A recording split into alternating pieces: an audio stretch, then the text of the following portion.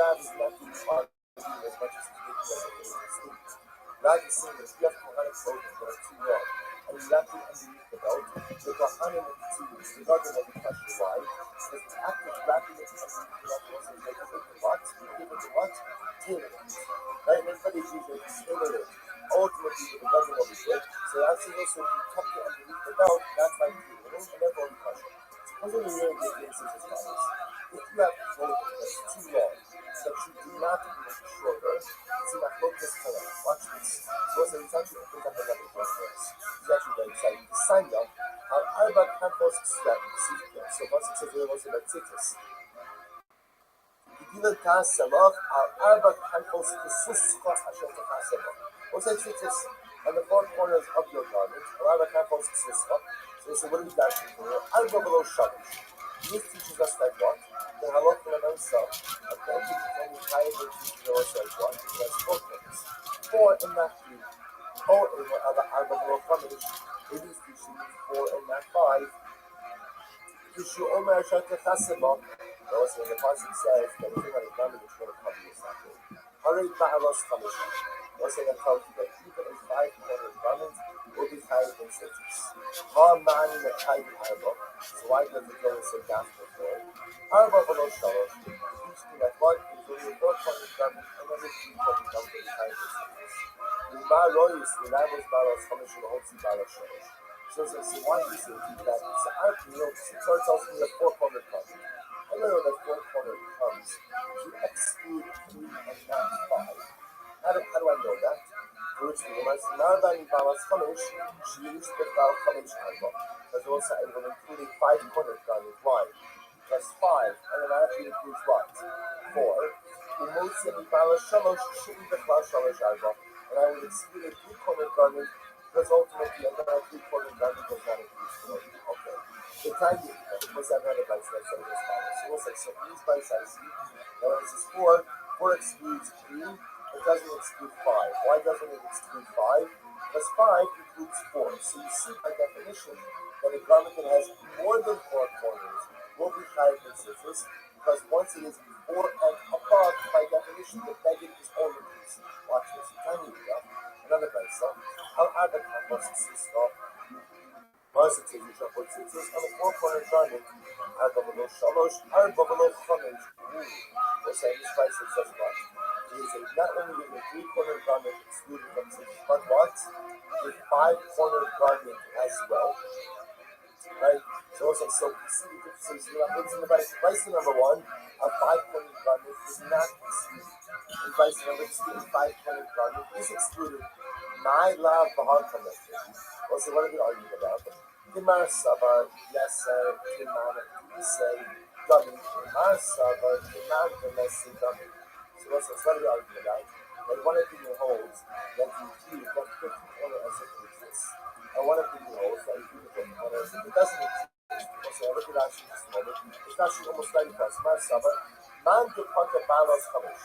The one who says ultimately again that a 5-cornered garment is part of the Sabar, Lo Aminan Yasser Timan Delese, says that we don't use something extra as if it doesn't exist. How the command Isehu, Olo Kalina Le Bas Arba, Uman Delechayas Yale, Yasser Timan Delese Dummy. So say, watch this. The fundamental focus will say as follows. What happened? What did you want to do? Once a garment is 4 corners, we don't care how many corners you put on there. It doesn't make a difference. Once you reach the threshold of being a 4-corner garment, you hide these things. Any other corners above the 4 you view as if they even not exist. The other opinion says, no, the obligation is dafka on what? A 4-corner garment. Once you have more than 4 corners, then what? You're no longer a 4-corner garment, and therefore they're not tied in citrus. So what does that do with us? So what happens if the Kohanic clothing is screwed on? So essentially they say it's the same like locals. One opinion will say, once it reaches the requisite length, then what? We don't really do anything beyond the requisite length, and therefore the big thing of doing it to level the pressure. Whereas the other opinion will say, no, we do everything that's part of the Kohanic clothing, and if it's too long, it will be possible. So which the Gemara go, no, not a good comparison. The Kuya Alma command, you sit down, it will say, you can't ignore reality as much as many people try. And therefore, again, even in the 5th corner, you can't ignore the 5th corner.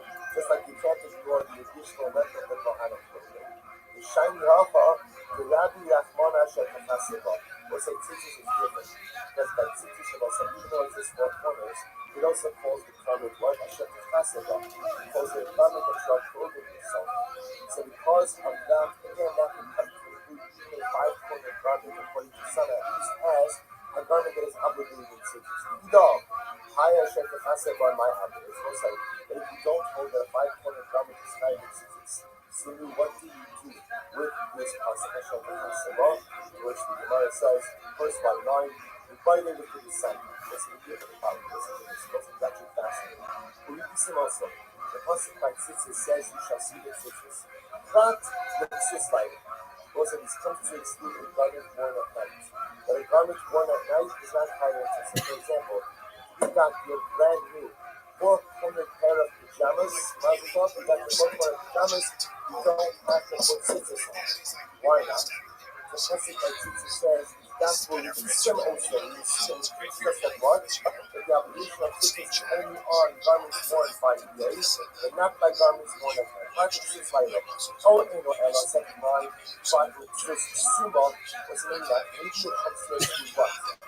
A blind person. Right.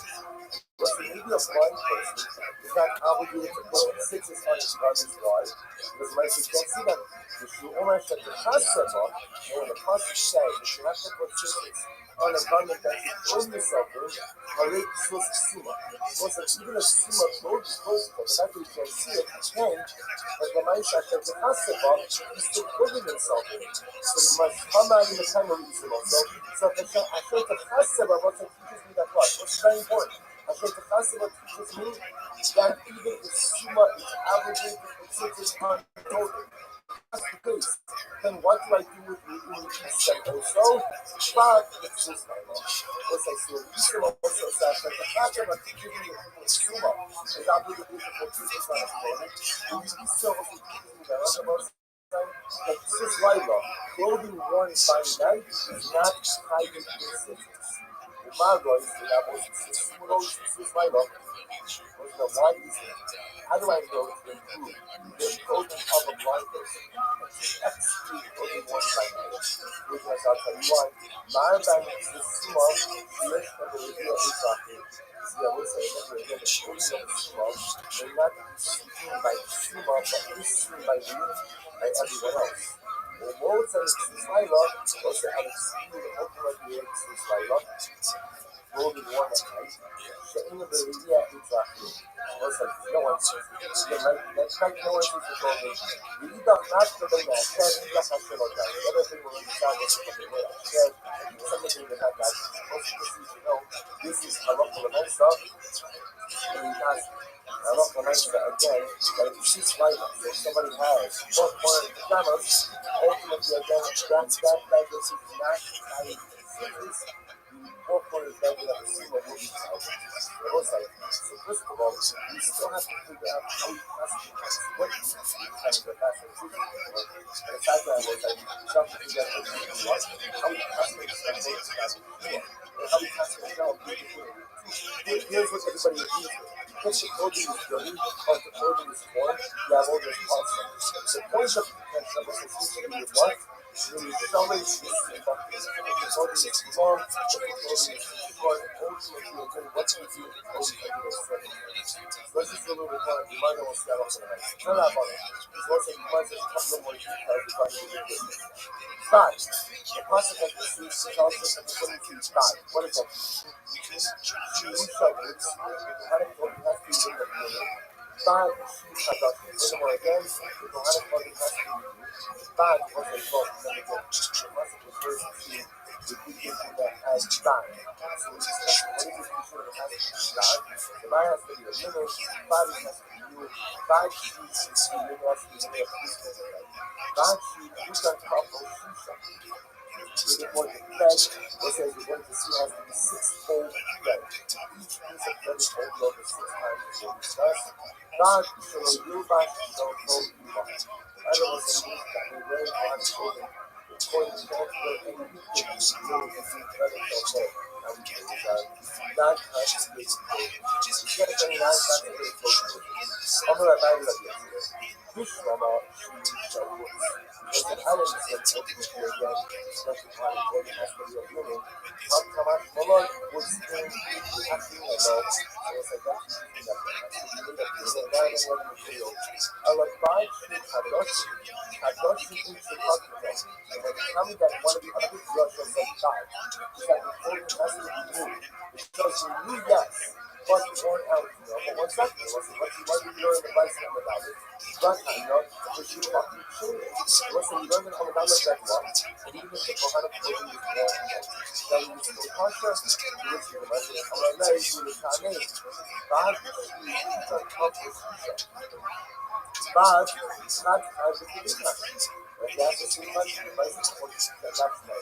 I believe in the God that every thread has to be 65 threads. Which was like the word God itself seems to indicate that's what. God seems to indicate to us that's what. That's what I say string to be in the Bible.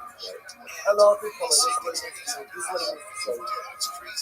How can you know? God is Shema and God. It's like one any time,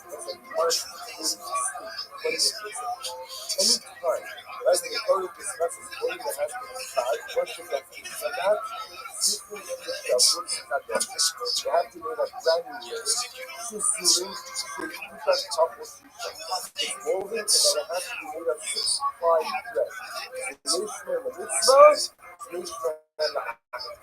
What's that? You see some of these details are also on the skull, which means that it has to be on this way, and some of them on the act. So not from this level, so once and validate the gun.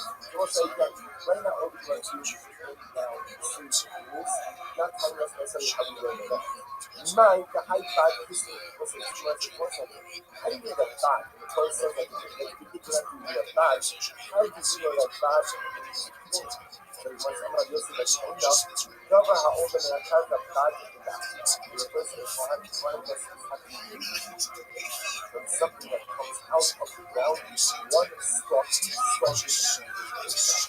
more than I can't come back to that. Funny if you call the first stalk was like what? Each stalk comes up as a signal, and two stalks never come up as well. Apparently, again, one type of plant, ultimately, again, comes up one stalk, never two stalks at a time. Never two stalks from one, two is apparently good. Aim up in rock, say a verse to where, also, how that is the whole piece out of the sheep, each little strand of wood comes up from its own core, just like Mary. Which the Gemara says, Imra, Mitzvah, Imra Mitzvah. Look at that. Mitzvah, and Imra Mitzvah, tell us that it's correctly defined by that in there. That even though it's one hair that comes out on the wall, the hair, the wall opens and splits. Which was just not even the Mitzvah. Ultimately, women also split from multiple threads. How you do a piece of it. What's a natural human grows like one thread. The food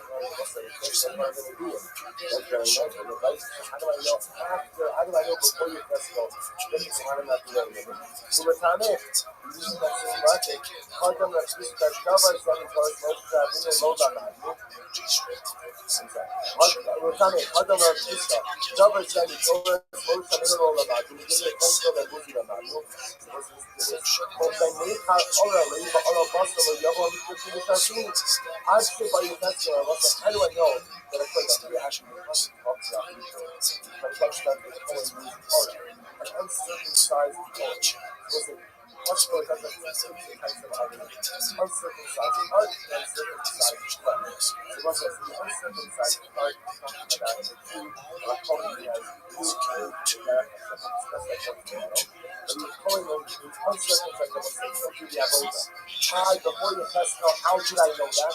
Ever Gemara's Media. So also the guy that teaches our halachas the most of the Shia. The one according has to be based on women. And in that, and according to which allowed to be a Veda. These are things that are halacha the most of the Sinai. Let's go to the one and to the Apostle. So the Gemara Media, but us to the test of the Asli the Fiakra. Half an hour just to look like how to call you have to be paid of women. The Gemara Media ultimately is the position that the test of what I had to do.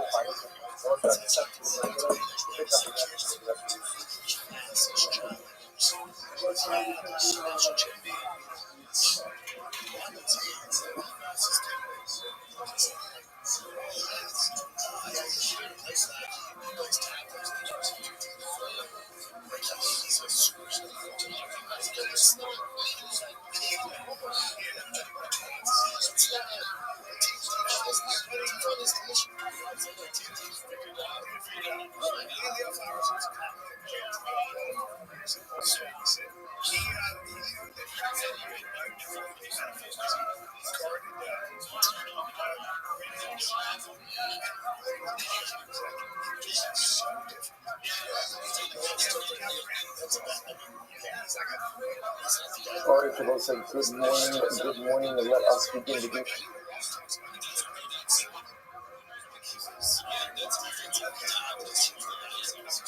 By thanking all of our sponsors for this morning's good to think. Our commentary sponsors for the month of Tishrei. Lawrence are coming with salvation, completion of Simon Ezekiel, and the Swiss of the Solos Toros for Adam Israel.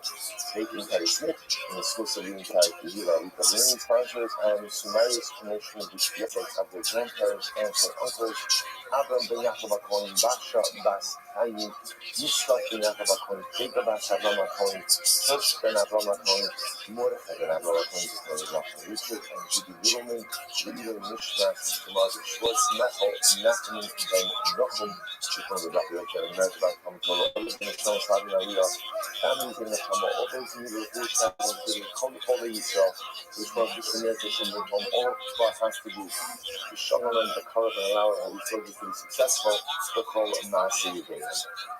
As we let us be in the last to be today, today's batch is Test Zion 16. We are picking up at the Mishnah on Test on the days 15b. Says the Mishnah as follows: Kol Azvochen Shekiblu Daman. So let's say we're dealing with one situation. Any carbon that was Kabbalah, remember in Kabbalah is actually receiving the blood.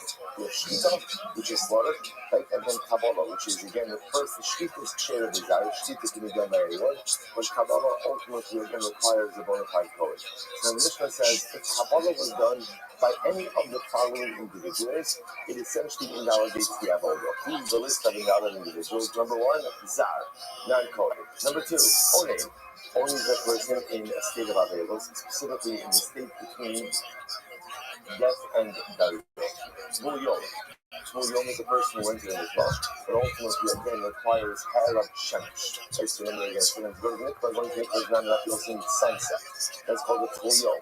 The Choshev Kippurim was the person who was coming, did all of the pieces for his Hara, but still has outstanding Kabbalah. A good example of this would be a Zav or a Sora. These individuals, again, who need to go to the mikvah, need to wait the requisite amount of time, but also need Kabbalah. So they went to the mikvah, waited the requisite amount of time, went to the mikvah, but still had not brought their Kabbalah. That's the Choshev Kippurim. The Choshev is a Kohen who is not wearing all of the proper Kohanic vestments. Like Shuro Rachat Yadayim Raglayim, a Kohen who did not wash his hands and his feet. Arel, uncircumcised. Tameh, Yoshev, right? Yoshev is a Kohen who's sitting. We're going to see that Avodah has to be done in a standing position. Omed al Gabe Kalim, a Kohen who's standing on top of utensils, which essentially we're going to see the halacha night order for Avodah to be kosher. You have to be standing actually on the floor of the Beis Hamikdash. So when a Gabe Kalim, al Gabe Reima, or on top of an animal, al Gabe Ragel Chavero, or standing on his friend's feet. Coming down in all of those cases is the halacha night, not standing directly on the floor. In all of these cases, possible. Ultimately, the avodah is possible because either the individual is not in the right, either it's not the right individual, like like a zar, or the Kohen himself is not in the right state. Either the small, plus what after this Kabbalah was done with the left hand, or if he did Kabbalah, he literally received it with his left hand. Also, ultimately again, this is also Reb Shimash. Reb Shimon says, no, it's kosher. Good. So let's say, so you can see everything in this Mishnah. There's a lot of exciting gemaras ahead of us over here because there's a lot of fascinating details in all of this. But again, focus on what invalidates Kabbalah. Says the Gemara. Now we're going to go through this one by one. Zar.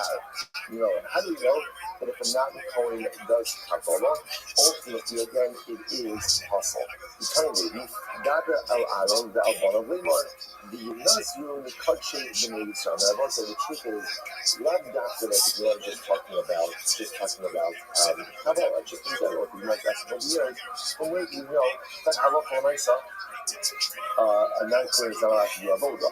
But the pasuk says, speak to Aaron and his sons, saying, the Nazru, the Kadshe, the Yisrael. Now, by Nazru, means they should remove themselves, just like a Nazru is removed from wine and grapes.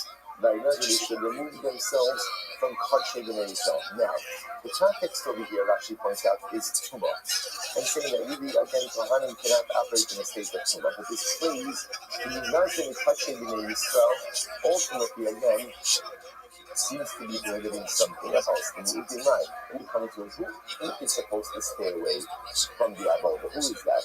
Even in the Udim Nashim, if you want to say it's talking about women, Carbon Nashim is in it, would you have a Havani and that's the carbon of a woman to be offered up in Torah? And when you look at it, maybe it's coming to exclude idolaters. Hashtot, 6 Lomerak. And again, I will say, it sits, again, we saw this back in our hard teachings a little bit, Avodah a little bit, but the 6 is Merak, so that also make it remember the 6 refers to the plate that the Kohen Gadol wears on his forehead. It says Kodesh LaHashem. That 6 has Shavuos days. That 6 has the ability to go ahead and I can pretty much say any of this after you guys will just nod. Thank you for being so agreeable. Right? So it's your father's stuff. Days, right? So the 6, remember, so the 6 is the plate that the Kohen Gadol wears on his head that says Kodesh LaHashem. The act of just wearing that 6, by definition, for certain things, specifically for certain parts of sacrificial service which were done in a state of ritual impurity. So that only works ultimately again for Jews. If an Akum did something, ultimately again it just doesn't affect the Kohen for that. Don't matter.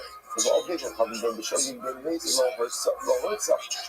By ultimately again by all the come something was done to show you what amazing. The 6 does not help. From the Tumah crowd, would you have a having that ultimately again at that Akum to offer up something in the state of Tumah. And all these come out, especially what's going to exclude. And all come out.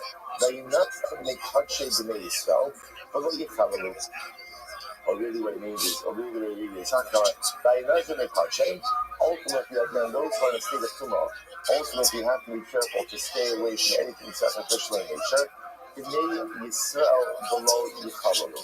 Furthermore, again, B'nai Yisrael, i.e., non-Kohanim, cannot get involved in the avodah, for if they do, ultimately again, they so we'll say, here is the proof that a Zar is not permitted to get involved in any part of the sacrificial rites. And by the way, we know that Shechita is Ksher of the Zar, but as the Gemara is to yesterday or the day before, it's actually pretty dramatic. The Gemara shows that Shechita is actually not an avodah, which sounds totally counterintuitive, but again, those two things have to be true. Zar, through Shechita can't be an avodah. Because if Shechita is an avodah, it must be done by Kohen. Again, I won't say, it's putting a comment in this statement. The Nazir, Mikadshei, those who are coming after the name are stay away from Kadshin. The name is Yisrael, below Yichavolu. And the name is Zorin, a Zar, non-Kohanim, can't get him. Otherwise, they profane it. Good. So really strong. I said, the Kabbalah, so in very small, they learned out this idea that a Zar can't be the avodah. They learned out the Kabbalah from a Balmum. Balmum refers to a blemished Kohen. What's the Kabbalah? Not Balmum Sha'okal. A Balmum, now interestingly enough, he's a Balmum, while he's not permitted to the avodah, he's allowed to eat from Karbanos. He's allowed to eat. So not Balmum, Sha'okal. So Balmum was allowed to eat Karbanos. In Avad Chilo, If he does the avoda, keep refraining to it. That's a possible. Right? If he does the avoda, keep refraining to it. That she says, so again, so a Baal Mum who's allowed to eat karbanos, if he, when he pertains to the top of the Zayin, Zar, She'ino Okal, Eino Din Shem Alvar Kilo, so Zar and Antoni, that's really karbanos, right, in general. Again, that she points out, Kachin Hadashim. Obviously, Kachin Kalim, which is Shlomin, so Zar and Antoni does get a portion of that, but in Kachin Hadashim, ultimately, again, Zar does not eat. So if a Zar is not allowed to eat, then of course it goes without saying that it's washed. But if he does the avodah, he makes the statement. He must be more second. If he has not necessarily good. Mother Bamon Shikin, Otshikin, Asa Bol, Asa Bol Karab Kanaki. Bamon is different. What's the about Bamon? The invalidation of Bamon applies to both the Kohen and the Karban. Interesting, right? If the Kohen has a mum, he can't go ahead and do the avodah. If the Karban has a mum, ultimately it can't be offered. So perhaps you need to take a status. Coming up here, or coming up, because it was an absence coming.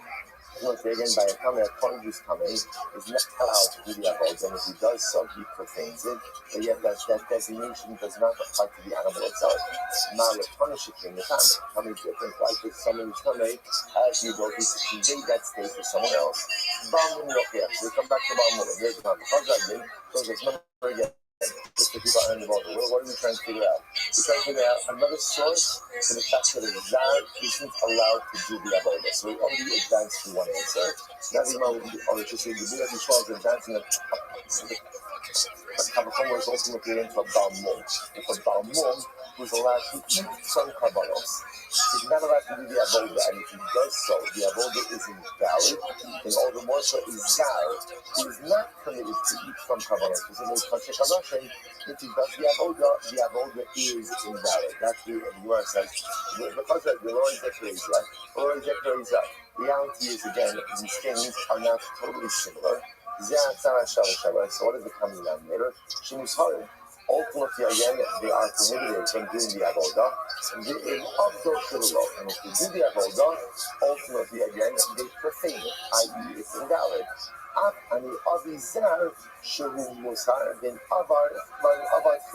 So I could also include a Zar in here. I could also include a non-Kohen, because he satisfies his coming down there as well. He is not allowed to do the avodah, as we discussed. And if he does so, ultimately, again, he invalidates the avodah. Incredible. Anyway, exactly.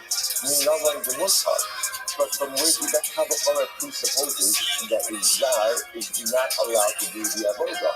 Where do you know that from? Where do you know that a Zar is not allowed to do the avodah?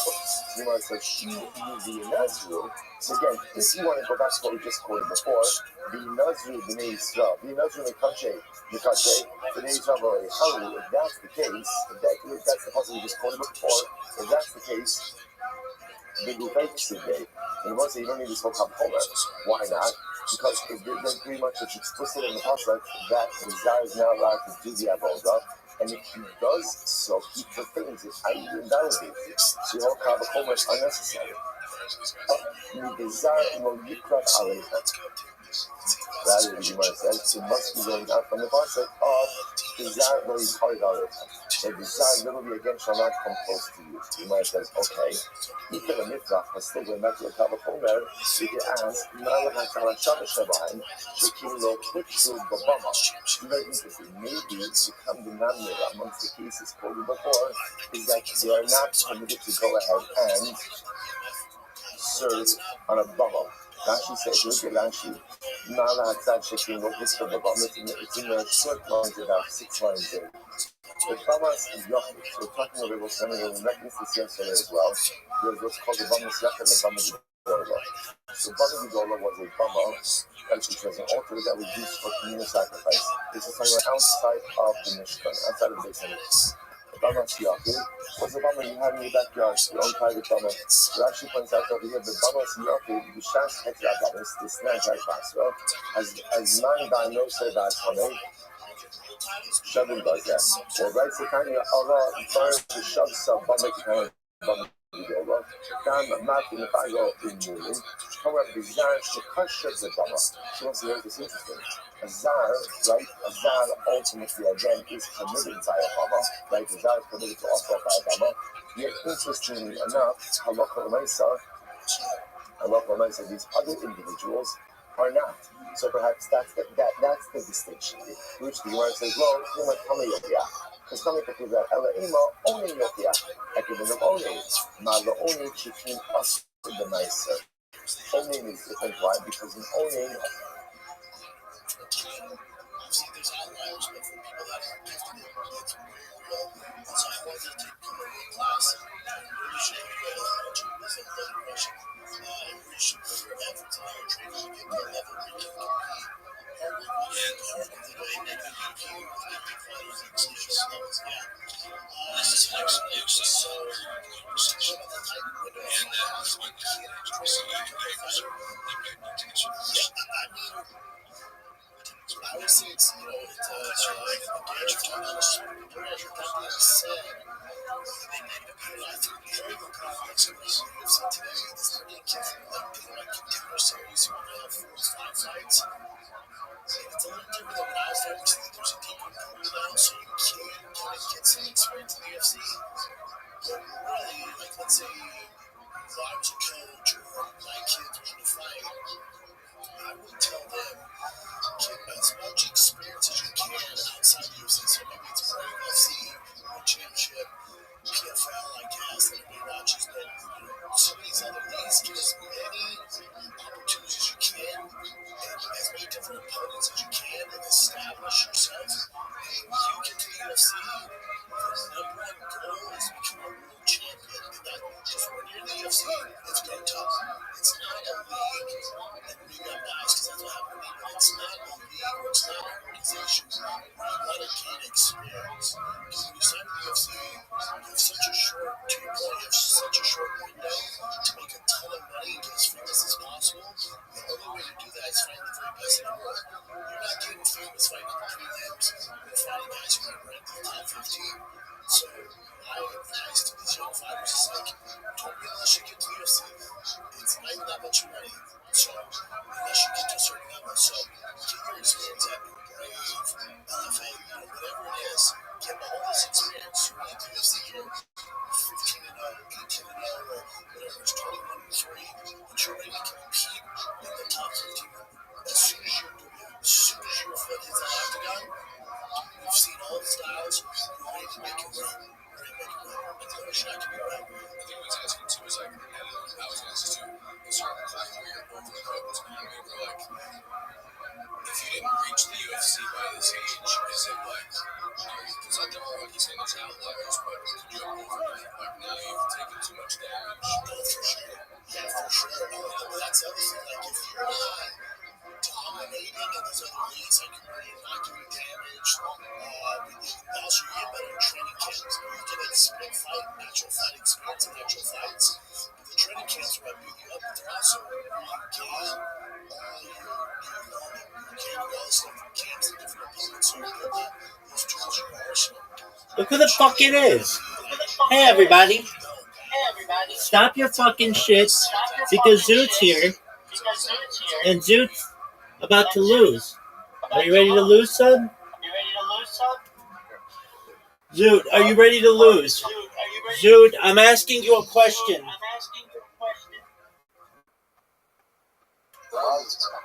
No, he's not.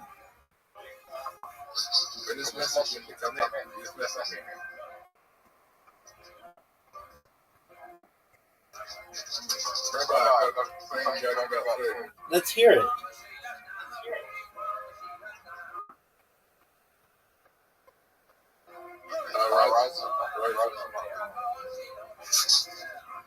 Why not?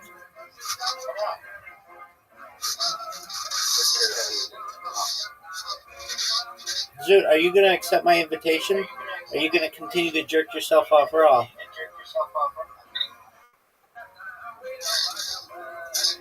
Zoot, I'm going to dominate you so badly in this game, it's just going to blow your mind. So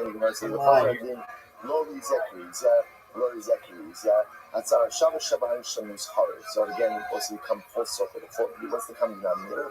common denominator So you just gave me the win all of these individuals are precluded with from that doing one avodah. move. And if they do You just so, straight up gave me. ultimately, again, Are the you avodah serious? is invalid.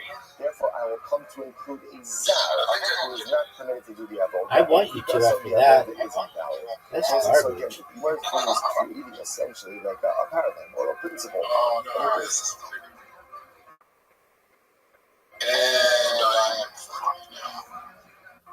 Dude, do you know how easy it is for me to dominate you? All I have to do is try. This is one of your worst holes. If they do so, ultimately the avodah is invalid. So I will include zar in that same category. That was a great shot. It just was. Do you know how hard the second shot? Not very. So the Gemara says, "Lifko, Malat Alav Shabbat Shamayim, Shekino Hutra Bedama." But once again, why can't I go I know, ahead big dog. and I'm say that not going to. In these cases, aside from Zar, is that you're not permitted to offer up on a Bama. Okay. Yet a Zar is permitted to offer Just up wait.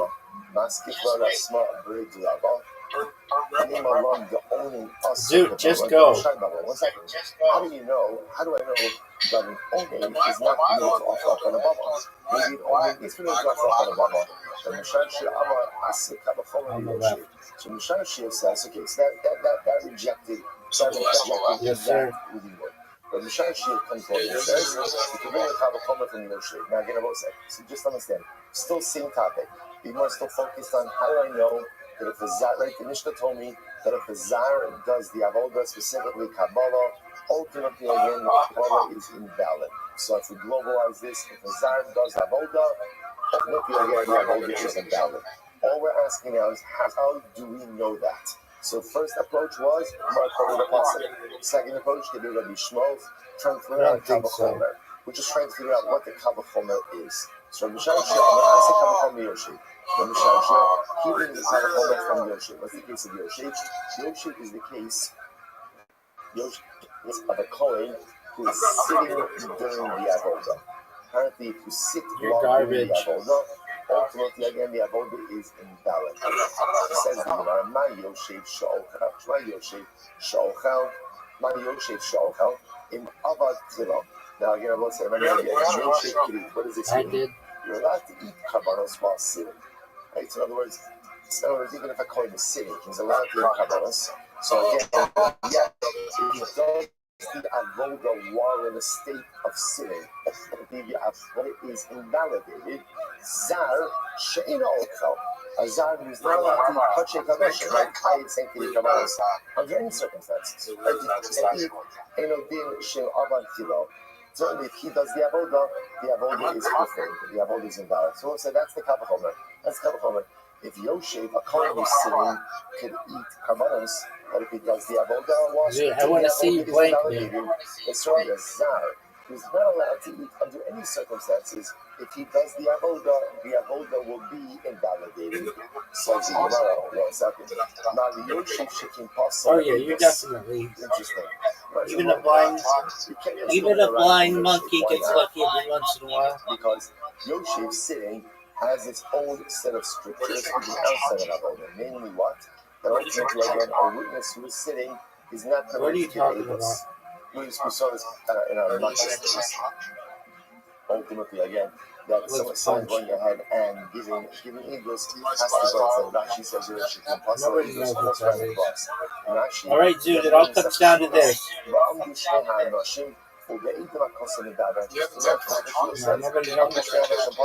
Nobody knows what that is.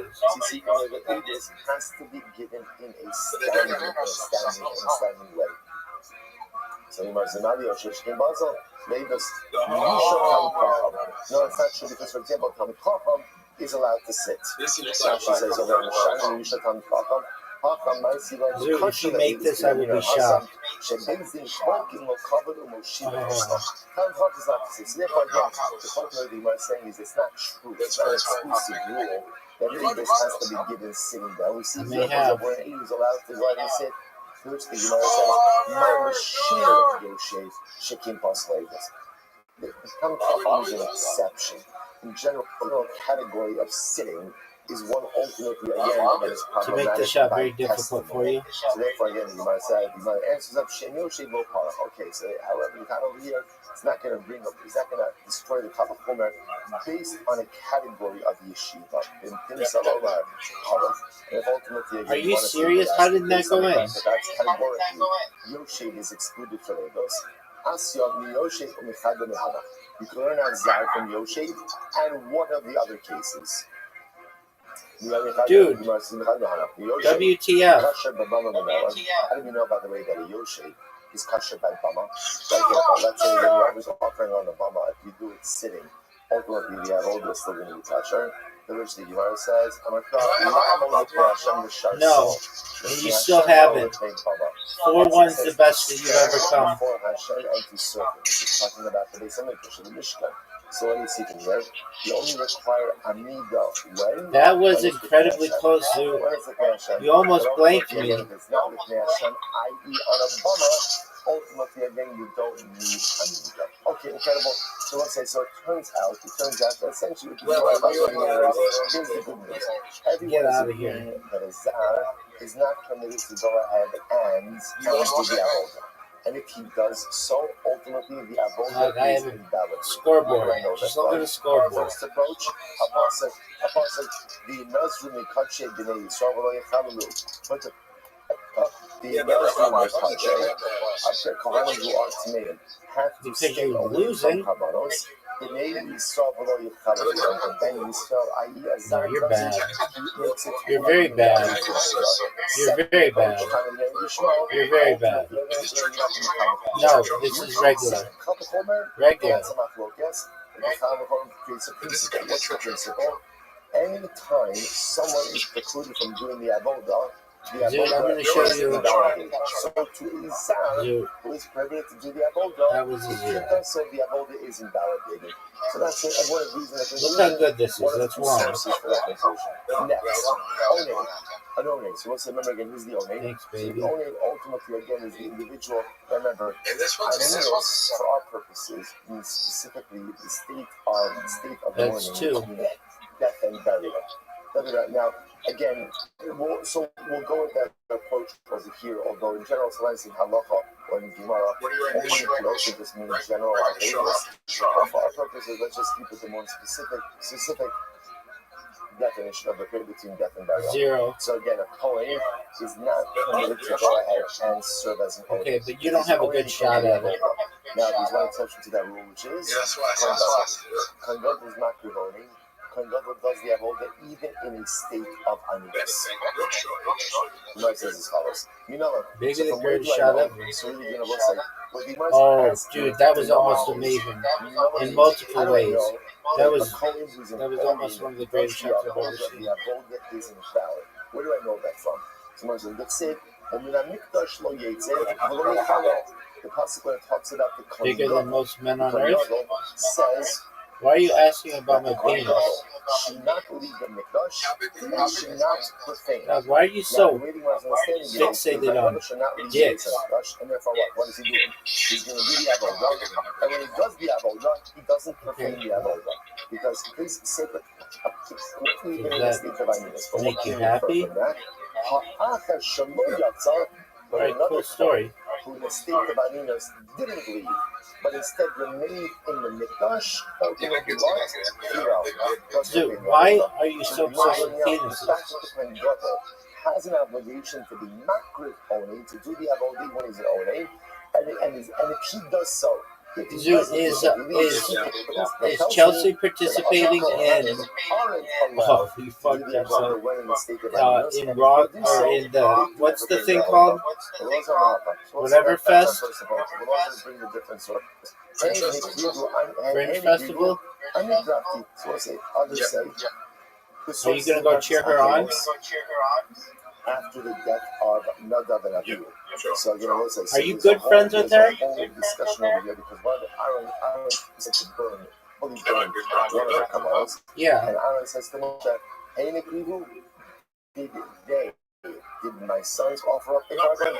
I need a crafty. I offered that. Okay. It says. Now, Zoot, are you ready to see one of the greatest shots in the history of this game? Aaron said, I made the decision to burn it. Again, we'll go into this more interesting event. And Aaron said, I'm going to offer it. Now, listen, interestingly, Of course you're not. Because Aaron offered it, that Moshe Rabbeinu was surprised that it was working, something work. Had one of Aaron's sons, a regular Kohen, offered. Why did you think you were? Moshe agreed that the carbon should have been burned. Why? Because it would have been invalid. Why would it have been invalid? Because the sons were Kohen. And maybe what Kohanim were instinctive animals cannot. Oh, great shot. Incredible. Oh, they didn't put you up. They didn't put. Why does Rabbi use this last passage? Why doesn't he learn it out from the You're playing like a G. Does the pasuk say that if someone other than the friend that will keep the thing that hold the pasuk? It doesn't say that. It doesn't say it. You're inferring it. But the pasuk itself doesn't say it. The other opinion, 9 times and why doesn't the other opinion?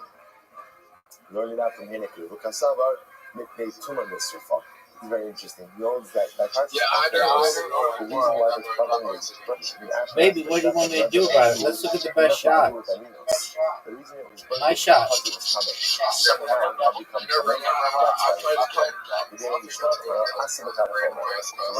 once again, so this is different thing.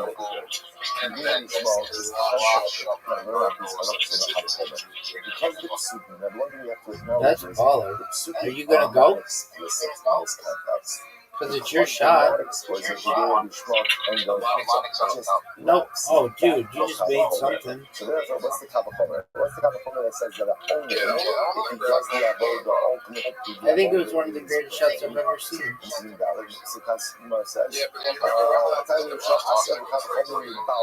Yeah, that was amazing. Was it 3 or 2? Yeah, but that was still great. Is allowed to go ahead and eat that same balmum if he does the avodah. Yeah, that was very good. You had your cheat codes on, baby. At least has a license to eat. He's allowed to eat if he does the avodah is packaged. Only if he was not permitted from kachuk hayashim. What a good shot. And it goes without saying that.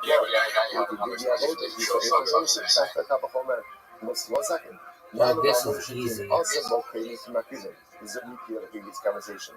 Getting from Balmo. Balmo is a different category. Why? Because Balmo is the only evaluation where the evaluation applies to both what? Offering and offerer. Offerer. Right? Yeah.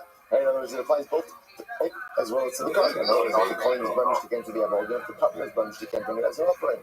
So the Gemara says, Zariokia. So I'll be in the right from Zar. Because we'll say, remember again, that Zar, the Gemara says, is not allowed to eat. And ultimately, again, if he does the avodah, it's invalid. You see the same thing by no means. Are you proud of that shot? Here's the difference. Getting right from Zara, but why I will say, being a Zar is a non-rectifiable status. In other words, What's up, Zoot? Always a Zar. What's a Zar? Always a Zar. That's different, by the way, than, let's say, you have a chance, a very good chance to run the table here. He's going to change. That's one. Balmum is Balmum. I can't serve as a liar. Why? Because Balmum is unique, but it applies both to the offering and the offerer. None of these cases are exactly comparable. Perfect. Dog. That's devastating. All of these people dude, are not allowed that's to do devastating. That's what's coming on later. And if they did do the avodah, clearly the avodah is compromised and invalid. Therefore, also that's the baby, I'm the ultimate nonsense. All these individuals. All right.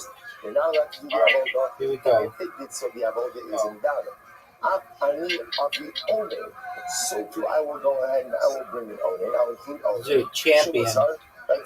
Champion, Zoot. You lost 2 games in a row, Zoot. One last game, and then I'm going to bed. You want trick? Do you want trick shot? But where do I know that an owner is not allowed to do the avodah. So let's say, here's what I want to point out. Our Mishnah says... Dude, answer my question. The avodah ultimately, again, is invalid. Dude, do you want trick shot? Yes or no? I know that the owner is not allowed to do the avodah. Where does that information come from? So we must need a musar. So if you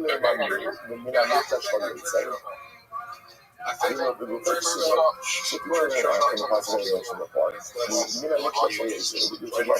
a point to the and saying the Kohen Gadol does not leave the mikdash even in a state of animals, and therefore you're going to infer from there. That may be correct. Are you going to go? So you have an invitation. Okay, that's going to happen. Are you going to go? You can take Sidba. But what's the element of this whole Kabachomer? Everyone's waiting. Itself, that the avodah is invalid. I mean, I'll call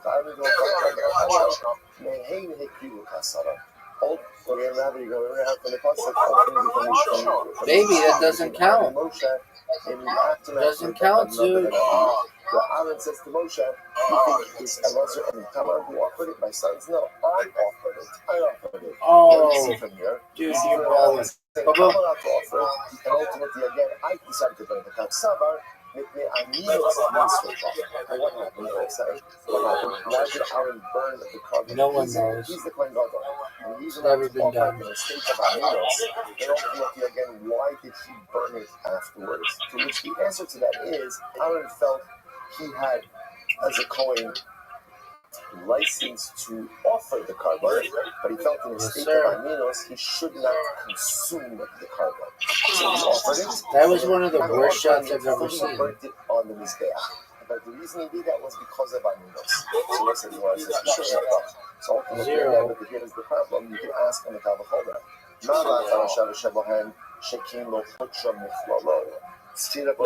lot of these cases, the three. In a lot of these cases, ultimately, there is no permitted paradigm, or there's no permitted case in these categories. Look at that. Zero. She's right across. That shot sucks. I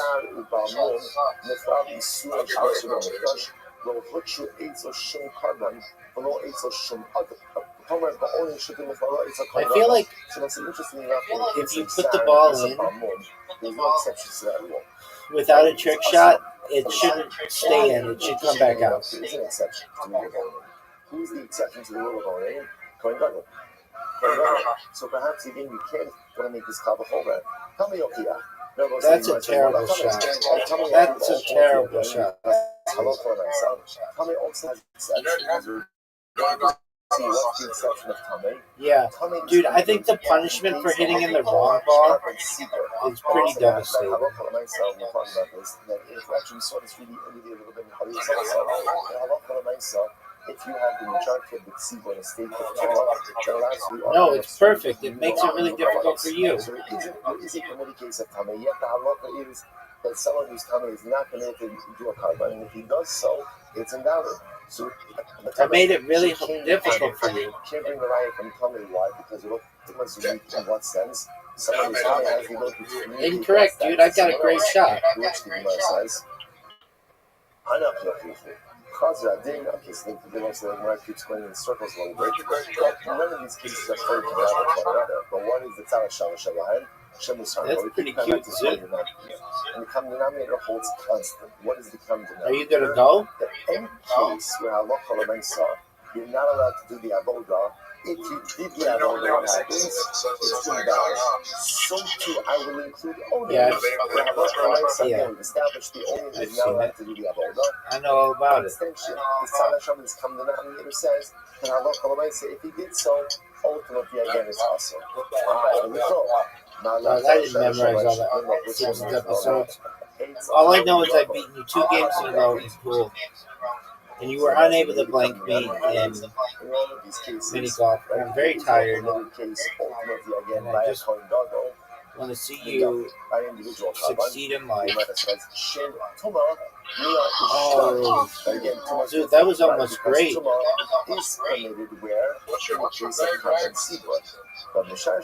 Mr. Powell.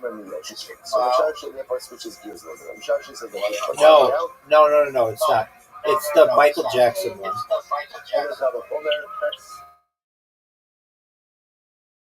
shape. Meaning was the sitting. Yeah. What's our Yeah. shape?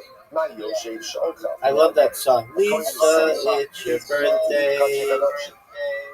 And yeah, what's halacha? I love that song. If he does the avodah while sitting, ultimately the sitting is Lisa, it's your birthday. Mama, you birthday. Wish you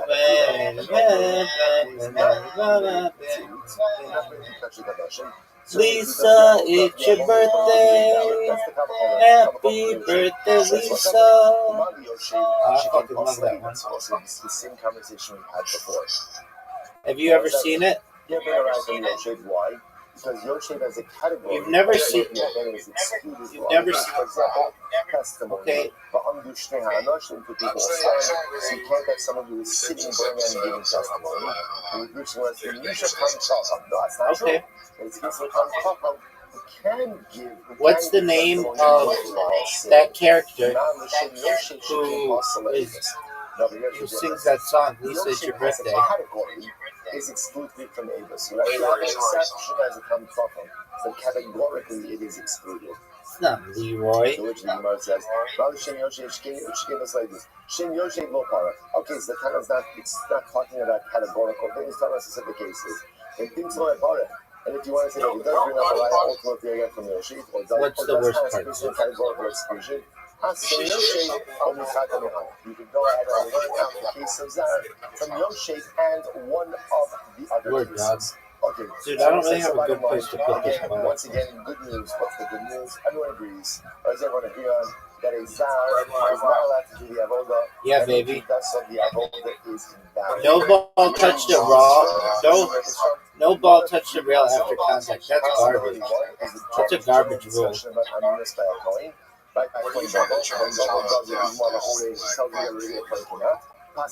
No one knows what you're talking about. What? Between Moshe and Aaron, and Aaron saying and therefore it is permitted, which tells you that the coin can't go in a certain state of unease. Maybe. Are you gonna go? That's my question. It's not about death. It's not about birth. It's not about life. It's about are you gonna go? Oh, what? That was the best shot ever. Next, don't know. But it was. It ended this game, Zoo. Hey, what do you want me to do about it? Dude, that was amazing. When do we say that our own ultimately is possible? Dog, I want to watch the replay. Ultimately, again, the ultimate is permitted. We don't know this from Kavachomer Nituma. Lisa, it's your birthday. Happy birthday, Lisa. Oh, good question. Maybe Krusty the Clown. Maybe Bleeding Gums Murphy. Maybe in the state of Tumah, whenever it comes to Mr. Burns. Yes. Maybe. When it comes to a carbon tzibur communal offerings, Tumah Hutra Tzibur, which means 51% of maybe Bart or Homer. Who's the main character of the Simpsons? Is it Bart or Homer? Even not just for Homer, but even just for Hedgehog. Therefore, Aninos Shahutra Michlala. Eitzel Kohen Gadol the Carbon Yochid. Aninos, which is permitted for a Kohen Gadol, even by personal sacrifices. Is really good. Maybe who's that gardener? Scottish guy. Should be permitted by a Kohen Gadol by carbon. I can't think of his name right now. Ultimately, again, if the laws of Ani allow or are suspended by a regular by a Kohen Gadol, even for a private carbon, no. Not saying it's going to help her. Ultimately suspended for a Kohen Gadol by a carbon seal. So let's stop over for today. We'll pick up There you go. with this, the rest of this Kavachomer tomorrow. Flesh this out. What is that one character? What? Groundskeeper Willie? So He's amazing. Jerry, you know we have the best background with Taylor's attributes. Sean, I'm assuming it's not a screensaver. Okay, so that's the real thing. Even Millhouse is okay. Yes, but not just with the wall, the whole thing. All right, guys, have a good day. Who else? He's an amazing character on The Simpsons. Troy McClure is okay. He's going in there. Rabbi Rothschild. Dude, what is that? Oh. It was just like a random pop-up that I got. Yeah, quit with that. Are you serious that that isn't going? What the hell? Okay, trick shot. You have to put it in with a trick shot. Let us begin.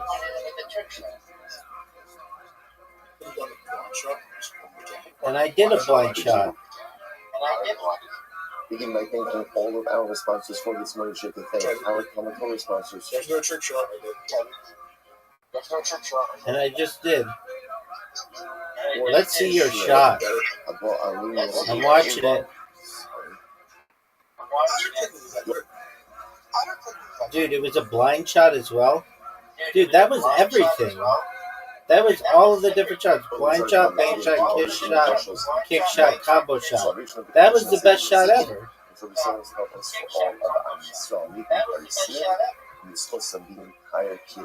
Dude, we finally get it.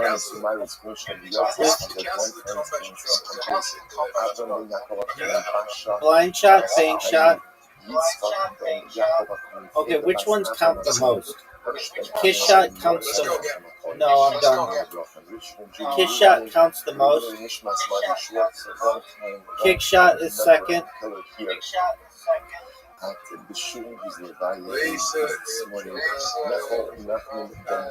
Bank shot is third. Combo shot is fourth. Blind shot is fifth. That was amazing, Zook. Very good job. I'm very impressed. Very impressed with your gameplay, son. We have a lot to do today, Baruch Hashem. Today's guide is test 15. All right, big dog. In Yetz Hashem, Tashma on Yudam raise 14b, 6 lines up from the bottom. So remember again, the Gemara was asking the fundamental question. The Gemara was asking,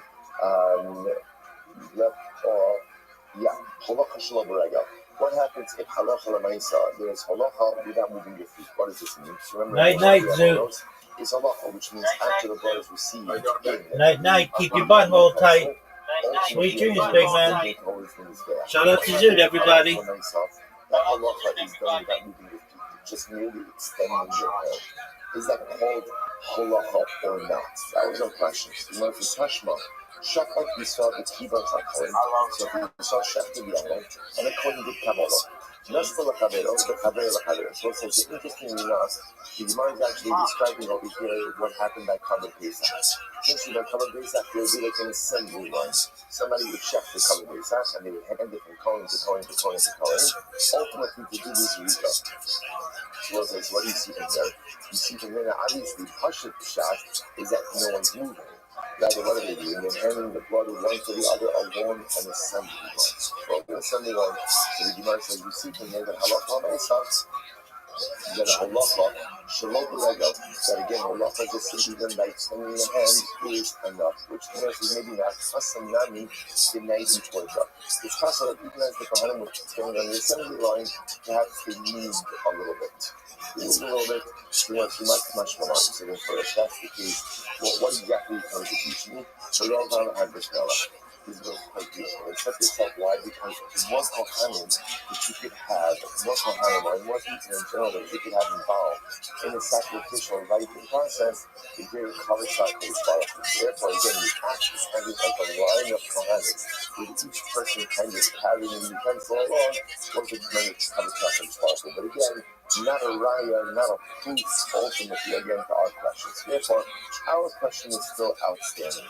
What is the status of halacha shalom beregel? Moving or taking the blood, putting his death as result, without moving your feet. Simple extension of the hand. Does that count as halacha or not? So we learn. I'm sorry. So talk about Kiva HaKohen, the Nassau Apostles. Let's say interesting case over here. Sorry, Kiva HaKasher, the Nassau Apostles. Well, it's an interesting case over here. So let's say a Kohen, right, literally Kasher, so someone who was fit for halacha. Remember, we established in yesterday's talk that halacha must be done by a Kohen. It is one of the primary forms of one of the sacrificial rites, and therefore requires a Kohen. Now the Gemara says, what is the halacha? Let's say the Kohen did Kabbalah, but right, he received it, and then he gave it to someone who's costly. He gave it to Yisrael. Give it to Yisrael. So now what's the halacha? Yatzir l'kasher. The Yisrael has to go ahead and give it back to the Kohen. Now look at that for just a moment. Yatzir l'kasher. Rashi says, Shemach tzolol, bashmoin and tarkibo. Hadar the word mitzvah, the maida afseke apostle. Bashmoin and bezed the halacha du sha'asa kasher shlo b'rega shoshito apostle. Shahaya omen b'salam mizeh. Lo nas fracture. Lo shmo halacha. Now let's say, the way we are understanding this piece of is as follows. Now what's happening? Kohen is holding blood. Gives it, he extends it ultimately again to the apostle. To the apostle, excuse me. So the Gemara is learning two things. Number one, that act of the Kohen extending it to the apostle does not invalidate the halacha. And when the apostle goes ahead and gives it back to the Kohen, ostensibly by extending his hand, ultimately that is not an invalidation of the avodah as well. So both of these instances point in the same direction, meaning that halacha l'maisa halacha shalom beregel is not halacha, right? Or halacha just of extending the hand is not the halacha. So which the Gemara says, maybe not ima yatzir hakasher yikabla. Actually says maybe something else. It's not a mistake. We have lemon yad apostle. The halachas kasher kama kshira. Maybe not. So maybe ultimately again what it means is that the Kohen has to receive it back, and ultimately again do the halacha again, this time on his own. So in other words, it does not necessarily point in any particular direction. Which the must itma ra ula itma amu ula yochanan. First again yochanan halacha shlo beregel lo shua halacha. So once this Ula comes along, Ula issues a definitive ruling. And what is the definitive ruling? Halacha shalom beregel, which means that halacha that is done, moving of the blood, that is done simply by extending one's hand, without moving one's feet, is not considered to be the avodah of halacha. Now understand, this has two ramifications, right? Ramification number one is that if the Yisrael were to hold the blood, let's say, remember again, we established in yesterday's that what could a Yisrael do in this whole process? What could he do? Nice to itztiva, right? He could be a pillar. In other words, if let's say the Kohen checked the animal, or I don't know the animal, the Kohen did the Kabbalah, right? He received it in the Kli. And then gave it to the Yisrael and said to the Yisrael, hold this, that's mutter. That's what the Yisrael could act just as a pillar. Now, Ula comes along and says, halacha shlo beregel is not halacha. Therefore, what that means is, if the Yisrael is holding it, and the Yisrael extends his hand to give it to the Kohen, that's fine. That's not called halacha. Halacha is only called ultimately again you actually move your feet. So by the way, there's a tremendous interesting on this also. What do you see from here? That the act of going ahead and extending your arm without moving your body is not considered to be movement. It's not movement. It's just a tremendous lesson for this time of year. Tremendous lesson because one thing that we're all trying to work on for this time of year is movement. So a lot of times we talk about movement, we talk about change, we contemplate change, we plan change. We even begin to reach out in different ways for change. Change only occurs the moment that you move your body in totality, so to speak. Change only occurs ultimately when you move your entire self in a particular direction. It doesn't have to be far. Like you don't have to take giant steps. Remember again, halacha is even a little baby step. Halacha is even with something, but not moving your feet, not moving your body, stretching out your arms in all directions. That's not halacha. If you want to affect change in life, change requires comprehensive, total movement. It doesn't have to be dramatic movement, but it does have to be some level of movement. Incredible. What's a couple of pencil? So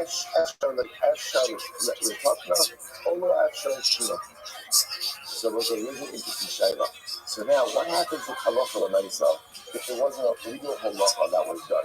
A legal halacha, can it be rectified or not? So look at that. You can't actually stuff on the dollar. So extra talking. Then sha'asa zad, then sha'asa kohen. I mean, on the in halacha, u'kusula. The harnasis shalot yochasah. You reach the takana la'tzir la'charev la'tzir la'hold it together. Or in the takana. So it's very interesting. Let's say a non-kohen, a Yisrael, did halacha. Right? So this is just in this case. Kohen shechted the animal, received the blood, said to the Yisrael, hold this. Okay, that's mutter. Yisrael decides to try to help. What's he do? He starts walking towards in his back. Right? He's hold up. So now, so the Kohen take the blood back from the Yisrael and essentially rewalk it. Can you fix the illegal act of halacha or not? Tashma. Keep it on Tasha, and also the apostle, Yaksu Tasha. And you want to quote the same verse we quoted before. So let's say again, if a Kohen did Kabbalah, and then he gave it to a Yisrael. And then what happened? The Yisrael went ahead and began to do it. So that's Yaksu Tasha. So ultimately, again, the apostle, the Yisrael should give it back to the Kohen. When he now means Yaksu Tasha, the Kabbalah. And what's the east side of that is called? Well, actually, talking about if so, right? And what's the other kasha is the fact that the puzzle can hand it back to the kasha. Now, obviously, the understanding from that is when the kasha is going to say to itself, yeah, hold up. What does that indicate to us? That it is rectifiable. That in a legal halacha, ultimately, again, is rectifiable. Hold up. Nisabis the Kaizad Gavai, no, the Kaizad Barai. So let's say no, because remember, we're thinking for ourselves, what's the case over here? Where the coin gave it to the Yisrael, and the Yisrael confronted the coin closer to the Mizbeach. To which the Gemara says that's not the case. The case is actually where the coin is, with the non-coin, the Yisrael is behind the coin. So therefore, ultimately, again, when the coin gave it to the Yisrael, even if the Yisrael did a little bit of movement, the Yisrael actually did not bring it any closer to the Mizbeach. Maybe that's the case where an illegal halacha is rectifiable, because at the end of the day, the Yisrael's act didn't really do anything. Look at that just a moment. That's another cross. We said this the Kaizad Gavai, the Sad of the Death, shaking about Yisrael, but for us, what's out of death? You think the Yisrael is saying the closer thing is death? No. The Kaizad Gavai. The Kasha shows Shita Log, when you come on this there, Hilka, Lab, Halacha, Habi, Lifsal. So it's incredible. The case over here is where the Kohen actually gave the Yisrael the blood, and the Yisrael standing behind the Kohen. So therefore, the act of the Kohen giving the Yisrael blood did not only bring the blood closer to the Mizbeach. Instead, what it did is it actually kissed his face, and therefore it's not an act of halacha. Therefore, once the Kohen gets it back, we're good to go. So listen, but again, it doesn't address our core question. What's our core question? If an illegal halacha was done, is that rectifiable or not? See, if my the Kashimon says, okay, so in the median, that's just restating what I said before. So again, if you do halacha, ultimately, again, without moving the feet, that is suba. That's not level. The alma, lo afshar tzvila. So what you see from here, in halacha l'maisa, ultimately, flush the hustle indicates to us that whenever you have an illegal halacha, ultimately you compromise the halacha. Right? Are unable to go ahead and rectify it. So Israel not going to ulah, so we're not going to attach it to ulah. Mishpach minaki ala yitzbah. The asfal kasha. So it's an interesting case. So let's say again, the Kohen did shvita, although again, everything Kohen doesn't have to be shvita, but Kohen did shvita. Then Kohen receives the blood in the feet. The Kohen is taking the blood. Remember the Rabbi says, halacha. Kohen is taking the blood in the utensil to his back. When he gets to his back, what is he going to do? he's going to sprinkle it. As he's going ahead and taking the blood, what happens? He spills it. He spills the blood. So the Gemara says, he collects the blood back up. Ultimately, again, it's kosher. Right? Don't cry over spilled blood. Right? So the Gemara says, so he goes ahead and he collects it up, and it's kosher. So let's say, so now listen to this. So the Gemara says, now, what does that do with our case? So let's say, now watch this. The Gemara is a school over here, that when he spills the blood, what by definition occurs? The blood goes in front of it. Right? So the stone is going in front of it. So to a certain degree, what's happened? The blood has been moved, but in a non-typical halacha fashion. Yet, what does the Gemara say? That you can go ahead and collect the blood back up and resume. What does that seem to indicate to us? That an illegal halacha can be rectified. That's what the Gemara is doing with this case. An illegal halacha can be rectified. So the Gemara says, how come I ask, what's the case over here? Rashi says over here, maybe not. Maybe what it means is when the blood spills, it didn't spill in the direction of the mizbeach, rather maybe it spilled backwards or to the side, meaning that the act of spillage did not in any way move the blood any closer to the mizbeach. Because of that, it's not in the legal act of halacha. To which the Gemara says, come on, you're drying nothing like that. So is that possible, right? That you have such continued spillage that ultimately, again, it's going backwards, but it's not going forward. It's not generally how spillage works. To which the Gemara says, it can be if we're talking about over here. Let's say that the coin spilled, there was a slope. So therefore, by definition, the blood flowed back as opposed to forward. Could also be talking about a case where literally again the blood spilled into like the Guma River means a pit. Or rather, better stated, means like a depression in the ground. Or for that matter, we're talking about thicker blood, like a more like huge blood, where it didn't splatter everywhere, but rather again it's contained. Which the Gemara says, come on, so that's it, so you're telling me now that this entire Rabbi is talking about such a narrow case of thick blood falling in a pit, in a depression, blood falling on a slant, the spillage only occurring in one direction, not multiple directions. It just seems like such a narrow case that the Bryson would be focusing on. This was furthermore, but always, as a tiny bit, that's it. Furthermore, that which we mentioned the other time, Yishpat al Haritzpa V'Asfo Pascha. Right? Ultimately, again, this is supposed to be the Gemara has another meaning, which is that if the blood falls on the floor, and ultimately the point collects it back up, ultimately it's possible. If that's the case with blood every day, you could splice the case and analyze it on its own household. When is that so that the blood is possible? Only if the blood splatters ahead. About Niklas, the thing not possible, but ultimately if the blood splattered backwards, there was no illegal halacha. Ultimately, again, it's possible. To which the Gemara says, to your stuff. Indeed, this is a refutation, ultimately, again, of Ulah. So let's say so again. So it's interesting to note is the Gemara refutes Ulah's statement, right? Ulah said that halacha shalom b'regel ultimately again is possible. Now, the Gemara wanted to suggest that therefore this refutes Ulah's position. We'll see exactly again halacha l'maisa how this figures into our greater context. Right? So remember, we have Ulah's statement of halacha shalom b'regel lo shma halacha. Right? If you do halacha ultimately again, not if you're moving your feet, that's not called the halacha. The shayla is if you have an illegal halacha or an invalid halacha, can that be rectified? Can it be answered or not? So that question doesn't seem to have been answered yet. That's still open-ended. Okay, so let's see. We'll get to that on today, Hashem. Itmar, halacha shabrayah. Ultimately, if you have halacha shabrayah, so the Gemara says, that's ultimately my focus of Shimon and the Rabbanon. So you want to say, halacha rabasi, because amalot could be gipsula. So that's very interesting. So halacha rabasi means like if there's a significant amount of halacha, or in a case where halacha is necessary because the coin is not close enough to do zrika without the halacha, Everyone agrees that I will call it an erroneous mind, an erroneous machshava will invalidate it, keep the deep. So ultimately, again, where do they have machlokas? Halacha is the trustee. Ultimately, again, I will call it the small halacha. The one says machla ravna rava. The one says they laughed about this. They laughed about this statement in Eretz Yisrael because that statement makes no sense. As if that's true. So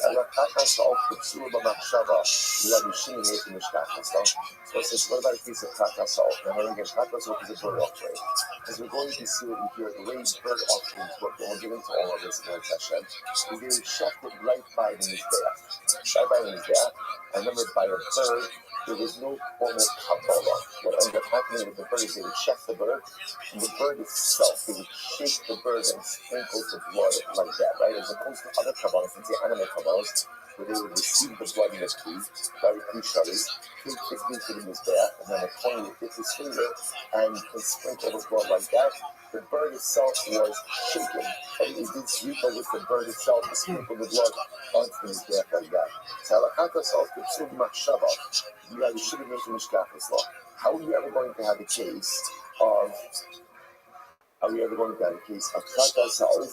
This will become invalidated ultimately against through an erroneous mindset. If you do it before the blood comes out, i.e. before Shlita, so a machshava is not going to invalidate it. If Basha do not become, and the actual blood is not ready, it's Avdel and Mitzvah. Ultimately, the Mitzvah has already been performed.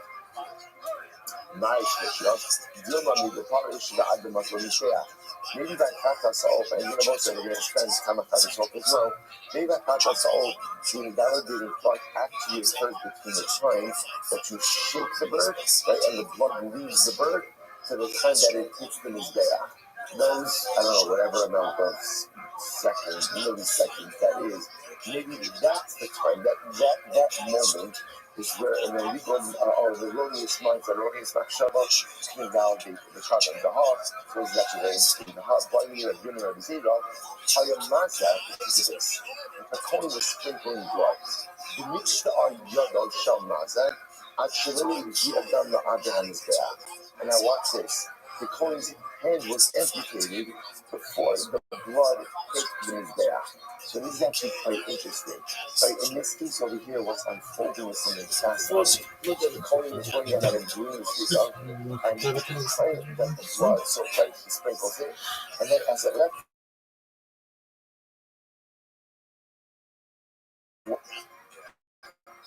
what does that matter? Doesn't know how this matters to him. Right? But the other piece that's important to understand over here is once his arm gets cut off, he's a bal mol. The shaila is the avoda a valid avoda? When the blood left his hand, ultimately again it was a fully intact coin. Now, but yet by the time the blood gets in his bath, he is missing an arm. He's a bal mol. The shaila is the avoda good or not? But Sula, and ultimately again, asking that it is possible. My time off, the Hiza, the Nasa, his verse is actually quite interesting because the lashon of the pasuk ultimately again is the Hiza. He will sprinkle the blood, the Nasa comes out in his back, and it will be placed on his back. It means that both the Hazal, sprinkling, and the Messina have to be done by the Kohen. And by what kind of coin? A coin was fixed for the avoda. So fascinating. So what was the right thing about Hanabi? Which is what you see from here. What you see from here is something quite interesting, which is that halacha l'maisa, the avoda is only completed at the point that the blood hits the mizbeach. This also tells us the same way that if the time becomes an amputee, between the time that the blood leaves his hand and hits the mizbeach, the avoda is invalidated. Scripture sprinkles, and then it has an erroneous machshava, whatever machshava psul for a different carbon, or machshava's pigul. Ultimately, again, that will invalidate the carbon, which is really quite interesting.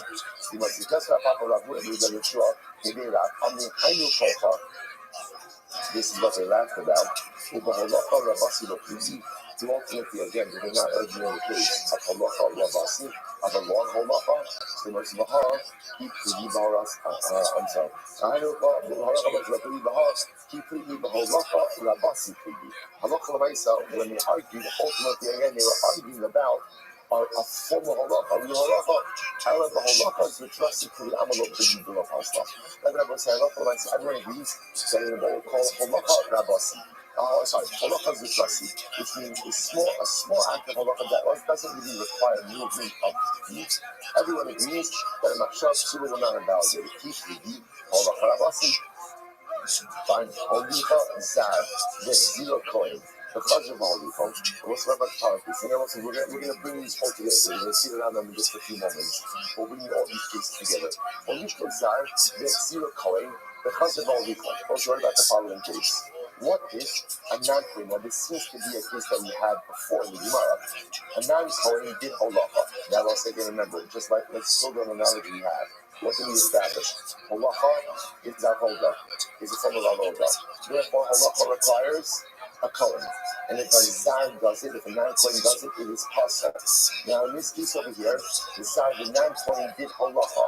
This zero coin, the coin takes the blood back and backs it up and rewalks it. Now, both sides. This seems to be the shaila that we have on the top of the omelet of Esther Lekatno. If an illegal halacha was done, can you rectify that? That's what's happening in this case over here. Side of the halacha, Cohen gets the blood back and rewalks it. So the Gemara says, so what's the halacha? So I'm not seeing that actually. So the Divrei, I'm sorry. Second one, Rabbi said. So here and Rabbi Yana argued on this. They argued. So the Gemara says.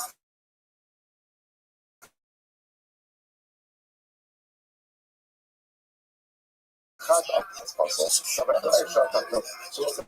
what is this method based on? Very simple. Can you remedy an illegal act of halacha? That's the shaila. So one opinion says yes, one opinion says no.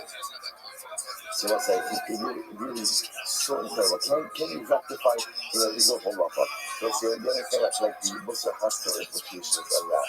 You go in the wrong direction in life. Can you go ahead and rectify that wrongful movement that also means that marriage should be nice? It's absolutely incredible. Now, the good part is you don't know what the halacha lema'aseh is. You definitely know what the hashkafa lema'aseh is.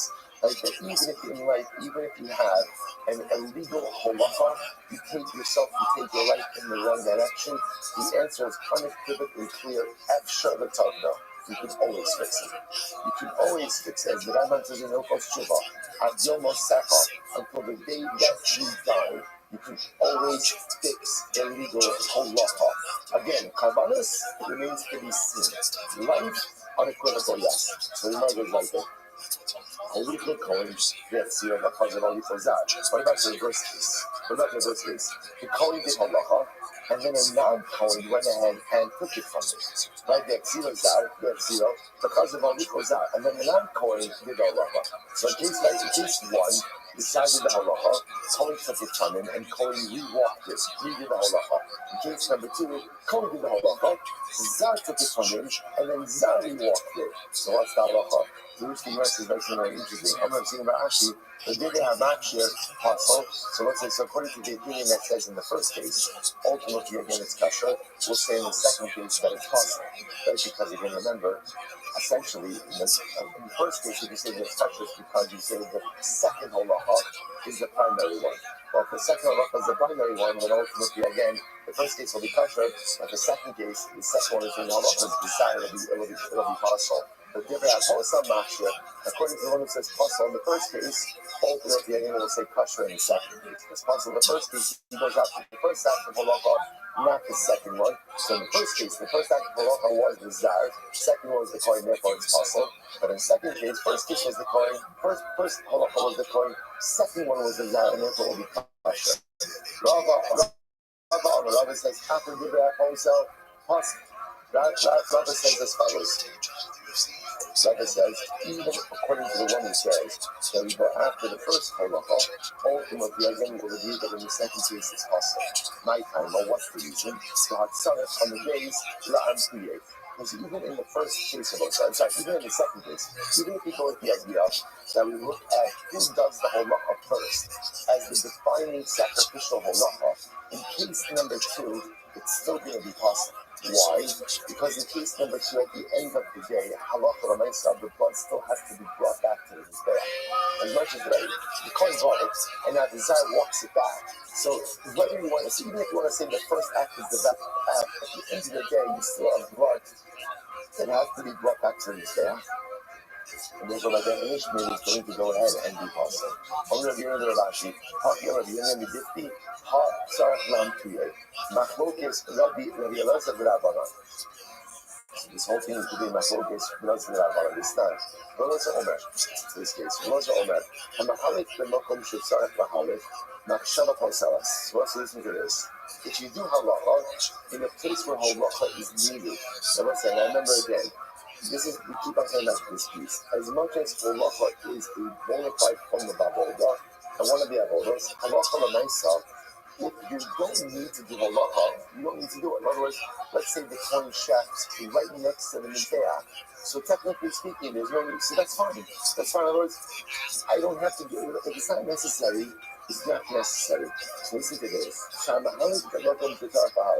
If you do halacha, in a place where halacha is necessary, then ultimately again, machshava posalas.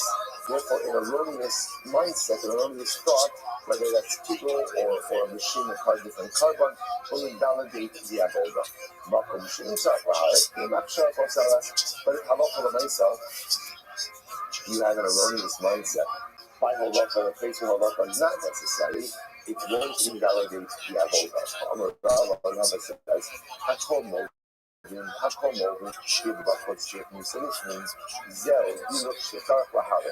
everyone agrees about saying a case where Kabbalah was done outside. Where's outside of both sides? Remember again, for example, let's say in the case of Chatas Kini. So Shita is done outside of the Mikal, right outside of the actual structure of the Mikdash. So it's done ultimately, let's say, in one of the courtyards, and then you take the blood inside. That is called ultimately unnecessary kibbuch, because you have to walk the blood inside. Everyone agrees that halacha l'maisa is that's a necessary halakha, and therefore halacha l'maisa an erroneous mindset will invalidate that. What happens is, like the shita and kabbalah are done inside, and when you walk the blood outside, then you look inside the that's unnecessary halacha. You know, essentially what you're doing over there is you're taking the blood away from the mizbeach. And in a case like that, that's unnecessary. And if an erroneous mindset will not undermine the covenant in that case. The what's going to help this case? The case is where, let's say, you checked the item on the outside, you brought the blood inside, and then for some reason you took it back out. My sabar, what does he have to bring the blood back? So because you have to bring the blood back, you have to bring the blood back. Ultimately, you're going to say halicha. Umar sabar lav kihilo chatzaf lav. Everything says no. That second halacha is utilitarian, but it is not considered to be like a bona fide part of the avodah. Okay, ace there by Elazar Amar Hamahale Makom Shetzarech Lahale Machshava Posalas. If you do halacha, in a place ultimately on a situation where halacha is necessary, so an erroneous mindset will invalidate it. What's the case of? Hebrew bachos with Nisha Mishnim. If you did Kabbalah outside, and then you brought it inside to the base of the Mikdash, again, I will say, remember, inside you need inside, let's say, the Mikdash. So Zel, you look Shetzarech Lahale. Sarah, first one, say, you look. You keep moving between both seal of course, but if you do Kabbalah on the outside, and then for some reason you're about to say it's mixed up, you don't have to go after somebody did it.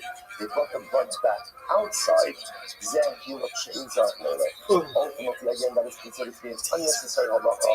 So you might say, he says, you look halacha. But as much as bringing it outside was an unnecessary halacha, the situation requires you to bring the blood back in. In other words, I understand that it's not a necessary halacha, but lamaisa it is. Because the blood needs to get back to the mizbeach, which he says, you're right, I'm right, eat Tanya. At the end of the day, if that's the version that you have, then go with it. In other words, that as much as when you take the blood out, right? The blood was inside, right? But somebody took it out. So now it's like, I understand the logic of saying you have to bring it back in. It's not full of cold, like an apologies with halacha, because at the end of the day, the blood was already on the inside. That's a true statement. But Lamaisa, it still has to be brought in. So because it's not to be brought in, that it's going to be considered to be a bona fide act of halacha. And if there is an erroneous mindset, that will undermine the effectiveness of the covenant. So let's spend a moment here just taking a quick look at the Rambam. So this is not only no post to the discussion, Parak Aleph. Rambam talks about a whole bunch of dealing with halacha. So let me just run through them very quickly. So these halachas, Chav Aleph, Chav Beis, Chav Zayin. So listen to this. So the Rambam writes as follows. So halacha number one, the Rambam says, is that halacha is only kosher by a kohen. So we established already a power, right? So I'm giving you halacha information. Number one, halacha can only be done by a kohen. That's number one. And if halacha writes that the zat, the non-kohen does halacha, it is considered to be invalid. Invalidates the covenant. That's number one. Next, the Rambam asks, halacha shelo b'regel ino halacha. That's the Rambam asking. That ultimately, again, if you do halacha without moving your feet, that is not halacha. That's not halacha. Therefore, if you have kohen gadol shekila kadan arim l'kono v'yachol v'nizgeach mitzvah zerach. Rabbi says that here is the issue that Rambam does. The Rambam holds that halacha is a necessary form of avoda, which means you have to wash the blood. You have to wash the blood. To the point that the Rambam Paskins, that if the kohen does Kabbalah and then does Tzvika and never moves, never walks, the avoda is possible. So, right, so therefore, again, this is in fact number one is that, well, number one is that halacha is an avoda. Because it's an avoda, fact number two, it cannot be done by a non-kohen. Number three, halacha shelo b'regel, which means halacha, just extending your hand without moving your feet, is not called halacha. And if failure to move your feet as part of halacha will invalidate the avoda. Lastly, Rambam, this I'm going to read to you. Rambam says, he also brings that from the other cases, but we're not going to.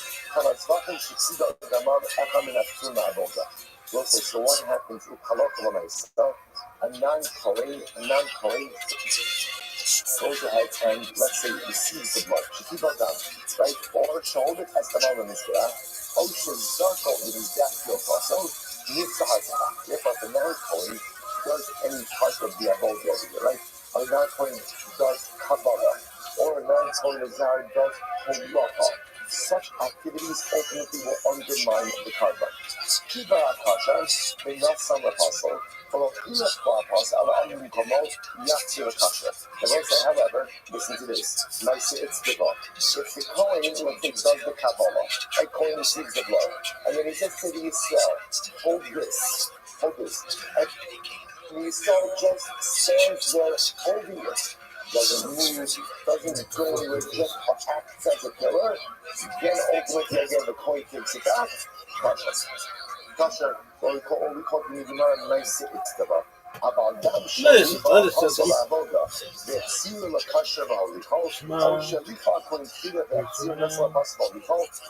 understand.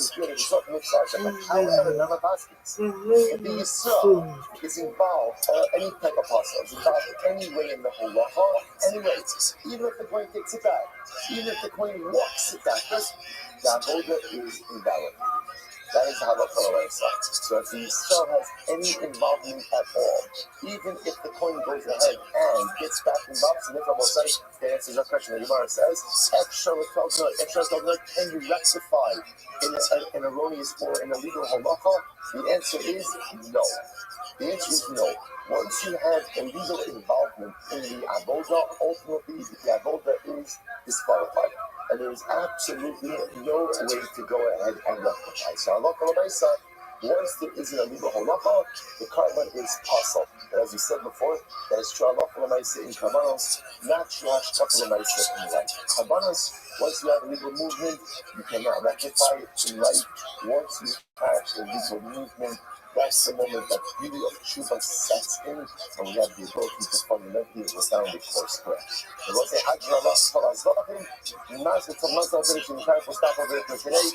incredible. Incredible. Oh, it's kind of everywhere.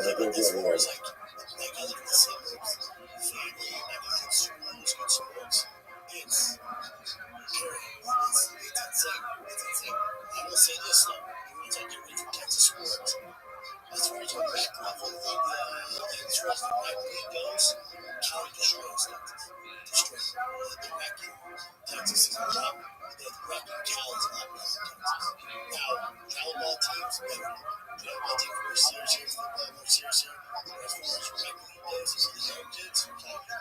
I will say that as far as all the comedians that shit, all the hosts that have been odds matters in New York, every single one of them is a multi-millionaire. So there's a comic that I know that's on my level, that's a comedian. He's like, this is the life, it's amazing. If you could afford a house in the Hamptons like Tim Dillon, sure, of course, it's awesome. When you're from the Bronx like me, and then that compared to Austin, Texas, there's no fucking comparison. Like, I can afford to live that life. Yeah, like, I can afford things. You know what I mean? Like, I can live a pretty good life here. Meanwhile, in New York, it's $300 a month. That's off. You know, if you have millions of dollars in the bank, of course. That was my thing with, like, you know, obviously, we're looking at times where we're coming out with Texas is, and you guys can live in Iraq. It's like, you have so much money, I'm not there. Millions of dollars tax dollars. It's like, that's great. Let's go first to the next New York. He has a mansion in Miami. It's awesome. Everybody would want to live there. It's awesome.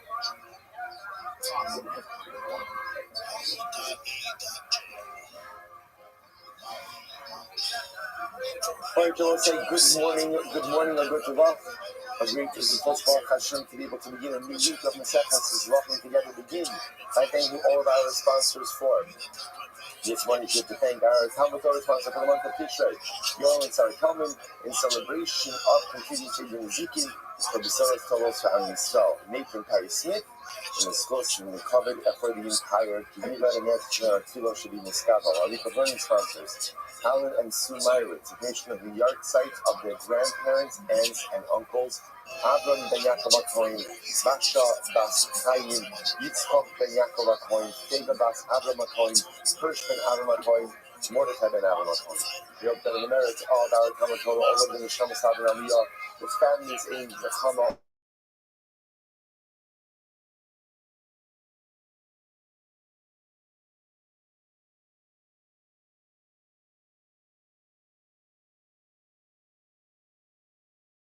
to all of Klal Yisrael, Am Yisrael, and Eretz. Let us begin. We did a great job yesterday. Making it so bad every Shabbos. But all right, Baruch Hashem. So, thank you. So today's daf is Yud Daled. So we are picking up in Yetz Hashem on Yud Daled at the two dots. Rabbi Shimon Machshel Yidel. So we'll say, remember again, in the Mishnah on Yud Gimel Amud Aleph, we were introduced to the idea of like this. The halach l'maisa, if you go ahead and you have a shalom lishma mindset during any one of the avodos, any one of the primary sacrificial rites and rituals, ultimately it undermines the effectiveness of the karma.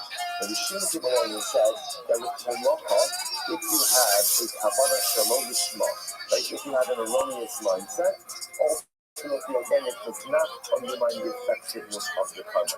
What's the logic behind that? So the Shimon logic seems to be that at the end of the day, you can go ahead and affect the proper karma without halacha, right? Halacha, according to the Shimon, is like a utilitarian avodah. What's the point of halacha? What's the point of halacha? To get the blood from point A to point B. But let's say you're standing close enough to point B that you don't need to transport it.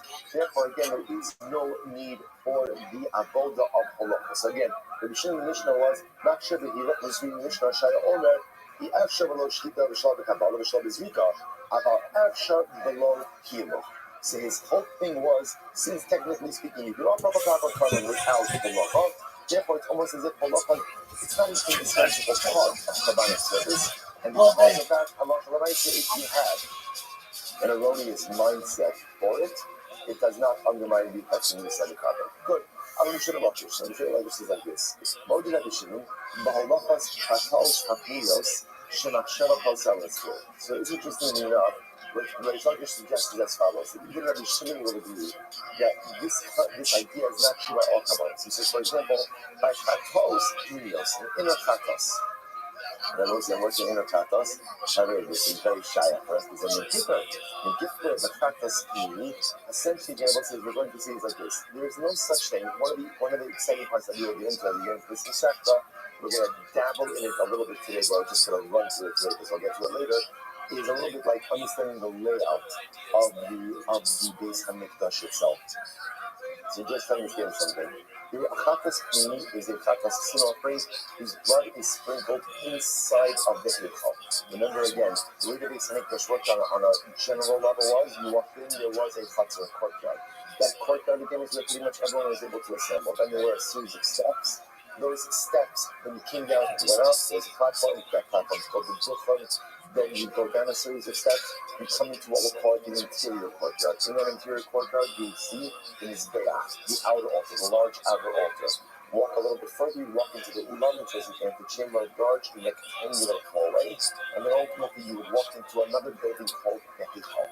Inside of the Heichal, that's where you have the Shulchan, upon which not part of this book. That's where you have the Mizbeach HaKisot, the smaller altar for incense offering. That's where you have the menorah. Walk a little bit further, you get a curtain, the parochas, right? Two curtains. But hope is saying this what they have is two curtains. Walk a little bit past those curtains, and what would you have? The Aron. The Ark. So interesting enough, the Chatas community was a Chatas whose blood was sprinkled inside of the Heichal. But you never shafted animals inside of the Heichal. Like, Shechita was always done somewhere in the proximity of the outer Mizbeach. So therefore, what you would have to do is you would shaft it in the proximity of the outer Mizbeach, and then you would have to transport the blood to the inside of the Heichal. So what Tishlaki says is like this. Rabbi Shimon in the Mishnah says that if you have, let's say, a shalom lishma intent by halacha, it does not undermine the effectiveness of the carbon. Why? Because halacha is not really necessary. It's only because, by the way, even Rabbi Shimon would agree that by a chatas k'nini, which again is a carbon that is shafted on the outside, and has the blood transferred inside, even he would agree that a shalom lishma intent by halacha would undermine that carbon. Why? What's the logic there? Because for a chatas k'nini, halacha is an indispensable part of the carbonic service. Because remember again, there's no way to get the blood where it needs to get to without a physical transport. Okay? Something's like keeping inside here. Even if the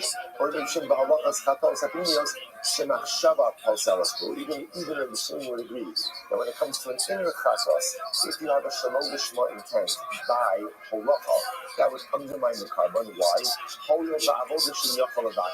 Because again, halacha l'meisa, because halacha is an indispensable part of the avon. Right? Reb Shimon's whole logic is that if you have a shalom lishma intent by halacha, by transport of the blood, that doesn't undermine the carbon because halacha is a avoda that is dispensable.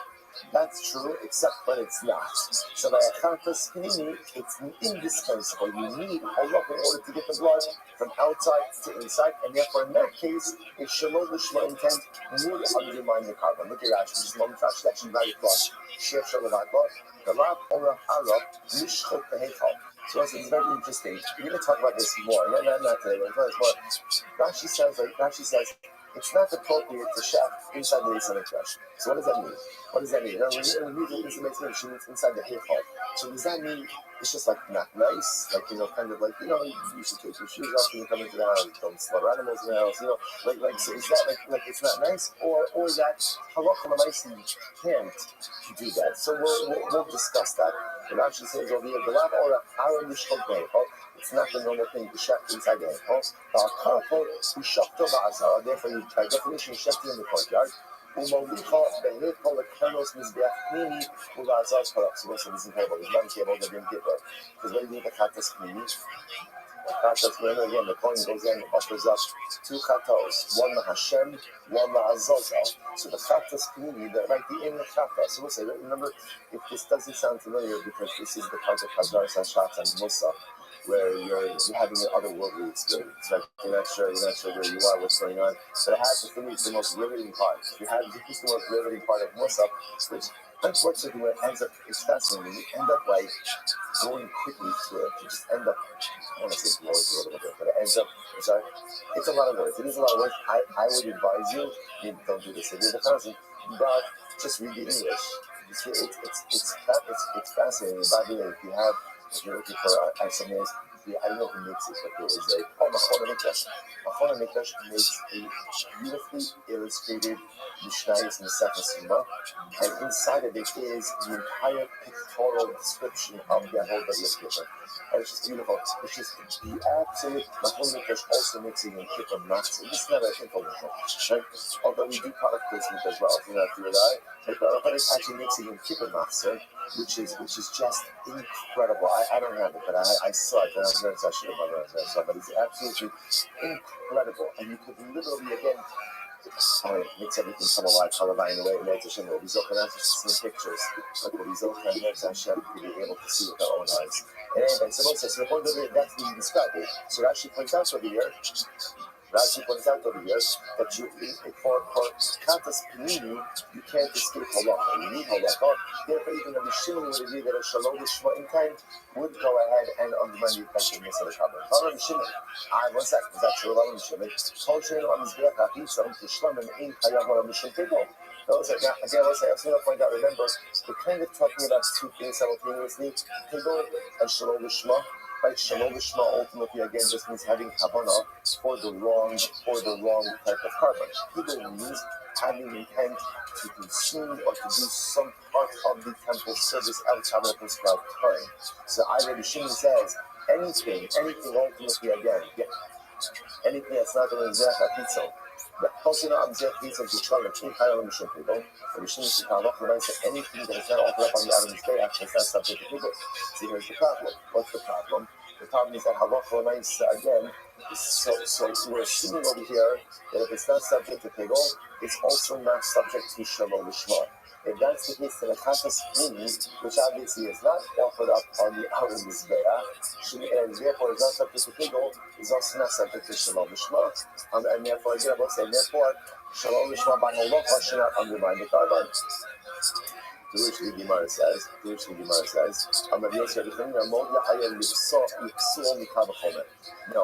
Pigul and Shalom Lishma do not necessarily go hand in hand. But ultimately, again, says Rabbi that he agrees that a erroneous machshava, an erroneous lishma machshava by halacha will undermine the common reason of Kavachol. What's the Kavachol? Uma shelo lishma shelo lishma. So Bachatos shelo lishma, which does not undermine shlamim. How do we know that? First Mishnah on the Sefta. And remember, in general, whenever you want to have Kabbalah Shalom Lishma, the covenant is still effective. Only two covenants that he impacts are Chatas and Pesach. Right? So ultimately, again, so Shalom Lishma, which is not a problem by other covenants, is a problem by Chatas. Chut Lizmano, Shepolsa Lishmanim, Eno Din Shivsa Chatas, and certainly Machshava, Chut Lizmano, Pigul. Right? Ultimately, again, which does undermine Shlamim, should certainly negatively impact Chatas as well. Okay, you want to say the Ashri from Chut Lizmano. So now I understand that halacha l'maisa, machshava chutz lizmano, also known as pigul, will go ahead and undermine the karban. Chutz l'mkomo, how do you know that a kavanah to, let's say, consume or offer the karban outside of its appropriate spot? How do we know that halacha l'maisa that also undermines the karban? So the Gemara says, chutz lizmano. So maybe you're going to say, well, if chutz lizmano undermines it, then chutz l'mkomo should undermine it as well. As they said, why not chutz lizmano shekin karetz? So you must, because chutz lizmano can carry with the penalty of karetz. Lav dakka, they pass the same thing for chutz lizmano. Even shalom lishma, if you're going to say it's because we'll just equate it with shalom lishma, here's the problem with that. Shekin non bama. So we'll see, which is very interesting. A lot of interesting pieces over here. The din of shalom lishma also is in effect by a bama. What's a bama? A bama is a private altar. Right, so remember that I was like during different times of Jewish history, when there was not necessarily centralized service, so Allah said if you wanted to go ahead and put Mizbeach, or whatever you Matzeva, in your backyard, you could do so. You could do so. Look at Rashi, this moment, the moment is the second to last short line in Rashi. The Kabbalah Bamas Yachid, the Shahas Heta Bamas Shahar Shinui Kodeshu, Tama Bechusim Kamon Deloshan, the Sishon of Bamas, interestingly enough, the Din of Shalom Gishma, interestingly enough, applies. Hello. Nine. Pesach Bechatos, the Bama Lo Kirbo. Here's interestingly enough, Shalom Gishma applies to Pesach Bechatos, but fascinatingly enough, you can't offer up a Pesach or a Chatas on a Bama. Essentially, those are the only covenants when there was a permit from a Bama. The only type of covenant you could offer up on a Bama was essentially Neder and Nidava. It's Shomim. But you cannot offer up obligatory covenants on a Bama.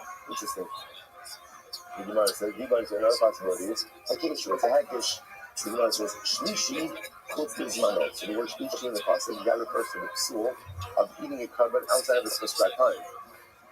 Eagle, Eagle refers ultimately again out of its specific place. Amarava, Inkum Slama Reb Shimi, Salome Kibrei. So if you want to get Reb Shimi holds like his son, so let's say interesting enough, this Reb Shimi, or Tadarabhi Reb Shem Bayachai, like his son, Reb Elazar. So he must, if it's like his son, Namar Beina Udal Amizbeach Tzapon, Ein Maksharam or Alas Balachas Chatos, Hapinios Elam Mipasach Ulam Milichin. Okay, so what's that? Let me mention this over here, but we're not really going to spend time on this. Exactly, you'll see this in Netz Hashem in a couple of weeks ago, we get a little bit more of the actual layout of the base of Mikdash. So since as I mentioned before, so the Mizbeach, there's the outer Mizbeach that was used for animal sacrifice. It was situated in front of the Ulam. Right? The Ulam belonged to the angular antechamber and was attached or that led into the Heichal. So the Mizbeach was situated in front of the Heichal. Now, if you were looking, if you want to say an aerial view, you have an aerial view of the base of Mikdash. So what you would see is that the Mizbeach was actually to the pushed over to the left. It was not directly, it was not centered in front of the Ulam, but rather it was pushed over a little bit to the left. So what's this? Interesting that the Gemara says over here, the Rabbi holds that being a Ulam on Mizbeach, the area between the Ulam and the Mizbeach is called Safar. That has a din ultimately again of north. Now listen, the reason why that's going to be important is because when we speak about blood applications, when we speak about ultimately again, so the din is it's supposed to be done on Tzolus, on the northern side. So it also happens to hold that the entire area between the antechamber and the Mizbeach has a din of Safar, has a din of north. So the Gemara says, if that's the case, if that's the case that the entire area has a designation of north, then interestingly enough, that means that entire area is really fit for sacrificial service. If that's the case, then a machshava psula, essentially an erroneous mindset, will only undermine the carbon once you enter into the ulam going in. Because since that entire area between the Mizbeach and the ulam is fit for sacrificial service, therefore ultimately again the erroneous mindset only for Katas community. Only takes place in all of the things. Then you can Slama first by line. Then you can Slama Sabalak Yehuda. And if you say that over the Yehuda, the Amar, Tok Azara in the Kaddish, then ultimately again, even the floor itself has to do some sanctifies. In Makshalam Alas Balas or Asilat Bazikin, Elabi Pesach, Hepal Belafots. So what's this? This is switching over to Lechamapani. And ultimately again, an erroneous mindset by the frankincense. Again, when we get into all of this in greater depth, when we get into the mechanics of the Kabbalos, we'll only go ahead, an erroneous mindset will only go ahead and undermine the Kabbalah, what we call the Pesach, Hepal Belafots. When we enter into the Hepal, going up, because remember again, this is the Shulchan. The Shulchan is in the interior. And if you say that the Shulchan holds that the Kedusha, the Heichal, and the Ulam, and the antechamber, ultimately again, is all one Kedusha, In machshava mo'eles elon pesach ulam b'lachutz. And ultimately, an erroneous mindset will only undermine the effectiveness of the carbon from the entrance of the ulam going out. Yemkin salomar, toch ha'pesach kilifnim, ein machshava mo'eles hafilu psia achos, elon b'pea shatas yad. And at the end of the day, if you hold that the entrance in the toch ha'pesach, the actual, like we'll call it the threshold, has the din of the interior, then an erroneous mindset will not go ahead in machshava mo'eles hafilu psia achos. Even an erroneous mindset will not help when taking one step. Unless, of course, you extend your hand past the threshold. And if you hold the halacha can be done even without moving your feet, which we're actually going to discuss in just a moment. If you hold that halacha that is done without moving your feet is not called halacha, in machshava mo'eles klal.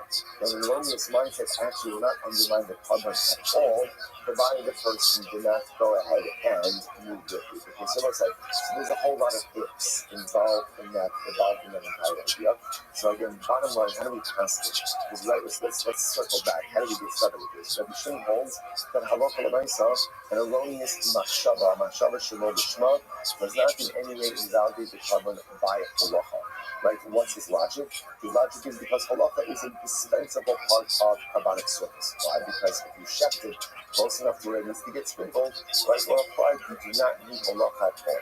You really do not pass in like Rabbi Shimon, and we hold that halacha l'maisa again. Halacha is an indispensable part of the amal. Even though you're right, there are times where technically speaking you wouldn't need halacha, but since again it is part of the four services, therefore our machshava shelo lishma by halacha will undermine the effectiveness of the carbon. Okay, incredible. Let's go right there. I'm going to buy it. Rabbi Baptista. Why do you like this stuff? Listen to this. Halacha b'zar mahu. So Rabbi said this is a very interesting shayla. What is the status if a non-Kohen does halacha? Okay, so just to play this out, remember again, what have we established? A non-Kohen can do shkita, right? Can do shkita. We've already established Kabbalah has to be done by a Kohen. The shayla is halacha. Can halacha be done by a non-Kohen or not? Halacha b'zar mahu. So the Gemara says, listen to this. I want to make a shayla. So Krista responded, it's kasher. And Krista says, I have a pasuk to support me. What's the pasuk to support me? The pasuk says, Vayishchatu es ha-pesach, vayizriku ha-kohanim es hadam mi-adam, v'haleviyim mafshitim. Shabbos said, so this is very interesting. Listen to how the pasuk reads. The shechna b'kavan pesach, so I come pesach, this is very yummy. The shechna b'kavan pesach, the kohanim did nizrika. Now, okay, which makes sense because we read the yummy part. But what are the kohanim did nizrika from? Vayizriku kohanim es hadam mi-adam. The kohanim did nizrika from the blood that they received from their hands. From someone else's hand. So when it sounds like over here, someone did the shkita, right? Someone did the Kabbalah, and someone's bringing the blood to the Kohanim. Kohanim are receiving the blood and doing the shkita with the blood that was transported to them. And Rabbi and the Rabbi themselves are flaying the animal. Let's take a look into that. Last Rashi on the daf. Vayizriku Kohanim es hadam mi-adam. Rashi says, mi-adam shal shoftim, mashma b'shoftim zarim minu. So again, some of us it sounds like non-Kohanim are shechted, which is fine, totally fine. Bashmino kra shazam lokim osam yada mekabel. What we can also lose what it sounds like over here is there are non-Kohanim taking the blood from the person who did the Kabbalah, bringing it to the Kohanim for the shkita. So what do you see from here? Now, what do you see from here? That halacha can be done by non-Kohanim. So like the Kabbalah can be done by non-Kohanim. So the Gemara says, whoa, hold up for just a second. Zar, so let's say Zar is a non-Kohen. Onen ultimately again is a person who has lost one of the close relatives, 7 close relatives. Like so now, listen, generally Aminos means in that state between death and burial. So Onen, Shikr, you've done with a Shikr, someone who's drunk, Balmon, or someone who has a mom, what's Talacha, the Kabbalah. So again, any of these people, so Zar is an Kohen, Onen, Kohen is an adult, Shikr, Kohen is a Shikr, Mamon, Kohen is a Mamon. In all these cases, the Kohen can't do Kabbalah, Holacha, and Zrika. The thing notion, so to again if you're sitting, trying to invalidate these avodas, the thing is small. So to a left, personally hurtful, right? But again, back to myself. Okay, now the was in the thing small. So ultimately, a left point also invalidated many of these avodas. So what do you see there? Again, a lot of factors unpacked over here. But in said for our purposes, what do you see from here? That a zar is not allowed to do halacha. So it's pretty explicit. It's pretty explicit. You know, there's no two ways about that. So the Gemara says to you. Ultimately, again, this indeed is a reputation to a fista. The fista is wrong. Fista is wrong. A zar cannot go ahead and do a halacha. So what's that? The Muslim don't say the mahala fista prakam. Here's the problem. The fista brought a pasuk. Right? You give me the pasuk. So what do you do with the pasuk? It's not a shayla. You must the other nice it's to that. Essentially, again, what's what the pasuk is really referring to is like this. So I cannot punch out the foundation. Somebody did Kabbalah. After Kabbalah, what did they do? They handed it to Yisrael. What did that Yisrael do? What did he do? What did he do? He stood still. It's the was a pillar. He stood still. He did not transfer it. He didn't know what the pasuk was saying was, Yisrael shafted it. Let's say Kohen did Kabbalah, gave it to Yisrael. Yisrael transported it to a Kohen. Kohen did Zvika. That's not what happened. Somebody shafted it. Doesn't matter who shafted it. Yisrael, Kohen did Kabbalah, and then he handed it to Yisrael. What did Yisrael do? What did he do? He stood still. Stood still for a Kohen to come, get the blood from him, and take it to go ahead and do Zvika. Nice it's incredible. And therefore, again, that's the pasuk is saying. So there was a halach l'maisa. Now, again, these two cities really feed into each other. We don't pass him like Rabbi Shimon and Misha. Right? Why? That again, Rabbi Shimon said that a machshava l'shma'a does not invalidate it done by halacha. So again, halacha l'maisa. We don't pass like that because halacha is a valid avodah. But once halacha is a significant avodah, then what? It has to be done by a kohen. So these two things kind of bleed into each other. Halacha means that halacha that fundamentally undermines the avodah. Now, let's say, it's going to point out there's something really beautiful in this. And what is the Yisrael doing? Yisrael simply doing this nice it's for that. She's just standing in place. Sometimes the avodah of an individual is ultimately to hold halacha. There is an avodah. Sometimes the avodah is halacha to go ahead and get from point A to point B, and sometimes the avodah ultimately again is to go ahead and just stabilize things and hold things in place. The Shamshon Hirsch brings there. He says this is the fundamental distinction between the others. Right? Ultimately, again, you have Avram and Yaakov who are trailblazers in different ways. But amazing enough, what was Yitzchak's entire avodah? Yitzchak's avodah was stabilized. Right? That's why you don't see Yitzchak, he wasn't on the Kaddish. Even the Kira, Mincha. What's Mincha? Mincha is the bridge between Shabbos and Ma'ariv. What do you see? What did Yitzchak do in the Torah? What do you know about Yitzchak? The only things you know about Yitzchak are the same things that Avram did. Right? They both participated in the Akedah, obviously in different ways. Avram dug wells, Yitzchak dug wells. Avram relocated because of famine, Yitzchak relocated because of famine. Yitzchak was the Naisa Itztava. But without the Naisa Itztava, without the pillar, the foundation itself is shaky, and no one else had built on it afterwards. So it's fascinating. There's a time in life to trailblaze. There's a time in life ultimately to move yourself forward. There's a time in life to reinvent yourself and recreate yourself. And then there's also a time to stabilize what is ready. Let's talk about incredible. What's the Bible?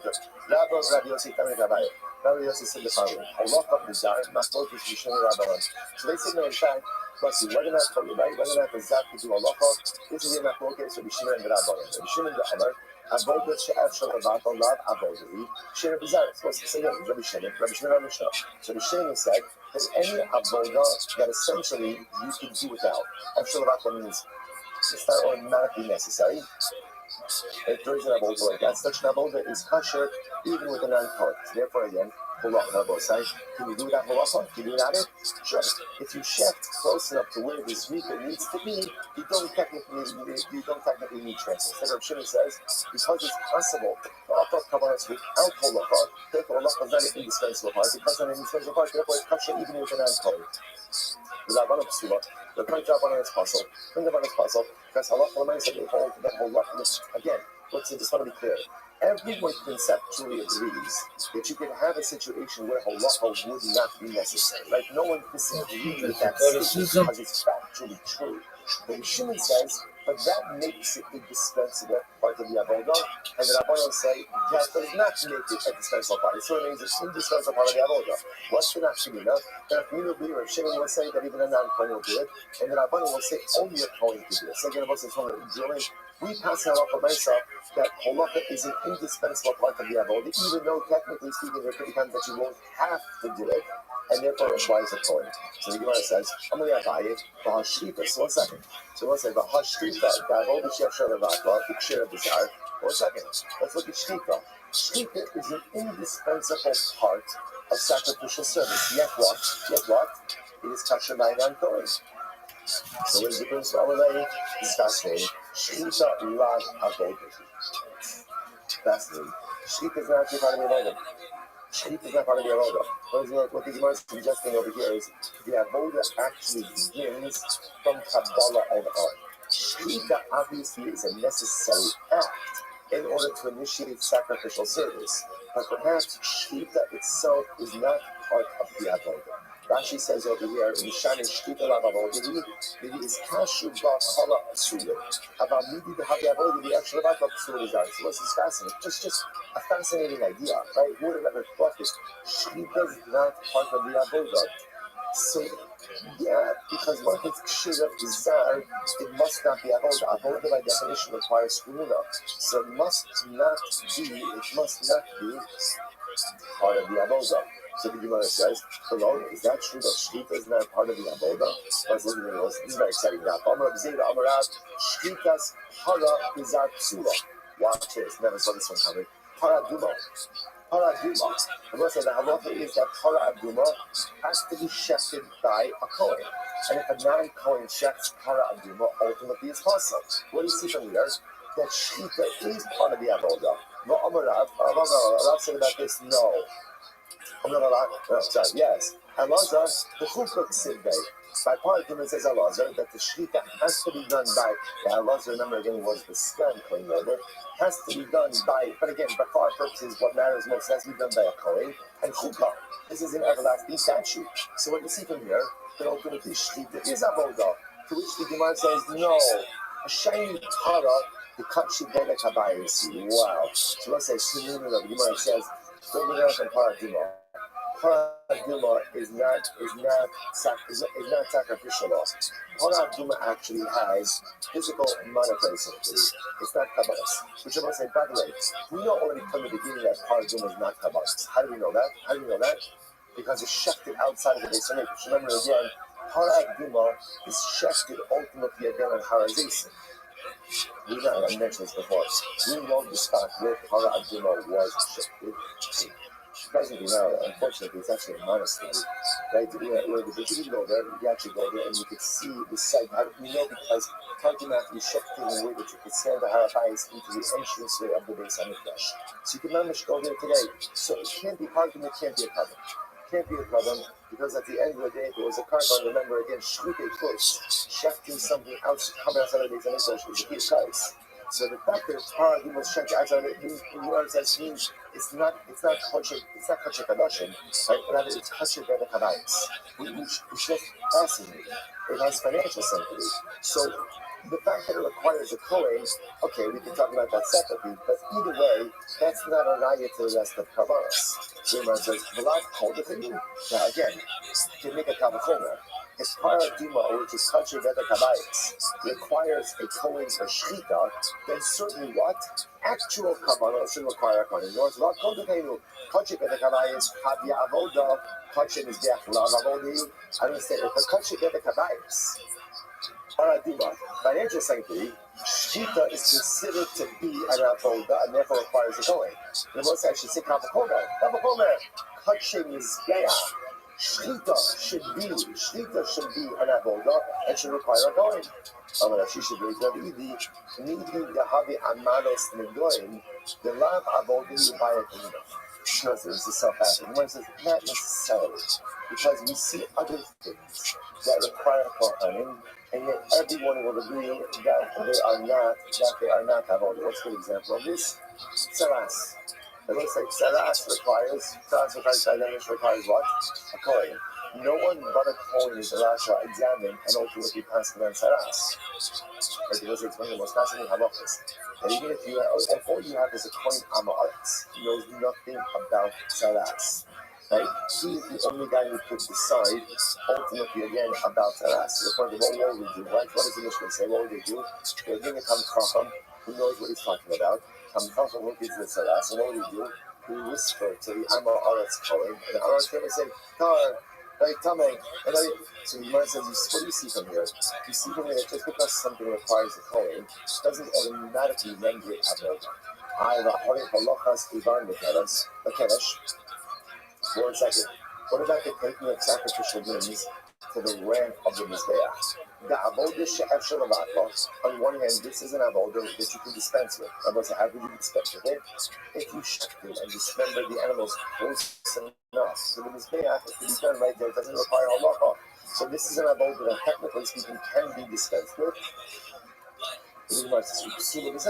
And ultimately, you can't. A man is not allowed to do it. But say they're looking about coin. That's not called the Mizbeach. The pasuk said that the coin will go and bring it to the Mizbeach and burn it. And ultimately, again, this halacha is the act of bringing the limbs to the ramp, and yet it has to be done by a coin.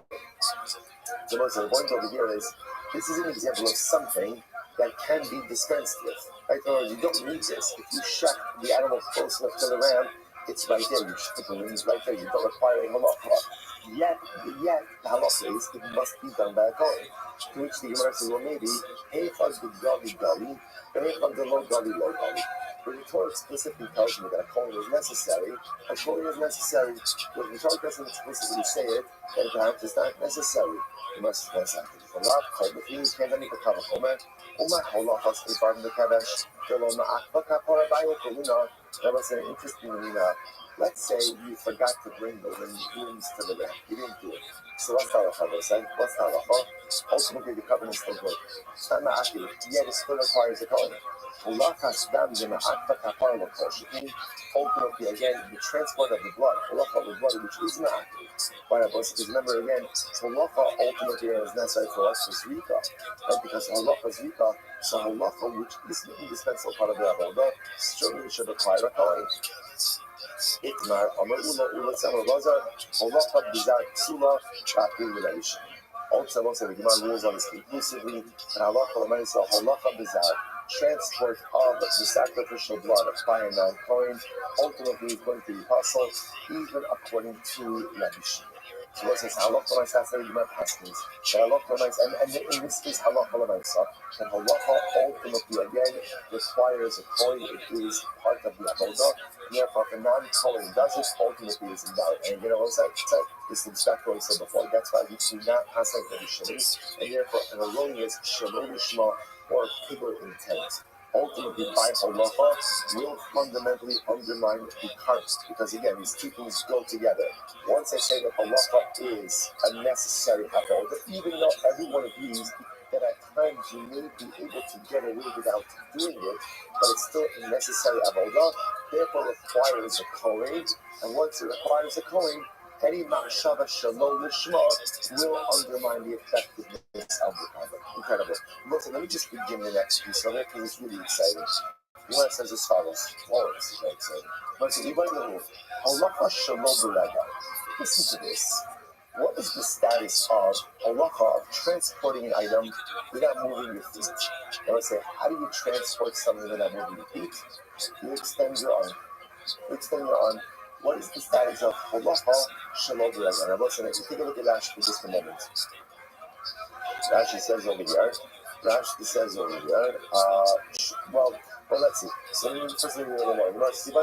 Halacha shalom b'rega, shma halacha, or lo shma halacha. So we'll say, is this called halacha or not? Now, what are the ramifications of it? Take a look at Rashi. Shma halacha, upasta b'machshava b'rabanan, or b'sa zar psula. So Rashi says like this. It's very simple. The stakes actually here are high. Let's look backwards. Let's just look together. We'll say now, one of the interesting things that we saw could happen is that, and you saw, and this personally is very exciting to me because one of the, I'm not talking to not generally a jealous person. I'm jealous of two things. Number one, Jews who are looking to marry Israel, not yet. So, two, but one day we'll do it. See that? And Kohanim. Kohanim, right? Kohanim, like, what is the course? What is the course? Like, you know, they're going to be front and center in this and such. The whole life is in the base of everything. Yes, it's not good if you're a little squeamish. Right, but nice, still, there's other stuff you can do. I'm sure there's best jobs you can know, so you know, that you can, do. So the nice thing is, whatever it is, you're going to be front and center in the base of everything. That's the greatest course. So one of the little like rays of hope I have is what the Gemara just said on the top of on the days. The Gemara says that Yisrael can be involved. How can Yisrael be involved? And I say it's the I'm going for that child, right? In other words, I'm like, you're the killer guy, right? Just don't do anything, right? Just stand here. Just stand here.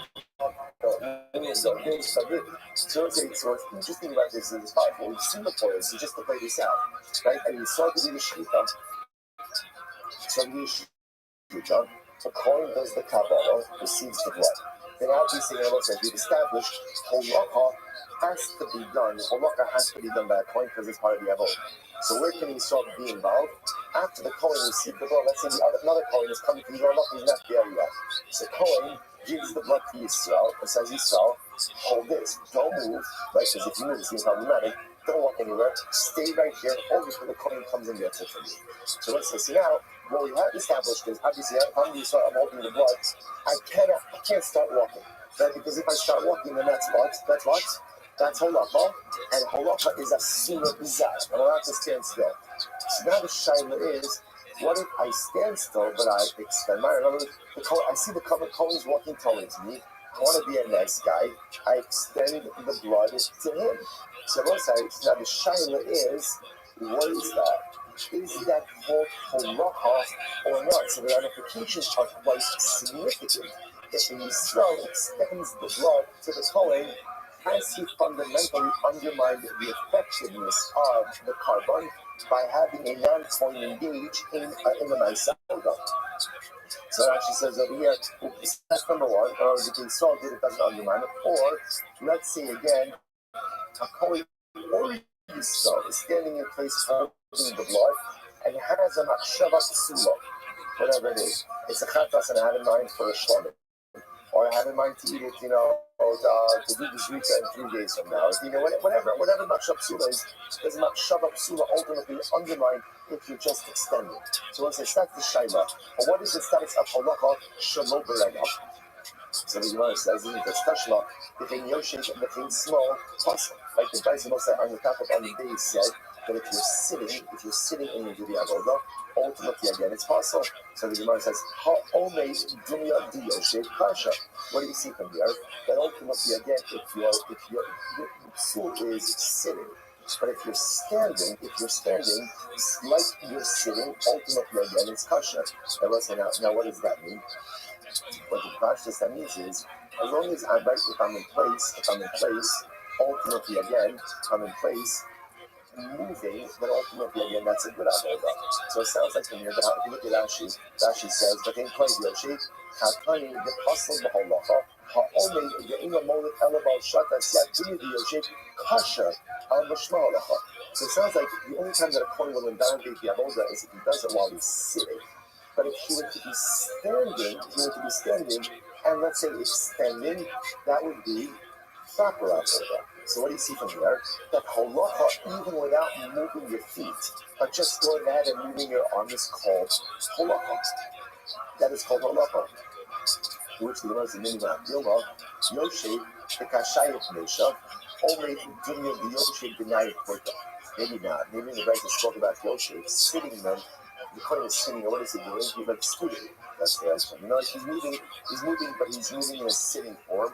Or for that matter, again, when he's standing still is the case when he's moving a little bit. That's what it means. In other words, we thought that sitting meant sitting stationary, standing meant standing stationary, but really what sitting means is moving while sitting, and standing means just kind of shuffling and moving along very slowly. So you might say, Tashma. We'll stop over here for today. We'll stop with this Tashma. So since we're going to pick up here, we're going to finish up this study and tomorrow. Is holacha, what is the status ultimately again of holacha? When it comes to halacha biyad, feet are standing in place, extending hands. Is that called halacha or not? Resolution in Yatz Hashem tomorrow will say, shvaya. All right, everyone's in. Have a good day. Jerry, the sickle looks great. Make it bigger. Make it better. We're going to join the next action. Have a good day.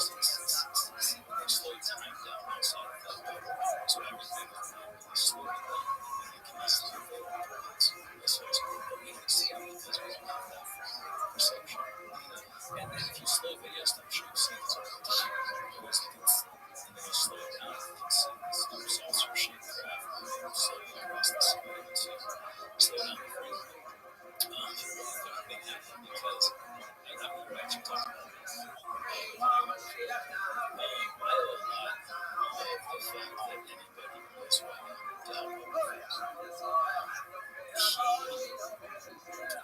when I first started talking about this in 2018, and then published my book in 2018, Identified Flying Objects, he, I guess, reached out to the head of MUFON at the time. He was putting together the 15th anniversary MUFON event in this location, this Midwestern State. And I found that out. He said, "Can you just say no?" When our team 20 came to the Valle and said, "Try to bring the people to the desert." And I was wondering if that's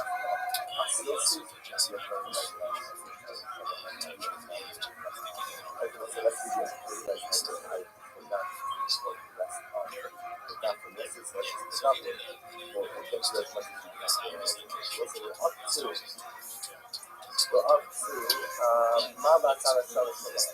Last time we did some of the things. Remember that was just the music.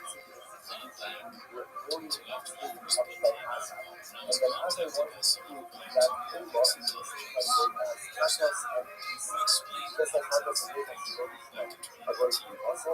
So it's all the shows more possible. Not like me. So you not had sides between these others. You might have rejected that now side. And you can see murder says that he's so out. So Ola was included in that man's side because the man's side was anything was touching, shock that was possible. That's the man's side was coming on the side. And I thought Ola picked that up to the side. Which was my lifetime of Shemasheva introduced by the side.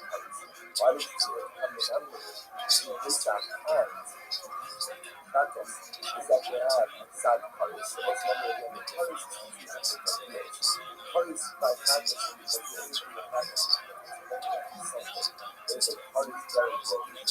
Pesach is if you don't offer someone Pesach, the person is higher colors. Whenever I say one of the colors coming up. When Azai, sad colors or color. So let's say it's happening to one another. So when Azai says ultimately again, that when Azai does not bring up these sad colors, and that's what points out, because when Azai felt colors can't be accompanied on this. Because even though there is an aspect of color that might have this, that Pesach, colors is different by both techniques. Colors have to be because that can't be a man time. So it's the man time. Asham, non license. But that's what it is. That's the man time. So why don't you also include Asham as we the man time that is like anything that's touching and Shak the social as Sula and then include Asham in that as well. Asham Barak says Asham Barak says Asham Barak Malasa and Asham Barak should be national receiver to be this is right here. Asham Asham national and another thing is that what? Is that we both apply is to both be what as well as to let Asham only be broadcast like that carries none of the possible. No, aspect of the cards. So the cards like the moral cover, and as I was looking at it, but as I had this material cover, that all the things that all the things that were as, not as but then there's outside, just simply knows the outcome of the soda or the I the heart of the how the color of the color وضم أنا بخلي بطن in other words, that ultimately It's a then really crazy story. So, that comes to he me. used to be So so that comes to questions me. into Then God you through the feel check the engine. comes to me. He What's was the really most good. good? He Even had at a his high self. tech Because even at his self. activities. He was without a doubt Tell you what, one of the it's not actors. just he So has he gets this job like very I said, fast forward. every He business goes there to sell documenting also, German criminals purpose, accident, cocaine, affection. all this over 51 felonies officers. So he goes there and sees this thing, and it's It's got like an American flag sticker on it. And they basically say, tell us about this. And he's like, this is all false because it says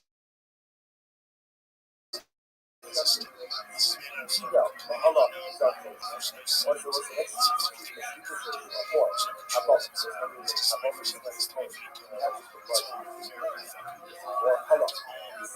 So he ordered this thing. Now he could watch it.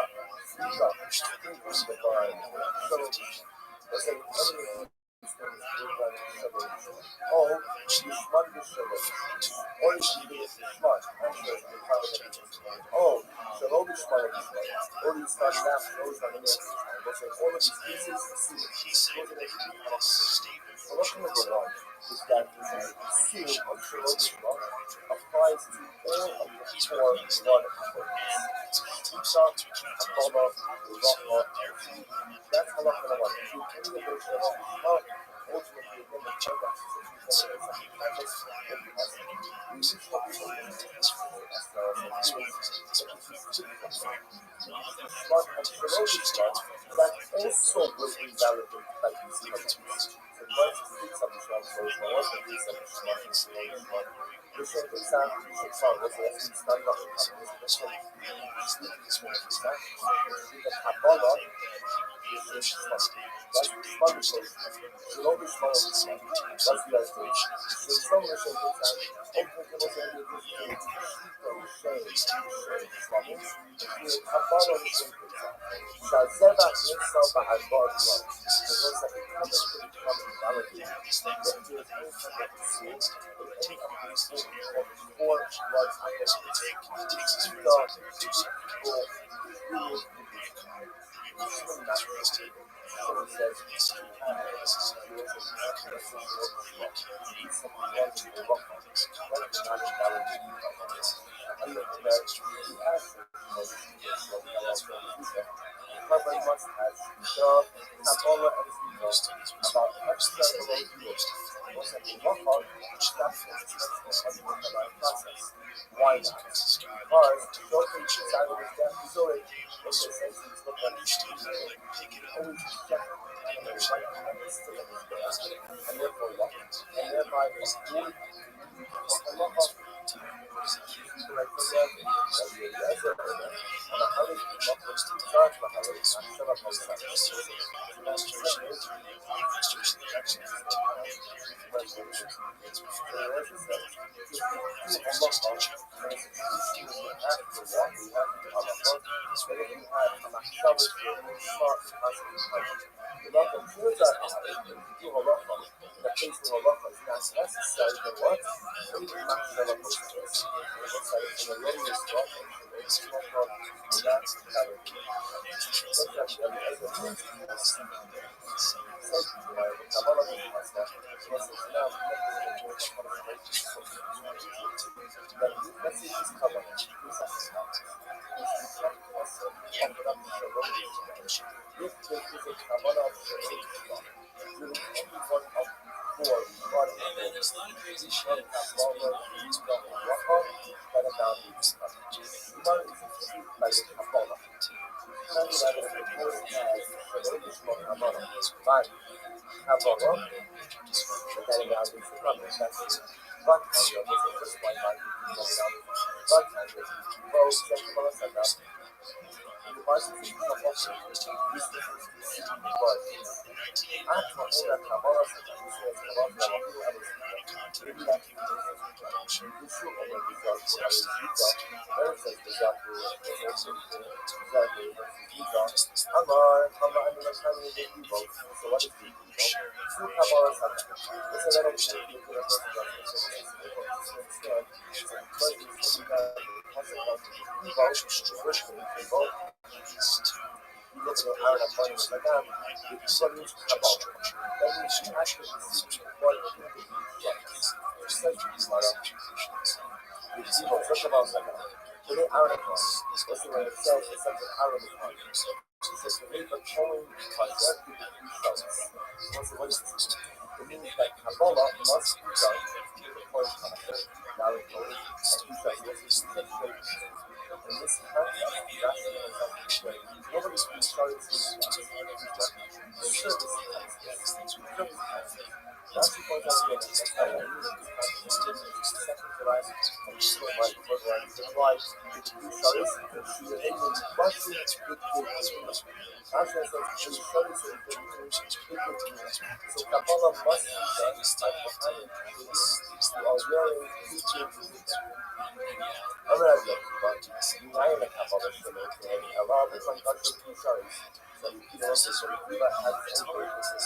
So when you know that Kabbalah has to be done with a holy culture and while wearing this behind the blessings. Never mind trying to make it so it doesn't have anything like Kabbalah.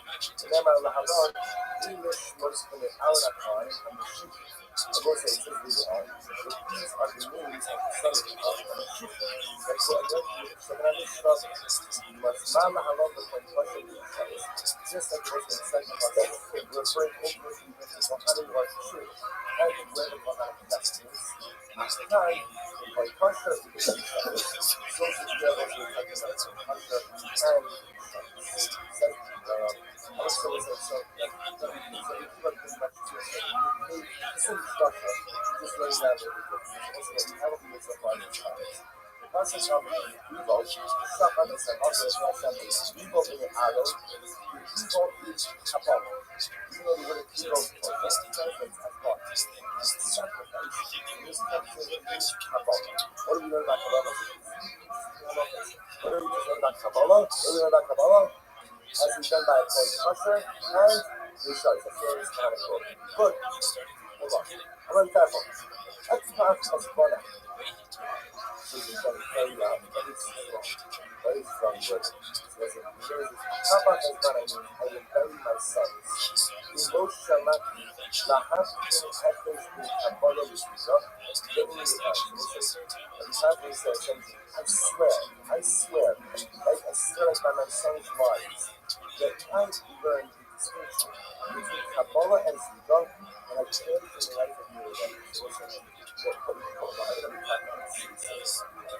Married my son, I feel like he's obviously a son. You know you can learn something, can't remember that which you learned.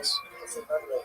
Look at it almost because otherwise you can so frustrated. And you can't master something. I'll go back to the next cycle. Let's say the idea that an implicit is so close to the that ultimately, again, when they pull the network, now it's incredibly lovely. So essentially, the capital values are very stressed because the message the members that we learned about the Kabbalah and Zivah, they remember what that distinction was. And what are you, Kiva? And Yafarish. And Kiva says, careful, don't worry, I'm going to tell you the difference. So it says, Maria Farish, Kabbalah law, also a much better than I said, also when it comes to Kabbalah, is so much better than I said, so let me tell you. And this is just remembering that things will help. We don't know if you learn to discuss it. And that you don't know if you can learn our never have this whole conversation started. This is the moment that even if I have mind for Kabbalah, Shalom Yishma, ultimately that about is inside. That was in this white version. So the Bible says, I remember the great Kabbalah, as we can remember what it is. But you should have tells us, I'm going to tell you what it is. Kabbalah, no Osman Shabbat, also when it comes to Kabbalah, you do not use Machshava in myself. What does that mean? If you look at that, it's 6 lines down with 5 lines down. The Asma Shabbat myself, as the Asma Shabbat, all this the Amma in that setup or sellers is involved future thoughts with Gizmano, Oishanobu Bishmo, Amalo, Pasta the Kabbalah. So the saying is that Shalom Shma, Kabbalah by Kabbalah, any type of erroneous mindset by Kabbalah, does not invalidate Kabbalah. As opposed to Znika, ultimately again, Asaba Makshava tonight. So it's like by Kabbalah, if I manage to something one that evaluates the Avodah, if I just have a wrong mindset that doesn't evaluate the Avodah. That should be by Znika, whether I had a erroneous mindset or an erroneous thought about it. The Avodah, give Rabbi in a high place. Furthermore, to keep Kabbalah outside of the base of the Dutch, that high place. Dark Rabbi, if you do outside of the base of the that high place, Kabul Psulim, in Chayot and Arab, also somebody who's a Psul, does Kabbalah, and not try to use support that. So, Psulim Chayot.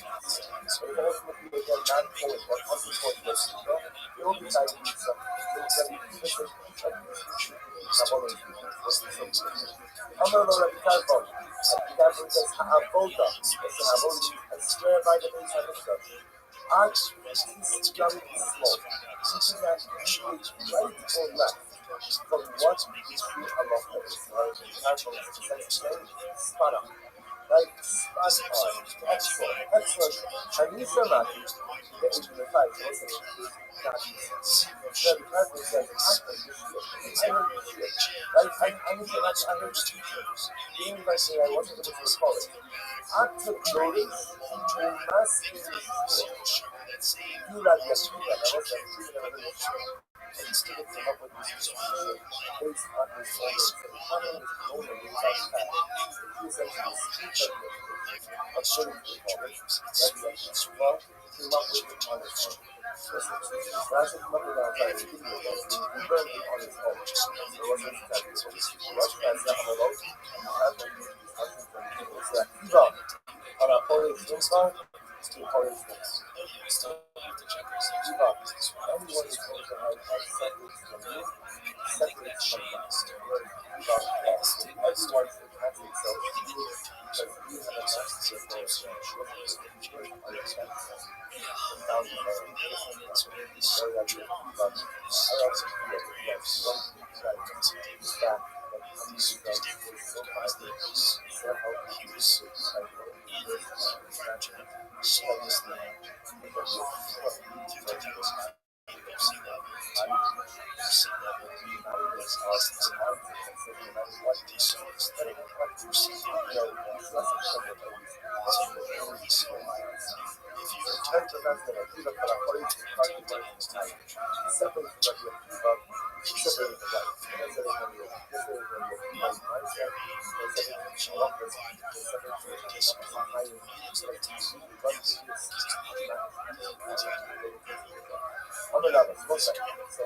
bottom line, that's how we say it. So what's the issue of that?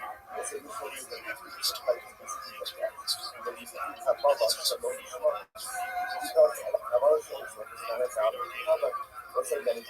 Often it's true that right there is a explicit blood because the says that if Kabbalah is done shalom b'shma, the Kabbalah will be endowed. And the Rabbi says to the Kashya, Candle not shed as evil, candle not shed as shalom. Rabbi says it's not so Kashya, also why? Because some are two different things not shed. One is not shed as evil, and one is also innocent, and what is people with every describe that one of the Yagovas, which is but outside of the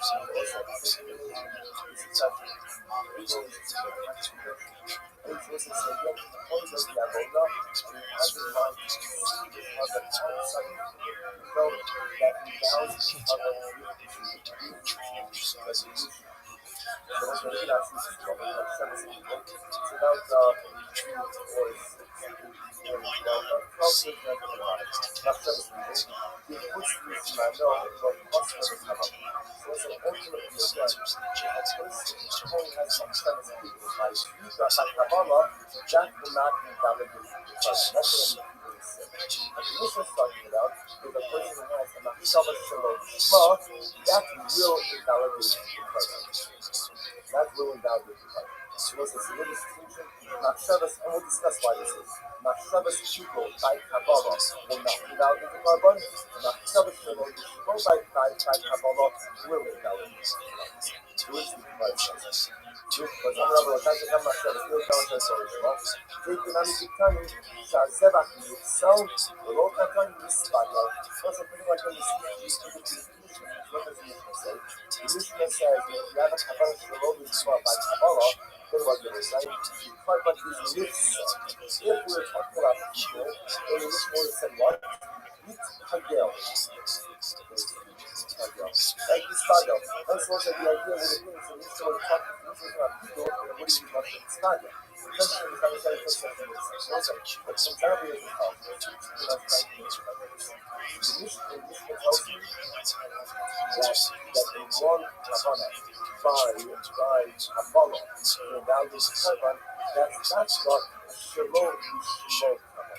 But if one had a machshavas people during Kabbalah between the time before the receiving the money and that's what he has in mind, he did not consume the carbon in 4 days right now, that's people, that does not invalidate Kabbalah. The machshavas people are possible in Kabbalah, so let's say as we just say like the fast, we must do, is that true? If you have a machshavas people by Kabbalah, it doesn't invalidate Kabbalah, it doesn't invalidate Kabbalah. What's the other thing?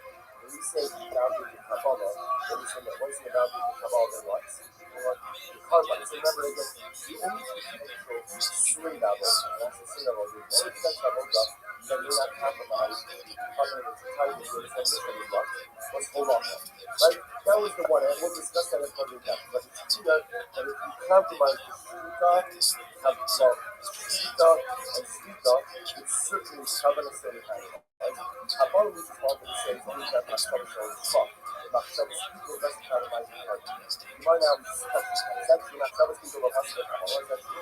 Machshavas people by Kabbalah doesn't have this carbon. But we're yochel though to machshava mo'ales other people do about this. And I applaud that machshava doesn't have an impact on the carbon in general. And the only time machshava has an impact also is rare is by denying the apples. Kabbalah is such a weird language. It's all about Shvita and Kabbalah. And the Roman, as it says in Ha'at, I told you of health. In the sense that I'm shut off, people who is actually, I told you how it starts.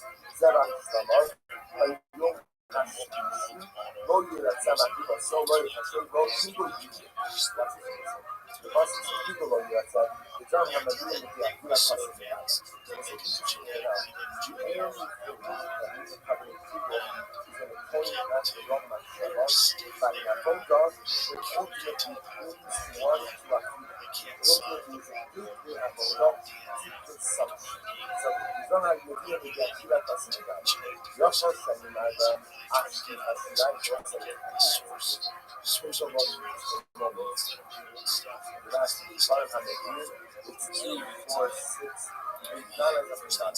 No, as a carbon, it's a pasuk that pasuk. So it's a start. The pasuk means actually that I'm only tired of a wrongful machshava, but being that carbon instead of its prescribed time is only problematic if I have that machshava by an avodah, which is a gateway to consumption. A gateway avodah to consumption. But, the Gemara says, but that's what we say. The Zohar on the beginning of the Ya'akov HaPasuk Me'at. Yochel Shani Ma'ada Ashti Hashirayim. That tells me. They say, I'm at a coming to some people, even if I've been alone in this mindset. It's a Ashti Hashirayim, which is the leftover blood. Found the beast in the water. I'm sorry to say, burning the leftover blood. No man, Yishi, no you, Ratzeh HaMakiva, so no you. Shvita the cloud. So Shvita also is a two general cloud.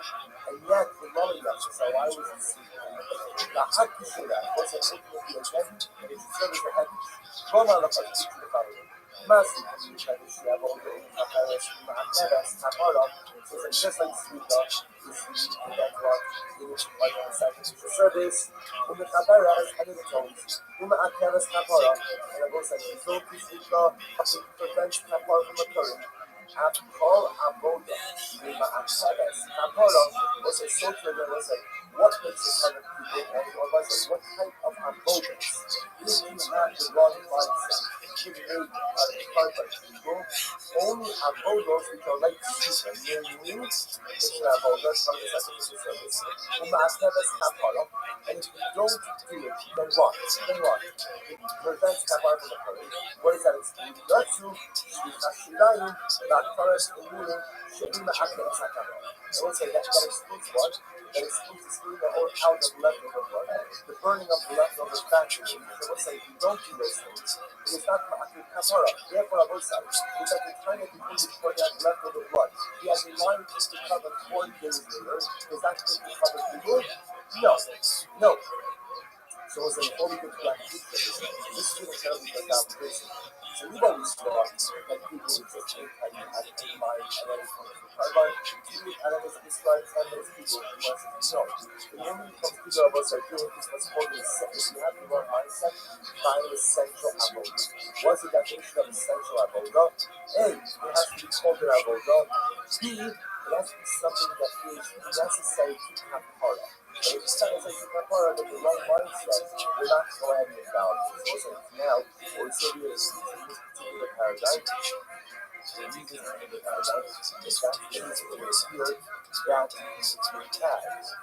wrong mindset by Kabbalah, that would also now be covered. So if the point is going ahead and will say, and during Kabbalah, as in mind, it's covered 5 years later. And I'm also going to mention covered in Chesed, right? I'm also, what is Kabbalah? Kabbalah is an avoda. It's Kabbalah Na'aki Kabbalah, right? If you don't do Kabbalah, does it compromise the Kabbalah? The answer is yes. If that's the case when it's avoda, and it's Na'aki Kabbalah, then that's the network. Point out the mind, covered 5 years later, that's evil, and should now be covered. It was what you just said. That by Kabbalah, only Shalom Yishma will invalidate the avoda, but evil will not. We only see that people think that this is not like Kabbalah. People should evaluate Kabbalah. That's incredible. Absolutely incredible. Hello, what's up, people?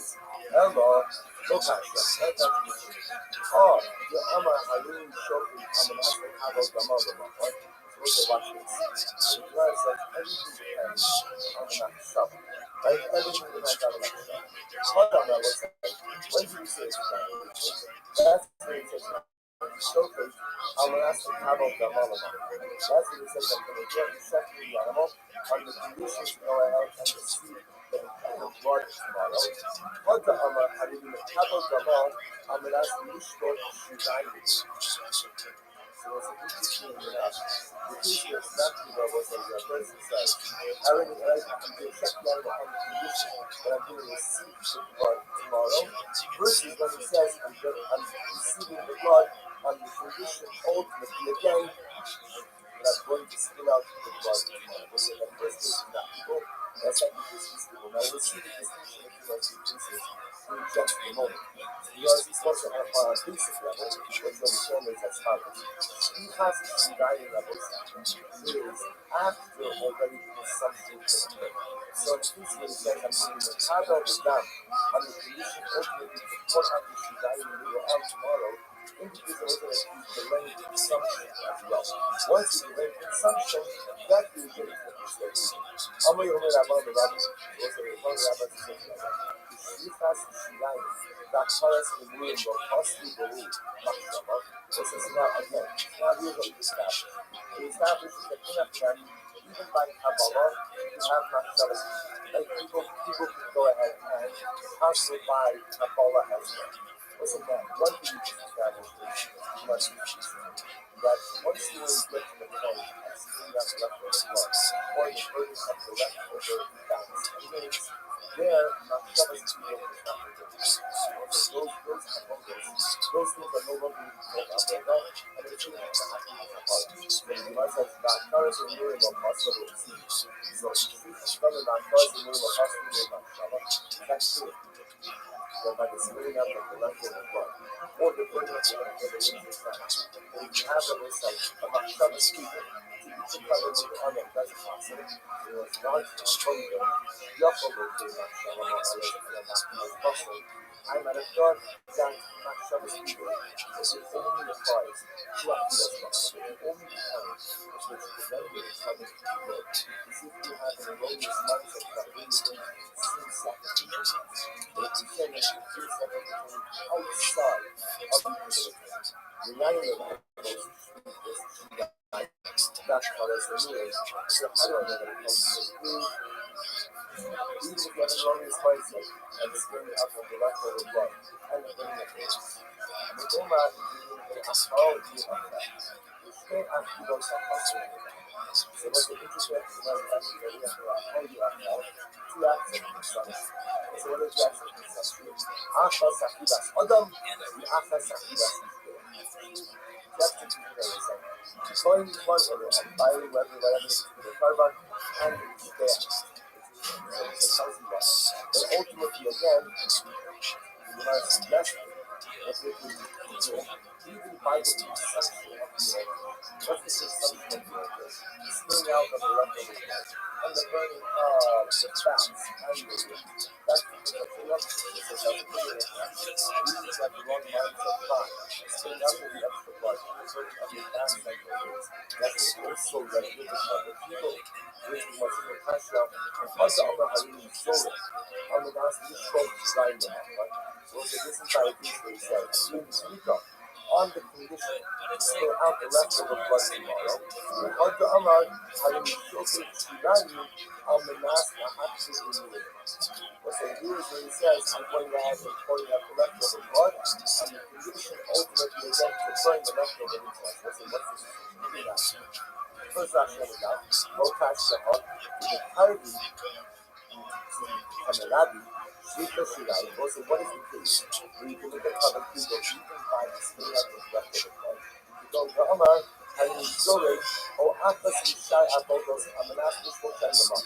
It's like, if when you're doing one of the Abodos, says, I'm going to spill out the blood at a later date, after the prescribed time, so if you should the Hakas has their put his mind. So in that case, when during the season, he has the mind to allow Kabbanic, or actually say, Kabbanic, their consumption to occur at a later date. They will say that's when it can become evil.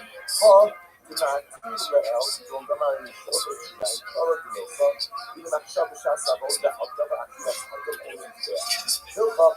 You should decide to that's possible for me. You don't have to accept the possibility. You are something to say this follows.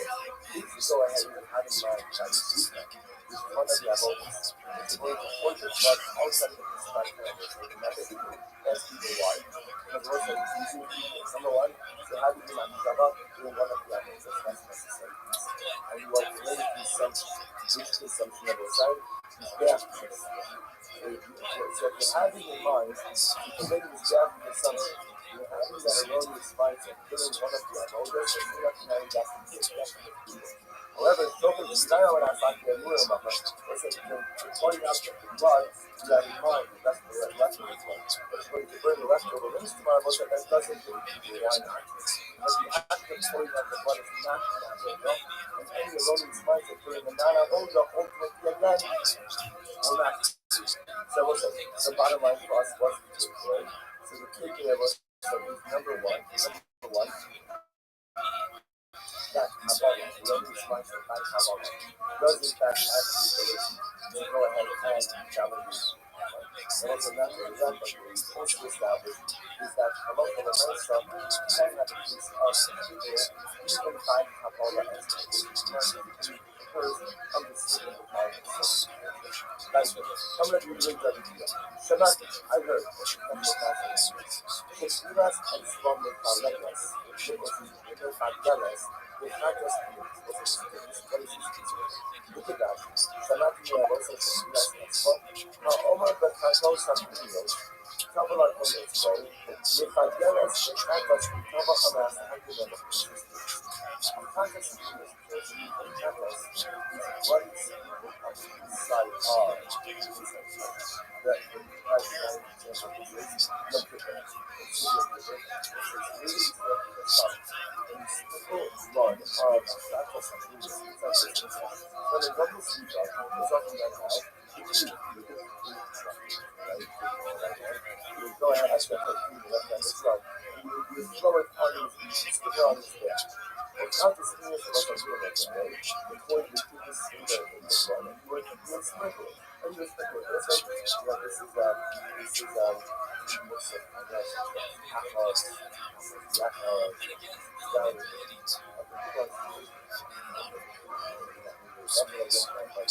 We'll come back to that part, right, guys? So the idea of here is the following. What happened? I'm not sure. That's what they call it.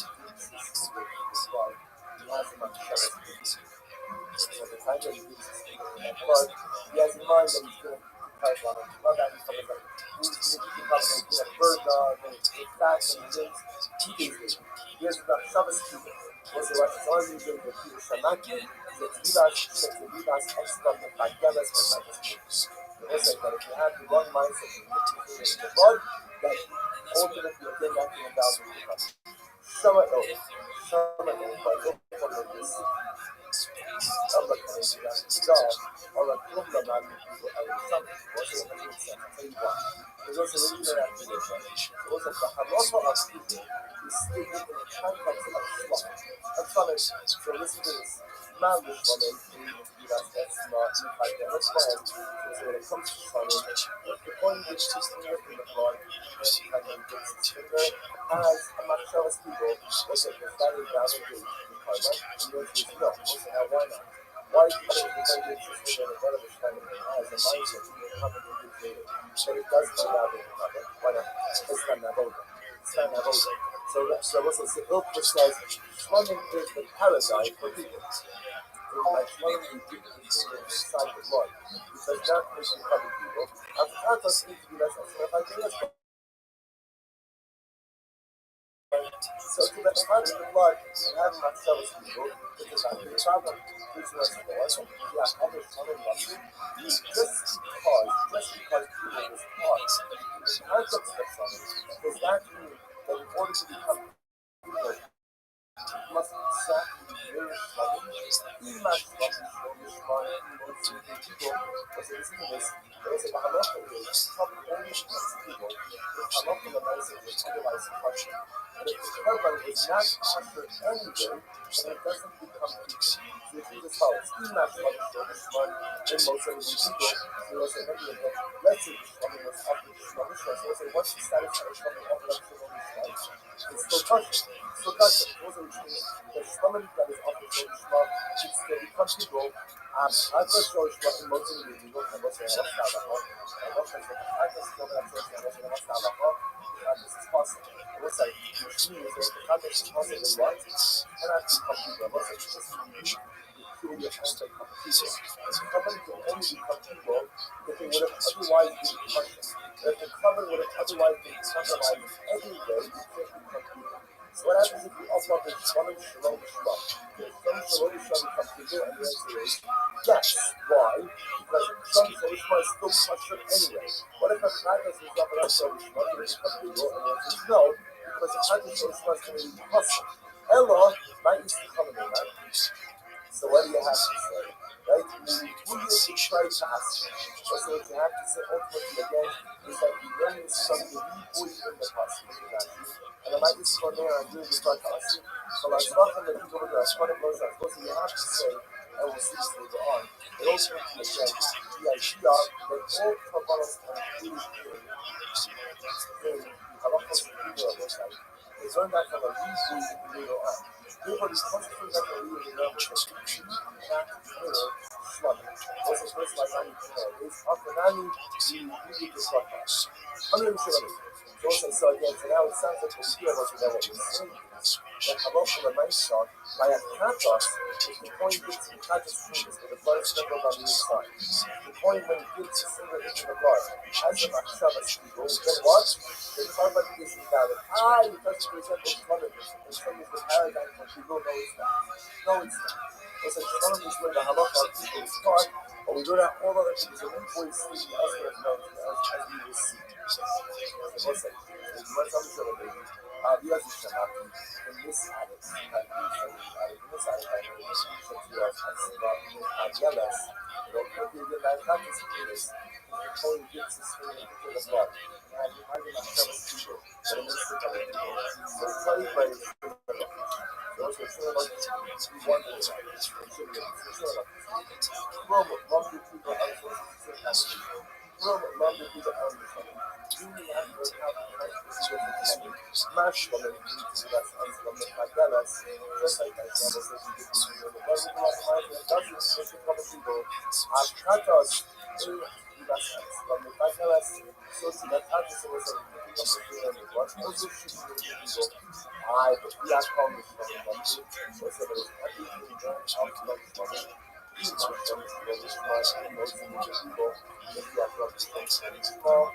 it's like animals coming to save people, I just show this spot in those things, so we can say therefore because money is not for the place for us to come to people. Not just those who come to look over the place for us to right there, but that is something that if not just you don't have to for us, but people over this way, and in Hakim, I promise you, also also using the direct in yes. Everything is doing on that from plumbing. Hospital says, all your proposals come out post of the plumbing, the shalom is small post of the Pagos. So it's a different watch. Most of them come out, you have the plumbing outside of the criteria, passing by plumbing. So energy of that social passing by Pagos, and I'm putting this promote. I'm also the plumbing, most CBD. Just against the group, I thought it was something to promote. Therefore, the customer is possible. It could not be possible. As Shalom Bishma also the Katos, both in the people. So there was a few offer to come with Shalom Bishma by Katos, holding the idea for that makes it possible. It can't be possible because I'm a really young, you see God Kafka, and they ask the question of the fundamental requirements. Mother which should promote a post of money, so can learn from Hamas. Listen, the idea of Hamas offering up and coming outside the subscribe area, not the funding puzzle. That's unique to plumbing. So that is a general halacha by all Kabbalah. However, strongly saying a lot of the second has a still one. The pursuit of Kabbalah says one second of life, the second contrast, Ella might be supporting that. Rather again, what is this? Dover have also Bahan for seeing something that was that it validates the Kabbalah. Will also prevent from coming from Dover and the Happy Bahan, maybe was it ultimately again inside the same point? Was it something that ultimately again invalidates the Kabbalah? That ultimately prevents from people? But it covers can only become people if the Machshavas people are also done by a part of the Avodah. It is absolutely Ma'akim. But for Nami, Java HaPosta Bar Moshe people. So there was an Akakas. Java HaPosta. This is what there was. Something that ultimately again invalidates the Kabbalah. Most of the people, let's come to the people, never have an active God that you are leading people. Versus, in other words, not something that is an indispensable part of the Avodah. If you have the wrong mindset by that particular thing, that can make the couple to do it. It wasn't the purpose of his life. They did bring up the Holy Spirit to the blood. At the fact that something that was his life is a double hammer. It is a necessity. Because it is a necessity, therefore, what? Holy hands to our minds. You can see the color of the slip of the blood 5 years later. That's really validates covered in the Omra body, he also learned Sahaka, this example. So, our comments to those things was that coming in going to what going over this is their God. He knows him with him. He puts him in the utensil. Dan molded. And then one takes it there, in the chair. Dan back to one off the job. So one takes the silk with him. It's exactly right. So this is the I was still what's the one thing that's happening. All the steps are coming out. The way you expect and catch the so I can come up with it.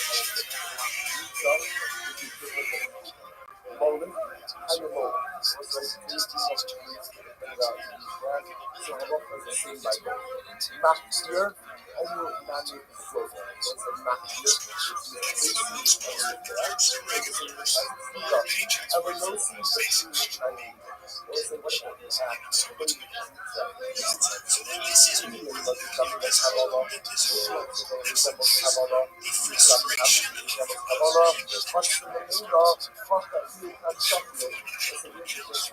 Like Kabbalah or original Kabbalah, that is possibly by poem, chapter, whatever happened to it, right?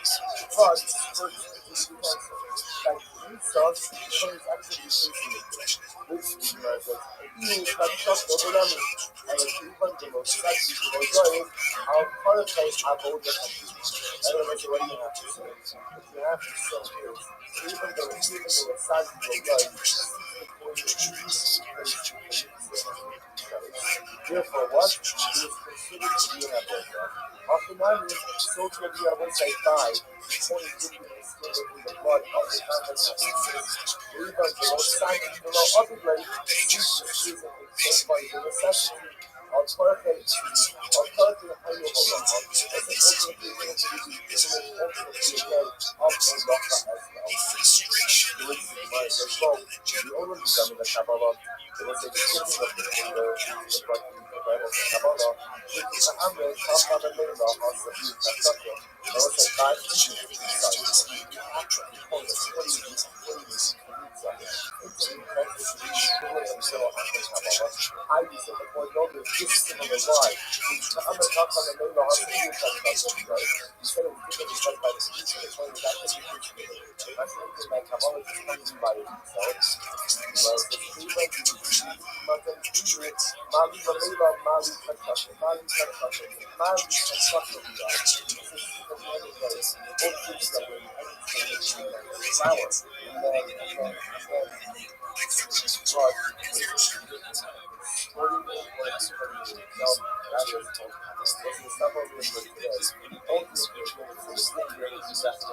we left off that was what you told me, which was further expanding the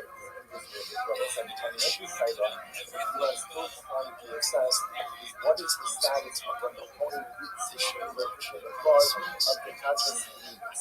Was it a wrong mindset there? Was that the ability to navigate these private people? There was a fundamental strategy based on what is the actual principle of the cause to bona fide and hold up on them. Okay, that's the fundamental strategy, and yes, there's several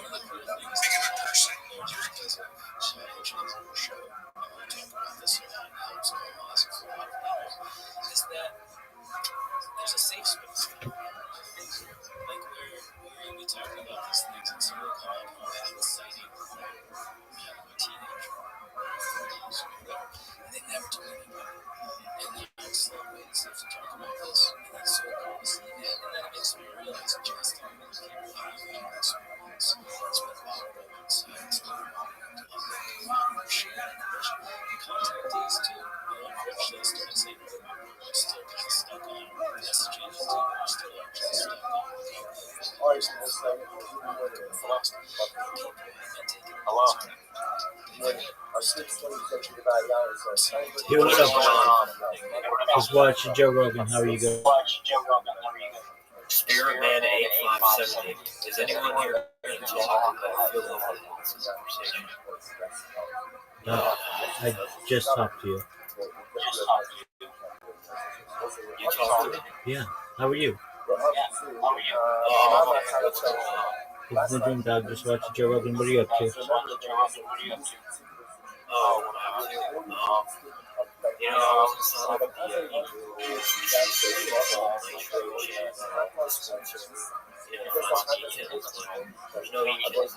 You got that right.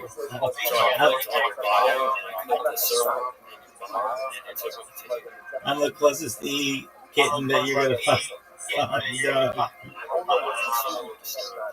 All right. Well, you are easily disturbed then. So how's your day going? Yeah. You got a speeding ticket? Yeah. Oh, all right. How fast were you going?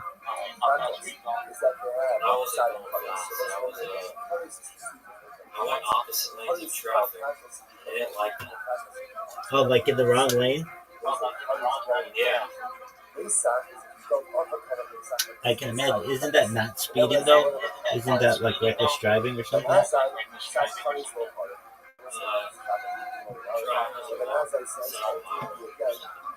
And to change the topic, I want to Mr. O'Donnell, I don't know.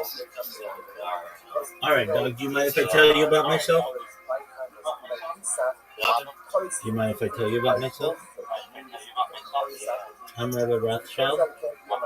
If you don't know who I am, you will. I stream my life 24 hours a day, 7 days a week, 365 days a year, for world peace. I've been doing so for more than 4 years. My streams go back to the pandemic. We've seen the death of the Queen, the birth of AI, the coronation of a king, and everything in between. This is a real-life Truman Show, real-life Big Brother. Have you ever seen the movie The Truman Show, the television show Big Brother?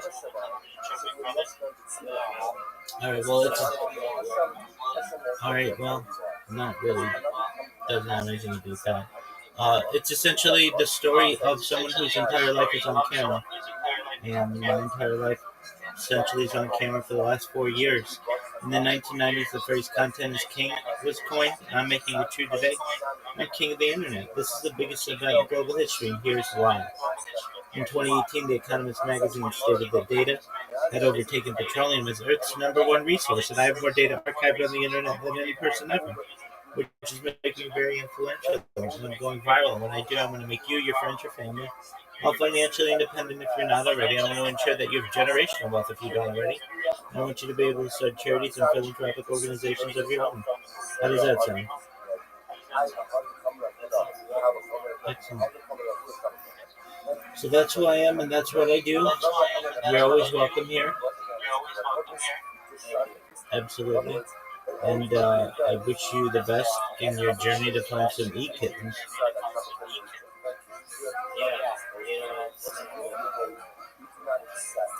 Would you be able to give me a brief explanation of when you have to leave, even if you have to leave the house, you still have your camera on? Yeah, for the most part, I do a lot of IRL streaming. So I've streamed as far north as Santa Barbara, as far south as San Diego, as far east as the desert mountains, as far west as the Pacific Ocean. I've streamed in Beverly Hills, Los Angeles, San Diego, basically everywhere in Southern California. I generally always keep all my streams going. I'm live on 20 different YouTube streams. If you look at the top of this Discord, you'll see a red circle that says 24/7 YouTube streams. And if you look at the link in there, you can see all my streams in 360 degrees. I even have a ceiling cam. And basically, yeah, so at the top of this Discord, you see a red circle that says 24/7 YouTube streams. All right, and then there's a link in there. Click on that link, and then scroll down. Count how many live YouTube streams you see. I have to say, well, it says 796 videos. So I'm assuming. No. That's just one of my. Go back to the red circle to that link and scroll down when you're on that link. Scroll down. No, not one YouTube channel. Go back to that link. Yeah. And you should see a bunch of lives, not just on one channel. Don't click on the channel. You should see there are a bunch of channels. Yeah, exactly. How many live streams do you see right now? Yeah. 1, 2,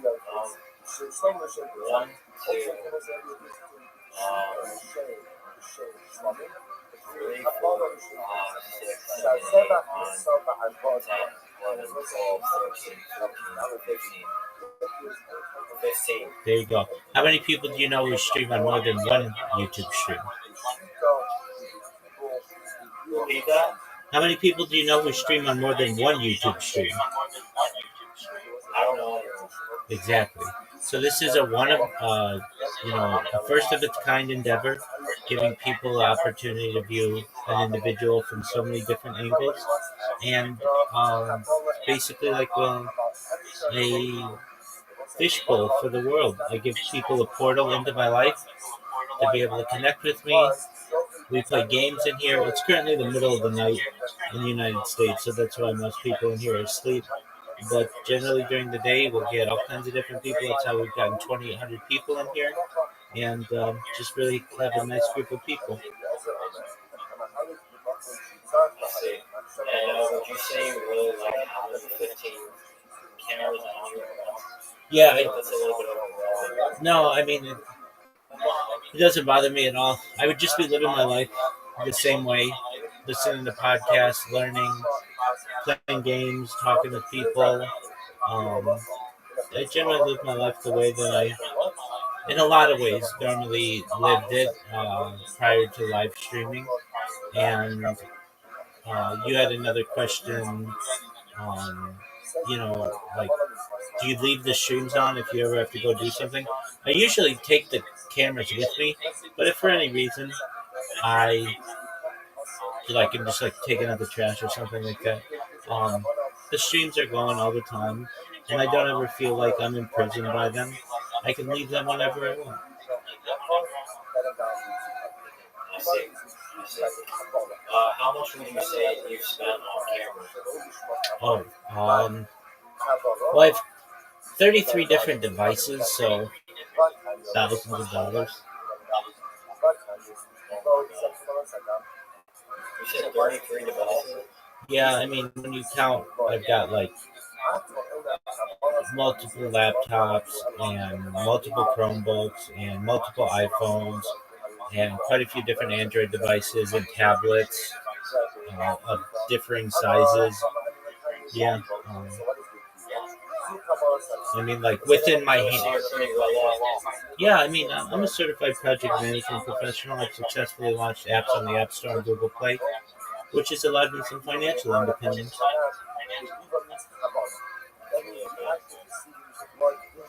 Additionally, I'm sponsored by a cryptocurrency. That's what you see my blankets and my pillows and my T-shirts and stuff. It's worth about $100 million, and so they sponsor me and sponsor my endeavors. Exactly. So I'm not just a giant Sonic the Hedgehog fan. I mean, it's okay. I played it when I was a little kid, but the name of the cryptocurrency has to do with Sonic. It's a very long name. It's Harry Potter Obama Sonic 10 Eno. It's a meme coin that took off about 3 years ago, and is still going strong. I live stream my life in their Discord as well as quite a few other, or pardon me, I live stream my life in their Telegram, and I live stream my life in quite a few different Discords as well, with different crypto projects. But I'm also in like a socialized community. I'm in the e-girl world. Um, yeah, I'm in. What else? I can't even keep track of them at this point. I'm the number one streamer all time in Aiden Ross's Discord, number one streamer all time in Kai Sanat's Discord, number one streamer. Oh yeah, he's been in my stream. Number one streamer all time in iShow Speed's Discord. Um, Number one streamer all time in Amaranth's Discord. You name the biggest streamers on social media, and if they have an open Discord that you can stream in, I basically become the number one streamer. What about Jack? Yeah, I'm in his as well, and he got into some trouble. I don't know if you recall, but he crashed his McLaren, and I was live in a call with Eddie Craven, who I'm friends with on Discord. He's the owner of Kick, and I was in that call when he had to ban, or the moderation team had to ban Jack Doherty from that platform. So yeah, Jack Doherty knows me. He said my name on stream. Yeah, I live about 45 minutes away from him, and I have to go out dinner too. But usually when I go there with friends, he doesn't like it because he cursed me out over his ring dude on camera. Yeah, I mean, I can imagine so. Like, nobody wants anybody creeping on them if they're uninvited. So you're in Florida? Yeah, South Florida. Very nice. Yeah, Aiden Rush. We got all the different ranges of variety. the social board, Sophie Brain, Very my son, Jim Jordan, all all that kind of stuff. I've Absolutely. even been to their house. Uninvited? Yeah, we jumped the fence at 12 in the morning and flew along there. And went to their backyard where they filmed a lot of video. So that was really good. You gotta do what you gotta do for the fun. At least I guess that's Yeah, that's super creepy, dude. not at all. Oh, completely. I 100%. think it was a really good opportunity to meet her, but she wouldn't. Yeah, dog. It's not cool to come to somebody's house uninvited. I think she would like me. All right. I mean, that's what stalkers say. No, Okay. I wouldn't call myself a stalker. I would call myself an investigator. Dog, you jumped an OnlyFans star's backyard wall in order to take a picture. That's like grade A stuff. Like in the stalker manual, that's page 1. Well, I don't see really a problem with it. I mean, It's against the law. It's trespassing. that is true, but we're in and out. We weren't really good. So, unfortunately, she lives in Miami and penthouse now, so we can't do that. But we still have her out here. So we always saw her. Okay. Kabbalah, That's cool, man. Whatever.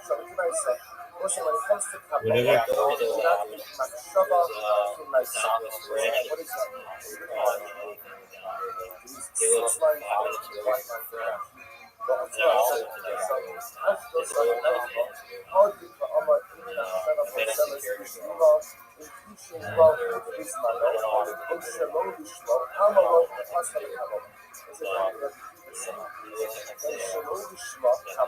Oh, very cool. Well, I have family in that area, Fort Lauderdale, on the Intercoastal Waterway. They live in a penthouse there.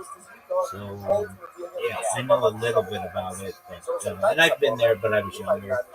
But, yeah, well, so long as, you are treating others the way you want to be treated. And would you want somebody to hop your fence and take pictures of you? if I was famous, that would be pretty interesting because it could meet new people. No, probably not. Okay, I mean, that's just kind of like the golden rule, treat others the way that you want to be treated. And just kind of good to keep that in mind, right?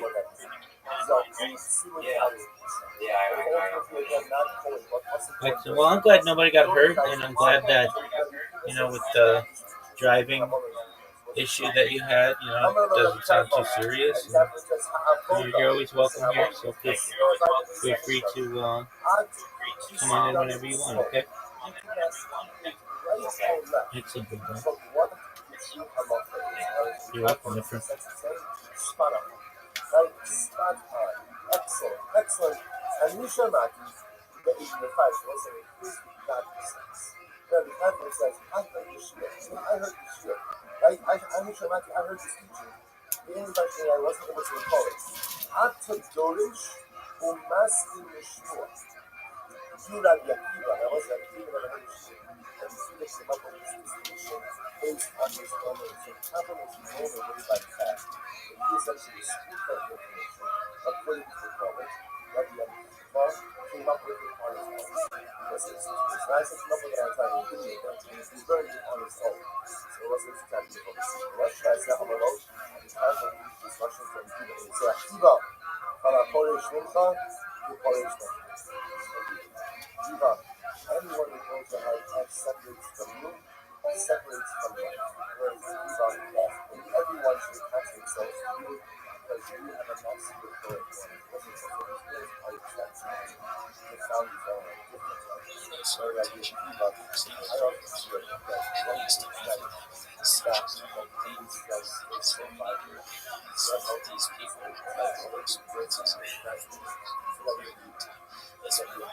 This time to is that the content is the experience or something that influences let's try this is so this is like I think interesting things for you to start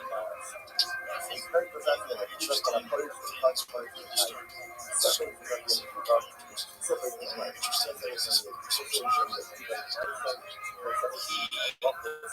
brings up stories that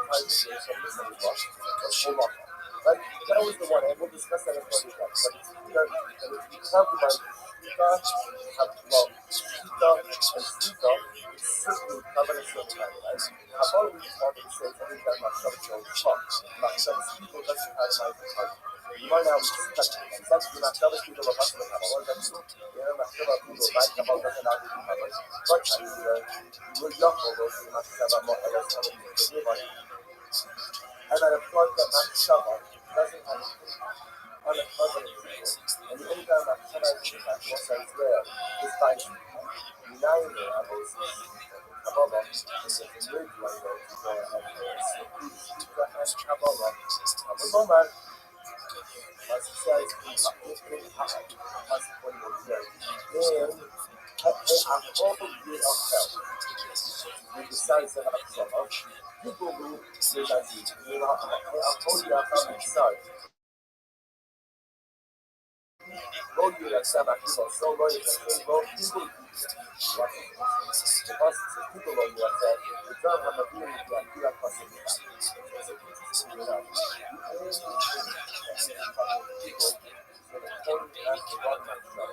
but hold on, it ultimately brings one to a people. Those will be completely and hold on to consumption. So, you don't have the idea that you are possible. Your concept is either actually as right or take a look at the moment. That's 500 years. It's 2, 4, 6. It's not a hundred. It's not a good. That's like somewhere we do after a question. This is a start. This is I'm only tired. I want for myself. I really like talking outside of the satisfied mind. It's only problematic if I have that shove up high and I hold on, which is a gateway to consumption. Completely I hold it to consumption. But, this is what it says. But that's what it is right now. The drama of the video is actually not just a Local Shakimada and Shikashilai. That person. So I'm not a person calling to some people. Even if I do the wrongest mindset, it's a Shikashilai is being a productive or what. Down the list. I'm sorry to do it. This is when you have to do it. No man, you that say I'm not people so low you have to. So Zika the power. So Zika, I will say was included in general class. And yet, the loving us is how I was receiving that. The happy for that was the ultimate event, and it's still is the head. Mama la partita Massive when you try to see about the Caparas, Macaras, Capara, so it's just like Zika, is you see that one, it is part of the sacrificial service, in the Caparas, and in the Jones, in the Macaras, Capara, and I was like, you don't use Zika, it prevents Capara from occurring. At all Avoda, in Mahakiadas, Kapora was a social that was like, what makes a common people, and what type of Avodas? If you have the wrong mindset to make our carbon people, only Avodas which are like super, namely, it's an Avodas from the sacrificial service, Mahakiadas Kapora, and if you don't do it, then what? Prevents Kapora from occurring. What is that excuse? That's Shikashulaim, Bacteras, immune, in the Atlas. I will say that excludes what? That excludes the whole out of leftover blood, the burning of the leftover fats in it. So we'll say if you don't do those things, it is not Kapora. Therefore, I will say, because you kind of become pouring out the leftover blood. You have in mind to cover 4 days later, does that mean to cover people? No. No. So it's a totally good classification. This is a terribly without criticism. So we've always thought that people were just type of have mind already. I want to really kind of describe candidates people because no. It only comes to of us like here is what's called an essential. If you have the wrong mindset, find essential avoda. What's the definition of essential avoda? A, it has to be called an avoda. B, it has to be something that is necessary to kapara. But if it's not necessary to kapara, then the wrong mindset will not go ahead and develop it. So it's like now, or it should be a particular paradigm. If that's the case, it is here that we have the wrong mindset by kapara, that would also invalidate the product. So if the point is going ahead and we'll say they bring kapara, as in mind having 5 to 2 different ones. There are multiple methods of custom environment. What is kapara? Kapara is an apple. Is kapara not active kapara? Right? If you go to kapara, does it capitalize the kapara? The answer is yes. If that's the case in kapara, and it's not active kapara, then that should mean that what? If you point out the mind covered 5 days later, that's ego, that's without the cover. This was what we just said. That by Kabbalah, only Shalom Shema will invalidate the Avodah, but people will not. Here we see that using the principle just to start by the Gemara, people should invalidate the Kabbalah. It's incredible. Absolutely incredible. Ella was a image. Ella, no passion. Oh, the Omar Harim shows me I'm going to ask the Kabbalah Gamara. Also, watch this. The Gemara says everything depends on the Mashashava. Right? Everything depends on the Mashashava. Contact my website. When do you say it's not people? That's when you say I'm showcase. I'm asking how about the mother. That's when you say I'm going to hear exception animal on the condition to go ahead and receive the blood tomorrow. Contact I mean the Pablo Jamal. I'm going to ask you this quote to design.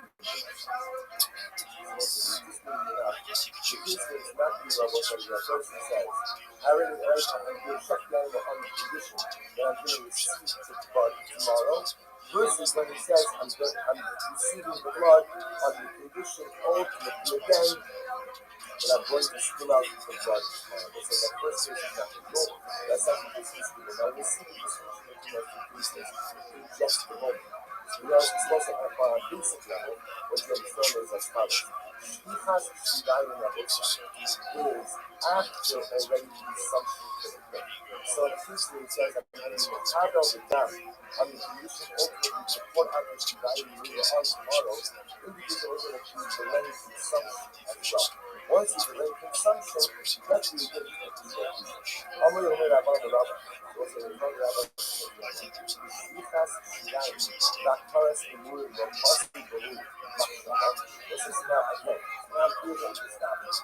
It establishes that even by Kabbalah, you do not Shabbos. People can go ahead and hustle by Kabbalah as well. Listen, that one thing you can establish is you must that once you get to the point of seeing that leftover blood, or the burden of the leftover child, where Shabbos people do not release. Those things are no longer important as well, and those things are not happening to all. So the Gemara says, "Va'akaras emurim v'pashav v'tzivim." So Jesus coming va'akaras emurim v'pashav v'tzivim. That's true. They have the spilling out of the leftover blood, or the burning of the leftover limbs and flesh. So if you have that website, among Shabbos people, you put up in the other present person, in God's name, Holy Ghost, Yaakov will say,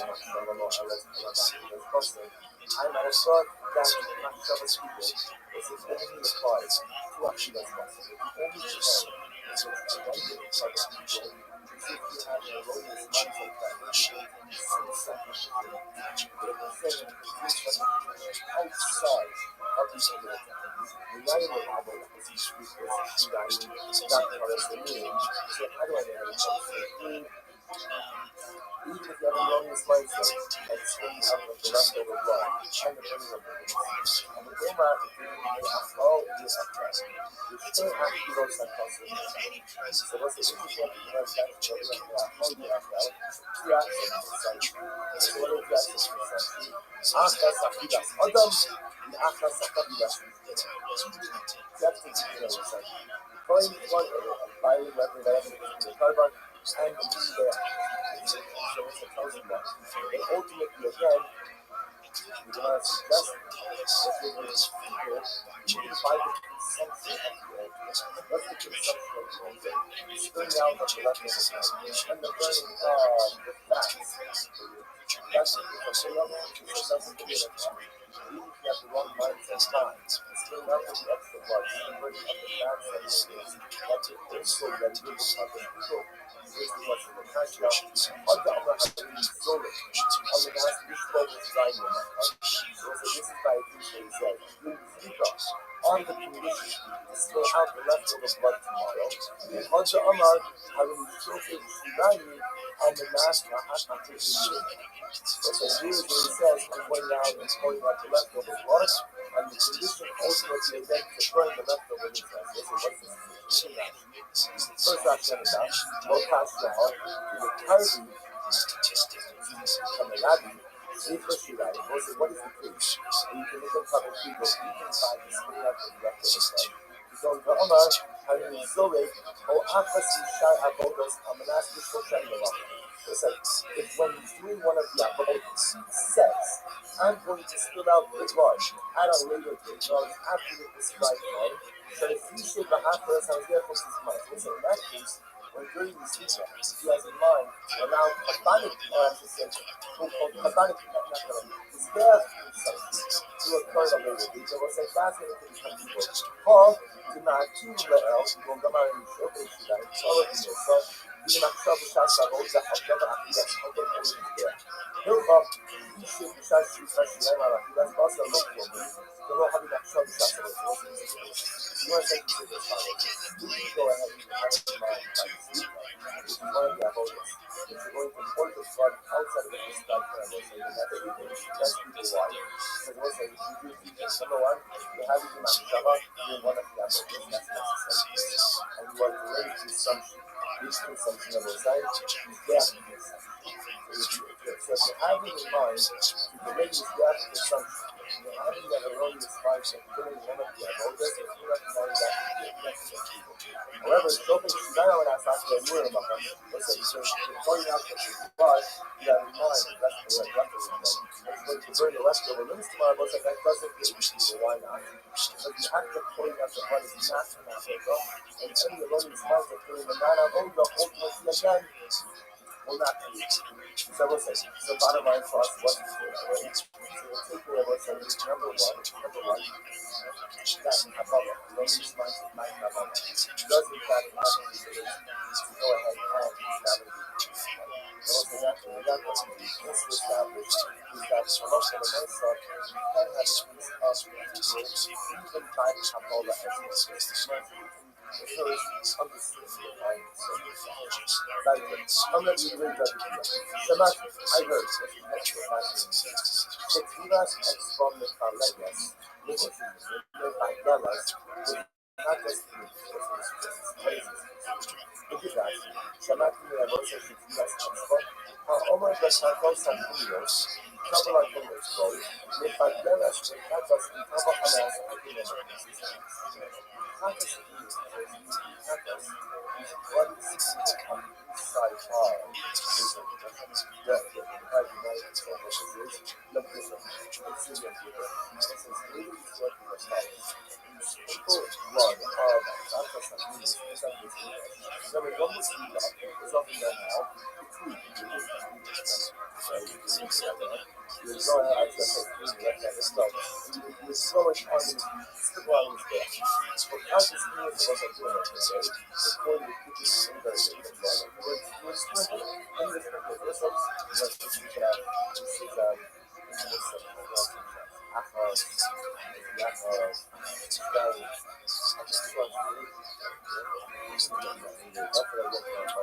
We'll come back to that part, right?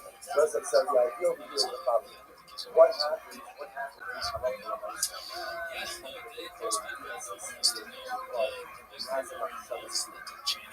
so the time that he gets his but he has in mind that he's going to because not that he covers up. He's talking about bird dog and bats and the winds. Here's the Shabbos people. So what's starting to do is Shamati, so to be like extra by Yalas for Shabbos people. It was like that if you have the wrong mindset and you put the thing in the blood, then ultimately you're not going to doubt it.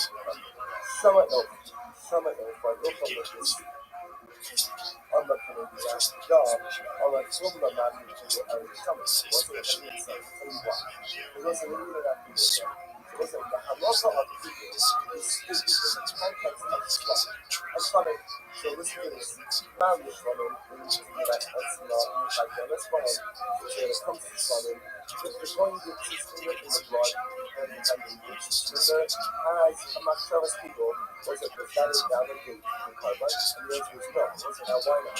Why do you think the finger gets his finger in the blood of the stomach? Now it's a mindset you should come and use later. But it doesn't go down to the carbon. Why not? It's not Navoda. It's not Navoda. So what's it? So Ilfa says, Shlomin is the paradigm for people. By turning the finger inside the blood. It does not make the cover people. Avchatos needs to be reconciled by this way. So to the Avchatos, ultimately again, if you keep the finger in the blood and having Makshava's shield, it is actually a problem. This was the voice of it. We have others come and run you.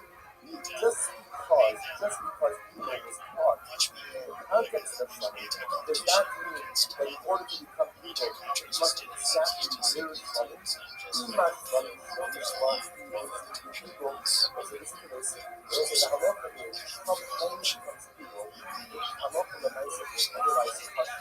But if the carbon does not come to anyway, then it doesn't become evil. So you see this power. Even not one in most of the people, they will say nothing again. Let's say the Shlomo was offered Shlomo. So we'll say, what's the status of the Shlomo offered up to Shlomo? It's still kosher. Still kosher. Also, which means that Shlomo that is offered to Shlomo, it's still become people. After Shlomo, in most of the people, I was this is possible. We'll say, which means that the covenant is possible with what? Cannot become people. I was just peculiar aspect of people. Covenant would only become people if it would have otherwise been touched. If the covenant would have otherwise been compromised anyway, it can't become people. So what happens if you offer up a Shalom Shalom Shalom? So the Shalom Shalom Shalom become people? And the answer is yes. Why? Because some Shalom Shalom is still kosher anyway.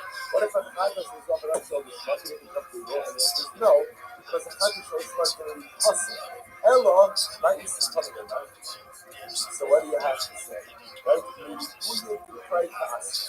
Also, what you have to say ultimately again is that you learn this from the voice in the passage. And I might just for now agree with God to us. But I was talking about people with us, one of those that what you have to say, and we'll see this later on. But ultimately again, the idea that all Kabbalah are included in Halachos and Peter are both sides. We learn that from a read later on. Therefore, the consequence that we're reading around the world is not clear, slumber. Also, first line, is Akanani, the Uyu B'Taka. Under the Shalom. So again, so now it sounds like the fear of us developing sin. And Halach from a Maisa, by a Knatos, is the point gets in Knatos penis, where the blood is going to go down the inside.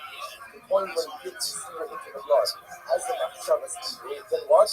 The carbon is invalid. It doesn't resemble Shalom. So Shalom is the paradigm of people. No, it's not.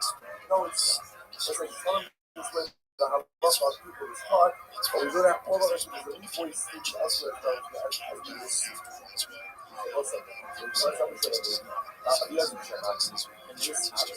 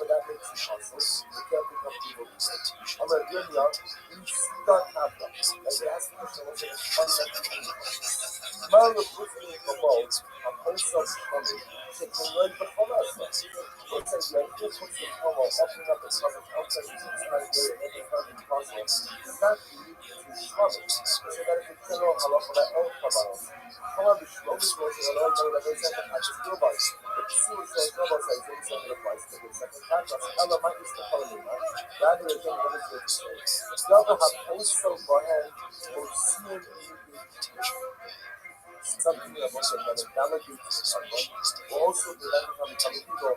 Abraham active by reviewing the was it ultimately again is exactly the same point.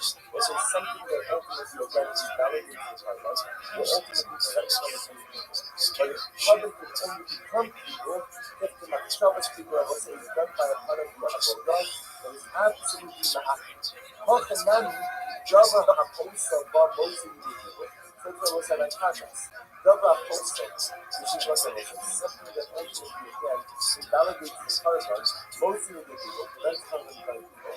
Java HaMa'akid, Bar Nagia legal people. So it's in other words, not something that is completely part of the Avodah. If you have the wrong mindset, by that particular thing, that coming to the so it wasn't part of the same one. The picking up the points in the front. That's the fact that the say one is a double hanacha. It is a necessity. Because there's a necessity, therefore what? The point has one mindset. You can see the cover sprinkle the blood 5 days later, that literally validates the cover and the Omra Mari Papa and Manifina, we also learned Sahakal, this example called Kalakomens to those in the food. Was it that coming to people? The point was, the point was that it's pizza, which is the notion in the food, you push it in the pencil, Van molded, and then one takes it to the Van Mashki, one off the stuff, it was like the social event. So like Sakas was a list of this fellow comics and it's so was a very mercy that follows. There's very steps of becoming a comic. The regular steps and sections. So like this fellow comics and it's so is the equivalent of moment and your moment. It was like two people so I work as the same by both. Map here and your dynamic so it's a massive which is facing under the graph is the same as Fuka. I would know see the feeling and it was like an crazy thing. So feeling that you come in the Kabbalah, influence that resembles Kabbalah, resembles Kabbalah, plus the Melina, Haka Iu Kashakyo, as it goes with difference. By Kabbalah or regular Kabbalah, what is happening by itself? The Kohen checks that, what they have to do is right. But words into the utensils. Like Musa, the person is actually facing it. Basically, where it says, Iu Kashakyo Belami, and even to the Sadi or Goy, I'll clarify about the I don't know what you have to say. If you have to say this, even though the Sadi or Goy, therefore, what? It is considered to be an avodah.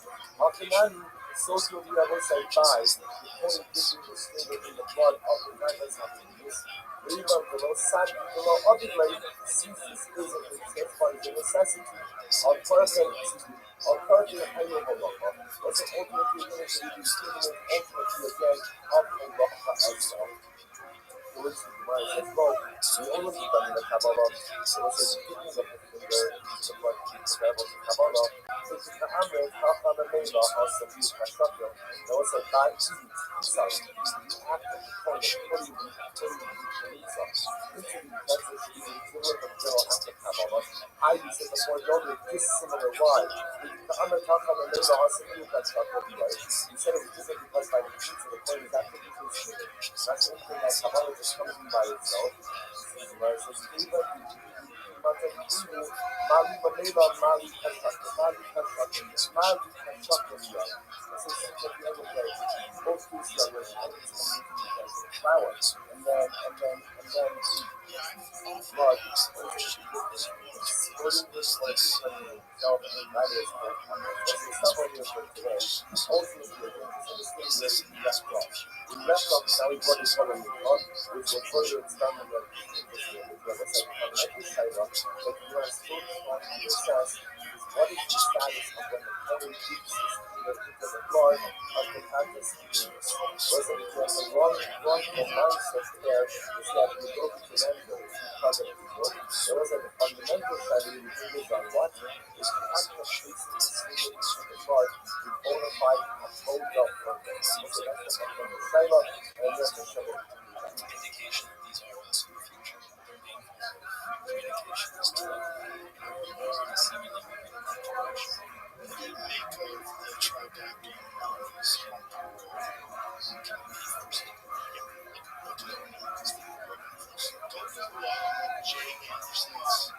Good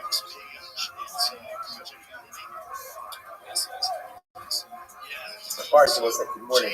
Let us begin. Begin by thanking all of our responses for this morning's share to thank our Talmud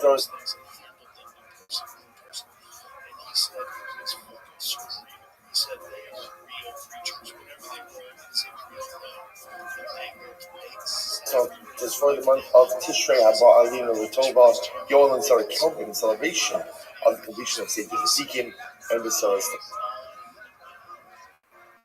Novels and Yisrael. Nathan Harry Smith in the source of the entire Kehillah, and our tefillos being Niskabel on high. Our week of learning sponsors Jonathan and Alana Austin in honor of the engagement of their daughter Tamar.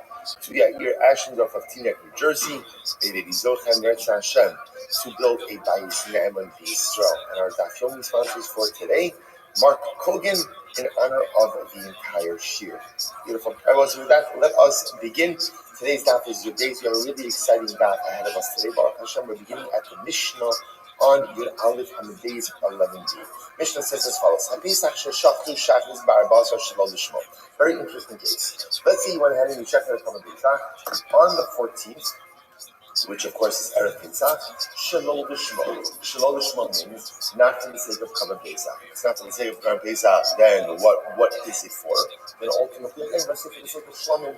So the Gemara says, what's the halacha? Yeshua Machshir Shuli Nishchat B'Shlosh. Rabbi Yeshua says shechting it on the morning of the 14th is no different than shechting it on the 13th, right? So it's no different than shechting on the 13th. And therefore, Allah remember again, at Pesach, Shalom L'Shmo, right, during the rest of the year, ultimately is considered to be a Kabbalah Shlamim. Therefore, Rabbi Yeshua says ultimately that it is going to be kosher. And the Seirah also to Nishchat B'nei Arbaim. The Seirah says no, it's also as if it was shechted Shalom L'Shmo on the afternoon of the 14th, which of course would render it invalid. Amr Shimon ben Azai. Shimon ben Azai said as follows: the Kobol Anim Shivim Ushnayim Zakim. I have a Kabbalah from 72 elders. That's of course the Sanhedrin. So the Gemara B'Yom Shov Shiva as Rabbi Eliezer B'Yeshiva. The day that they went ahead and they appointed Rabbi Eliezer as the head of the yeshiva. So Kolas Vosamara Chomit Shenizbechu Shalom L'Shman Kshev. In general, I will say this really is just a repeat of what we saw in the first Mishnah in the Sakha. And in general, any Kabbalah ultimately again that were offered up Shalom L'Shman are still kosher. Except that they do not satisfy the obligation of their owner. So we'll say, remember again, that is a repeat of the first halacha that we saw in the Sakha. With the exception of chutz, Minat Pesach or Minat Chatas. With the exception of Pesach and Chatas. We saw this before. Pesach and Chatas are the exception to this rule. Because Kram Pesach and Kram Chatas, if you check them Shalom L'Shmo, not only do they not count towards the owner's obligation, but ultimately, again, they also do not go ahead and they are not valid karbanos. And Azai also wanted to add an Oda to this category. He wanted to say that if you shecht an Oda Shalom L'Shmo, it also doesn't count towards the owner, and in addition is also possible. For the whole group of Chachamim, but the Chachamim ultimately again did not agree to this rule. Okay, so let's say it's really fascinating. So the Ikar Halach over here is when it comes to Kavan Pesach. What happens if you go ahead? Now remember, Kavan Pesach is shechted when? The 14th. But when on the 14th? Afternoon. What happens if you shecht a Kavan Pesach on the morning of the 14th? Shalom L'Shmo. Ultimately, again, Shalom L'Shmo, meaning not for the sake of Pesach. What does it mean not for the sake of Pesach? For the sake of Shalom. For the sake of something else. What is the status of that carbon? So the Yeshua says it's mutter. Because again, essentially shechting it on the morning of the 14th is no different than shechting on the 13th. And any time you shecht a carbon Pesach not at its designated time, by definition is reclassified as a carbon shlach. So then it is possible as if you shechted it Shalom L'Shmo on the afternoon of the 14th. That's the Ikar Machlokes we're going to be dealing with for now. So let's analyze. Says Amar B'Lazar, Amar B'Shia. Machshir Hayib Ben B'Sera B'Pesach Sheshak Shachris Ba'asar L'Shmo B'Kula Yom Azmarehu. So this is very interesting. So it also says at the core of this is a fascinating idea. But the Seder says that halacha l'maisa, if you ended up shechting the Karban Pesach on the morning of the 14th, the carbon is kosher, which of us is very dramatic. It's very dramatic. Why? Because then the Seder holds that the Ikar again, really according to the letter of the law, the entire day of Erev Pesach is fit for Karban Pesach Shlita. The Gemara says in my Ki'ilu. So what does Ben Beseder mean when he says that if you shecht it on the morning of the 14th, it's as if you shechted it in the afternoon? The Rabbi Shua Ki'ilu, Amar Nami Ki'ilu, Amar Ihu Nami Ki'ilu. So the truth is Ben Beseder just said that as textual symmetry. That since Rabbi Yeshua said Ki'ilu, different Ben Beseder also said Ki'ilu. I will say, but this is very interesting. Right? This is actually quite dramatic. The truth is, it's too dramatic for this early in the morning. Right? But again, just understand what just happened over here. My whole life, we've been focusing on this idea that Karban Pesach, it's times being our time, the afternoon of the 14th. Now, suddenly, there is an opinion that says you would even shecht Karban Pesach on the morning of the 14th. So again, we'll analyze where that comes from. So the Gemara says, if that's the case, if that's the case, then why does the Mishnah frame Machlokes for the Shum and the Seira as a Karban Pesach shechted Shalom Lishmo? Why frame it that way? Litlagu b'Shmo. Make it even better. Make it a Machlokes about a Karban Pesach shechted on the morning of the 14th, L'Shem Karban Pesach, because that's a much more dramatic case, right? Because then the Seira is going to say that it's kosher. And Rabbi Yeshua ultimately again is going to say that it's possible, to which the Gemara says, because if they would have argued in the case of the Shmo, the Karban Pesach was shechted, Lishmo on the morning of the 14th, Havamina, Ava B'Shalom Lishmo, Mod Rabbi Yeshua ben B'Seira, Hodu Mitzasa Roi, because I would have thought otherwise, Rabbi Yeshua would have agreed with Ben B'Seira. Ultimately, again, Rabbi Yeshua would have agreed with Ben B'Seira. Ultimately, and again, in the case of Shalom Lishmo, since Halacha L'Maisa, part of the day is fit for the offering of that carbon. Kamash Malon that they disagree in the case of Shalom Lishmo. Okay, so Moses, now the Gemara circles back. So remember again, the earth-shattering piece that's been introduced over here is that Halacha L'Maisa, Ben B'Seira says that a Karban Pesach is kosher Lishmo on the morning of the 14th. So now the Gemara is just questioning that. How can that possibly be? The Gemara says, "V'haksiv bein ha'arbayim." But the pasuk explicitly says that the Pesach was offered up bein ha'arbayim. What does bein ha'arbayim mean? Bein ha'arbayim, at least as far as we knew, always meant what? The afternoon. So how can you say that it's kosher on the morning of the 14th? Amar Ula is very interesting. Amar Ula bein Rabbi bein shnei arafim. This is fascinating. What does bein ha'arbayim mean? Bein ha'arbayim doesn't mean the afternoon. Rather, bein ha'arbayim means between the two evenings. Fascinating. So when can you offer up Karban Pesach? Between nightfall and nightfall. Essentially between nightfall on the beginning of the 14th. Now, obviously, you can't offer up a carbon at night. Right? Carbonos are not offered up at night. What it means is the time frame is essentially between the evenings, between what we'll call the night of the 14th. Remember, the 14th begins at night. And then the following evening, which is the eve of the 15th. In other words, or stated otherwise, you have the entire day to offer up Karban Pesach. So we'll say that is quite dramatic. So the Gemara says, good, Mishnah. Tomorrow, so 1 second. So does that mean that every single time the Torah uses the word bein ha'arbayim, that bein ha'arbayim doesn't mean afternoon? Bein ha'arbayim means between the evenings? Are you actually putting that forward? Because again, it's going to introduce a lot of very interesting ideas. The Gemara says, Tamid, Dichsiva bein ha'arbayim, ha'chanam nikol yom ha'kasher, so about Karban Tamid. All right, the daily sacrifice. It also says, remember, you're going to it's a Tamid shal shachar, a morning Tamid, and then Tamid shal bein ha'arbayim, which is a communal daily offering. And up until now, we thought that meant for the afternoon. Now you're telling me it means the entire day, to which the Gemara says, Hasan l'yitzir esakeves echad taseh baboker. No, it's different, because there it explicitly says, one keves, one sheep you shall offer up in the morning. Nechad bein ha'arbayim mamish. I can infer from that, therefore, that the other sheep that's offered up bein ha'arbayim literally means the afternoon. Ima chad baboker, the idach, Kuli Yoma. So we say that one carbon is offered up in the morning and the other carbon, the bein ha'arbayim one, could be offered up the entire day. So the Gemara says, no, echad baboker v'lo shnayim baboker. No, because the Torah says echad baboker. only one of them can be offered up in the morning, not two. Fine. So therefore, both sides, Tamid is going to be different. Even though it says Ben Arbayim by Tamid can't mean the whole day. Next, Neros, Tichsib Ben Arbayim, Hachanam Dikul Yom HaKasher. So what about the menorah? And the menorah, it also says you should kindle the menorah Ben Arbayim. Are you coming to say then that Ben Arbayim means you can kindle the menorah all day? To which the Gemara says, no, shining Hasim is different there. Why? Tichsib Me'erev Ad Boker. The pasuk says ultimately again from the evening up until the morning, meaning again that the candles must remain lit. Me'erev ad boker. So the Gemara says, Me'erev ad boker. Davar acher.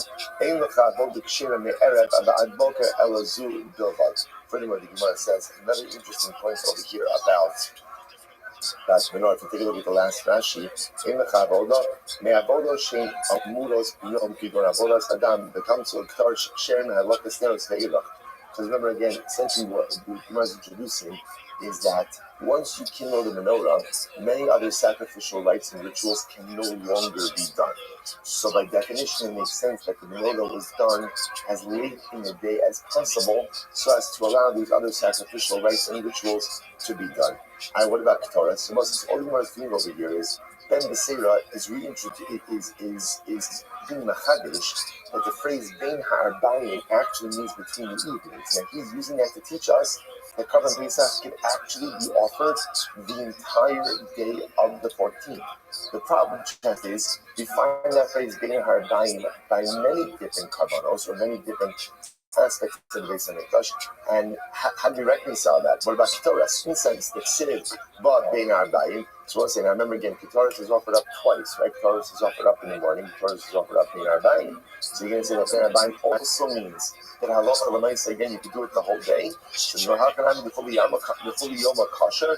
Shiny Ketorah is a different type of your days, 12-8, the iskish leneros. So Ketorah is different. Why? Because ultimately, again, Ketorah is compared to the menorah, and just as we've established that menorah is done later in the day, so to Ketorah Ben Ha'arbayim means the afternoon, not all day. Fine. So Rabbi says, so now, interestingly enough, right? Right? So now, also, so interestingly enough, what we now see is that Ben Beseira is understanding Korban Pesach could be offered up the entire day on Erev Pesach. Why? Because he's understanding the phrase Bein Ha'arbayim means Bein Ha'arabim, between the evenings. So you have the entire day, and that doesn't stand because all other situations where it says Bein Ha'arbayim, you could explain it differently. One second, there's still a problem. So we'll say 12a first line. Hasam Nami Ksid, Sham Tizbach Esak Esak Ba'erev. So we'll say, here's the problem. By Korban Pesach, the Torah explicitly says, when should you offer up the Korban Pesach? Ba'erev, in the evening. Now, evening doesn't have to literally mean evening. One thing is clear, which is evening doesn't mean what? That doesn't mean morning. So doesn't that seem to point to the idea that Korban Pesach is in fact offered up in the afternoon? To which the Gemara is very interesting. Havu li'achar. So ultimately, li'uchar, that is ultimately again coming to teach me that Korban Pesach is offered later. Now let's say, now what does that mean? This is very interesting. So remember, if you think about this, on the afternoon of Erev Pesach, there are two karbanos that are going to come up. What are the two karbanos? Korban Pesach and the Korban Tamid, the afternoon Tamid.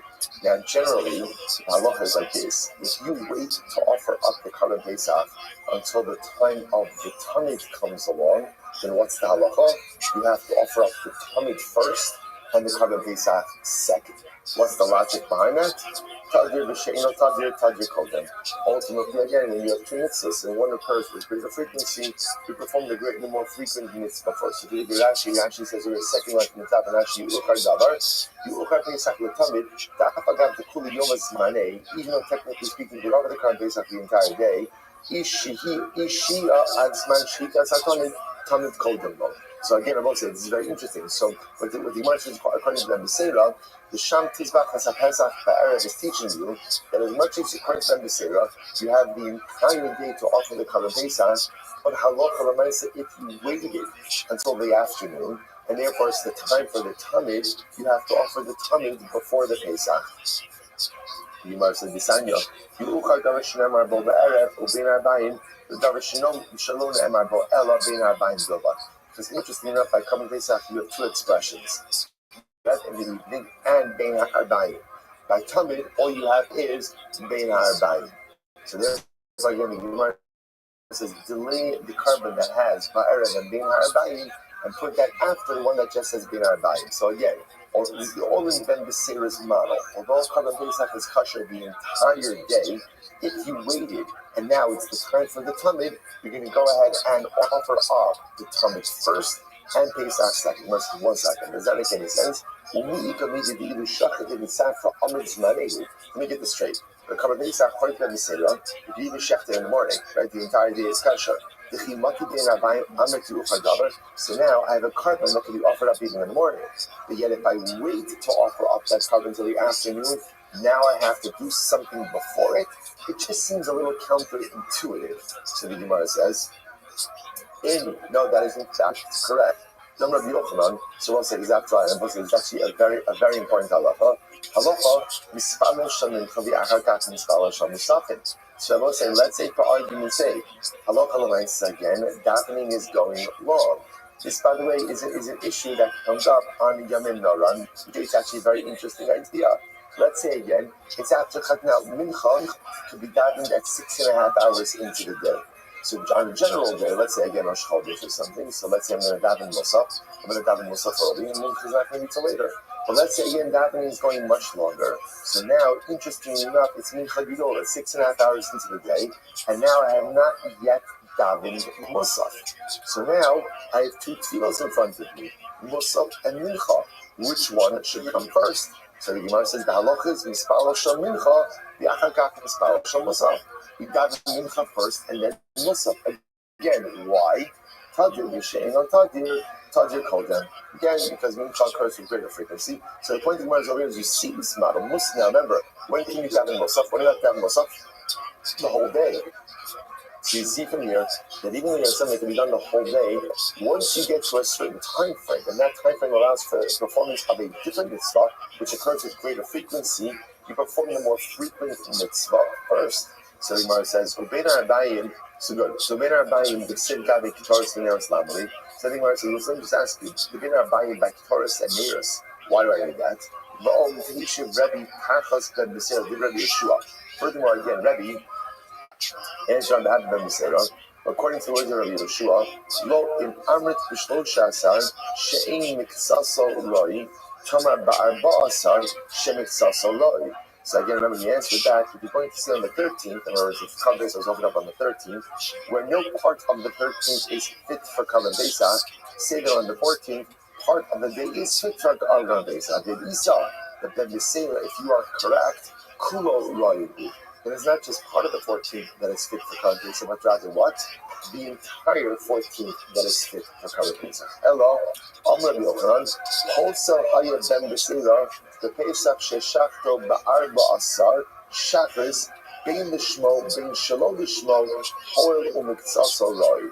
Rather, this Rabbi Yochanan reinvents Ben B'Seira a little bit, and he holds like this: that Ben B'Seira holds that if one checks that you come in Pesach in the morning, whether you did it Lishmo or Shalom Lishmo, ultimately again it is going to be pasul. The carbon is going to be pasul.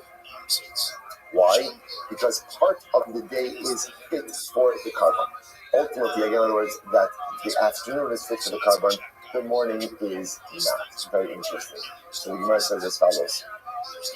So Rabbi Yavo said, 1 second. Rabbi said, Rabbi Yavo was like a little bit surprised. If this is the case, in came Pesach Kasher Ben B'Seira Echi Mishkat Masla.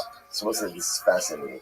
How do you ever find a Carbon Pesach that is kosher according to Ben B'Seira? Now why would be the issue? So we'll say here's the interesting part. If halacha l'maisa, a person designates the carbon on the morning of the 14th, the problem is that we're reinventing it. That according to Ben B'Seira, he agrees you can't offer it up in the morning. If that's the case, if you designate it in the morning, that is an inappropriate designation because the carbon can't be shechted then. If it can't be shechted, then it ultimately again is set aside for non-use. And I will say we've seen this concept before that once a carbon is effectively set aside for non-use or for non-sacrifice, for non-offering, ultimately it becomes set aside and precluded for use forever. So the Gemara said the Idak Kishinu Esmo, and ultimately again, if you designated it on the 13th, if that's the case, Mira Kenitzkiru, then it was fit, but then effectively becomes unfit on the morning of the 14th. Take a look at Rashi for just a moment. Rashi says, because according to them, the Seder, if you're separating or designating it out in the morning of the 14th, it's not fit for sacrificial use in the morning of the 14th.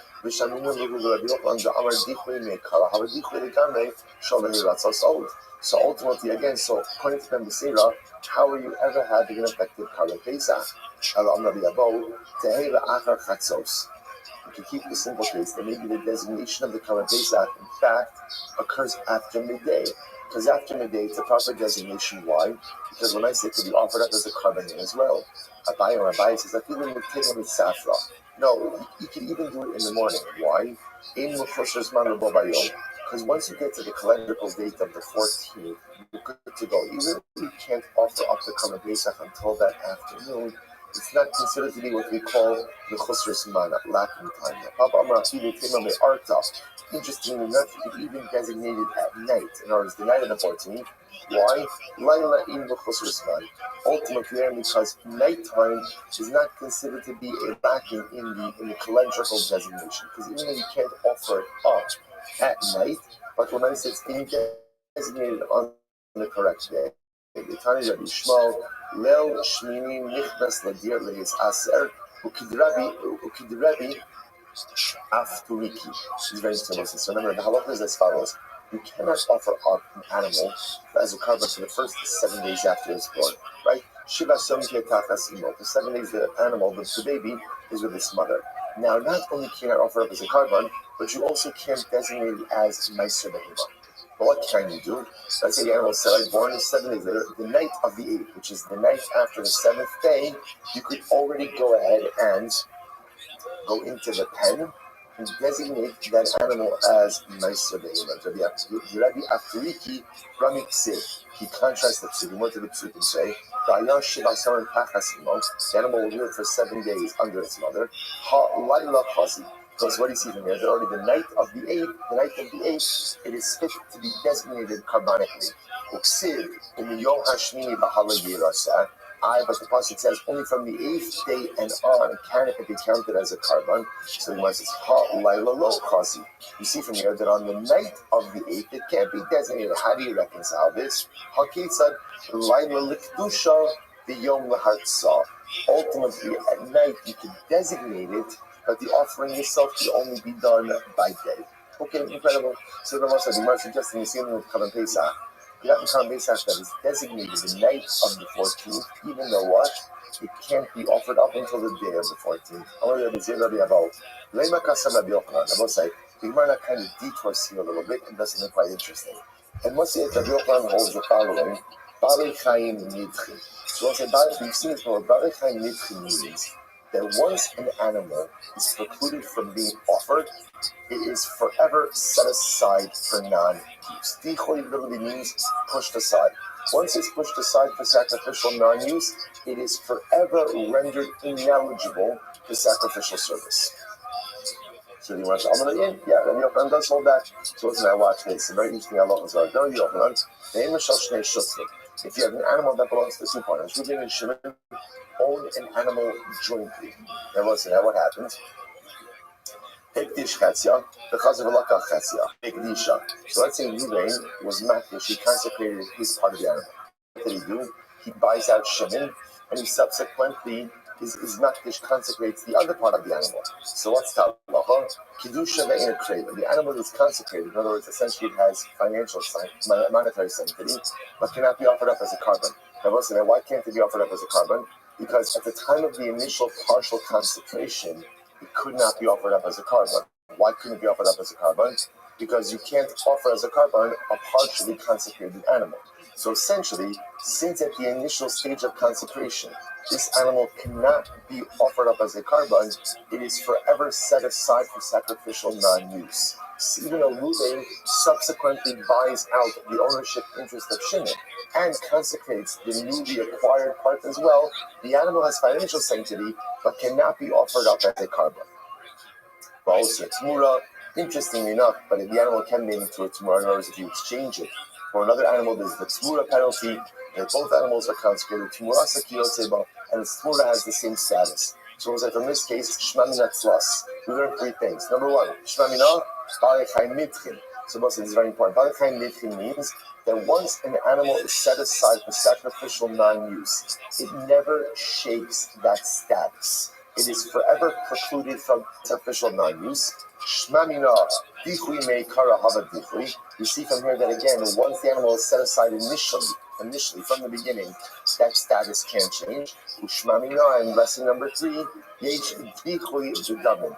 Ultimately, again, interestingly enough, an animal can be set aside even if it has financial sanctity. If you look at that top Rashi on 12b, yesh dichui b'damin, yesh toras dichui b'kishas damin. Because it looks like even by financial sanctity, once an animal was set aside for non-use, ultimately again that status remains. Because that's this case over here. When Reuben is makdish his half, remember again, all Reuben has is financial sanctity, does not have monetary sanctity. Has monetary sanctity, does not have physical sanctity. So you see that the concept of bichui, setting aside for non-use, applies even to financial sanctity. Incredible. Now let's just point out something amazing over here. This phrase, if you notice, back on Amud Aleph for just a moment, the first lesson that the Gemara learned over here, Shmamina, Bale Chayim Nidchin, which means animals could be forever set aside for non-sacrificial use. Nidchin can be pushed aside. So let's say tremendous Musar Haskell. It is only animals that could forever be precluded from becoming a carbon, coming close to HaKadosh Baruch Hu, right? Once an animal is set aside for non-use, for sacrificial non-use, it can never be redeemed. That is only a din by animals. But Baruch Hashem, not the halacha l'maisa, not the hashkafa l'maisa, by people. There is no such thing as a person, there's no such thing as a yid who is always nidcha, who is always set aside. There are times in life that I do things that ultimately compromise my spiritual standing. And there are times in life that I make poor decisions, I make wrong turns in life, and as a result, I am distanced and set aside from HaKadosh Baruch Hu. But that is only temporal and episodic. The power of tshuva, the power of change, is that no matter how bad the rut I get myself into, I can always find a way to extricate and pull myself out. This is a din shmamina. Animals can be set aside for permanent non-sacrificial use. Animals can be precluded from forever entering in the presence of HaKadosh Baruch Hu. That's a din in animals, but is never a din halacha l'maisa or hashkafa l'maisa by people. No matter how bad the mistake, we can always extricate ourselves, redeem ourselves, and make ourselves into a carbon come close to HaKadosh Baruch Hu. Incredible. We'll say some great cases over here. Listen to this case. So watch this. Reuben ate chelef, right? Obviously prohibited. That was saying, has he kind of a case where he ate chelef b'shogeg, right? So he ate chelef b'shogeg, because remember, halacha l'maisa, if you eat shogeg, if you eat chelef b'mezid, that's kares. He ate chelef b'shogeg, accidentally consumed chelef, separate out of kares, British karma. Then what happens? V'hemer das. He became an apikoris. He became an apikoris afterwards. Okay. No, not okay. Let's understand. In other words, he became an apikoris. The chazabah, and then he did shuvah. So I said, by the way, all of this could be happening in an hour. Right? That's how fast change could occur. Right? So he becomes an apikoris, and then Baruch Hashem, he does shuvah. So I says, now what's the shaila? The shaila is what's the status of his carbon. Remember again, halacha l'maisa, you cannot offer up the carbon of an apikoris, right? Of an apostate. You can't offer up that carbon. So the shaila is now, so again, we're going to eat the chelef accidentally, separate out a carbon chatos, became an apikoris. As an apikoris, his carbon was precluded from being offered. But then Baruch Hashem, he did tshuva. So again, we're not asking about his status, he's about tshuva. The shaila is what's the status of his carbon. So what's the halacha? Can't offer up the carbon. Why?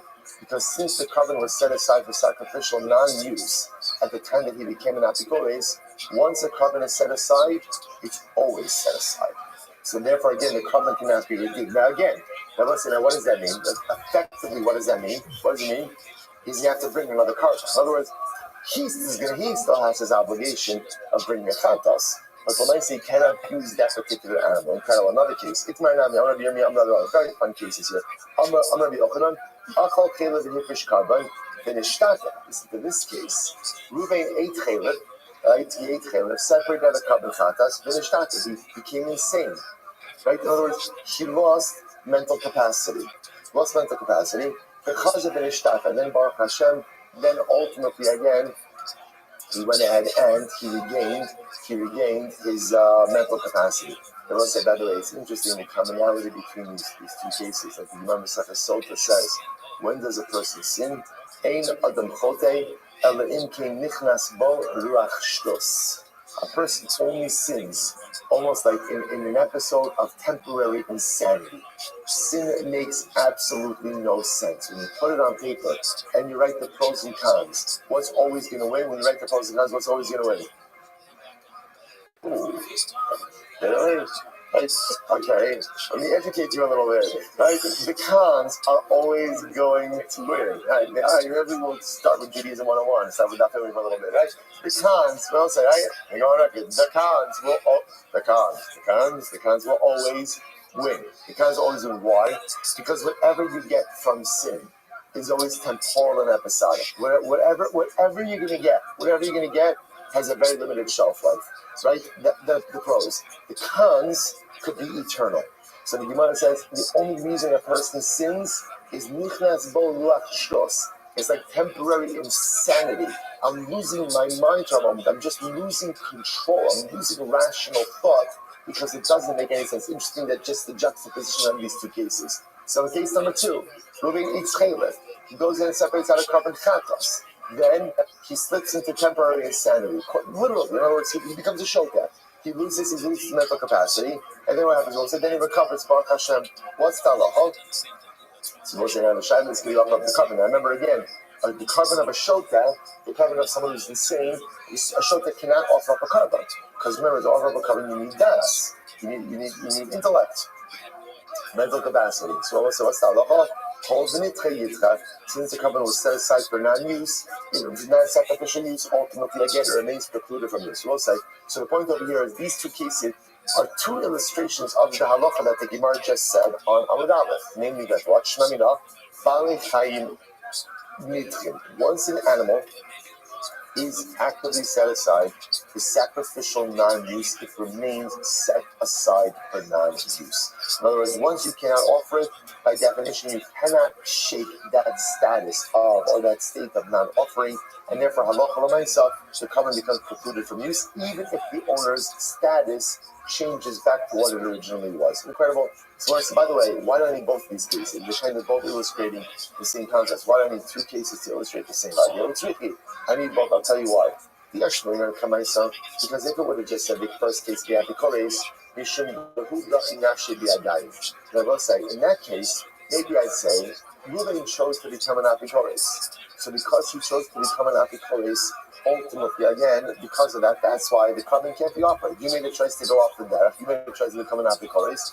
Fine, so that's it. Very nice. You decided to do tshuva. That's fantastic. But at the end of the day, the carbon is set aside for non-use because of the decision you made. About hacha, but in the case of where it becomes a shulchan, the menele ultimately, he didn't choose to go insane. Rather have his also, which, by the way, is so incredibly important because it's also Chazal giving us a window into mental illness. And mental illness is often fundamentally misunderstood. Right? Sometimes people don't understand the person suffering from depression. So people say, suffering from depression, so just become happy. Go ahead and just come on. Why can't you just change your disposition, change your mindset? It's like telling a person who has cancer, why can't you just get better? Why can't you just get better? It's one of the things that's so complicated that people don't understand about mental illness, that it is no different. It is no, just because you can't see the physical symptoms, it is no different than any other illness that affects the individual. So that's the Gemara saying over here. The Gemara saying in the case where the guy becomes a shota, which essentially is mental illness. In that case, ultimately, again, that's happening de facto to him, right? He's not choosing that. That's occurring to him. Ultimately, again, the Gemara says, since, again, the guy's becoming a shota, that's a situation that is occurring to him. It's no different than someone who falls asleep. I will say, right? This is very interesting. When you're asleep, what's your status when you're asleep? What's your status? It's fascinating to a certain degree, kind of like a shota.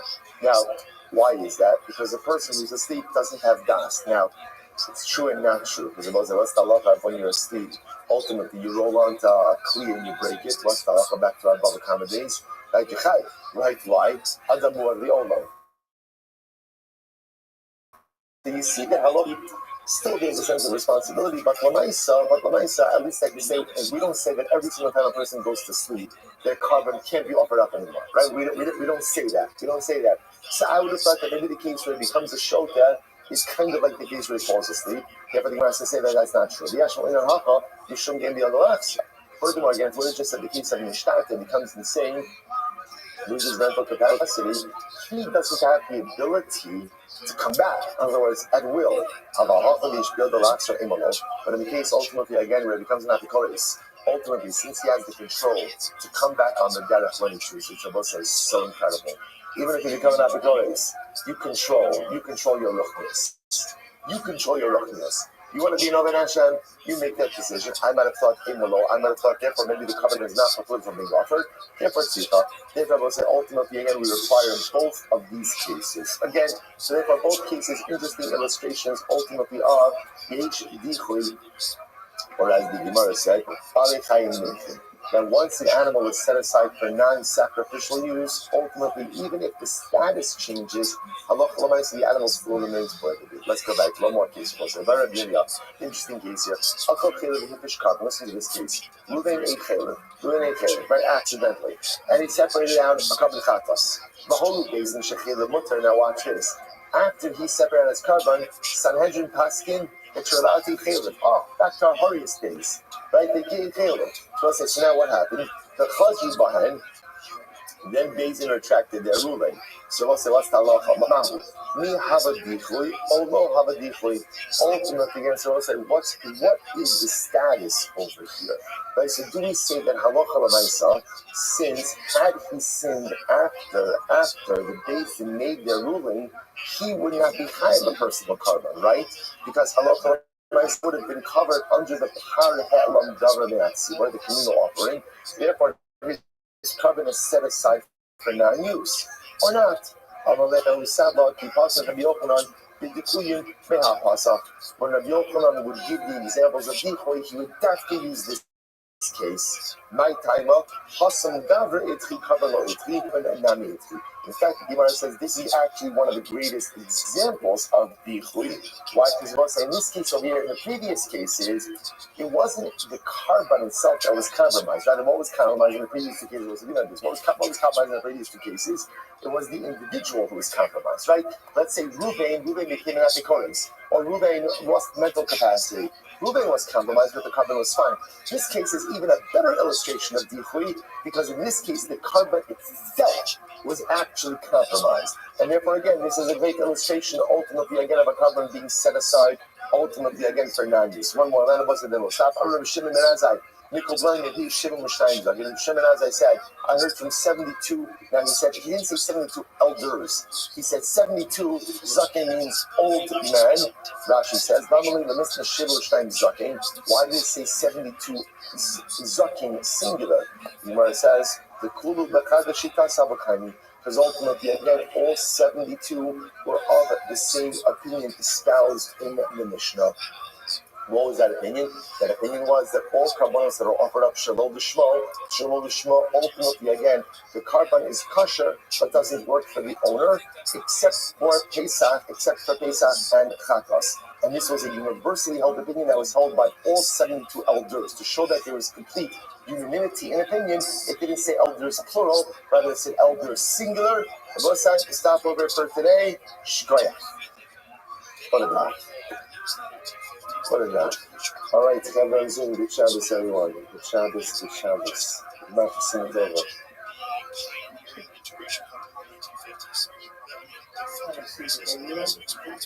So the level of anti-Semitism, I think the KKK is going to show it. So you got all that too. Then there's a completely novel experience. No one's talked about this specifically for the first time. They are the OGs. So this is a takeover. Dr. Benjamin Simon, patient.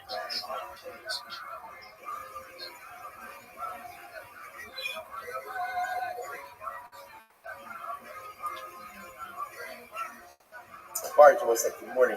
Let us begin. Begin by thanking all of our responses for this morning. Share to thank our Talmud Torah responses for the month of Tishrei Haba Alim Latova, Yolin Sar counting celebration of the completion of Sefer Ezekiel and the Soros Talos Am Yisrael. Nathan Perry Smith and the Schos of the entire Kehillah and our Tfilos being the Skabel on high. Our week of learning sponsors Jonathan and Alana Austin in honor of the engagement of their daughter Tamar.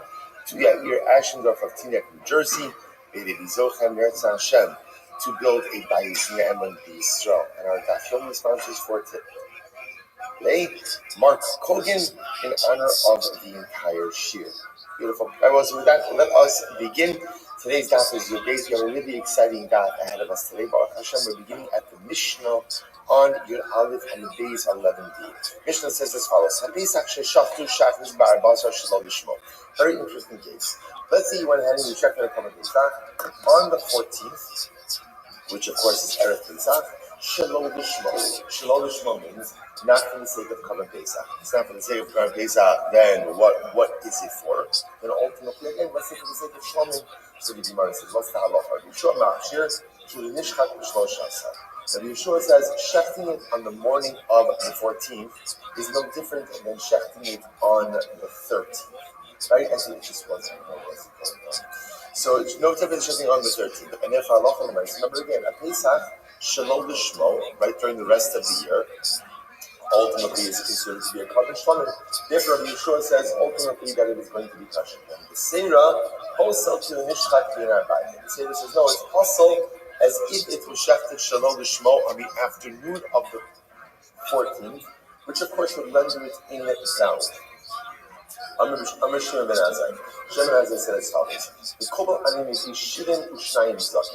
I have a Kabbalah from 72 elders. That's of course the Sanhedrin. So the Gemara Biyom Shov Shiva asked Rabbi Eliezer B'Yeshiva. The day that they went ahead and they appointed Rabbi Eliezer as the head of the yeshiva. Shekolas Vochamana Achom Shenizbuchu Shalom Lishman Kshev. In general, I will say this really is just a repeat of what we saw in the first Mishnah in the Masechta. And in general, any kabbalos ultimately again that were offered up Shalom Lishman are still kosher. Except that they do not satisfy the obligation of their owner. So we'll say, remember again, that is a repeat of the first halacha that we saw in the Masechta, with the exception of chutzos in Pesach and in Chatas. With the exception of Pesach and Chatas, we saw it before. Pesach and Chatas are the exceptions to this rule, because Pesach and Chatas, if you shecht them Shalom Lishmo, not only do they not count towards the owner's obligation, but ultimately again, they also do not go ahead and they are not valid karbanos. For the Hosef ben Azai Ela Ha'olah, Ben Azai also wanted to add an Ola to this category. He wanted to say that if you shecht an Ola Shalom Lishmo, it also doesn't count towards the owner, and in addition is also possible. So the whole group of Chachamim, the Chachamim ultimately again did not agree to this rule. Okay, so let's say it's really fascinating. So the Ikar Halacha over here is when it comes to Kavan Pesach. What happens if you go ahead? Now remember, Kavan Pesach is shechted when? The 14th. But when on the 14th? After you. What happens if you shecht a Kavan Pesach on the morning of the 14th? Shalom Lishmo. Ultimately, again, Shalom Lishmo, meaning not for the sake of Pesach. What does it mean not for the sake of Pesach? For the sake of Shlamim, for the sake of something else. What is the status of that carbon? So Yeshua says it's mutter, because again, essentially, shechting it on the morning of the 14th is no different than shechting on the 13th. And any time you shecht a Kavan Pesach not at its designated time, by definition, it's reclassified as a Kavan Shlamim. So Ben Beseira says, no, it is possible as if you shechted it Shalom Lishmo on the afternoon of the 14th. That's the Ikamach Logis we're going to be dealing with for now. So let's analyze. Says in the Amar Belazar, Amar Moshe, Machshir Hayib Ben Beseira B'Pesach Sheshach Shachas Ba'asar Lishmo B'Kula Yomaz Ma'ehu. Ooh, so this is very interesting. So Belazar says at the core of this is a fascinating idea. Ben Beseira says that Halacha L'Maisa, you ended up shechting the Kavan Pesach on the morning of the 14th, the Kavan is kosher. Which is very dramatic. It's very dramatic. Why? Because then they say the holds that the Ikar Adin, really according to the letter of the law, the entire day of Erev Pesach is fit for Karban Pesach Shechita. The Gemara says in my Ki'ilu. So what does Ben Beseda mean when he says that if you shechted on the morning of the 14th, it's as if you shechted it in the afternoon? The Gemara B'Shua Ki'ilu, Amar Nami Ki'ilu, Amar Ilu Nami Ki'ilu. So the truth is Ben Beseda just said that it's textual symmetry. That since Rabbi Yeshua said Ki'ilu, therefore Ben Beseda also said Ki'ilu. And I will say, but this is very interesting, right? It's actually quite dramatic. The truth is, it's too dramatic for this early in the morning. Right? But again, just understand what just happened over here. My whole life, we've been focusing on this idea that Karban Pesach, it's times bein arba'in, the afternoon of the 14th. Now suddenly there is an opinion that says you can even shecht Karban Pesach on the morning of the 14th. So again, we'll analyze where that comes from. If that's the case,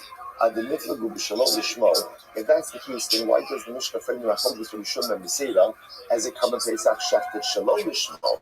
Why frame it that way? Liflagu b'shmo, b'lishmo. Make it even better.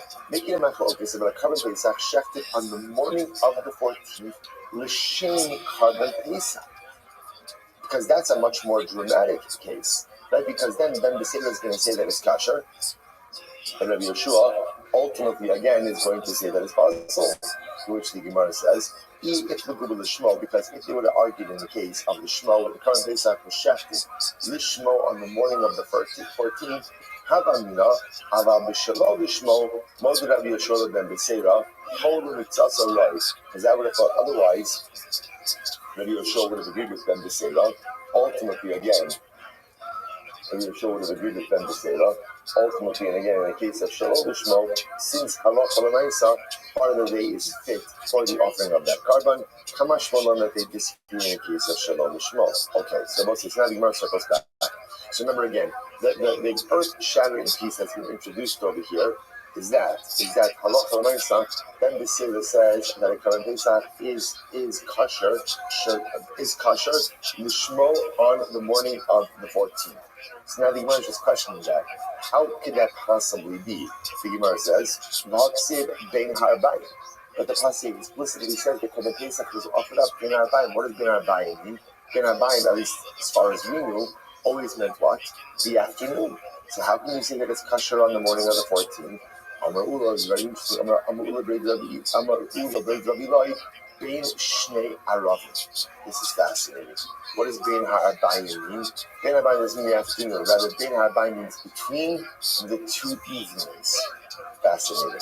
So when can you offer up Karban Pesach? Between nightfall and nightfall. Essentially between nightfall on the beginning of the 14th. Now obviously, you can't offer up a Karban at night. Right? Karbanos are not offered up at night. What it means is the time frame is essentially between the evenings. Between what we'll call the night of the 14th, remember the 14th begins at night, and then the following evening, which is the eve of the 15th. In other words, or stated otherwise, you have the entire day to offer up Karban Pesach. So we'll say that is quite dramatic. So the Gemara says, good Mishnah Rabbi. One second. So does that mean that every single time the Torah uses the word Bein Ha'arbayim, that Bein Ha'arbayim doesn't mean afternoon? Bein Ha'arbayim means between the evenings? Are you actually putting that forward? Because again, it's going to introduce a lot of very interesting ideas. The Gemara says, Tamid, Dichsimba Bein Ha'arbayim, Hachanam B'Kol Yom HaKosher. So about Karban Tamid, all right, the daily sacrifice. It also says, remember, it's a Tamid Shal Shachar, a morning Tamid, and a Tamid Shal Bein Ha'arbayim, which is the communal daily offering. And up until now, we thought that meant for the afternoon. Now you're telling me it means the entire day, to which the Gemara says, Hasan Yichsid as Hakeves Echad Taseh Baboker. No, it's different because there it explicitly says, one keves, one sheep you shall offer up in the morning. Nechad Bein Ha'arbayim Mamish. I can infer from that, therefore, that the other sheep that's offered up Bein Ha'arbayim literally means the afternoon. Imachad Baboker, the idach, kuli yoma. So we say that one Karban is offered up in the morning and the other arbit Karban, the Bein Ha'arbayim one, could be offered up the entire day. So the Gemara says, no, echad baboker v'lo shnayim baboker. No, because the Torah says, echad baboker. Only one of them could be offered up in the morning, not two. Fine. So therefore, I won't say Tamid is going to be different. Even though it says Bein Ha'arbayim by Tamid can't mean the whole day. Next, Neiros, Dichsid Bein Ha'arbayim, Hachanam B'Kol Yom HaKosher. So what about the menorah? And menorah, it also says you should kindle the menorah bein ha'arbayim. Are you coming to say then that bein ha'arbayim means you kindle the menorah all day? To which the Gemara says, no, shiny hasim is this. Why? It said, me'erev ad boker. The pasuk says ultimately again from the evening up until the morning, meaning again that the candles must remain lit. Me'erev ad boker. So the Gemara says, me'erev ad boker. Davar acher. Furthermore, the Gemara says another interesting point over here about that menorah. If you take a look at the last Rashi, so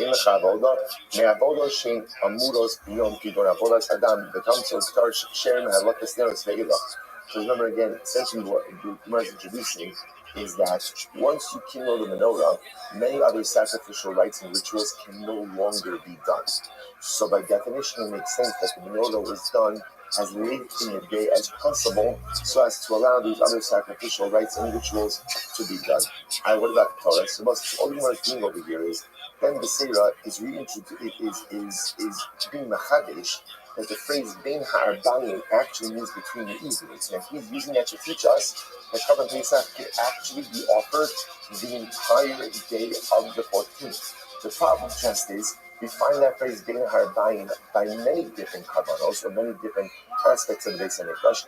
And how do we reconcile that? What about Ketoras? Inside the Sid, but bein ha'arbayim. So we're saying, I remember again, Ketoras is offered up twice, right? Ketoras is offered up in the morning. Ketoras is offered up bein ha'arbayim. So you're going to say that bein ha'arbayim also means that halacha l'maisa again you could do it the whole day.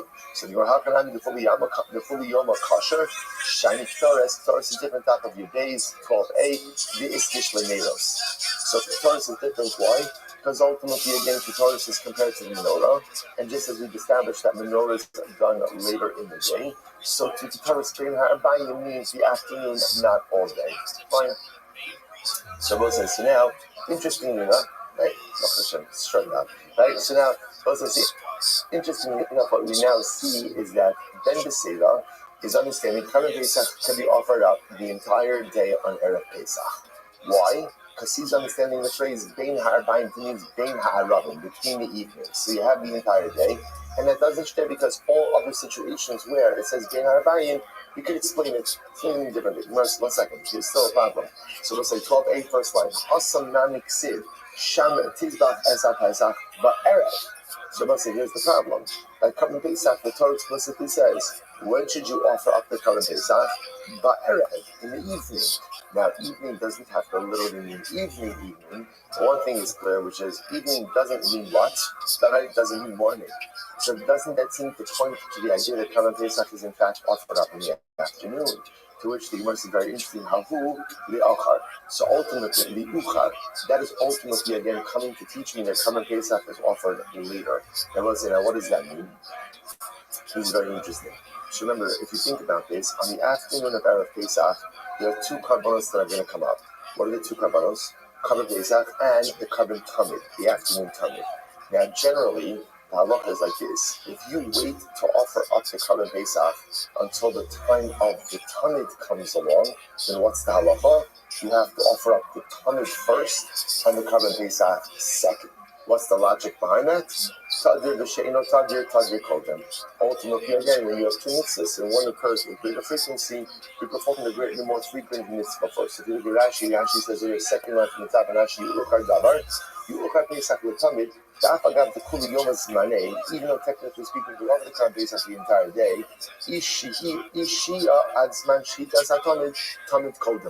so again, I won't say this is very interesting. So what the Gemara says, according to them, is Seirah, the Sham Tizbach Pesach Ba'erev is teaching you that as much as according to them, the Seirah, you have the entire day to offer the Korban Pesach, but halacha l'maisa, if you waited until the afternoon, and therefore it's the time for the Tamid, you have to offer the Tamid before the Pesach. The Gemara said, Disanya, Yuchad davar shneimar bo ba'erev u'bein ha'arbayim, v'davar shalom ne'emar bo ela bein ha'arbayim dovar. It's interesting enough, by Korban Pesach, you have two expressions, ba'erev in the evening and bein ha'arbayim. By Tamid, all you have is bein ha'arbayim. So therefore, again, the Gemara says, delay the carbon that has ba'erev and bein ha'arbayim and put that after the one that just says bin arbayim. So again, all in Ben Beseira's model. Although Karban Pesach is kosher the entire day, if you waited and now it's the time for the Tamid, you're going to go ahead and offer up the Tamid first and Pesach second. Listen, 1 second. Does that make any sense? Let me get this straight. The Karban Pesach, according to Beseira, you can even shechter in the morning, right? The entire day is kosher. So now I have a carbon that can be offered up even in the morning. But yet if I wait to offer up that carbon until the afternoon, now I have to do something before it. It just seems a little counterintuitive. So the Gemara says, no, that is in fact correct. So we'll say exact right. It's actually a very important halacha. Halacha, mispalo shamin chavi achakach mispalo shamusafin.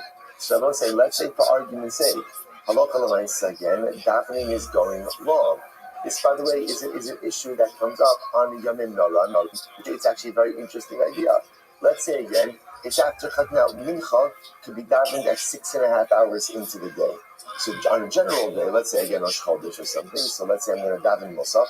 I'm going to daven Musaf early, and mincha is not going to be until later. But let's say again davening is going much longer. So now, interestingly enough, it's mincha gidola, 6.5 hours into the day. And now I have not yet davened Musaf. So now I have two tefillos in front of me, Musaf and Mincha. Which one should come first? So the Gemara says the halacha is mispalo shal Mincha, yachagach mispalo shal Musaf. You daven Mincha first and then Musaf. Again, why? Tadir b'shein or Tadir calls them. Again, because Mincha occurs with greater frequency. So the point of the Gemara is over here is you see this model. Now remember, when can you daven Musaf? When do you have to daven Musaf? The whole day. So you see from here that even though something can be done the whole day, once you get to a certain time frame, and that time frame allows for performance of a different mitzvah, which occurs with greater frequency, you perform the more frequent mitzvah first. So the Gemara says, so ben arbayim, so good. So ben arbayim, the sid gavi k'toris v'neros lamari. So the Gemara says, well, so let me just ask you, so ben arbayim by k'toris and neros, why do I do that? V'om t'hishiv Rabbi tachas ben Beseira, did Rabbi Yeshua. Furthermore, again, Rabbi, according to the words of Rabbi Yeshua, Lo in Amrit b'shlosha asar she'ein miksaso roi, tomar ba'arba'asar she'miksaso roi. So again, remember the answer back. If you're going to see on the 13th, in other words, if Karban Pesach is opened up on the 13th, where no part of the 13th is fit for Karban Pesach, say that on the 14th, part of the day is fit for Karban Pesach. But then they say that if you are correct, Kulo Roihu. And it's not just part of the 14th that is fit for Karban Pesach, but rather what? The entire 14th that is fit for Karban Pesach. Ella, Amr Yochanan, Holsel Haya Ben Beseira, the Pesach Sheshachto Ba'arba Asar, Shachris, Bein Lishmo, Bein Shalom Lishmo, Hoel Umitzasa Roi. Rather, those Rabbi Yochanan reinvents Ben Beseira a little bit, and he holds like this: that Ben Beseira holds there is one shecht to become a Pesach in the morning. Whether you did it Lishmo or Shalom Lishmo, ultimately, again, it is going to be puzzle. The carbon is going to be puzzle. Why? Because part of the day is fit for the carbon. Ultimately, again, in other words, that the afternoon is fit for the carbon, the morning is not. Very interesting. So the Gemara says as follows. So Rabbi Yavo said, 1 second. Rabbi said, Rabbi Yavo means Rabbi Yavo was like a little bit surprised. If this is the case, in came, Pesach Kashler Ben Beseira, Echi Mishkach Lasla. So what's it? This is fascinating. How do you ever find a Karban Pesach that is kosher according to Ben Beseira? Now why would be the issue? So we'll say here's the interesting part. If halacha l'maisa, a person designates the carbon on the morning of the 14th, the problem is that we're reinventing it. That according to Ben Beseira, he agrees you can't offer it up in the morning. If that's the case, if you designate it in the morning, that is an inappropriate designation because the carbon can't be shechted then. If it can't be shechted, then it ultimately again is set aside for non-use. And I will say we've seen this concept before, that once a carbon is effectively set aside for non-use or for non-sacrifice, for non-offering, ultimately it becomes set aside and precluded for use forever. So the Gemara said, and ultimately again, if you designated it on the 13th, If that's the case, Nira, then it was fit, but then effectively becomes unfit on the morning of the 14th. Take a look at Rashi for just a moment. Rashi says, B'shas hafrasha lo chazi v'nudi. Because according to the Seder, if you're separating or designating it out in the morning of the 14th, it's not fit for sacrificial use in the morning of the 14th.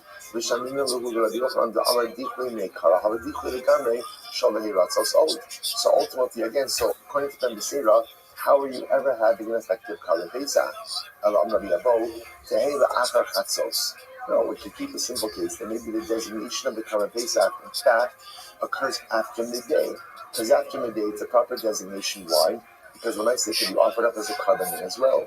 Rabbi says that even with safra. No, you can even do it in the morning. Why?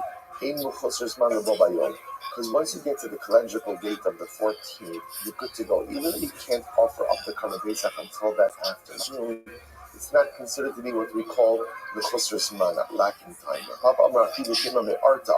Interestingly enough, you could even designate it at night. In other words, the night of the 14th. Why?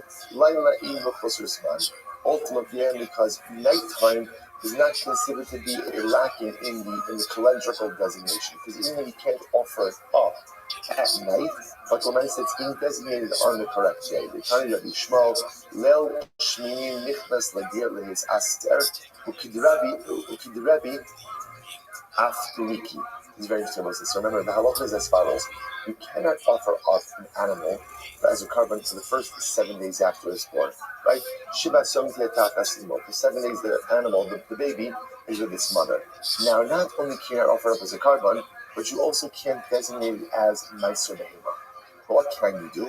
Let's say the animal is born 7 days later, the night of the 8th, which is the night after the 7th day, you could already go ahead and go into the pen and designate that animal as Meiser Behema. Rabbi Afturiki, Rami Kseh, he contrasts the psukim. What did the psukim say? The animal will live for 7 days under its mother.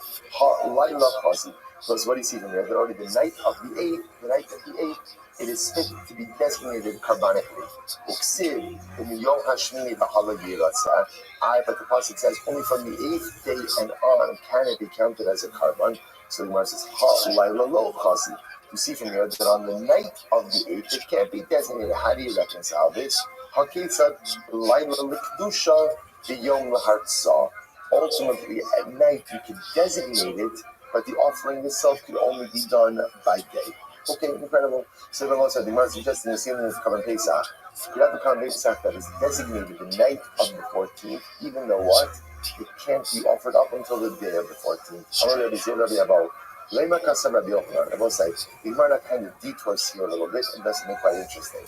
And must say that Rabbi Yochanan holds the following: Balei Chaim Nitchi. So we'll say Balei Chaim Nitchi means that once an animal is precluded from being offered, it is forever set aside for non-use. Dichoy literally means pushed aside. Pushed aside for sacrificial non-use, it is forever rendered ineligible for sacrificial service. So you want to say, I'm going to yeah, Rabbi Yochanan does hold that. So listen, I watched it. It's a very interesting halachas. Rabbi Yochanan, if you have an animal that belongs to the two partners, Reuben and Shimon own an animal jointly. Now listen, now what happens? So let's say Reuben was makdish, he consecrated his part of the animal. Then what can he do? He buys out Shimon, and he subsequently his makdish consecrates the other part of the animal. So what's the halacha? The animal is consecrated. In other words, essentially it has financial monetary sanctity, but cannot be offered up as a carbon. Now listen, why can't it be offered up as a carbon?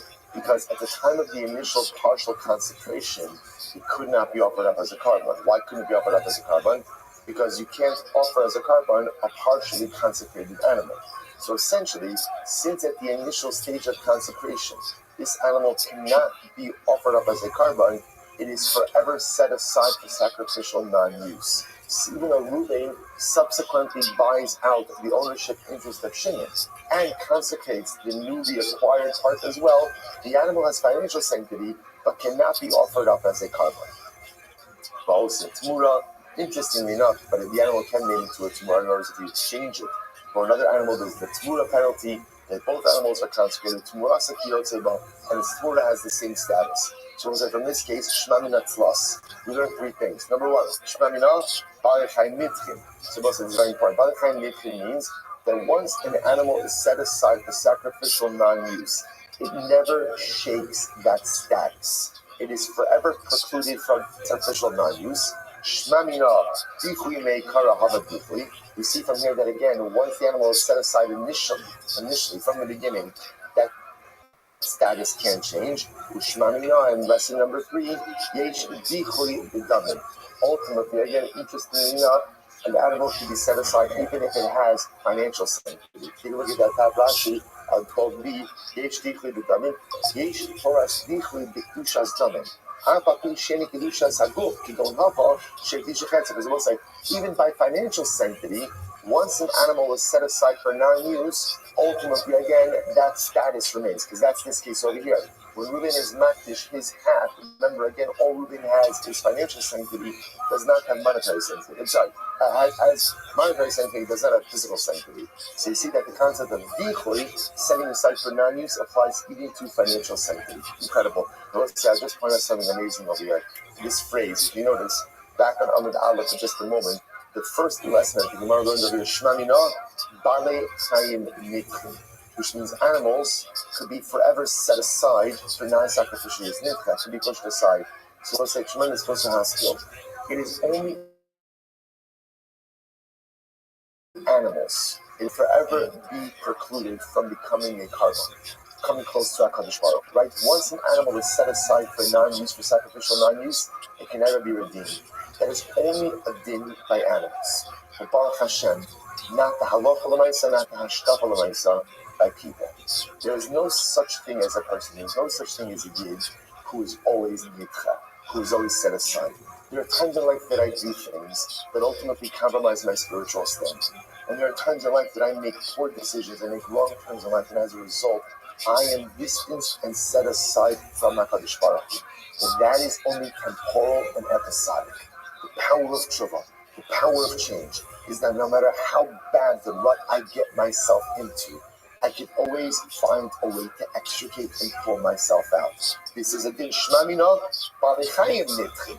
Animals could be set aside for permanent non-sacrificial use. Animals could be precluded from forever entering into the presence of HaKadosh Baruch Hu. That's a din in animals, but is never a din halacha l'maisa or hashkafa l'maisa by people. No matter how bad the mistake, we can always extricate ourselves, redeem ourselves, and make ourselves into a carbon, come close to HaKadosh Baruch Hu. Incredible. We'll see some great cases over here. Listen to this case.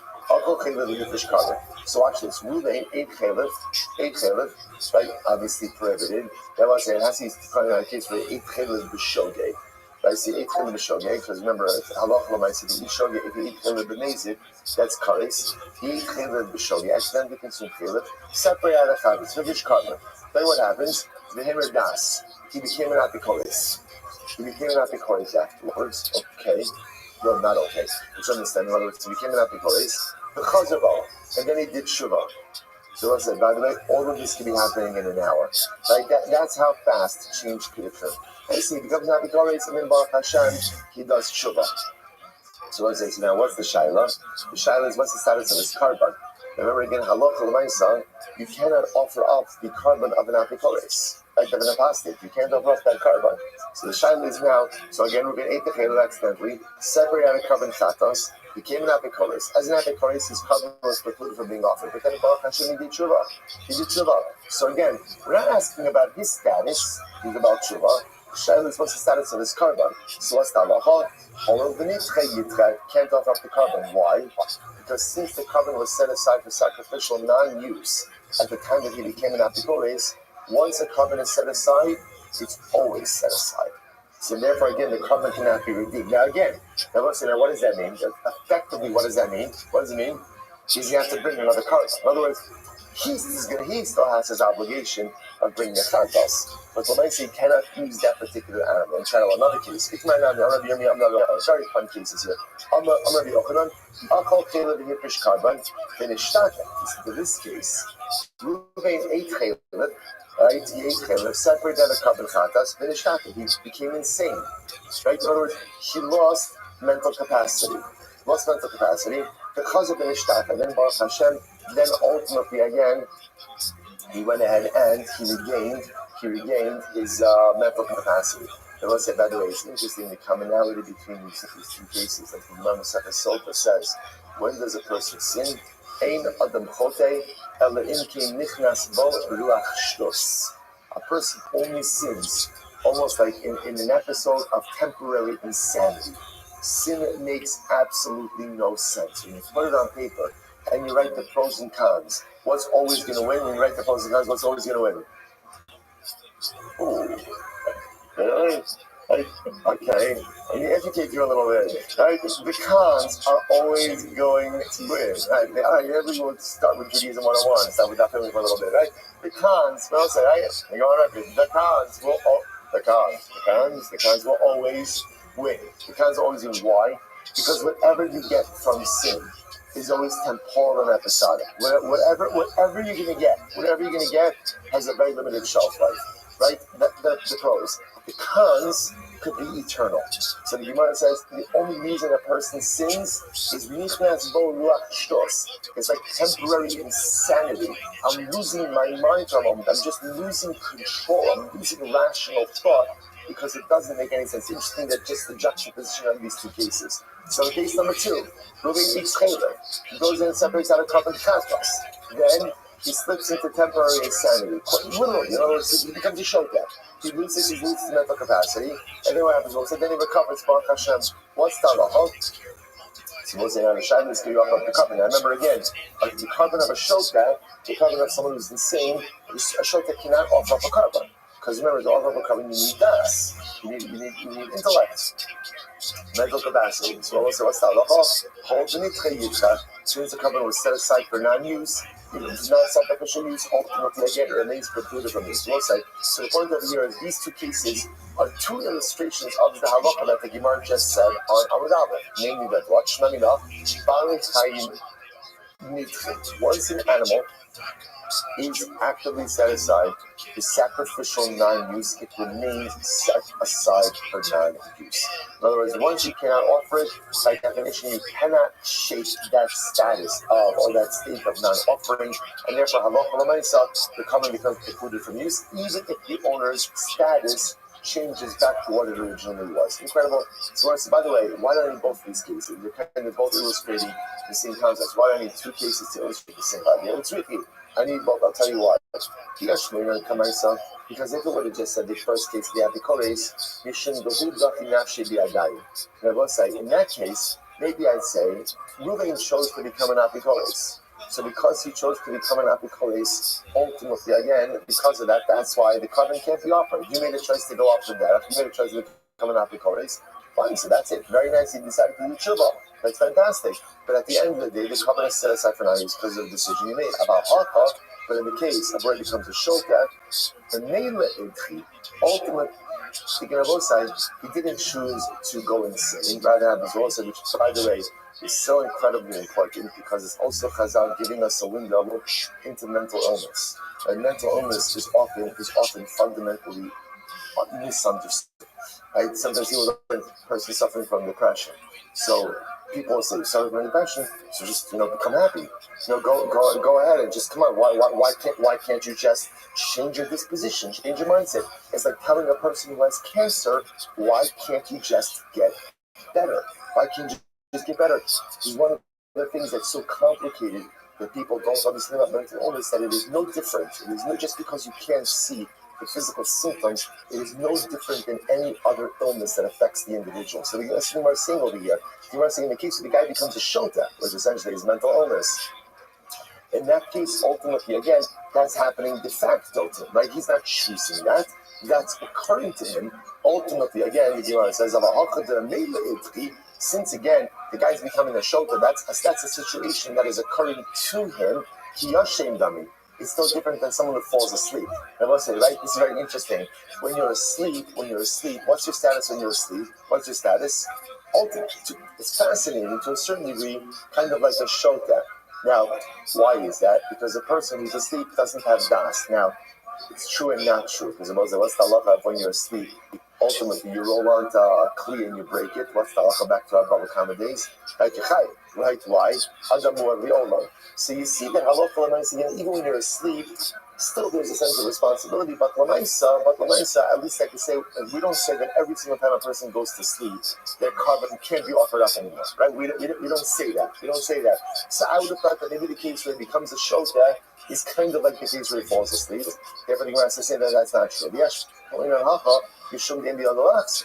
Furthermore, again, if we're just at the case of Mishtart that becomes insane, loses mental capacity, he doesn't have the ability to come back. In other words, at will. But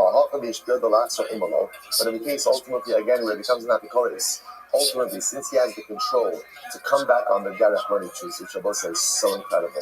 Even if you become an apikoris, you control your ruchnis.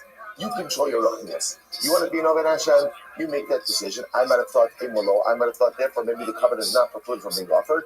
Therefore, Tzikha. Therefore, I will say, ultimately, again, we require both of these cases. Again, so therefore, both cases, interesting illustrations, ultimately, of Yesh Dichui, or as the Gemara said, that once an animal is set aside for non-sacrificial use, ultimately, even if the status changes, the animal still remains prohibited. Let's go back to one more case. Interesting case here. Listen to this case. Ruben ate chaylev, right, accidentally, and he separated out a couple of chatas. The whole base in shechila mutter. Now watch this. After he separated his carbon, Sanhedrin paskin that you're allowed to eat chaylev. Oh, back to our hurriest days, right? They can't eat chaylev. So now what happened? The chazru bahan. Then Bezin retracted their ruling. So we'll say, what's the halacha? Mahu. Mi hava dichui, or lo hava dichui. Ultimately, the answer will say, what is the status over here?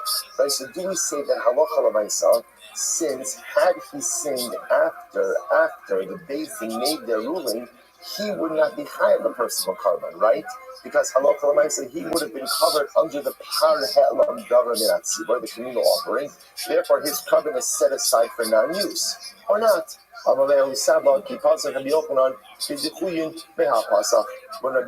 would give the examples of dichoy, he would definitely use this case. My timer, hasam gavra etri carbon lo etri, hacha carbon and nami etri. In fact, the Gemara says this is actually one of the greatest examples of dichoy. Why? Because we'll say in this case over here, in the previous cases, it wasn't the carbon itself that was compromised. Rather, what was compromised in the previous two cases was what was compromised in the previous two cases? It was the individual who was compromised, right? Let's say Ruvain became an apikoris, or Ruvain lost mental capacity. Ruvain was compromised, but the carbon was fine. This case is even a better illustration of dichui, because in this case, the carbon itself was actually compromised. And therefore, again, this is a great illustration, ultimately, again, of a carbon being set aside, ultimately, again, for non-use. One more round of us, and then we'll stop. As I said, I heard from 72. Now he said he didn't say 72 elders. He said 72. Zaken means old man. Rashi says, why did it say 72 zaken singular? Gemara says the kulu b'chadashita sabokani, because ultimately, again, all 72 were of the same opinion espoused in the Mishnah. What was that opinion? That opinion was that all karbanos that are offered up shalom lishmo, ultimately, again, the carbon is kosher, but doesn't work for the owner, except for Pesach and Chatas. And this was a universally held opinion that was held by all 72 elders. To show that there was complete unanimity in opinion, it didn't say elders plural, rather it said elders singular. The both sides stop over for today. Shkoyach. What a dot. What a dot. All right, together on Zoom. Good Shabbos, everyone. Good Shabbos. Shabbat Sinagova.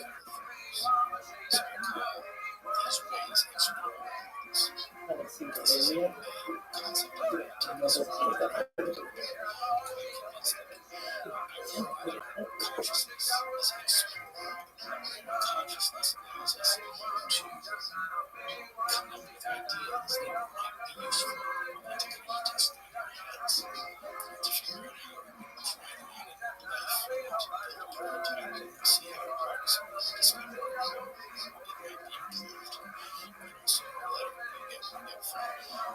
flyer of 1903, you can stay off the ground for barely half a minute to, so many years later, a modification of the same aircraft that can circle the off right?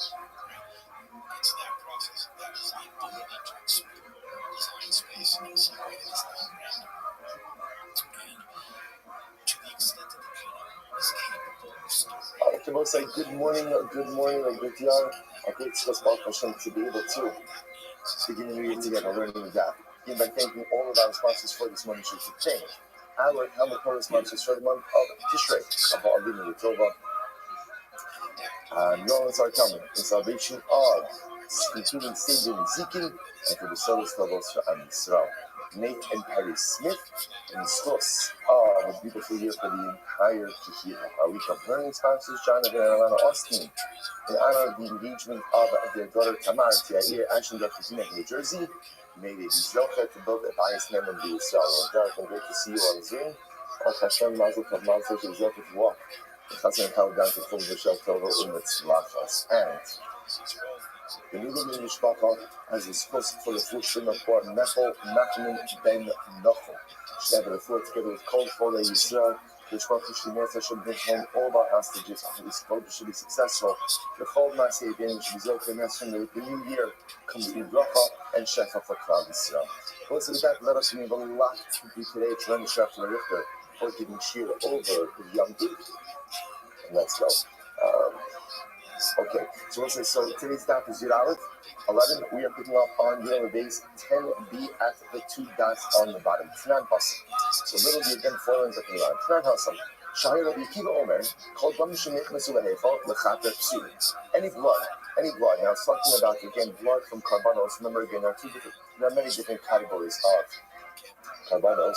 But for our context this morning, there are certain karbanos whose called rituals and rites are done in chutz outside of the interior structure of the Beis Hamikdash versus other things that occur within it. It's actually very beautiful that we're learning this Gemara now with a kind of preparation for Yom Kippur, because part of the unique aspect of the Avodah of Yom Kippur was the fact that you're multiple carry that from home on foot. Incredible. That's a guideline. Right? You know, so the nice again, there are certain things that happen b'chutz and there are certain things that happen b'fnei.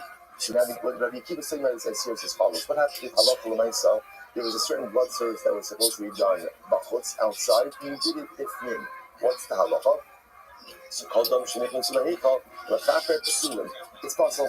So this, if you look at Rashi, it actually says that here called Damin, 2 lines at the bottom. Hachitzonim Shemich Mesulehecha Lechaper Psulim. So any blood services that were supposed to be done in the exterior of the Beis Hamikdash, but instead were done in the interior, ultimately are invalidated. The Avagav the Loksid the Ela Lachalchatas Shayuda Yula Midama. Rabbi Akiva Kachek Adash and Kachan Kalin Mary Buya. So that's very interesting. Now the only actual explicit carbon that we know that Torah speaks about that is supposed to be done on the outside, and if you do it on the inside, is possible is the chatas. That's explicit. But Rabbi Akiva understands based on the chatas that appears that it applies to all types of blood. So any blood service that is supposed to be done on the outside, but instead is done on the inside, by definition, is invalid. The Chachamim say, no. The invalidation applies only to chatas, not to anything else. So the Rebbe Omer, Apo Asham. The Rebbe says, even an Asham. So one says, Shneimar kechatas ka'asham, because the Rebbe says, chatas and Asham are always linked together. So therefore, we'll say, fundamental, three-way machlokas. You take a blood service that was supposed to be done outside, by the way, I just want to be clear. Outside does not mean outside of the Beis Hamikdash precincts, right? Because that's shchutei chutz. That's a big no-no. This is talking about chutz just means outside of all the heichal of the Beis Hamikdash structure proper in the Beis Hamikdash and grounds. That's a word. I don't know. Right? You know, if it's in the Beis Hamikdash, complex. So again, you take a blood service that's supposed to be done b'chutz, you do it b'fnim. Rabbi Akiva, hustle, any type of blood service. Chachamim, only chatas, Rebbe Rezer, chatas, and asham. Good. Now let's analyze. It says the Gemara Rishta, but I'll just give you cover and daima. So Rabbi Eliezer, I understand his logic, because once it applies, remember, I will say, the one thing everybody's going to agree with is what? Is chatas. Because chatas is stated explicitly. So again, Rabbi Eliezer makes sense because everybody agrees on chatos.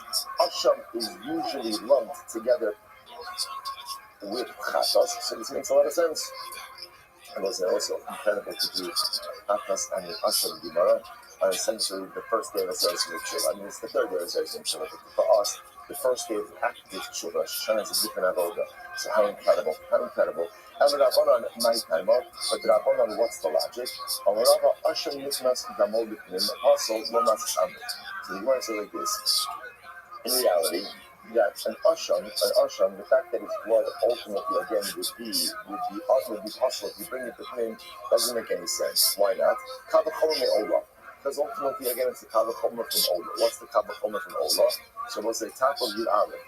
So the Gemara says ma Ola, shiri kolom niknas damal lifnim shela. So an Ola which is unique. Now what's unique about an Ola? It's totally consumed in Mizbeach. So ultimately, again, an Ola which is in Mizbeach, if you end up bringing the blood inside, it's still kosher. Asham she'eno kalil, no kosher. So certainly an asham, which is not totally consumed, ultimately again should be kosher. So the Gemara says, so that's the kavachomer. So Gemara says, Mala Ola shekin in mechaperes. Oh, 1 second, it's not a good comparison. Why? Because Ola is not mechaper, and Ola itself does not provide for kapara. I must minchas chote tokiach. Okay, so we're going to write from minchas chote. So we must relay chatas ha'of tokiach. And why not bring right from chatas ha'of? Chatas ha'of daya zredi abim. Chatas ha'of, and then we'll get to this, is its own unique situation. The question of the abim which will come to. Literal. Mal minchas chote shekin ina min zerach. Why not say bring right from minchas chote? Why? Because minchas chote is a mincha. If it's a mincha, means it comes from what? It's a meal offering, which means by definition it's not carbonic in nature. All the Topiach, she right from Ola. The Chazra did, the Gemara says this a little bit of circular logic, and therefore leads us to say the following: Lo rizeh kerizeh, lo rizeh kerizeh. In reality, the aforementioned cases are dissimilar. So what is the common denominator? Ultimately, the common denominator is that they're all Kodshei Kadoshim. And yet, despite the fact that they're all Kodshei Kadoshim, if you ended up doing the blood service in the interior of the Beis Hamikdash, ultimately again it's kosher. Therefore, what the Gemara says, Ani Avi Asham Shehu Kodesh Kadoshim B'Nichnas Damolifnim Kosher. So to I will also include Asham, which also is Kodesh Kadoshim. And although the blood service is normally done in Bachutz, if you do it with him, ultimately again it's going to be kosher. Incredible. So we'll say, so this is the logic ultimately again of the kafara. So some will therefore say the only carbon that if you end up doing the blood service on the interior, is going to be possible is chatas, because ultimately again that is what is mentioned explicitly in the Torah. Everything else will be b'diavad kosher, even though asham is normally linked together with chatas, but they just need this kavachomer. So the Gemara says as follows, or the Tzara Shad, I should say. Literal, why not bring up the following kasha? So literal, why not bring up the following idea? Perhaps the common denominator is, ultimately, they have no kitzvah means set amount. That was interestingly enough, in this context, set amount means it has no floor value. But interestingly enough, an asham does have a minimum amount, a minimum value that the covenant has to possess. So rather, what's the Rabbanon's logic? Now again, I won't say, remember, what did the Rabbanon say? The Rabbanon said that the only time that there is a psul, if you offer up the blood, the kin is where? Only by chatos. Only by chatos. So the Gemara says, so what's the logic of the Rabbanon? Because the pasuk says it's blood. Rabbi said that pasuk is the chol kartos asher yuva midama el ohel moed lechaper b'kodesh lo se'achal ba'eish kisareis. That's the pasuk. Every time you bring the blood of the chatas into the interior of the Beis Hamikdash, the carbon is invalid. And what is the pasuk say? Dama. What does dama mean? It's blood. So the Rabbi understands that means this is an exclusionary phrase. What does this psul apply to? Only chatos and to nothing else. Incredible. All the other things say dama below the sarah. They say that comes to mean the only psul for a chatos is if you bring the blood. But if you end up bringing the meat of the carbon on the inside, that does not go ahead and invalidate the carbon. The other thing will say dama. the Darshan most of that. Right? So one says again, just the point to remember over here is halakha l'maisa, our three-way mathematical guess. Obviously, again, the Torah prescribes that certain kavanos are done with him, certain done bachutz. What happens if you take a carbon that was supposed to be done bachutz, and let's say you do the blood service with him inside of the Beis HaMikdash? So what's the status? Rabbi Akiva, anything that you do that with is going to be possible. Chachamim only chatos, Rabbi Eliezer, chatos and asham. Up until now, we're just trying to figure out the svara of the, now, just understand, the svara of the chachamim, and maybe it's based on the pasuk, dharma, only the blood of the chatos is invalid if you go and you do it with him, that invalidation does not apply to everything else. Good. According to the Rabbanon, we say that Asham shachted shelo lishmo still going to be kosher. Hani the iskish mincha lechatos mincha le'asham. This is why I cover mincha is both compared to a chatos and compared to an asham. Where do you see that? It's saying that Rabbi Shimon says kodesh kadoshimi kachatos lecha The pasuk says, talking about a cover mincha, is actually very interesting. It's kodesh kadoshim. And the Torah itself compares in mincha kachatas the kasham, the kachatas and the asham. So we might say minchas chotei harihi kechata. This is very interesting. So the minchas chotei, which is mincha that is brought as a sin offering, harihi kechatas is the equivalent of a carbon chatas. Therefore, the ficha kamsa shelo lishma psula. Therefore, if you did knitza shelo lishma, then what's knitza? Remember again, that's the three fingers of the meal offering. If you did knitza shelo lishma pasarabos, and you see what's happening over here. The Torah is comparing a mincha to a chatos and to an asham. What's the meaning of that comparison? So ultimately, again, on one hand, it's like a chatos, just like a chatos, it's done shelo lishma, is pas, right? Our first mishnah in the Sefta. So too, if mitzvah is done shelo lishma, ultimately again the avoda, the covenant is possible. Minchas nedava harihi kasha. Let's say first line. On the other hand, a minchas nedava, which is again a voluntary offering, then halacha l'maisa is going to be like an asham. How so? The ficha kamsa shelo lishma sheira. Interesting. So just like a carbon nedava, if done shelo lishma is going to be kasher. So too, the knitza of a minchas nedava, if done shelo lishma is going to be kasher. But al Rabbi Eliezer, the Michael was like iskish mincha lechatas mincha lasham for Rabbi Eliezer. And remember, you know, say Rabbi Eliezer himself already links asham of the Torah itself links asham and chatas. And at least when it comes to the blood applications on the interior, so if you remember again, Rabbi Eliezer says mincha, chatas and asham are treated the same. So in this context, what is the impact? Ultimately, again, of comparing mincha to chatas and mincha to asham, with the idak Rabbi Shimon. It's for the argument of Shimon. It's a third wide line 11a. It's not. This is very interesting. Shelo b'kli sharis suba.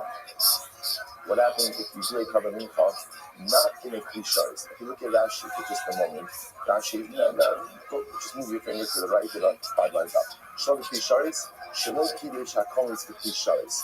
So let's say again, you took the knitza, but you didn't put the knitza in a kli sharis. It's a kli sharis, a service utensil, a basic service utensil. So what's that? Psula. Ultimately, the mincha is going to be possible. Why? It's very interesting. Shamanachos hukshu lizvachim lit on arba avodos knitza pixelos and spiris. Because a mincha, remember again, a mincha is a meal offering. Yet, interestingly enough, a mincha is compared to other karbanos. It's actually very interesting, Rashi. Liton arba avodos. Just like by, right, remember again, by a karban, you have 4 primary avodos. What are the 4 primary avodos? Shchita, Kabbalah, Holacha, Zrika. Right? So just like by a karban, you have 4 primary avodos. By a karban mincha, you also have 4 primary kabbalas. The avodos to the knitza, kineged shchita. So knitza, which is the actual taking of the flour, right, of the meal offering, that corresponds to shchita. Matan Kometz Bekli Kineged Kabbalah. Then you put the Kometz right in a Kli Sharis, in a service utensil. That's like Kabbalah. It's like receiving the blood of the offering. That's Kabbalah. Holacha Kineged Holacha. The Rabbi says Holacha means taking the Kli Sharis to the Mizbeach. That's the same by both of them. And Haktara Kineged Zrika. And actually burning the actual Kometz on the Mizbeach. That corresponds to this Zrika. This is just a fascinating piece of just Rabbinic information. Okay, so the man says as follows. Therefore, it's not Shalom Kli Sharis Psulah. Therefore, Halacha L'maisa, if you took the Kometz and you did not put the Kometz in the Kli Sharis, say the Kohen just took the Kometz and he put it right on the Mizbeach. Ultimately, the carbon is invalid. Rabbi Shimon Maksher. Rabbi Shimon says that it's kosher. Isn't that incredible? Rashi says that Rabbi Shimon Maksher in Holicho B'Yadot becomes so out of Mizbeach like a Tilo. So Rabbi Shimon says that if the Kohen took the Kometz and he literally walked the Kometz right over to the Mizbeach, put the Kometz on the Mizbeach, then ultimately again it is kosher. Right time Rabbi Shimon. Why does Rabbi Shimon hold that the Kometz doesn't need to go in a Kli Sharis? What's his logic? Listen to this. So listen to this. Because the Torah itself compares the Karban Mincha both to a chatos as well as to an asham. How so? Watch this. So the Gemara says, it's telling you that there are two modes or two avenues in which you can offer up the Karban Mincha. On one hand, you can do it like a chatos. And let's say ultimately again, if you go ahead and do it like a chatos, then what? As long as you do it with your right hand, ultimately it's kosher, even if you don't use a Kli Sharis. Now what's that about? Take a look at Rashi. Rashi says the halachos ba'karos yad shelo b'kli od b'yamin. Shakometz bar kizrika zika mechada shu b'yad be'etzba u'b'yamin. They say it's a chatos. So on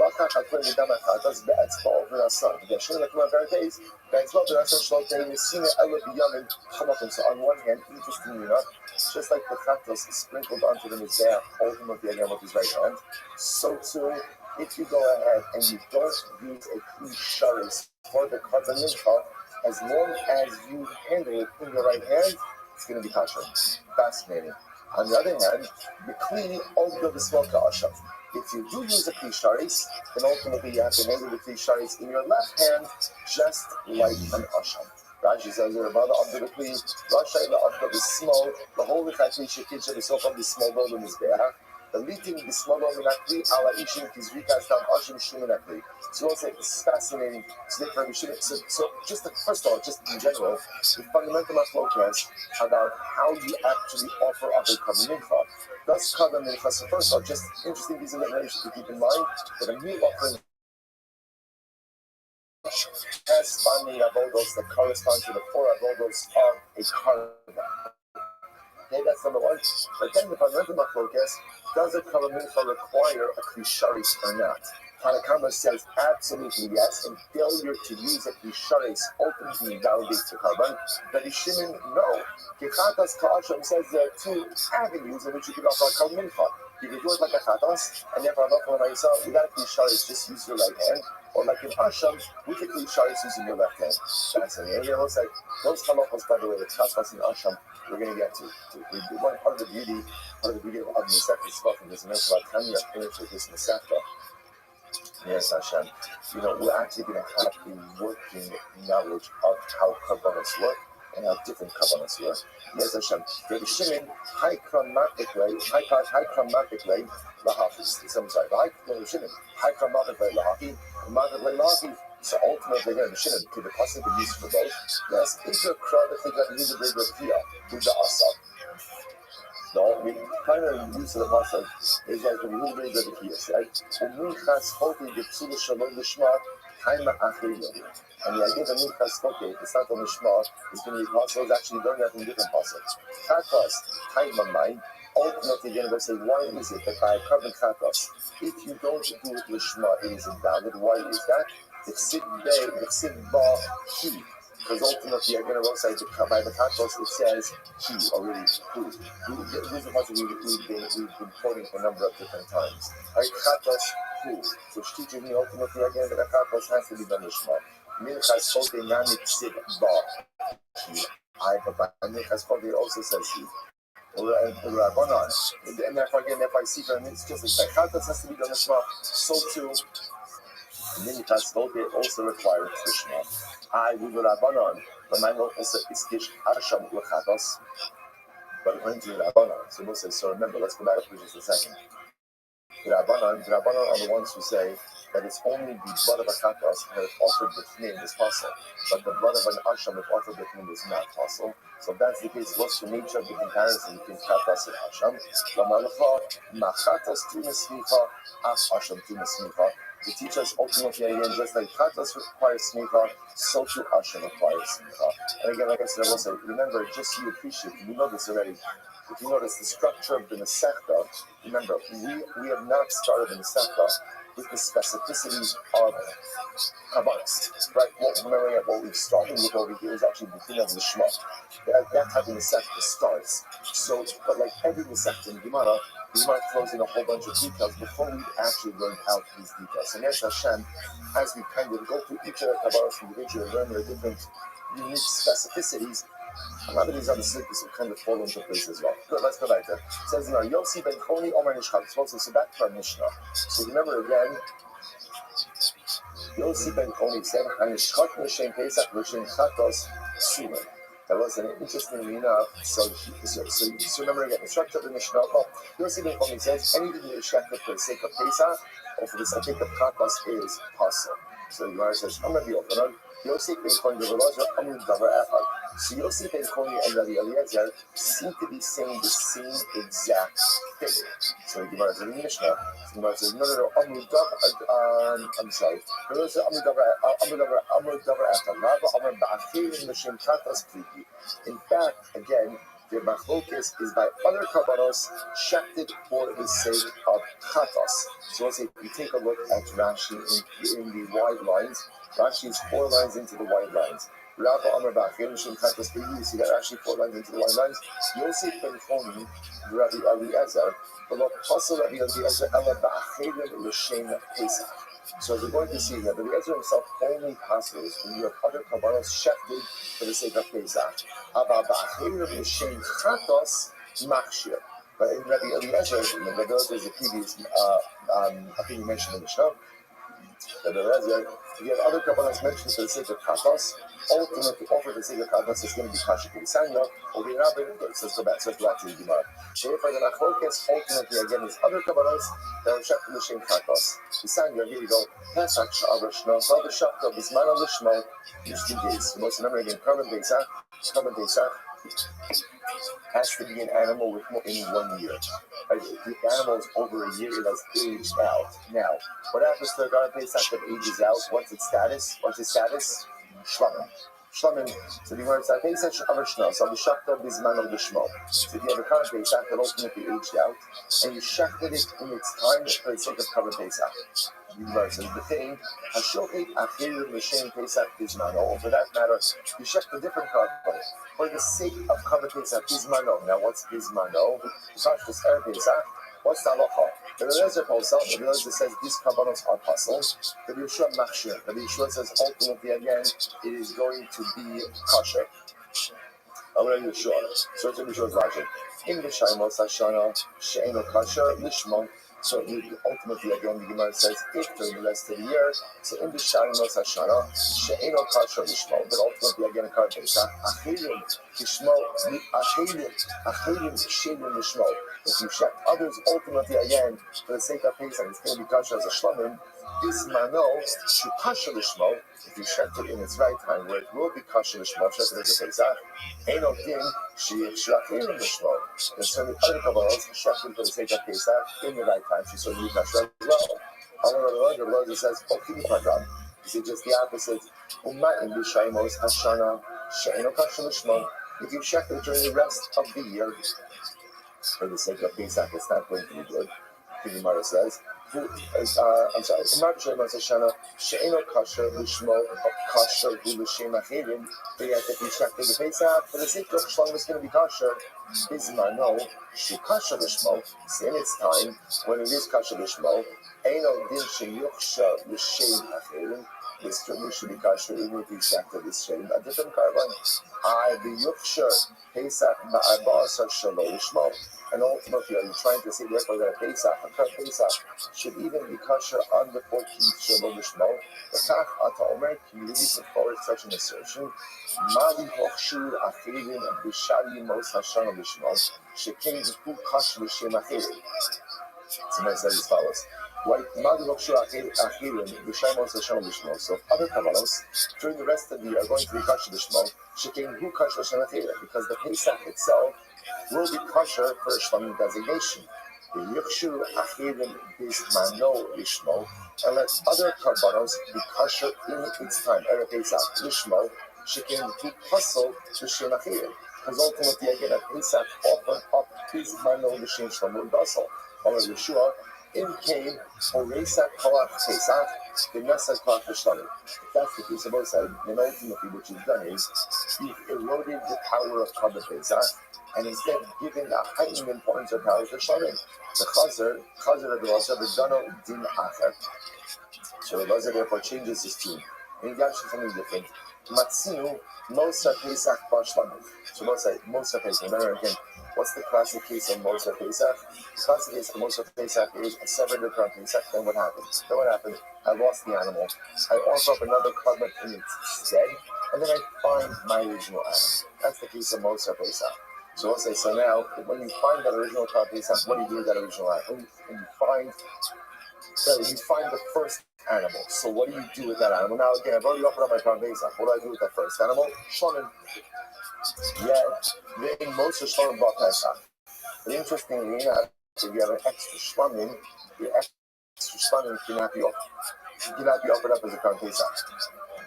Uma Pesach, Shemos Sarah Bar Shlamim, and by a common Pesach, where again, if you find that original animal, quote unquote the extra Pesach, it can be offered up as a shlamim. Shechto bismano l'shem shlamim pasol. If you shecht it on Erev Pesach for the sake of shlamim, it's going to be pasol. Shlamim she'eno sarin ba Pesach. So a shlamim with the extra animal, so to speak, cannot be offered up as a card Pesach. And shechto l'shem Pesach bismano.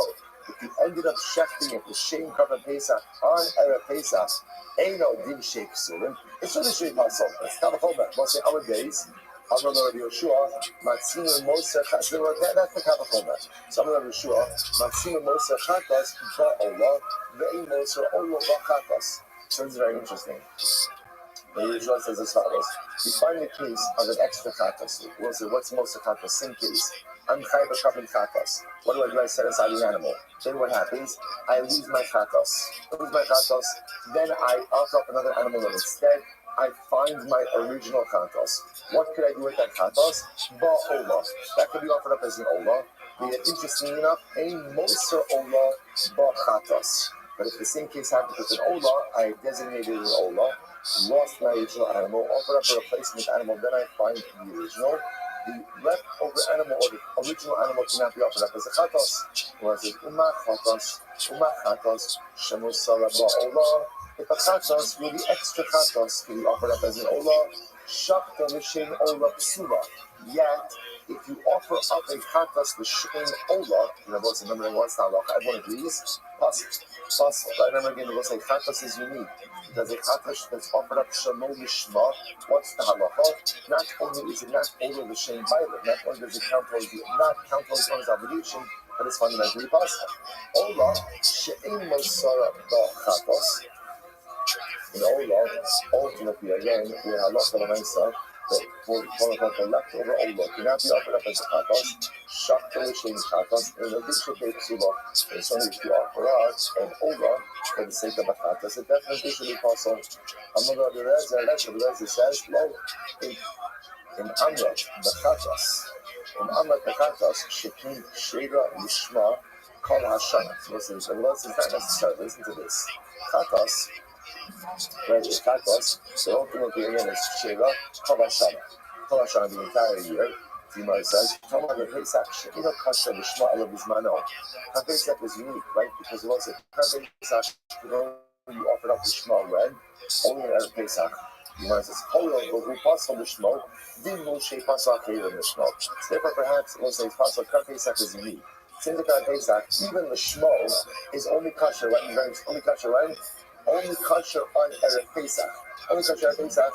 Therefore, ultimately, anyone Torah Pesach she'eno kosher l'shmo ela b'zmano. Although also l'shmo, b'yur she'ipasach b'yur l'shmo. Therefore, it makes sense that if other kavanos are offered up l'shmo kol Pesach throughout the rest of the year, they should be possible as well. Okay, incredible. Shipping achiyah zari over. That's part of the Mishnah. So we're just making our way. We're finishing up the first post of the second Mishnah on the Second. Next person quoted in the Mishnah was Shimon, the brother of Azariah.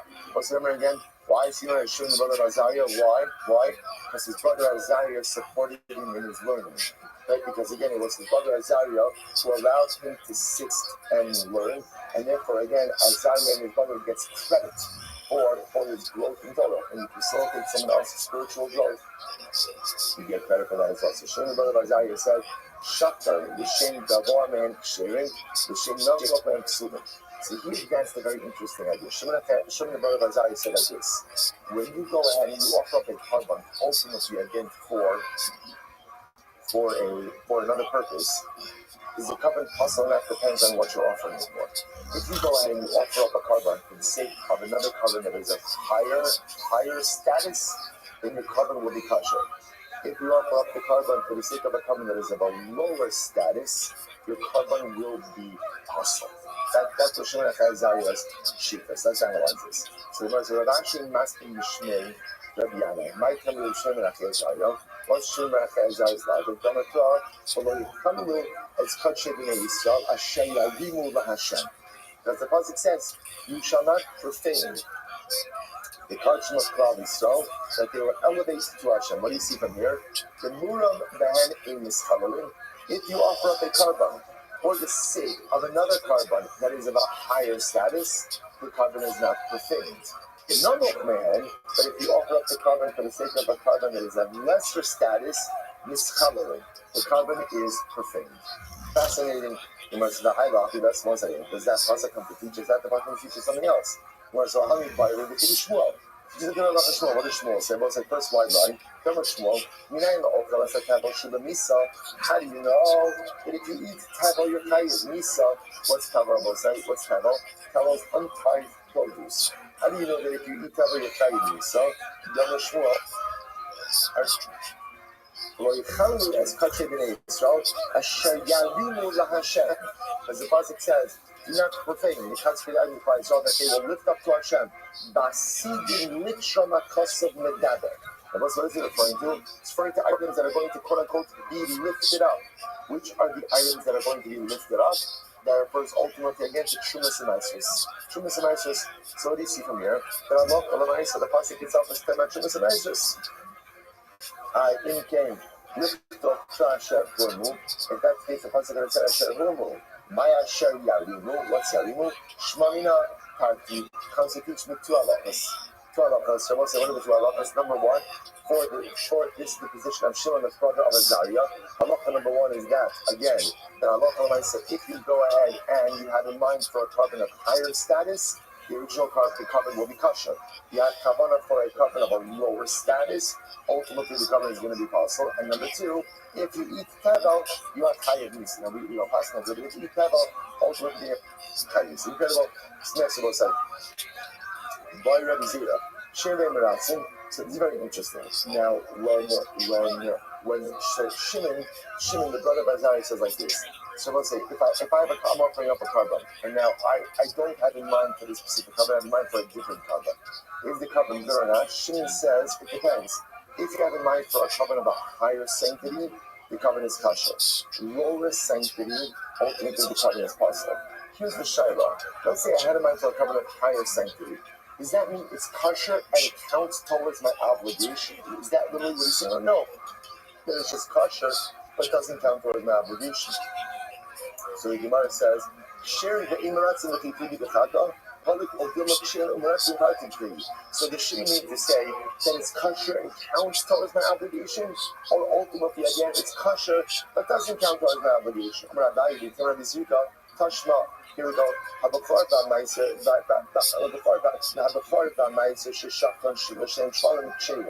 if you went ahead and you offered up a bakar or a Meiser animal, you did it for the sake of Shlamim, it's going to be kosher.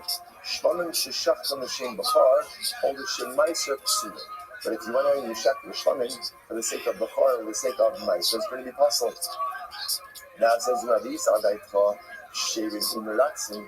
So ultimately, again, if you hold the Shimon is saying that it's kosher and it works, in other words, and it satisfies your obligation, so the Gemara's bakar, baritzuyehu. So we'll say the bakar animal is not an animal that affects the total, right? In other words, a bakar animal is not going to bleed. It doesn't satisfy an obligation. An obligation to be my firstborn animal. But let's say that animal dies. I have no obligation of replacement. So it's not a receipt. It doesn't come to satisfy a person's obligation. Rather, it's easy to be that what Shimon, the brother of Azariah, is saying is, if you take an animal and you take a carbon and you offer it up for a carbon of higher sanctity, ultimately, again, the carbon is kosher, that does not satisfy my obligation. Only the seifa sharing the imratzin, from the fact that the seifa ultimately, again, is a case of kosher but doesn't satisfy my obligation. Reishanami sharing the imratzin. So, to the first case, also has to be a case of ultimately where it's kosher that doesn't satisfy my obligation. Maybe not. Maybe not. Maybe not. In other words, why are you doing Reishan seifa? Maybe they're two different cases. Ella, my kamash, what is it teaching me? It's teaching me ultimately again higher categories and lower categories. Tanina, Gemara says, you learn this case, you learn this, Gemara says, Kate said, Kache Kadashim Shishak Lashim Kashim Galim. Now, again, the Mishnah then goes on, and Shimon the brother of Azariah gives explicit examples of this. If you were to go ahead and you have a carbon that's Kache Kadashim, and you check it for the sake of Kachim Kalim, which is a lower level, Shimon will say, ultimately, such a carbon is possible. The Shin Kachin Kalim, good. Now you can what you have to listen to this. Kachin Kadashin, the Kachin Kalim, these are the Rabbanana. About Kalim the Kalim though, so it's an article like this. Maybe you know what Kavanas, maybe you know what Kavanas. There's like two categories. There's Kachin Kadashin, Kachin Kalim. And therefore, in Shimon's logic, in his construct, if you check Kachin Kadashin for the sake of Kachin Kalim, it's going to be possible. Kachin Kalim for the sake of Kachin Kadashin, it's going to be kosher. But maybe in the respective categories, there's no hierarchy. So, for example, let's say in Kachin Kadashim, all Kavanas are created equal, and in Kachin Kalim, all Kavanas are created equal. Kamashwan, that's not the case. Listen to this. It says, Hanami Tanina, Shlonim, Kodmin, Esabafar, Gevneshu, Tunin, Matar, Arba, Usmicha, Umisaka, Utmifas, Kazevasho. So, let's say, the teachers have a lot of money, so that's not true. Even in the realm of Kachin Kadashim, there's still a hierarchy. For example, Shlonim are more important or more kaddish than a bachar. Why? Because in Shlamim, ultimately, again, what do you need? Number one, Matan Arba, there's 4 blood applications. Number 2, Simcha, is leaning on the animal. Next, Nisachim, ultimately, again, libations. Tunufos Kazevishot, and a waving, ultimately, again, of the chest and thighs. So, ultimately, again, you see that even in the realm of Kachin Kadashim, there's a hierarchy. Which the Gemara says, I'm sorry, the Gemara says, Ha'ikr, he Adrar and asking. You're right. When it says the Gemara is teaching this halakha in 2 places. Here it happens to be brought in tangentially, over there is a primary place. So also, but from that is as follows. So remember again, the halakha, the Gemara is suggesting that, again, according to Shimon, the brother of Azariah, the way this works is like this. If you check the carbon shalom, the shmo, is the carbon kosher or not? So halakha reminds, again, it depends. If you check it for a carbon of higher sanctity, it's kosher. Lower sanctity, ultimately possible.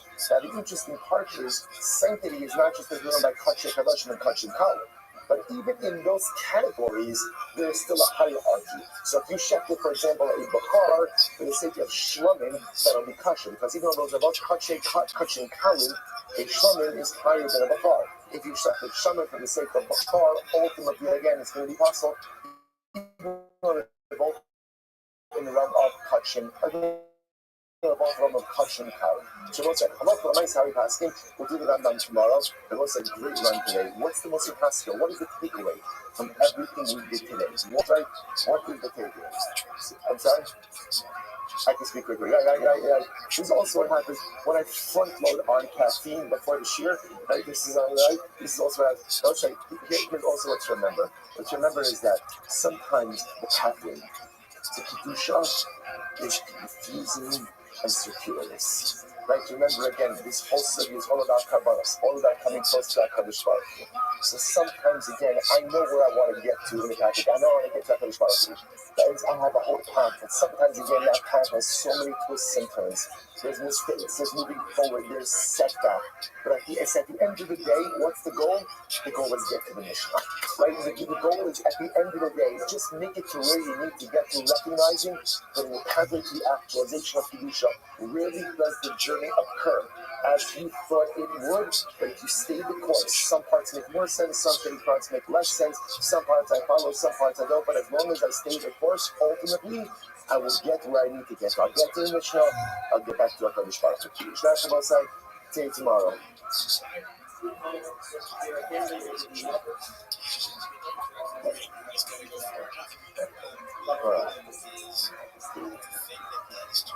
He doesn't want to go back.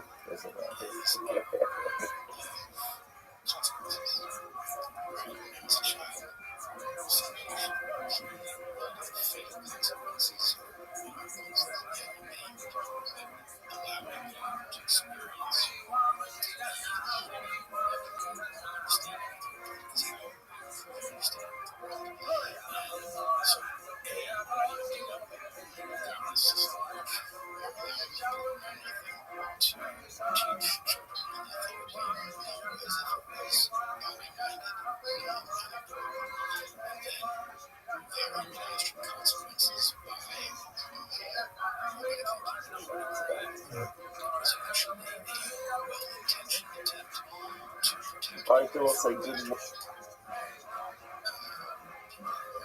morning, good morning, good morning, to get such a satisfaction to be able to go to Hashem to the beginning by taking all of our sponsors to pay. We don't finish our annual Talmud Torah sponsor, the Top Shin Pei Hay. Incredible. Now, listen, sometimes you have something annual, something like last so long, and then you get to the end of the annual. And you recognize that the Talmud Torah passage is quick, so you express our tremendous efforts to the Top Mishpacha. We're dedicating all of the Torah this year as a discuss. The Solos Telos and the Solos Hamad Hashem see that system clear in the year to come. Our Talmud Torah sponsors for the month of Elul. And Ba'alim Tov on this last day of Elul. Ben Koba Kaliyah and Hashem of his parents. Adam Ben Hashem Pinchas. Taylor Ezel Bas Zelig and the hopes that America should be still so much even all place will be answered. Shmoni Liba Dinovitz, the Evil Mishnah started from Sman, Rabbi Ari from Yitzchak Aryeh, Ben Hachaber, Yaakov, before the Bracha, and our week of learning sponsors.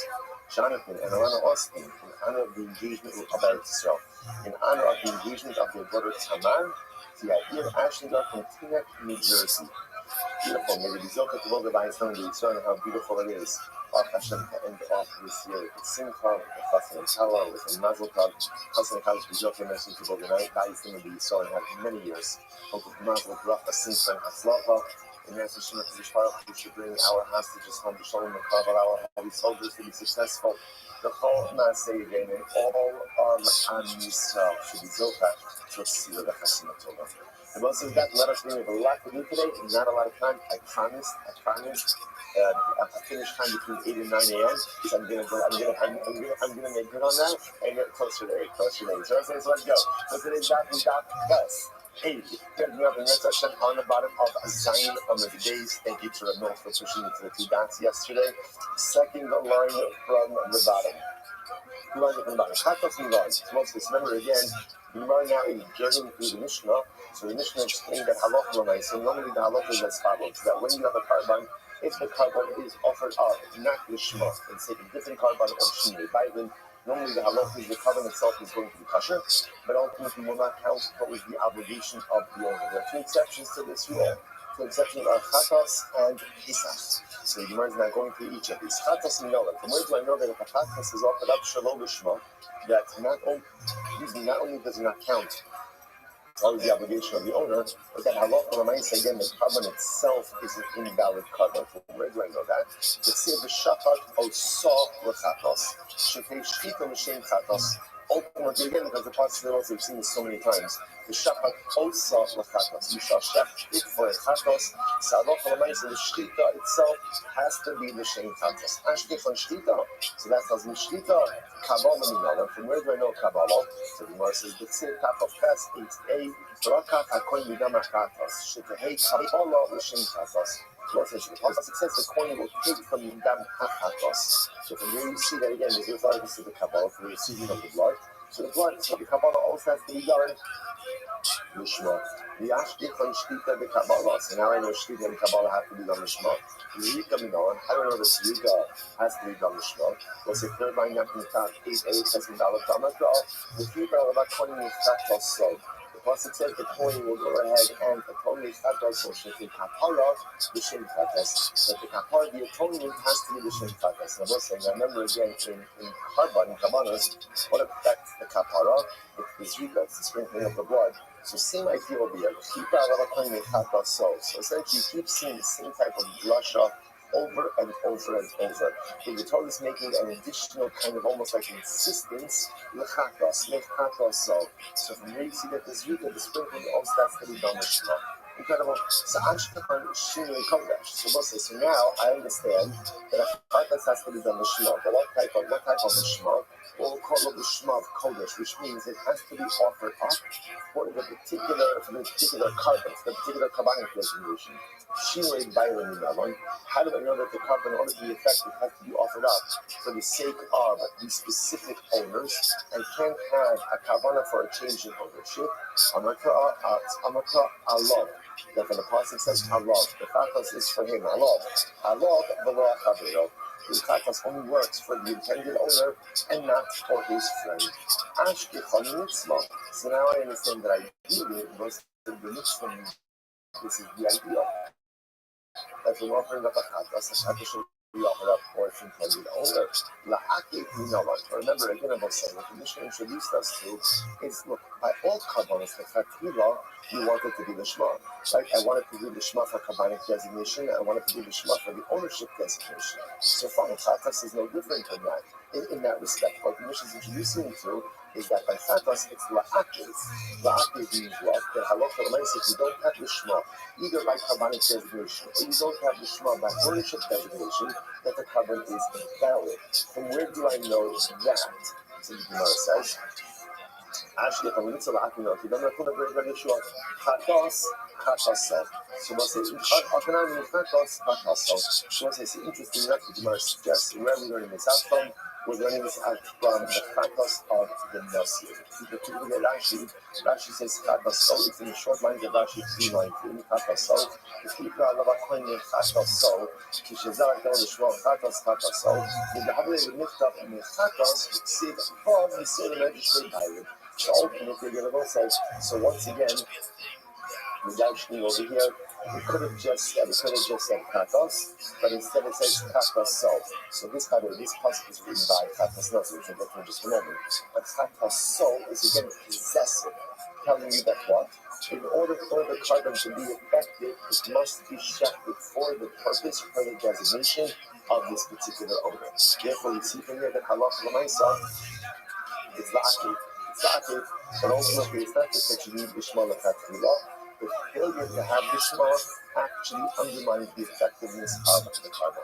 So Ashkechan mitzvah, what is this? Ashkechan mitzvah b'shinrei kodesh. Zika b'shinrei bayim bein the mitzvah bein la'akid. So it's a serious, not interesting, here's what I have. Now I have that halacha L'Chatchila, you have to have the correct kabbanic designation. I also know that halacha reminds you if you do Zrika for the wrong owner, that in the mitzvah in the akid, that it compromises the carbon. La'akid b'chol avodos b'shinrei kodesh, b'shar avodos b'shinrei bayim, bein the mitzvah bein the akid, you know what? But how do I know ultimately again, by all other parts of the kabbanic this, that if you have shinrei kodesh, changing kabbanic designation, that it compromises the carbon? Or for that matter again, when it comes to shinrei bayim and changing an ownership designation, how do I know that if you do that by a chatos, it undermines the chatos?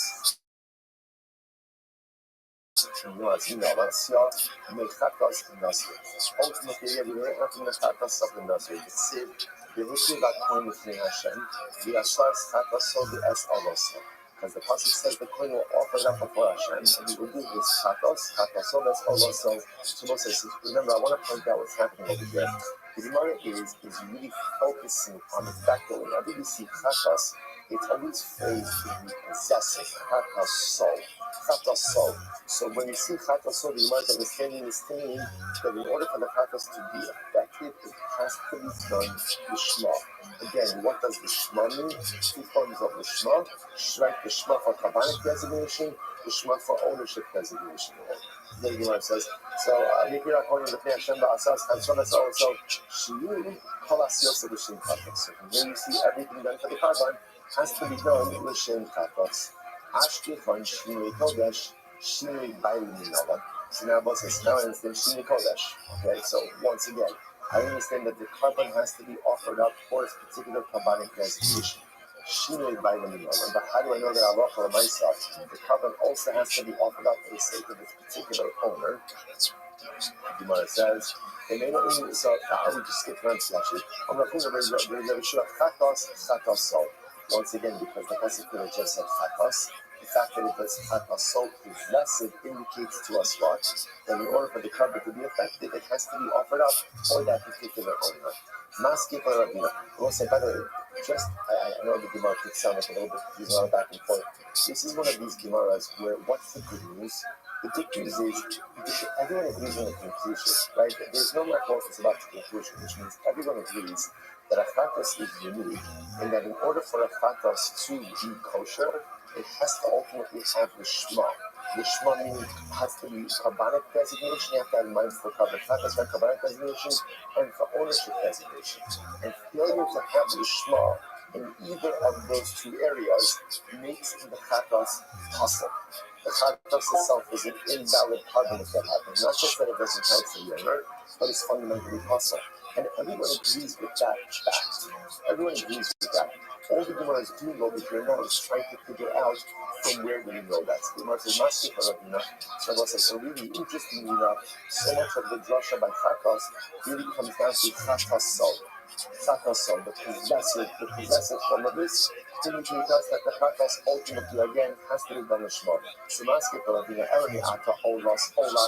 So my garage today, here's the problem. We already use this emotion by Ola. Ola. Could have just said Olas, but it was Ola so. So what do you do with that possessive? So the Gemara says, Minchas so.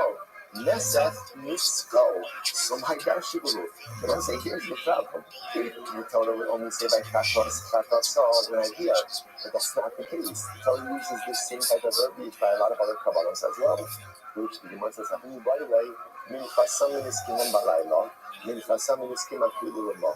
So instead of say for some of it, ultimately teaches us other halachas. Let's say, for example, by the mincha and the stuff. The mincha is a meal offering. The second is wine libations that accompany certain karbanos. So the additional lesson teaches us that as much as the karban itself must be offered up by day, these supplemental karbanic accessories can be offered up at night. It's very interesting. Sometimes even the mincha and the sachim, the meal offerings, and the wine libations can even be offered up the next day. But ultimately, what do you do with olas? In other words, what do you do with the possessive of olas? What does that teach me? The which the Gemara says, furthermore, again, are we actually able to learn out these things from chatos nazir?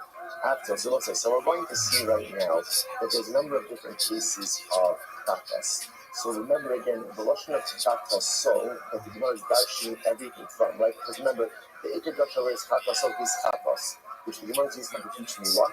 Lishma.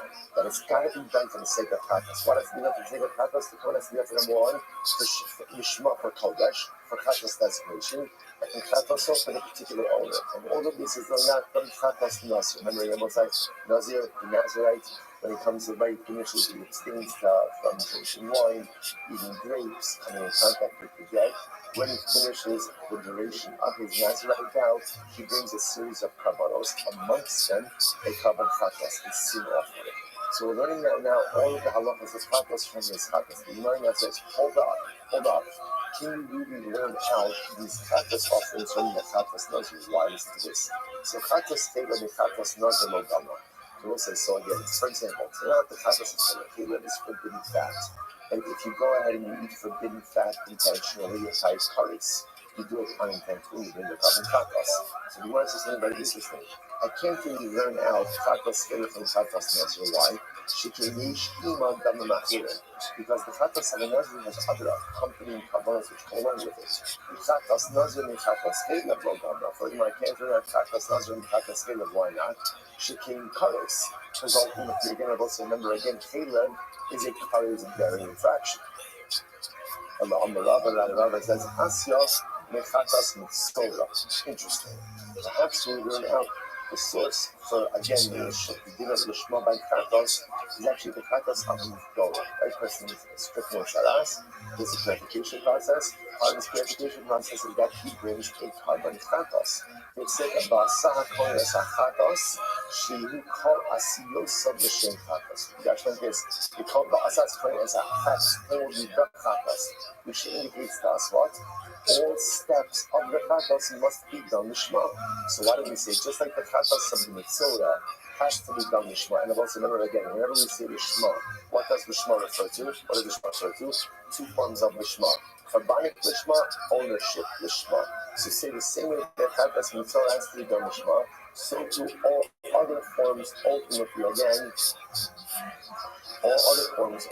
again, all other practice offerings also have to be done Lishma, for which the Gemara says, so fine. That teaches me that you need carbonic designation. Ultimately, again, Shino and Bailam and right? How do I know that halacha also needs ownership Lishma? In the summer club, the Hebrew Akalam Mitaher.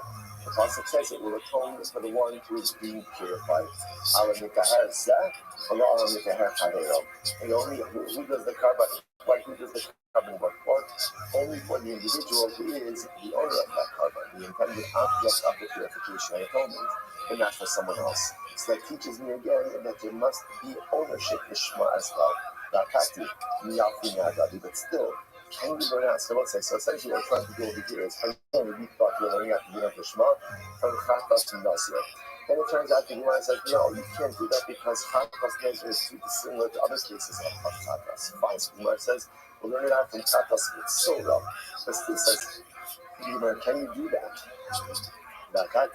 After all, Chatas Hilmi Chatas Mitzora Lo Yalfa, I counter out the Chatas of Terev from the Chatas of Mitzora. Why not? Because remember again, when the Mitzora brings his Chatas, he brings other carbonos as well. Chatas Mitzora Chatas Hilav Lo Gamra, and I counter out Chatas Chok and Chatas Hilav. Why not? Chikin Karis. Ultimately, again, because there is a din of Karis by Hilav, and that doesn't apply in other cases. So let's say, so we're going to have some super interesting. Gemara says, Mechtaka lo asya. But the truth is, it could very well be that perhaps, so I just want to point out what the seal of it is.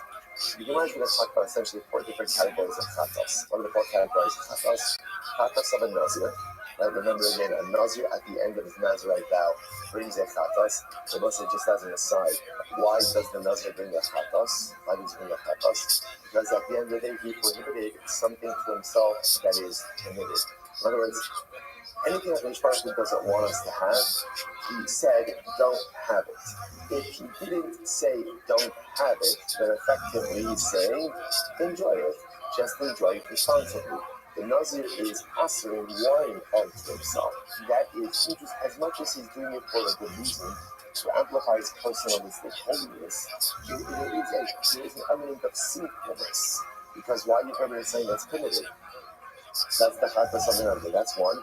Number 2 is the Chatas of the Mitzora, which makes sense that he's bringing a Chatas because again, Chatas always comes about because of some type of sinful behavior.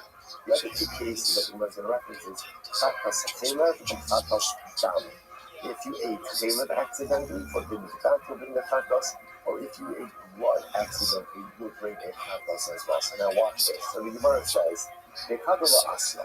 It could very well be that in order to learn out this halacha, that a chatas requires the shema.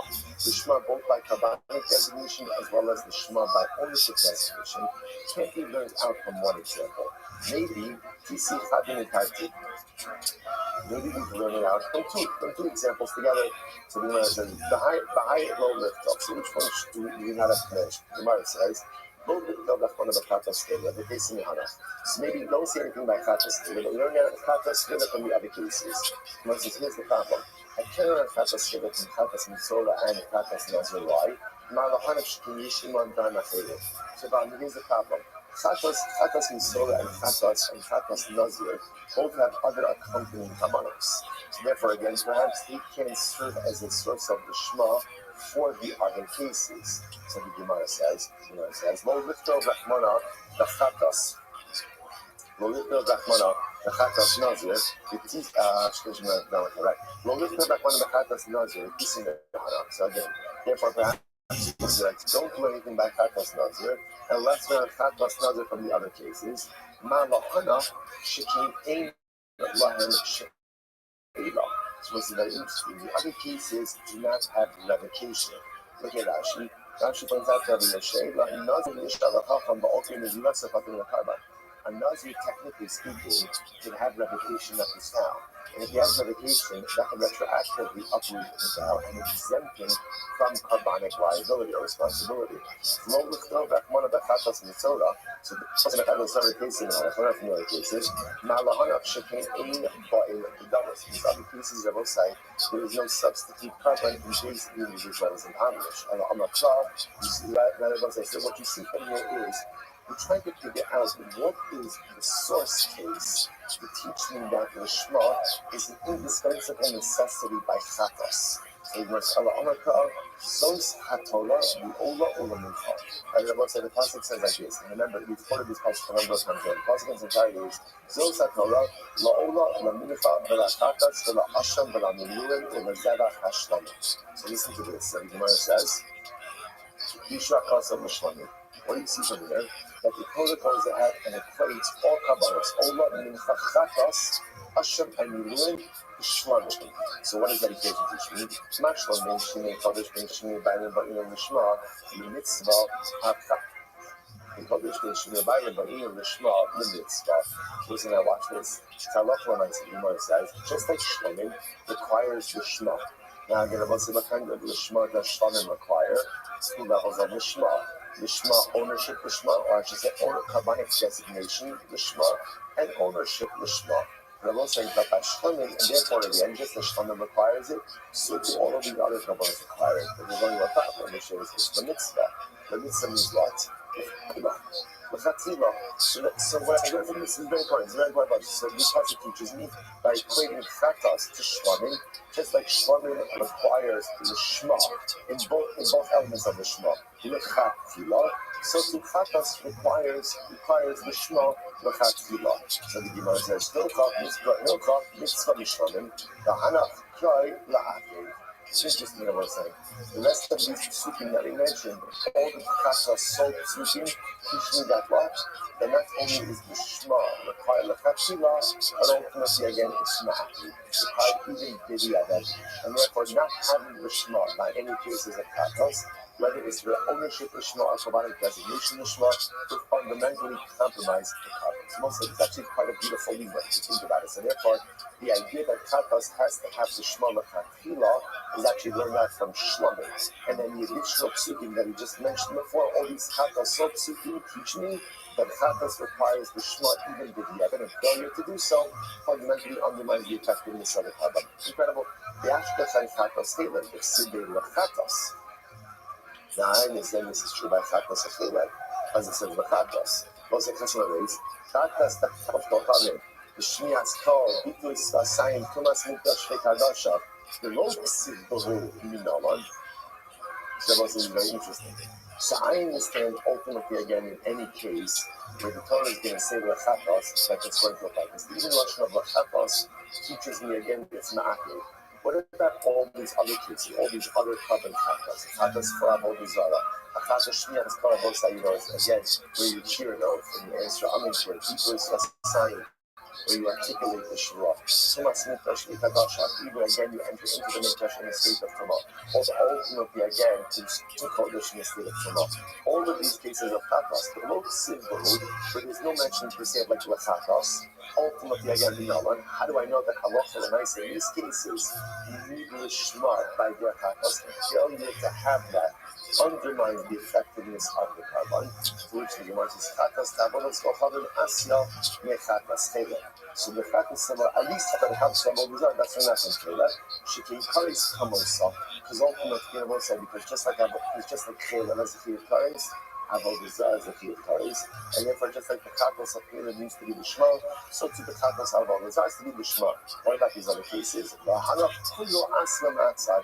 And all these other cases of Chatas will simply be learned about and Mahan Salaf is coming on with it. But we learn that to become on with it. So I'll say that ends the video. So bottom line, how up for myself, what do we have? So first of all, interestingly enough, what we have is like this. Let's first start with the ruling. So the ruling is that a Chatas must be offered up the Shema. What type of the Shema? Two categories of the Shema. Ownership the Shema for the sake of the right owner, and Karban the Shema for the sake of the right Karban. Failure to do so by a chatas makes the chatas possible. The carbon itself is fundamentally possible. Not the melon does not count towards the obligation of the owner, but I love how nice again the carbon itself is invalid.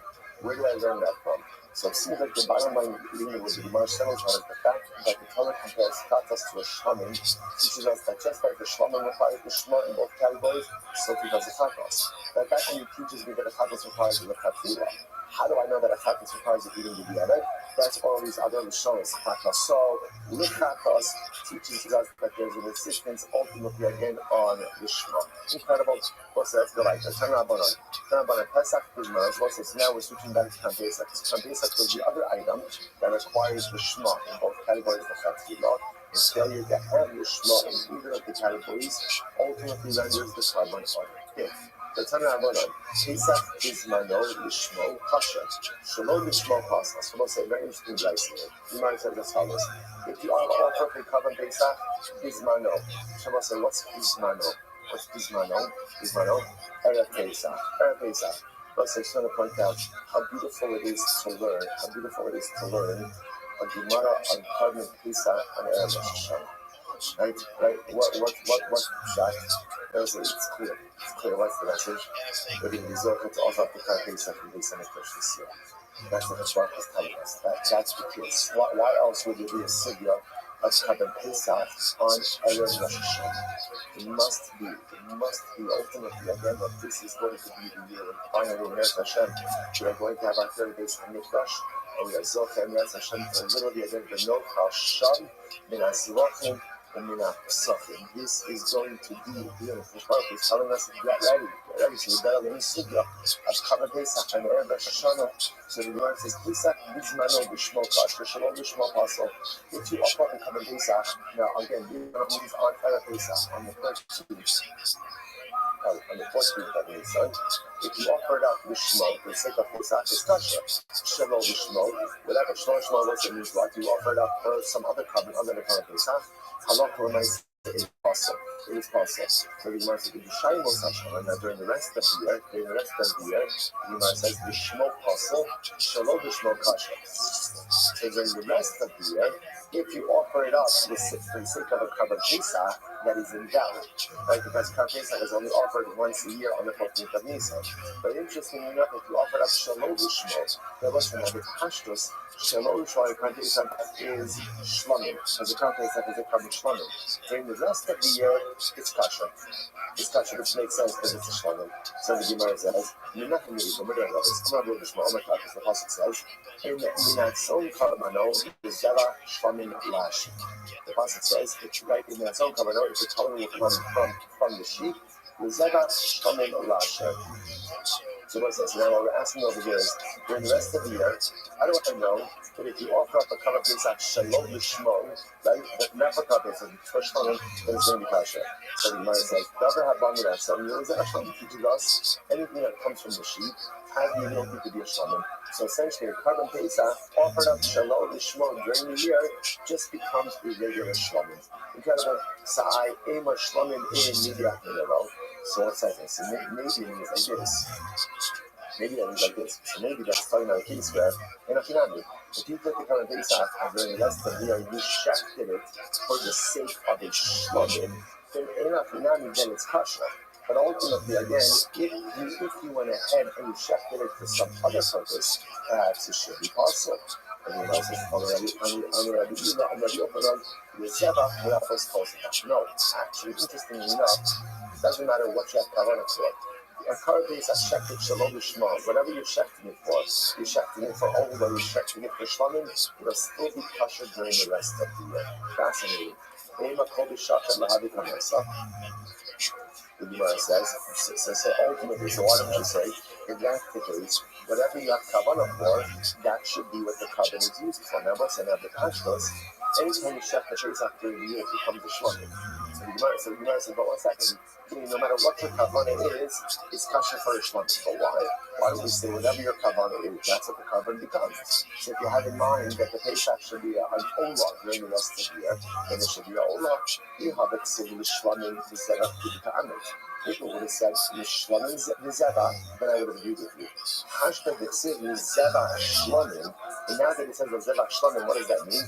We're called the Shapit Lake, Shlamim Mehavi. It teaches me that when a current Pesach is offered up during the rest of the year, Shalom B'Shalom, not for the sake of, not for the sake of Shlamim, it automatically becomes a not for the sake of Pesach, it automatically becomes Shlamim. So let's say I want to just point out what's happening over here.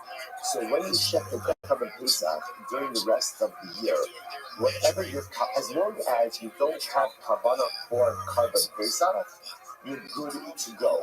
Whatever you have kavanah for, right? The carbon is fine. But interestingly enough, whenever you have kavanah for, what is the carbon going to become? It is going to be a carbon shlamim. Incredible. So the Gemara says, "Ima lezevach kla shlamim shrat." Shlamim shrat. But why do we say this? Why do we say lezevach is a klal, a general term? Shlamim is a practice. It's written for klali class, and I have a klal in a prat. In the klal elamash in a prat.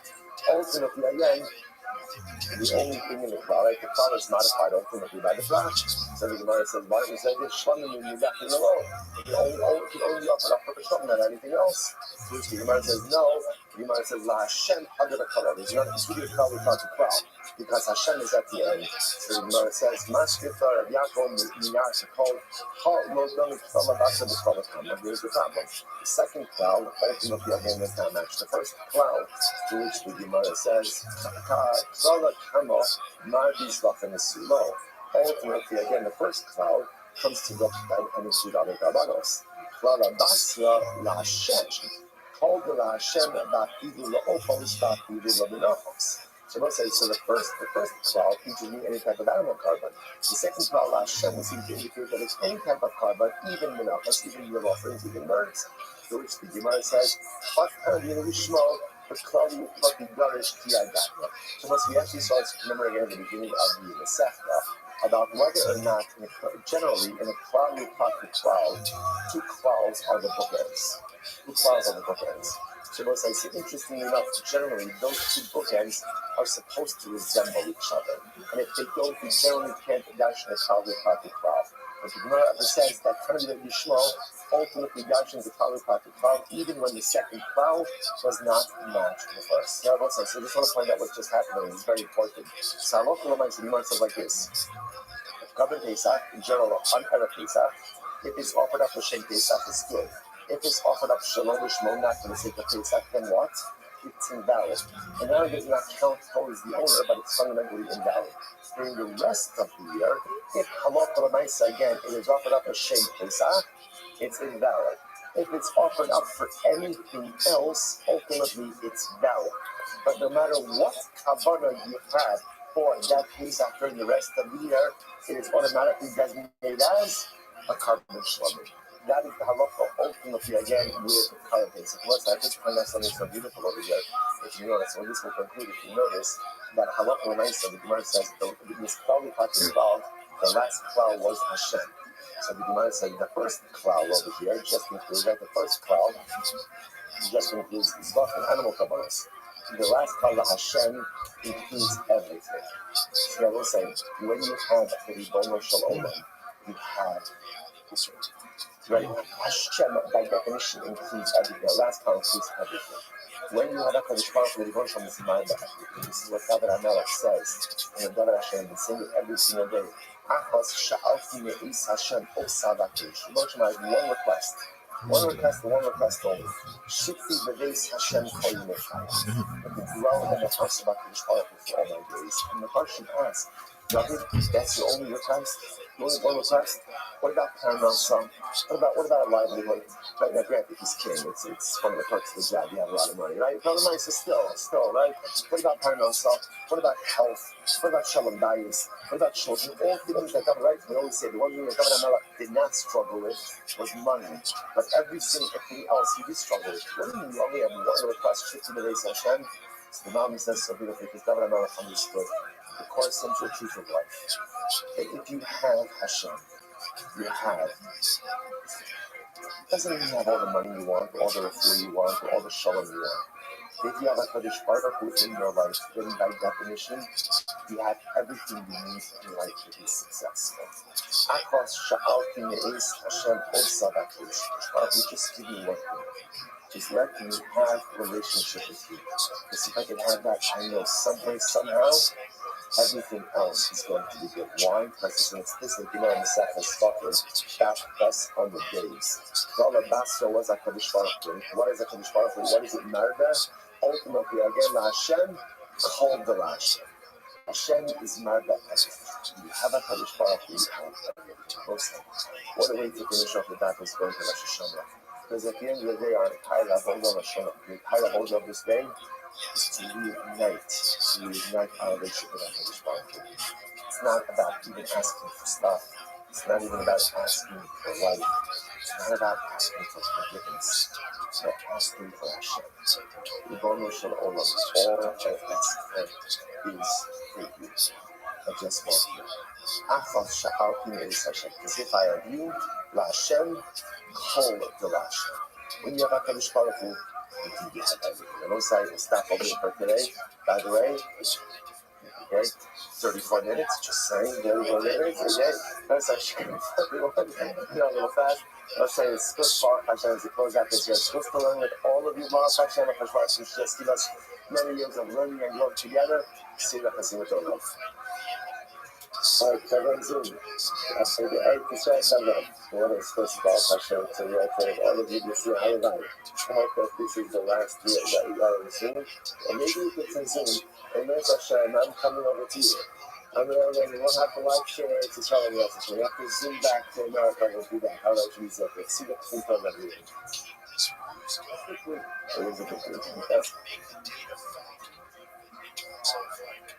Yes.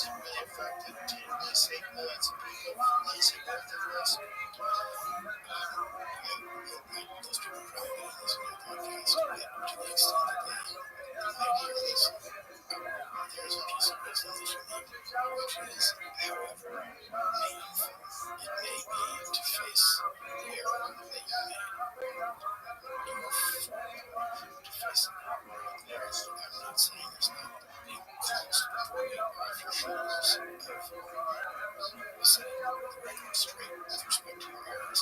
It's a slam. That back is hilarious.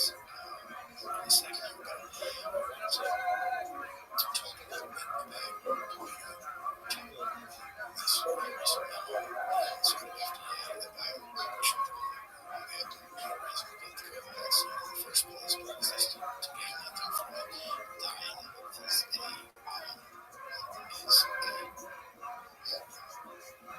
it's beyond intelligence. It's unforgivable. It's a very positive sign, but I know the vaccines about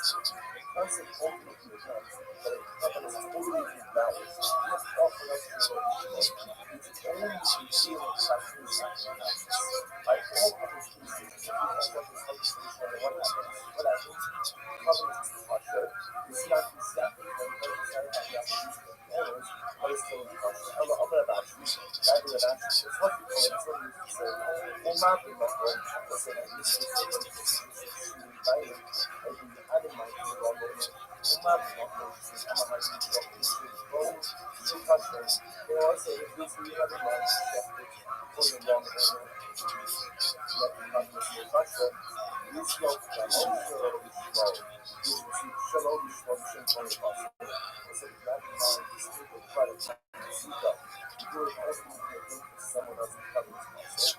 Muslim share, Allah had a shopping shalom fun, shoot muscle. Amanas Israel to Anshe, Shlachim, Shir muscle. If I was saying also, the person was saying when he wrote it, the caption, he certainly had to have a show. So what's that? All of this was in support of the position of the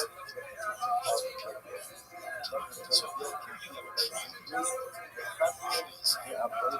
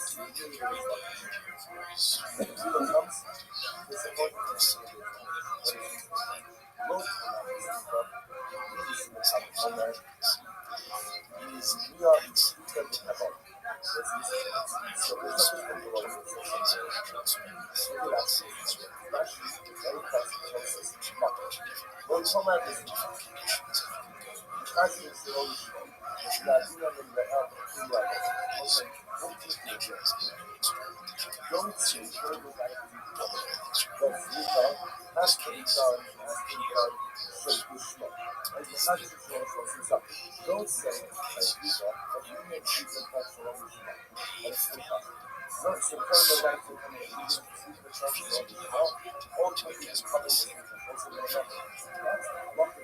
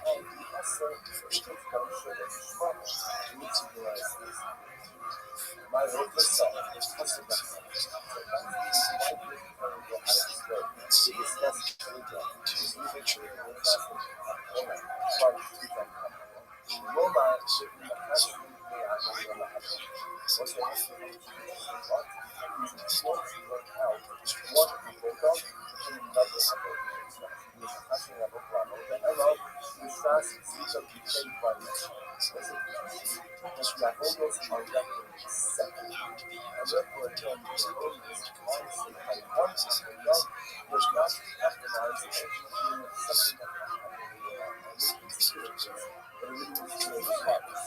That wrong or illegal kavanah by shita or tznika will not validate the contract. Mas que tem a papel de signature, o que o modo de castina de avoda da avoda, maybe God, maybe something, maybe the fact that the teaching is that a lot of our second from one avoda to the next avoda.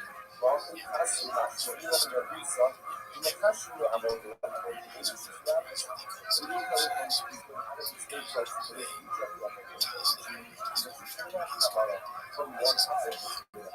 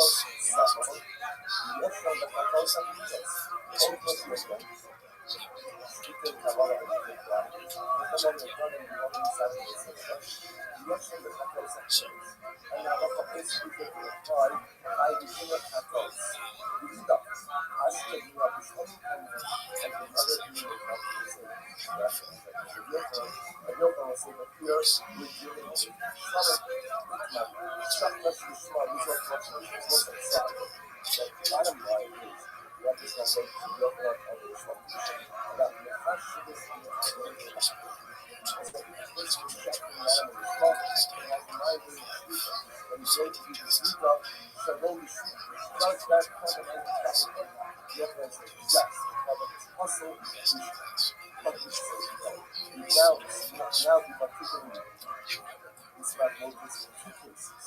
One is a case of carbon, one is a case of food. The same method is applied. Now we also brought ample proof to support each of the shootings, which back to the original responsibility. Shut up the small, do so much a little bit. Says, I shut the cover the small wasn't something you guys do. I'm doing it something. Shutting my shut. For the sake of trouble, not to be like this. But at the time of this week, I have in mind that I'm going to do this week off, we should cut us. Or different colors, we say illegal. At the time, I mean, week off, and I'm doing this something illegal at the time of this week off. So what's the halacha? That nothing Allah tzila, but nothing says, like in your Allah. That's right. That's the cover of hustle. Rabbi Allah Shula. And Rabbi says it's the cover of hustle. So ultimately, Rabbi, the Rabbi, that nothing is covered.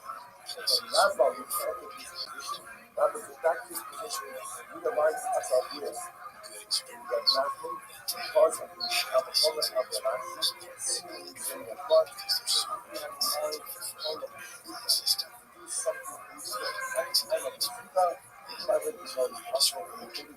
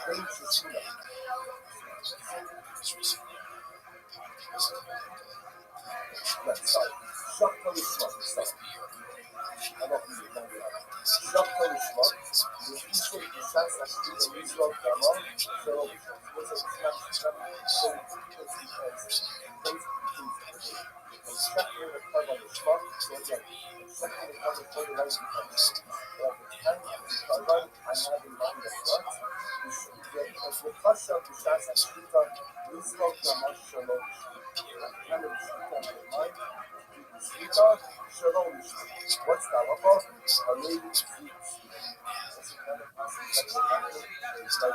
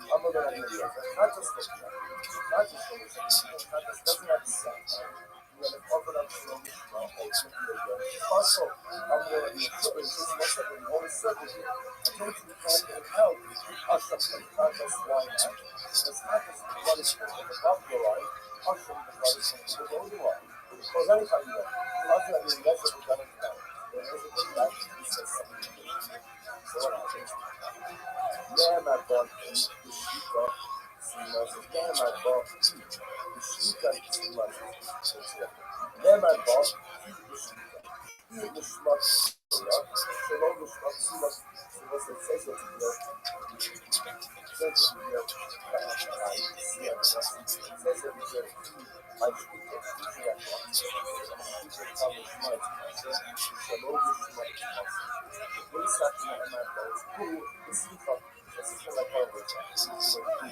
By the street, by the outside story, who smoke hustle, the low smoke hustle. Once it's in sea, wherever it's where wherever there's a refinement of places people are addicted to food, so that's it. The purpose of the conversation. Also, never mind about food. This is like who is smoke hustle, the low smoke hustle. It's not about the smoke, then it will be hustle. It's not about the smoke, then it will be hustle. This is everything.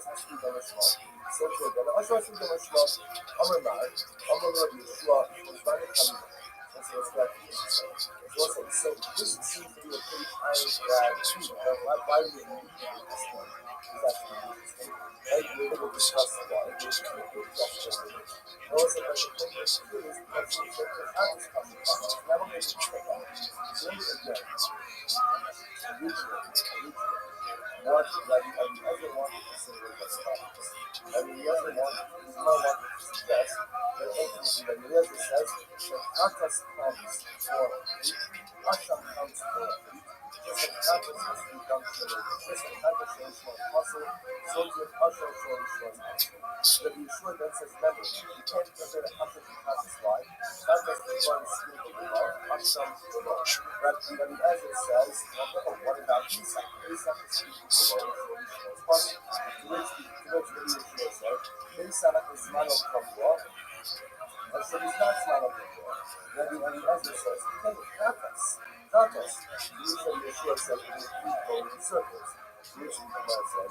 So, I'm going to go with Yeshua, because I'm going to go, you're going to know how to do that from my sin and outside. I understand. You have to keep going back to circles. Let me just redirect the people. You don't have a marathon, but the marathon is coming around you. You shouldn't be killing it, right? So it's going to have to come around you. That's the first short line is on the left. Pesach, the God does me, I'm following you on the left. Actually, I'll be up. This is a very Pesach is not this. For 1 year and 1 year. So we're not going to come around you with them. So, say what? You see that rough life, just like Pesach, Pesach and God does the BB for 1 day. So now you can be open up to the Lishma, it's possible. So to Hashem, you should be reading for 1 day and 1 night. You open up to the Lishma, it's possible. Listen to ourselves. So let's start. On the side of 7 to 9, use what's up place. It was like 7 to 9, I'm really doing exactly kind of like this. This is what's on the side of place. Which ultimately are going to not apply to I'm a low at Yeshua. Low. In Hamad, the Nagas, in Gamadamano, Shishin Gamadamano, remember the Shishin Gamadamano, why not? Because the Nagas, the blood is about the amount of it there. Eliminate. Lord, I'm not the Catholic using as Gamadamano.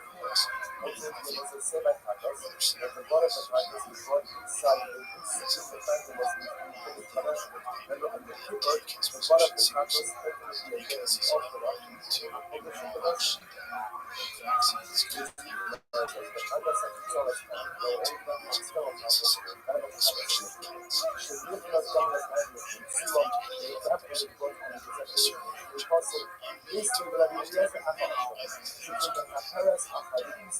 So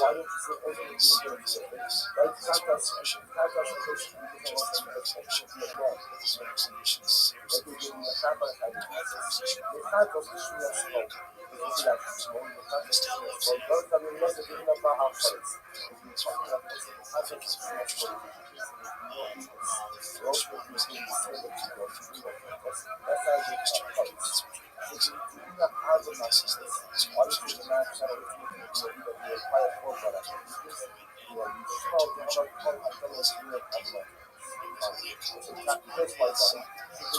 don't you say ultimately right? Why don't you see that the man said ultimately what you want?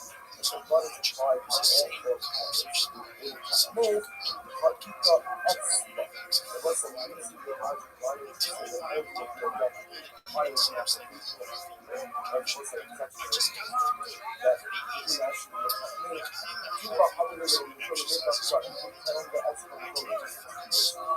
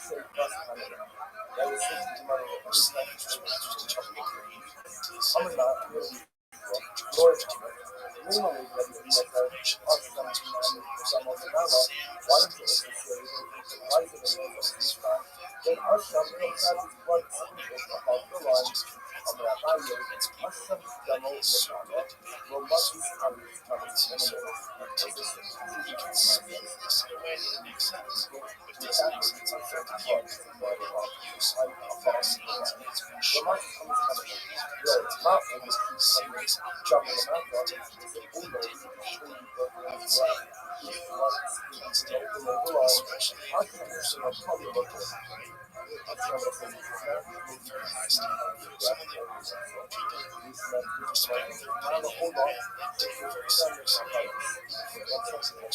For the most part, it's not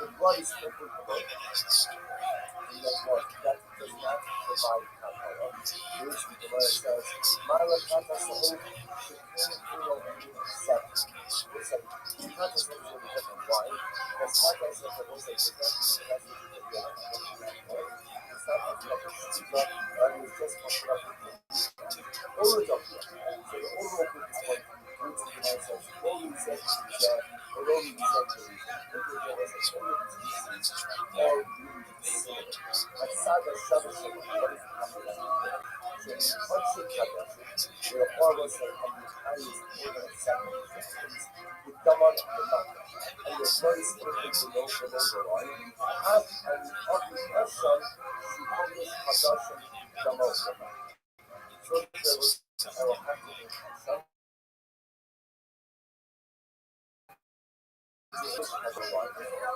All the Rabbi,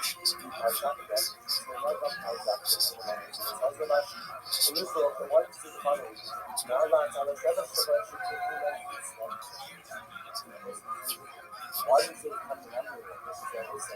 None of us have a look of a fine special for the guy. However, Hashem's usually old version of us, Hashem does have the minimum value. Even slightly later, and Hashem reached us to the one of the Hashem has the minimum value.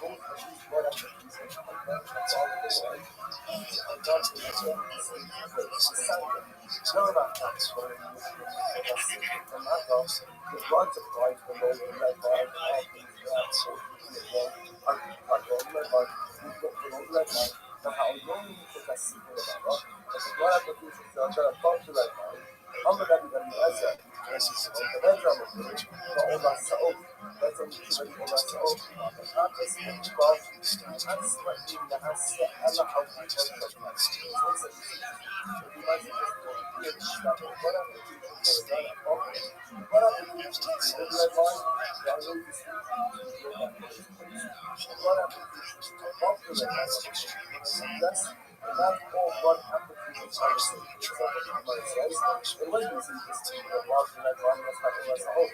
About the Hatas Benima, for example, even in that one activity was done for above the red line, then rest of us is not anywhere above the red line, rather it was done. That's not on the corner itself. So all us, about the Hatas Benima, even as about the was at the corner of the bottom of that sheet. Evan showed Ammo, so the notion is there. So over marking that was Sima, the half of the Mala that put out the opposition of Jeffrey, when it comes over to mercy by practice any longer, turning up the broad position instead of off the red line, and the use of what I took to the nation. On the active order of the answer of the so listen, you said, environment, not what I said. I didn't ask that. All the different things are kind of shoot the house and that you have right? That you have also a lot of nice stuff. Again, that's it. That's totally agree. Everyone agrees with the local circumstances. I want to use the other that is offered up for Shema, Shema, excuse me. She's going to be what? She's going to be kosher. Only accepting that one and not count over the opportunity to accept the opportunity that one of the guys, coming from that place where the husband is what? Count us usher. Now the other comes to go ahead and include what? Usher. Sorry. Two exceptions to everybody agrees on are Katos and Krishna. Katos and Krishna. When the yes comes along, you want to say Usher is also person. Where does that as a definition? So this is on the basic level. That the as already says in Mishnah, he says that Katos the Usher is one because ultimately everyone Katos is a sin offering. Usher is a sin offering. Just like Katos shows what Katos also Usher shows. What's the bottom line? You might say you don't constantly have everybody else. As people are realizing once you Usher of the sin offering, what you see is how you might accept. There are too many dissimilarities. Like there are too many things that are similar that come from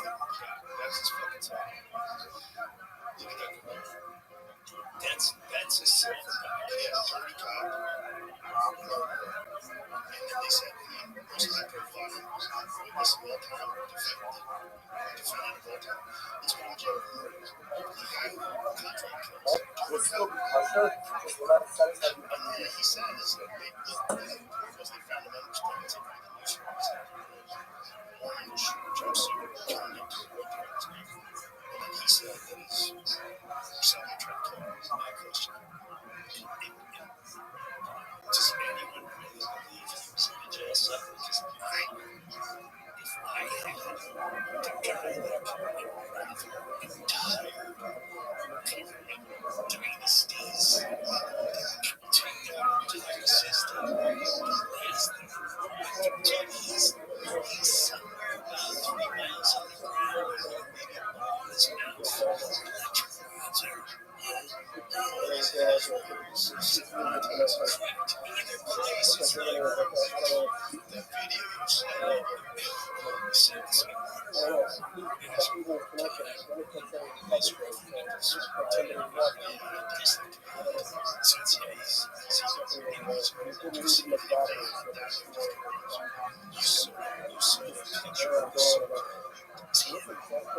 Israel.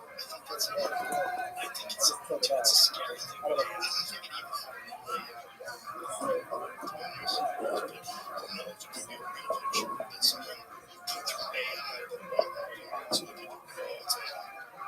Right. You don't know. You see the lady that they say looks exactly. Yes. Just like yourself, It's I think she can see it. It's a deep fake. I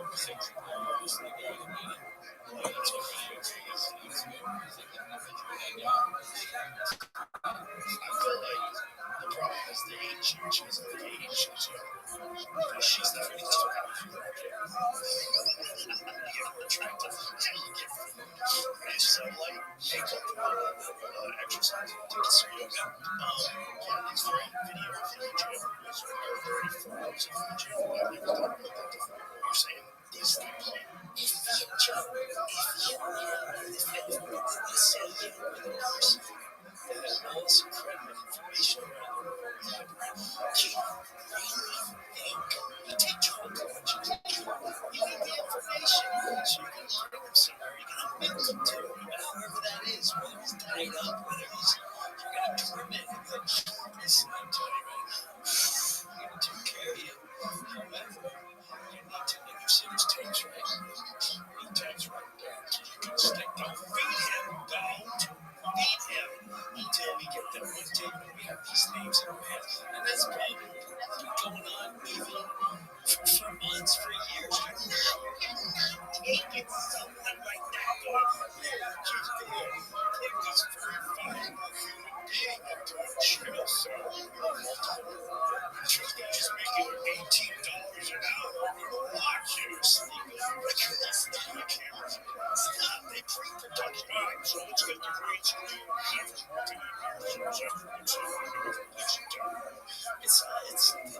It's processed out. This is assuming though that he was working on his own and had all this information. So if he's not working on his own, he's working for intelligence agency, then they have that information as well. So what's within the sequences, they have all the secrets. This is much more likely. So in order for him to be in the position that he was in allegedly working for intelligence agencies, working for either the CIA or I would assume that along the way, all of the information was shared. I do not believe they would let one person have access to all that information and store it themselves. I think they would have access to it at every step of the way. They would communicate with him at every step of the way. They would probably have, like God, if I was a government agency like that, I would say, tell me what's going on. What do you have on Bill Gates? What do you have on Les Wexner? What do you have on these guys? What are they willing to do? What these scientists? Is he willing to fill bogus science papers out? What are we going to do? Jeffrey Epstein's stash secret files and storage unit across the U.S.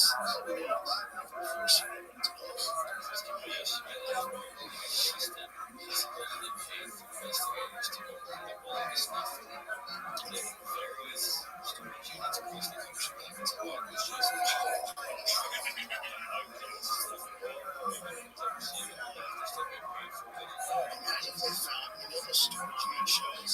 Maybe they're breaking those storage unit shows. It has a real time one. Like, they're just getting like old baseball cards and those shows are watching. A friend of mine told me that what they do is they'll stock those shows, they stock those storage units, and then they pretend that they're buying a storage unit that's been abandoned, and then they get in there and they find things, but those things are just I don't buy any reality TV. That's awful. It's entertainment. Do you really think the thing that bothers me is about the government corruption, all the Medicaid fraud, all the information flopped down on the ice stuff? It's just like a cash show. Contestants, distractions. Distractions keep us from paying attention. Yes, it's really good. Reality TV, this reality. It's not about produced channel. How much is it about produced emotions? About produced, because it seems like this one is really shitty production. This one is bad. That's like the little guy making it is the guy that's not making it so much as the little guy who's in charge of all of his kids. So this one, why would you let that guy eventually get caught? I would assume if you have to be with your kids, you have a thing for if you're a pedophile, if you're into like 14-year-old girls, I would assume you're going to be caught. And if you had a guy like that who was at least at a time he couldn't get caught because there was no internet, and then it got to a point where he had so much power and control because he'd been there for so long, he couldn't go, oh, Jesus Christ, what a problem. He's thinking that criminals, they never think they're getting caught pure, especially, like, think organized crime. If you're, it's no different like the scenes from Goodfellas, right? Companies or whatever. I'm sure the kind What's the matter with you? What's the matter with you? I can't help it. He told everyone,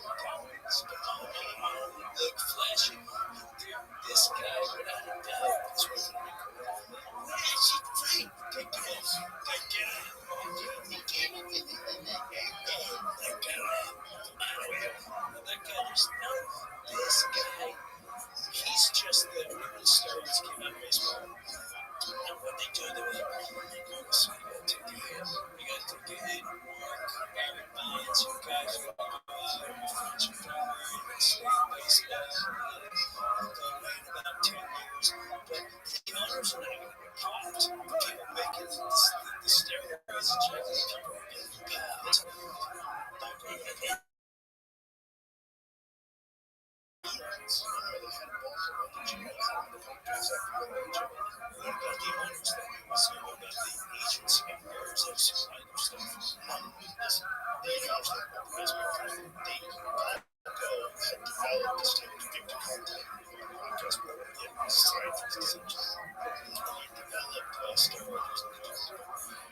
Steroids they detect based on certain molecules, and if you adjust certain molecules, it doesn't check the test. So they developed this thing called the clear. We call it the clear because they evaded test.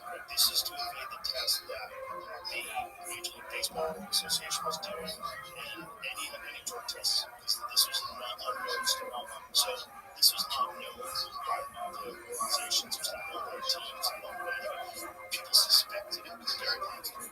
5 pound sizes, they gained 50 fucking pounds of steroids. So people suspected it. But the bottom line is, you know what you don't know, what they didn't know. There's no reason to tell them he was giving Barry some secret steroids. He did this for his own personal gain because he was brought to the attention of this victim called eventually became a multi-coach. So he ran SNAP, which is this thing that helps people detect testing and sure use it. Use supplements and sure. But that, I don't think that was known by everyone. I think they kept it all in the DL because there was such a blight that was attached to steroids cheating, especially in baseball, which is like the American pastime. In cheating in baseball, I'll tell you this. I remember that time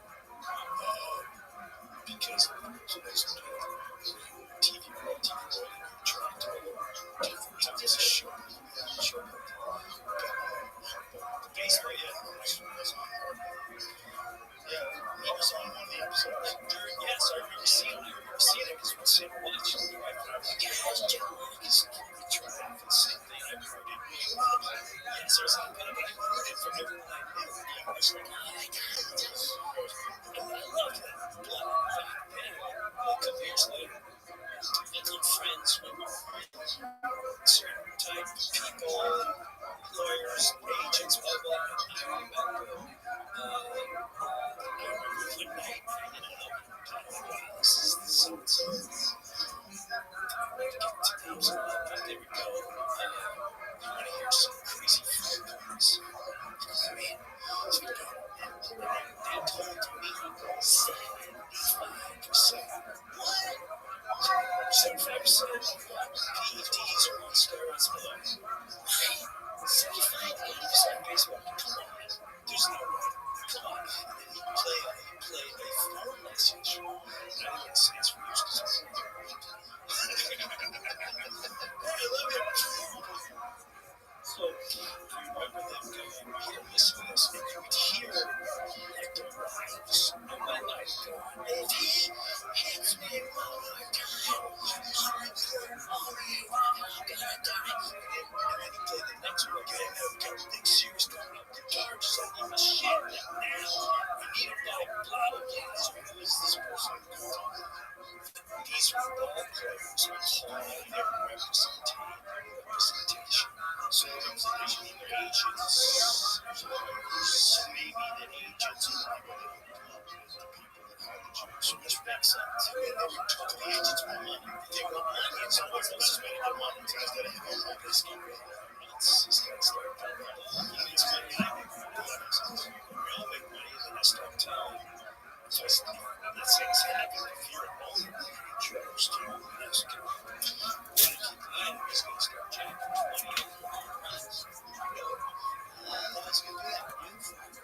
So, you know, we need to talk about that. But next year, if you've got X, Y, Z budget, I think you'd have to play it. So there's a lot at play. Imagine if the trade children is diagnosed in start to remember. That's what I say. So like this guy, there's so many tentacles. He's not Falcon.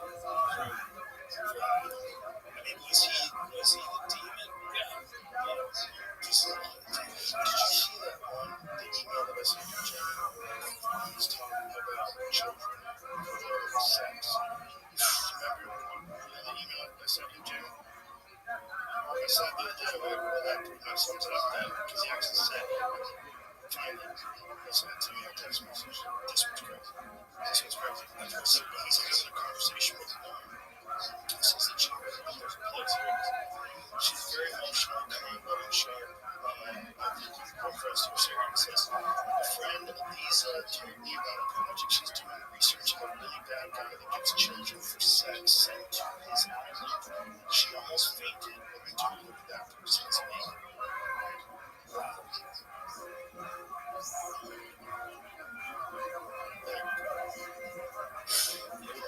Okay, so that's just there.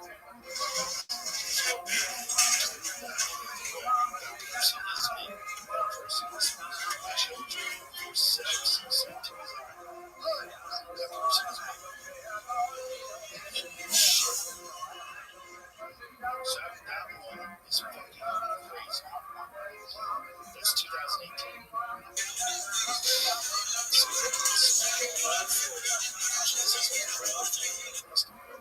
Supposedly, people like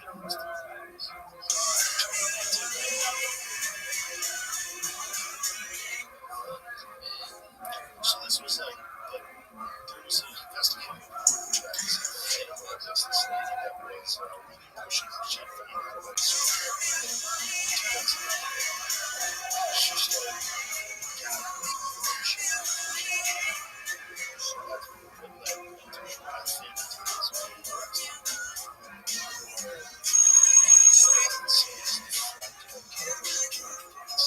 there's a different body that the autopsy makes you question, was he ever in that cell?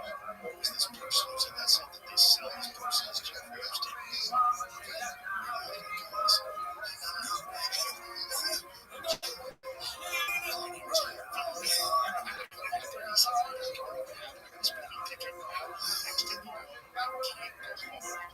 Yes, this poor guy's getting railed. Sit there and playing about one thing. Yeah, I'm gonna spin him around for a couple hours. This episode is brought to you by Visible. Folks, there's one thing about the rats this season, and that's getting catfished. It's not just dating profiles that are putting you at risk, it's also big wireless cameras. That's why I refer to this as your price. It's your dating surprise news and the expensive bill that isn't what you were expecting. That's a big wireless. It's one-line wireless with unlimited data and hotspot for just $25 a month. And easily well, that's a green flag. The best part is it is all digital, so you can switch as fast as you can swipe. Don't fall for traffic getting catfished by wireless. Visible.com for more instead of wireless coverage. Terms apply. See visible.com for prime features and management details. Is there any more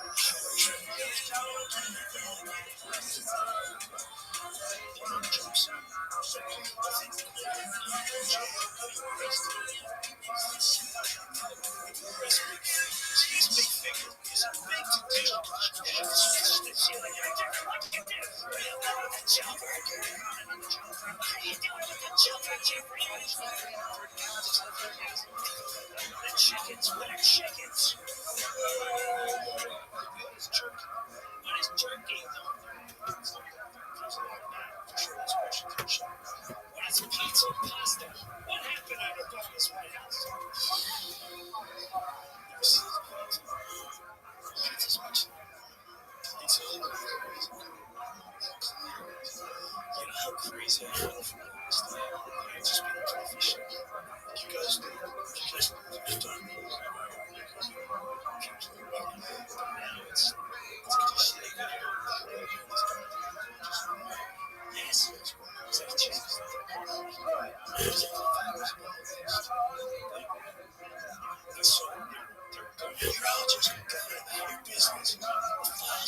Kids are being tortured.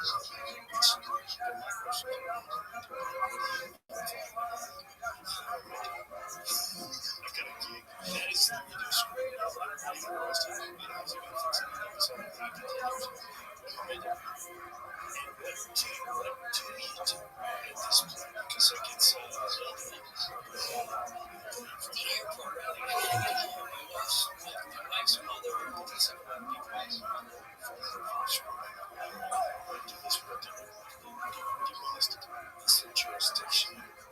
It's outrage. Outrage for imagine going to that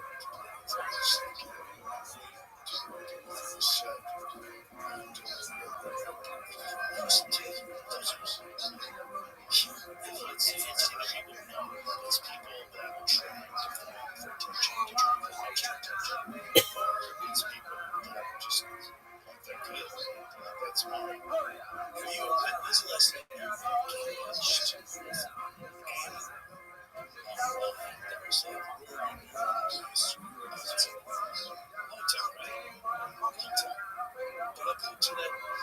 to that time where I watch fucking Louis J. Gomez do it every day. I'm like, Louis, what are you doing? You psycho, stop fucking arguing online about the losers. To be comparing your life to theirs, so don't do it. It's what you do. You know what you do. Not like that. It's like it's like a break. There's so many other things to think about. There's so much going on. There's so many interesting things in life. And the problem with social media algorithms, any kind of algorithm that you get sucked into, is that it funnels you into this way. This is the information you're getting most of the time. You're getting a lot of bad information, a lot of outrage from it. And your frequencies, like the way your brain thinks, funnels down that pathway, you kind of lose control of it. Instead of having access to all the wonderful things in the world. There's a lot of amazing, fascinating, curiosity-driven people out there that are, making videos on all kinds of stuff. And you could instead pay attention to that stuff.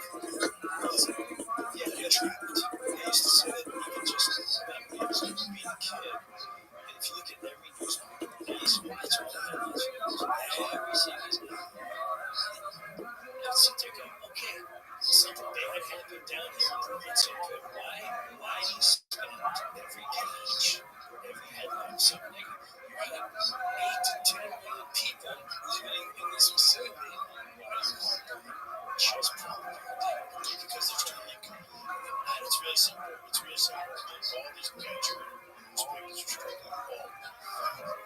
And the only way to get attention is clickbait now, because most of the stories that you get, very few people are physical newspapers. Lost during COVID, that they claim there's a lot of people that just feel like they're all bullshit. It was an incredible exposing of all information to COVID. This is videos of just detention from detention. All right, let's see.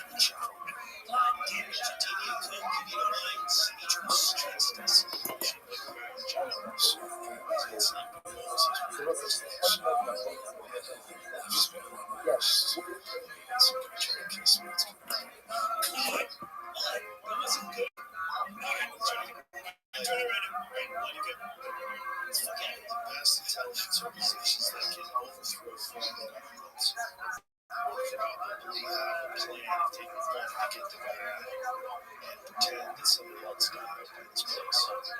It's from the beginning to the end. You can do it to the beginning, especially and stuff, because you can tasks that come with the call line. Just like chasing others. I feel so redeemed. My wife used to get so mad at me. So mad at me. My kids would get so mad at me. And I would say it everywhere. I'd say it on stage, I'd say it on social media. I go, I don't care what you say. That is not Joe Biden. No, it's also not. Call me crazy. And then all of a sudden you're like, oh no, he was executed. All of a sudden, it's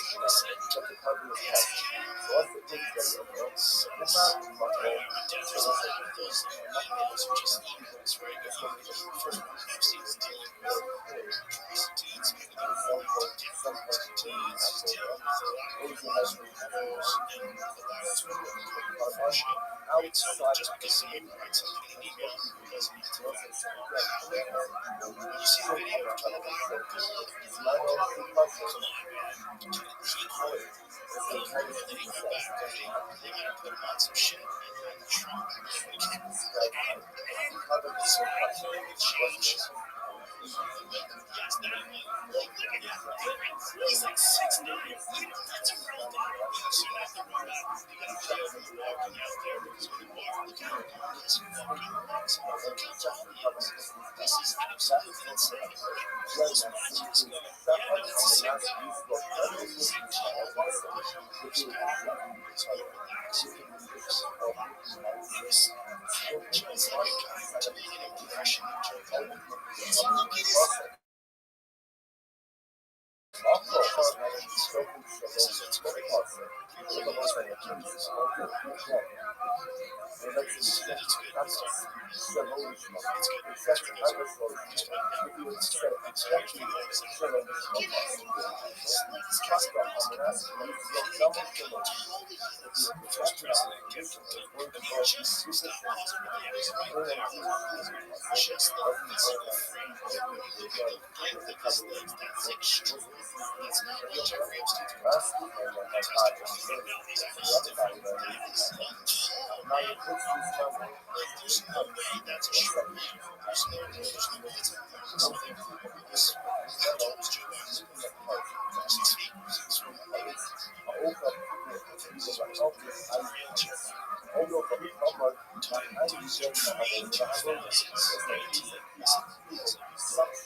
He's 10. Say he's 6 feet. Okay, put it out again. 6 feet. Okay, 6 feet is like on the tall-ish side. That guy's taller than 6 feet. There's 4 feet tall. Look at the proportions of his legs to the width of his shoulders, the length of his legs. That's a very tall man. Who's the casting director for this? I mean, just being Joe Biden's a courageous tall man. Maybe the other Joe Biden that's sitting out there just like time. We're like, we need another Joe Biden quick, and then this one showed up. Just forget. So if you have a guy who's the president, he's known that people are going to be telling us where he's supposed to be. That's a problem. Show's face. Right? Maybe like that's right. That's a so you get a guy, you put the mask on. Did you ever see that?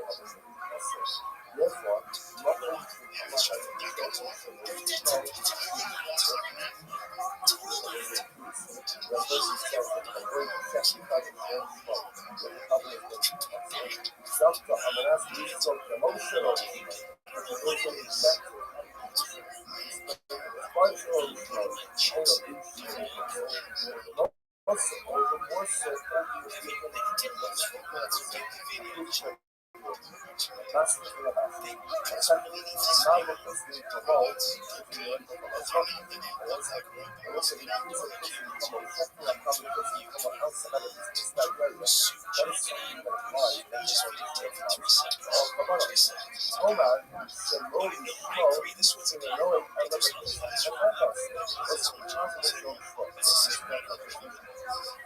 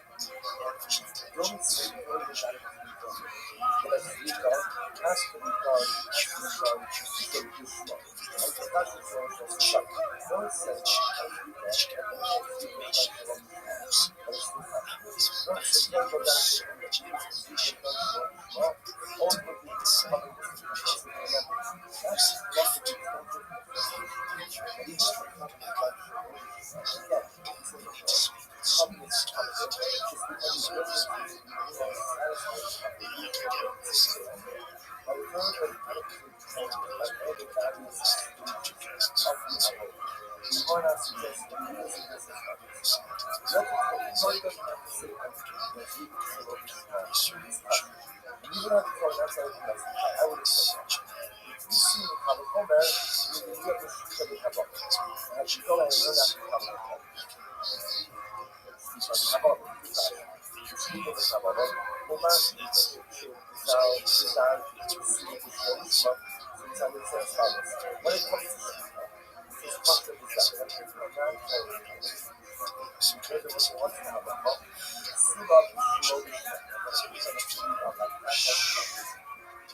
all of this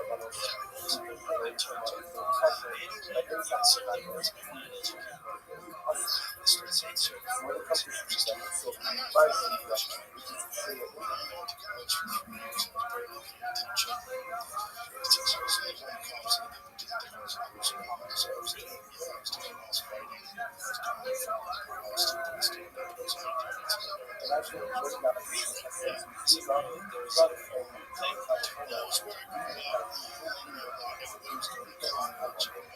purpose of That's cool. So, let's choose to say kids. Ambitious. Then what? Hustle. This is showing this you don't At the time, all I wanted to do was compete. I was just go taking ahead emotional and to hustle to just done for the spot. so Which you realize it's like my work for self. Did you have that desire to make it? No, I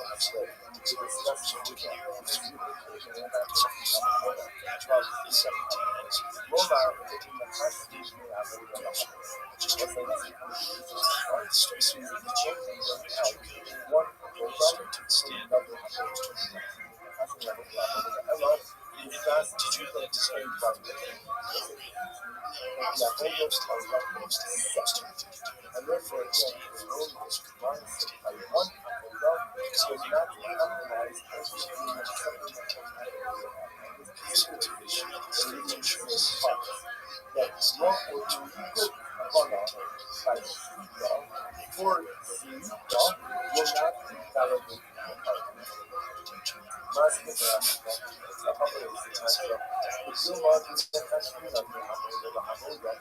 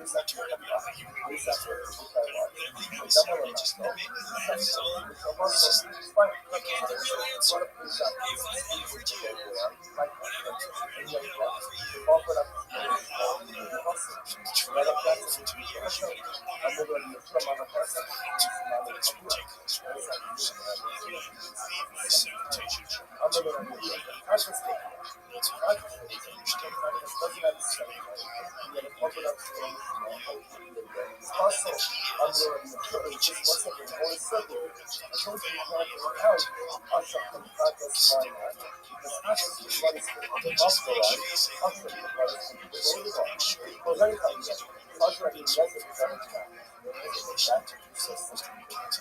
So what happens? Yeah, my boy, you just shoot off. Yeah, my boy, you shoot that smile. Yeah, my boy, you just lost the shit up. So long as it's not too much. It was a treasure to the earth. I told you, you know, treasure to the earth. I choose it. You got one. People come with much after. So long as it's not too much. This happened and I go, who is the sleep first? This is my father. I the sleep up. I don't have time selling it. Who is smoke after? So long as it's not too much. That's the sleep. Everybody was finding out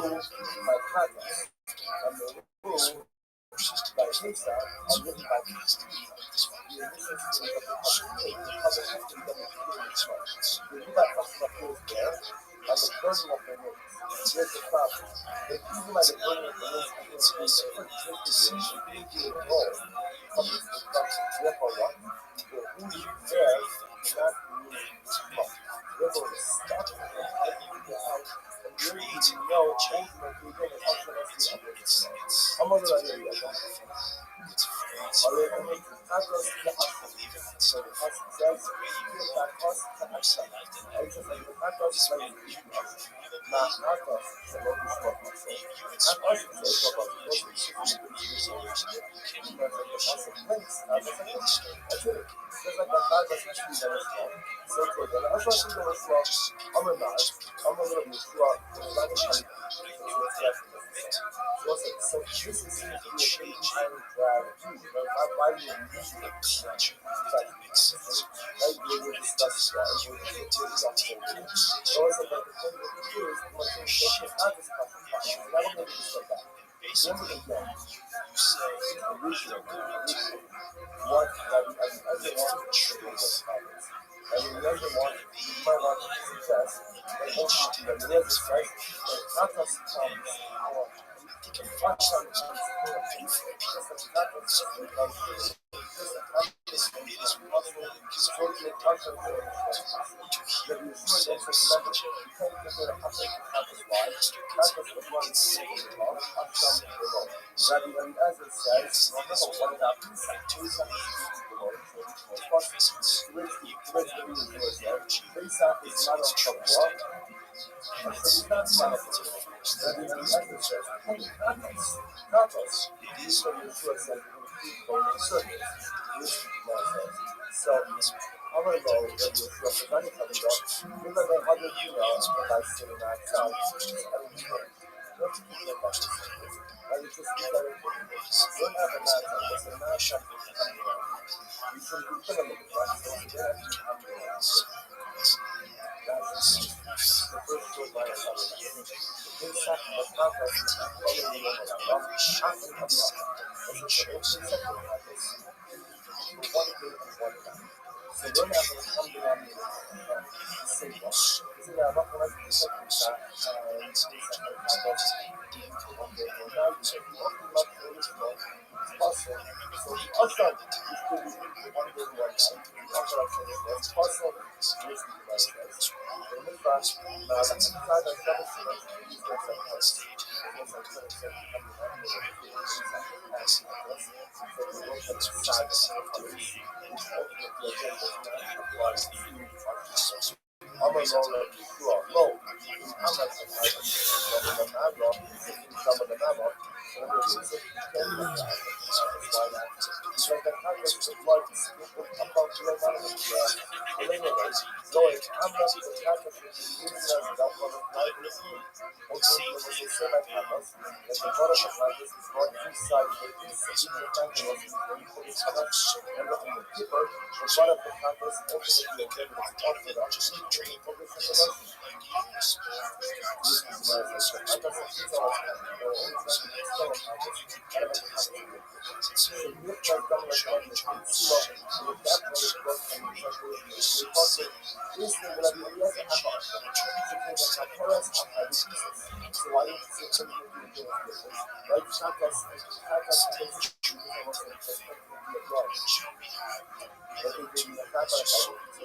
the fact that it's not small, it's like it's only the fact that it's not small. Don't tell me yes, we're talking about how far it's. We're talking about this, it's not that it's not small. It's not this. The ultimate thing is that it's not you can see it. That's how you have it. So you have to have the matters. Why do you think the man kind of thing that you're quite more about it? It's not have something coming up on my it's a that's my job. You know how others know it. Why don't you see it not something that's what is why?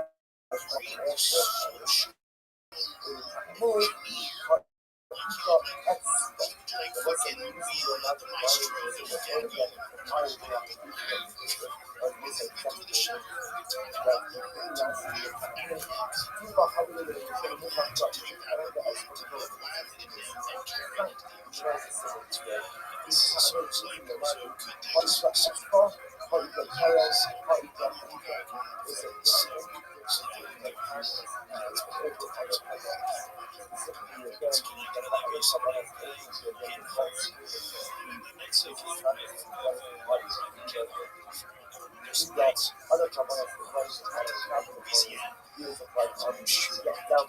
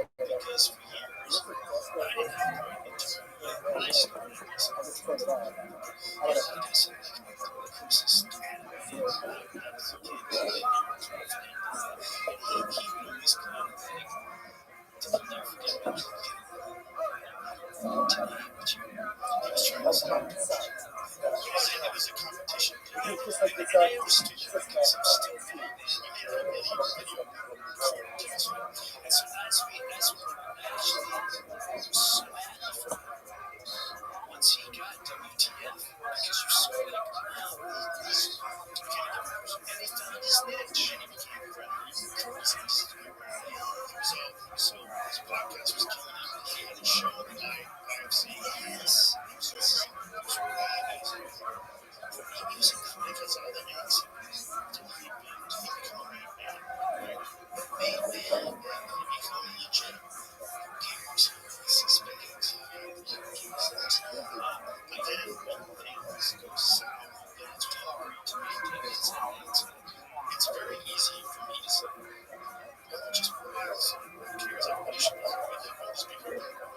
If you're not, that jealousy is a natural thing. I've experienced it. I know the feeling. I've experienced it for brief moments. Even like 8-9 years ago, it's like there's moments where someone's really killing me. I realized in my head, like, it's a bitch, that's what I think. It's just maturity. This is hard. But also, that same feeling can instead be inspiration. Like you and I were together. One of the things that inspired me was not just I can do better, but you know that bit about coming home, driving home, waste to your mother. That's a great day, but it was so like aggravating and big and he probably loved from great friends. So I was like, that was so good. And it just made me want to get out. So that same feeling that can turn like shit. Instead I was like, fuck Jim, you're killing it, man. That's awesome. Yes, I come from a different world and I requires other people around me to be as good or better than me. The martial arts world. Like when I was a full-time state champion, I wasn't necessarily the best guy in the gym. There's guys in the gym that are better than me. Always. There's other guys that were also state champions. Some of them were national champions. They're better than me. But because I was around those people training hard all the time, that's why I got so good. It was because I was around people as good, if not better than me all the time, that it elevated my level. So I thought the same way about stand-up. You need those people that make you feel uncomfortable. That make you feel like, oh, God, I gotta go to work. Yes. And whether it's him or whoever, it doesn't even have to be the comedy, it's just the word in general. It's not that sad. I wish sometimes people who are in those positions were as successful as you are. Success. If someone else is starting to kill it somewhere, just to keep your eyes off that. Just stay in the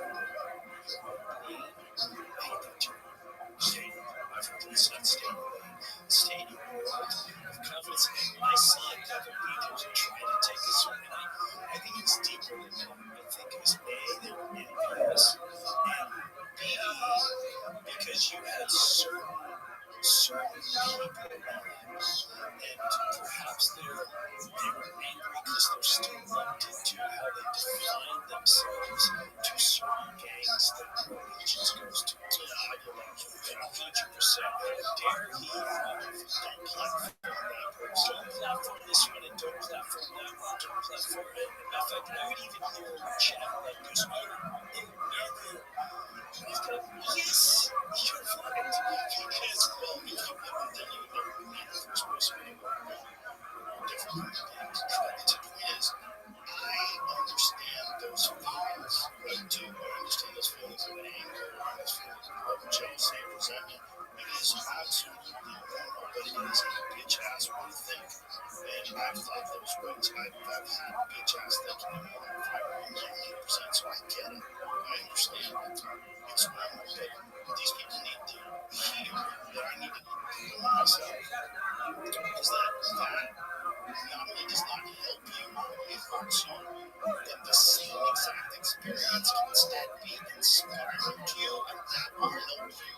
And you're going to be uncomfortable with comparing yourself to someone who's better than you. But that uncomfortable feeling is what leads to growth. It's really important. It's good. It's good for you.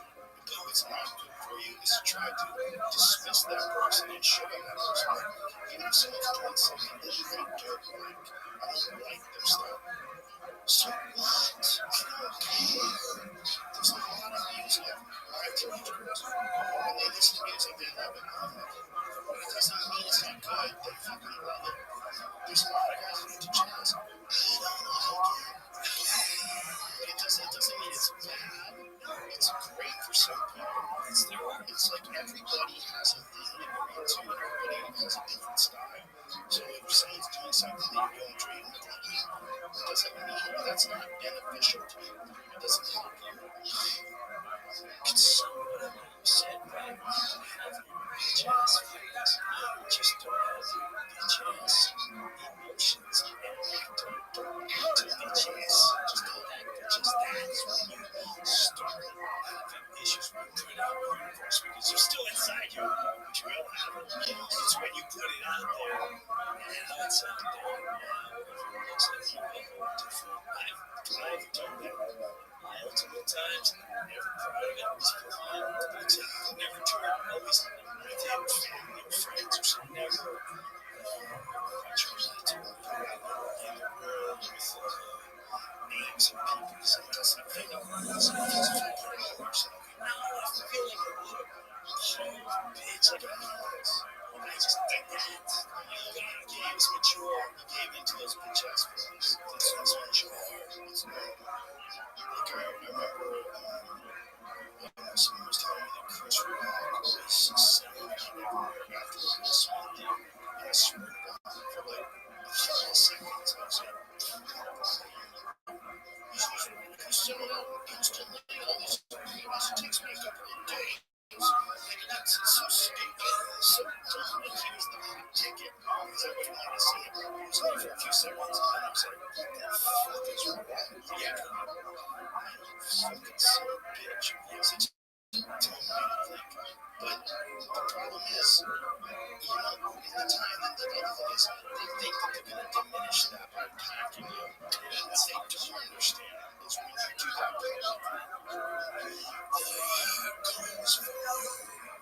Because now you've set the game in motion. Now you start moving pieces around the board, and then people start moving pieces against you. That's I felt that even at time, I felt it was necessary to go close and see the thing. I said that to my friends afterwards. I said, I don't think I'll ever do anything like that again because just the negative, even if it was like 10%, negative 90% positive, that 10% is just not good for me. It's a terrible feeling. It's not good. Even though I thought that was a necessary thing to do because I would not just him, but I would expose the way the business was treating them. They were profiting off of it and openly covering it. They knew about it. And they thought it was just business. There was no agency. It's just business. I remember a phone call we had someone after that. And I remember you telling me your agency dropped. They dropped. That's not crazy to think of. I know they dropped me, but what they said was that I had to apologize to him. They couldn't work with me anymore. And I said, listen, that just you bringing that up, our relationship is over. I said, just because you wanted to, like I said, it's just business. I go, you were making a decision that would affect you for the rest of your life because you're on the side of the brand. Or you sell art. That's all you sell. All you guys are is a community agency where you sell art. You got guys stealing art from other artists. This is bad for you. Everyone's got an also when he left them after that. He came up with you. Asked me if I was true. I said, yes, he's okay. Mattel, Nick Swanson, a bunch of people did. So it was, listen, like, I was right. There was also the negative feeling of the people angry. It was like so gross.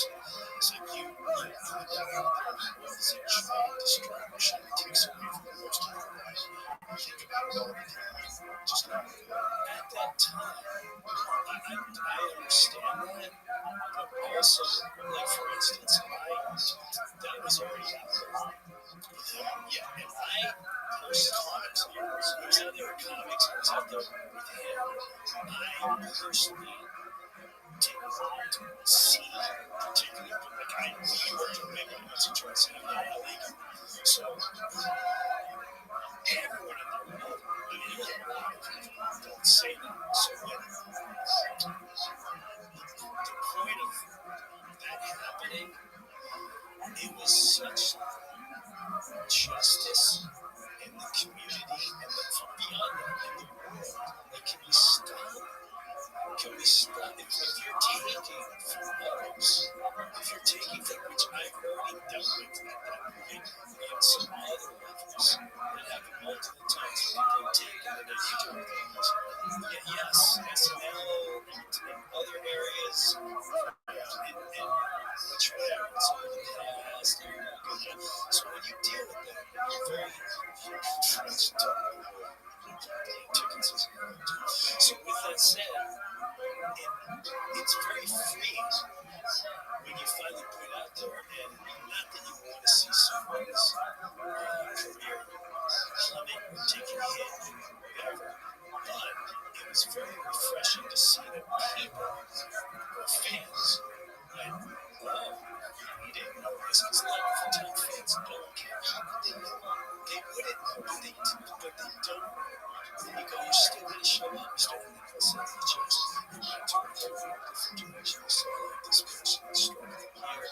And then it was, it's that time to live in. You set an example for all of us that move forward. Can we just be blatantly honest, whether it's what we're making or whatever we're doing in our lifetime? Stop stealing. If you get a team, give it credit for where you're getting it from. You can't do that.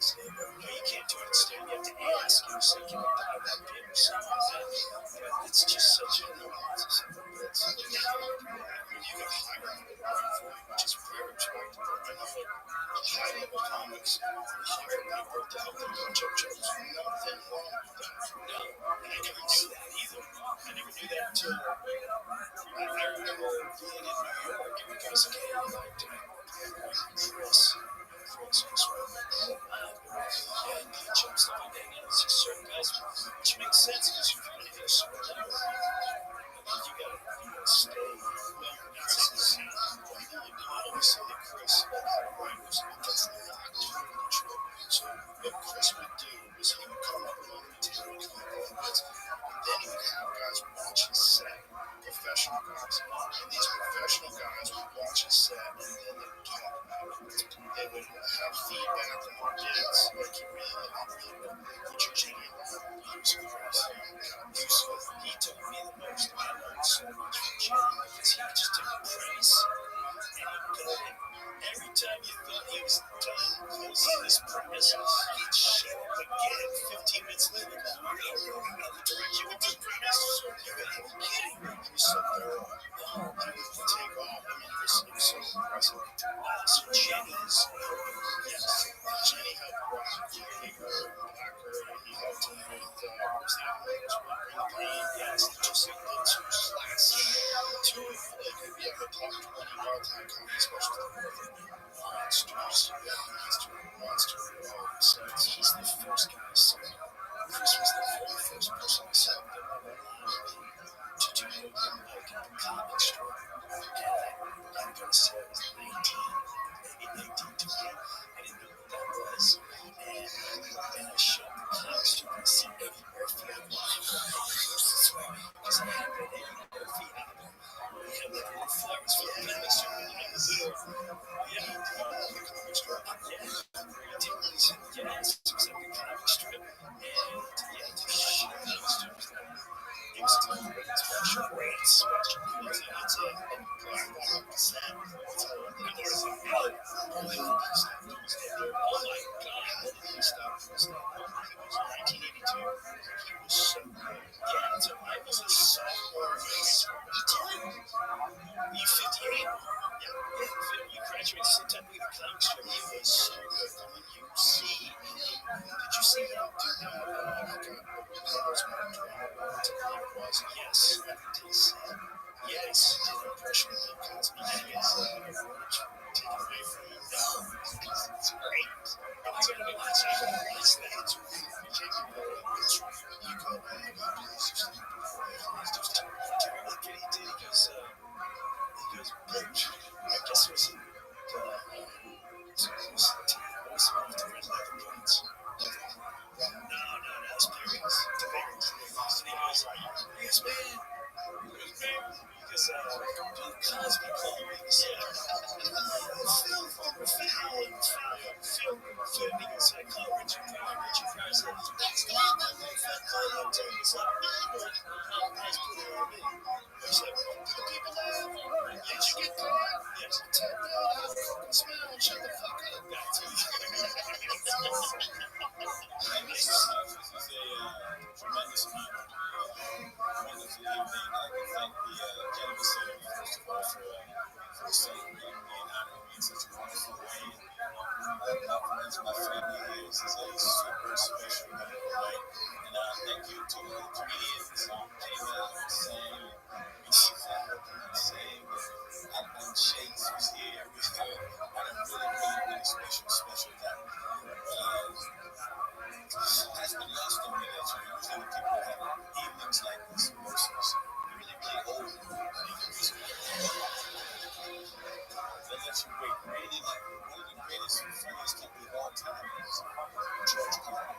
He received this award past few series. And he's funny enough. So I'm standing here live, looking at myself still. So let you do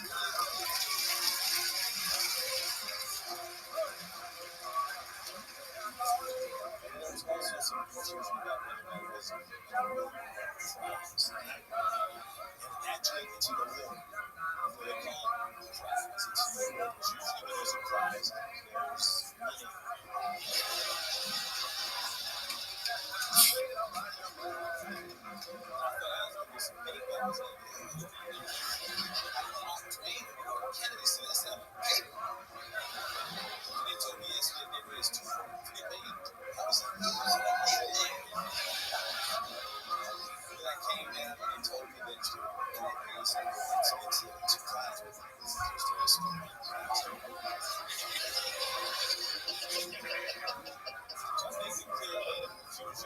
Future recipients, maybe you don't want to call it the Mark Twain prize, maybe if you don't want to call it the award, maybe you can call it the Mark Twain surprise.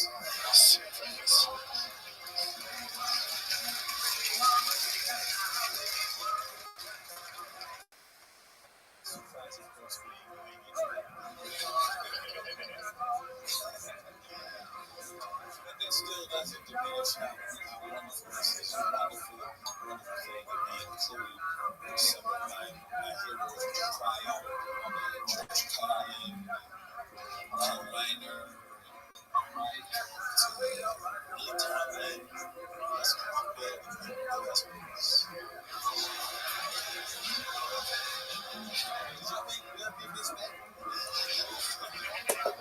It was a big outcry from people that was trying to get Bill.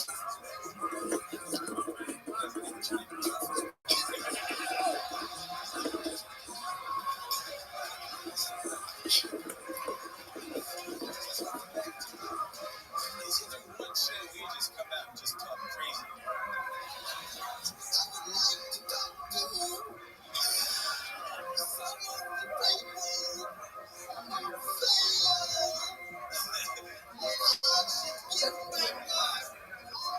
All right, so we'll say good morning. Let's begin.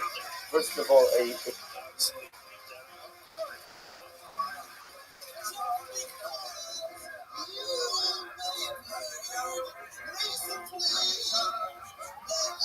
thank you to our sponsor this morning, both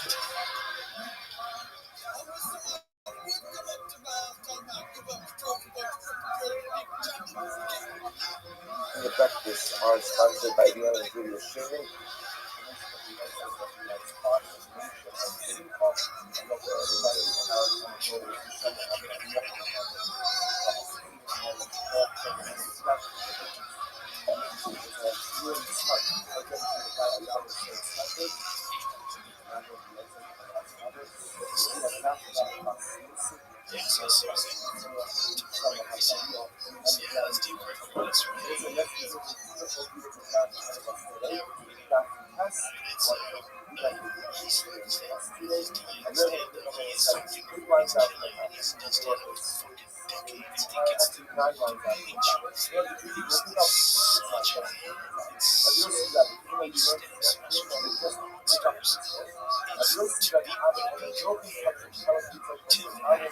is such a, like you and I use a like it's a incredibly fair standard.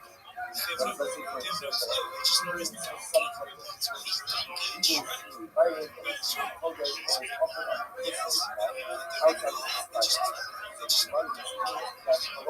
donkey shredded. He's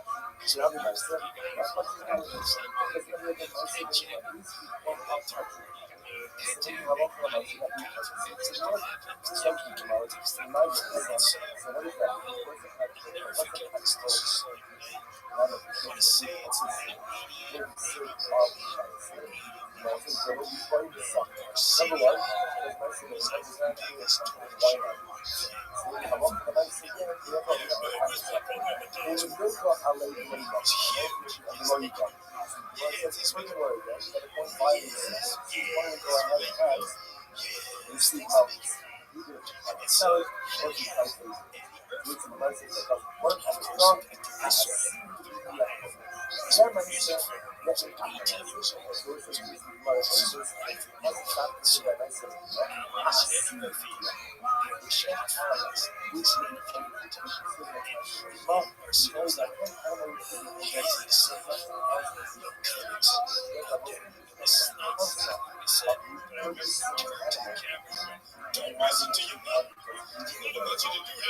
I've taken theater to understand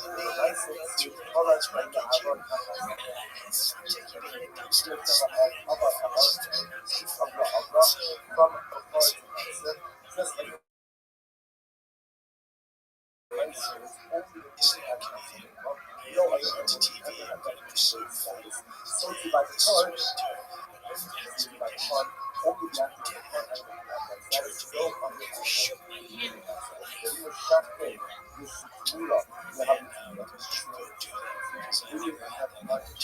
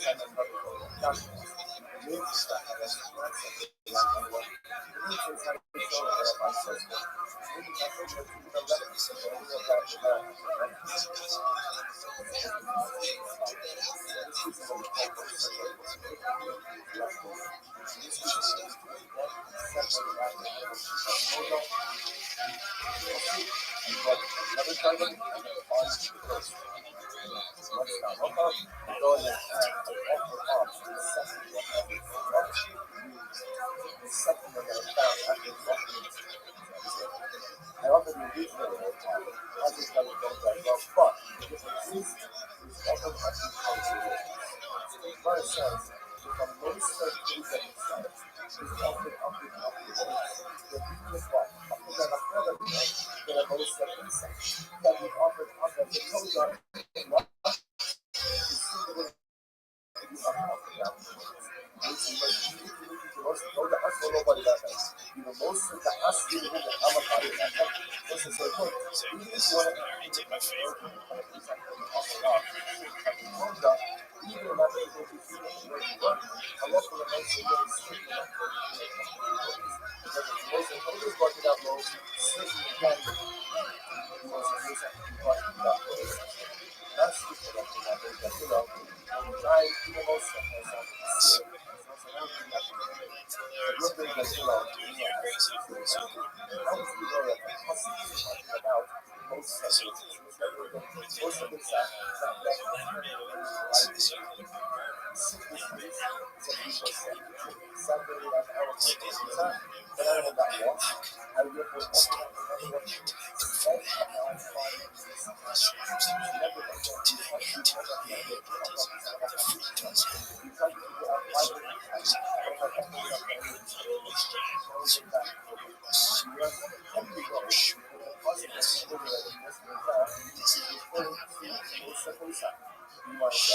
Dilma, the most Asham is the words from the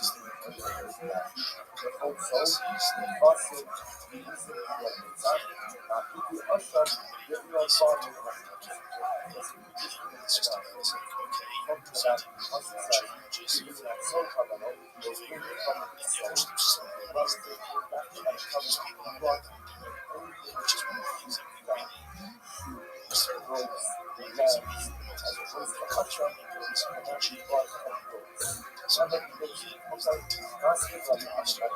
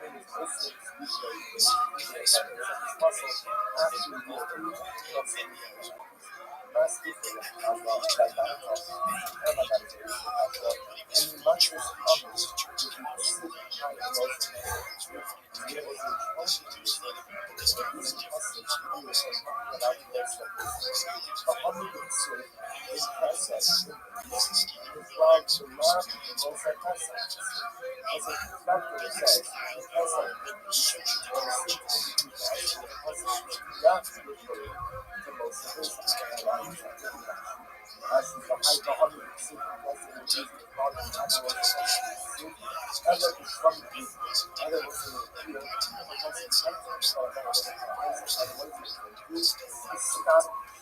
Why is exactly? It's not a not having love is easy to live. You can bring whatever animal you want. Oh, that's right. Okay, that's all things. The most sacrifice. Love is she got trust people to help you see that constantly. Yeah, he's all the stuff that the possible we're referring to is talking about most of us, never again. Because we might be as coming out with you so we were and again this is where he's coming out with people. So we're seeing what we like. These two are original circumstances. How far from left over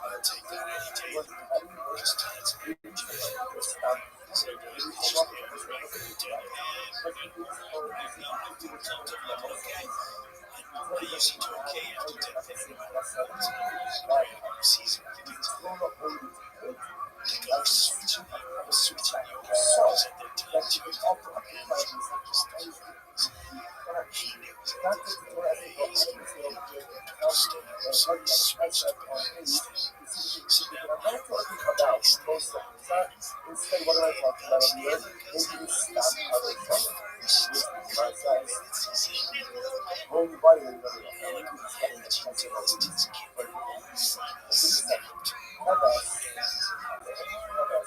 Levels as a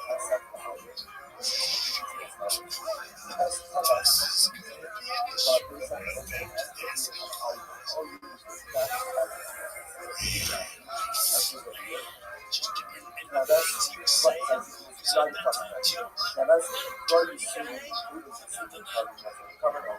Giving that song to slip us in those regions. Now, again, that's how how long it was pretty funny to work maybe that's why it's like when it comes to how you do that that's really burn and peaceful atmosphere and afterward all you have to do is on that food class the ones that the kids going to be doing in class Rabos inside the good trust but once everything is done but it's not important qualified for running a point smash was concerned for this fast the one is close from the sheet on the sea of the suffering you must have been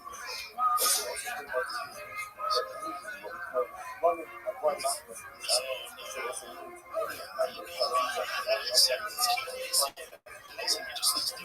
was all of the resources moving against you are the reason suffering the diabetes and the losing of the trust and if you never increase when you are going to positive increase it's such a issue ultimately you can't have confidence for the health of students and it's really a lot of this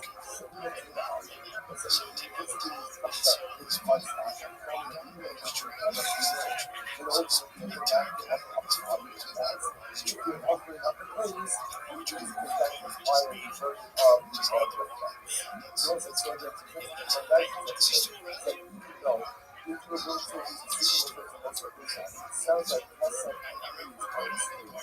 because I already know that it's festival is but the secret of the so but you see the ultimate of that's a competition of the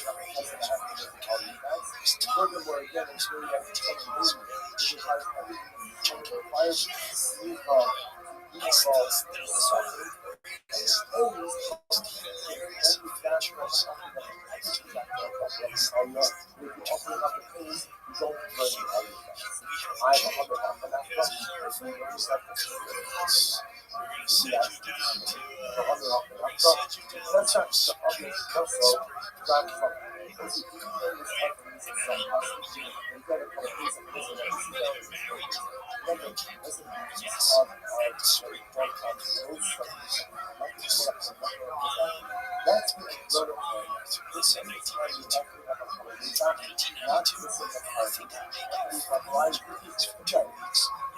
I set aside an animal, lost it, offered up the replacement animal, and finally gave it. Or again, I can set aside an animal, run off the ground for them to see it.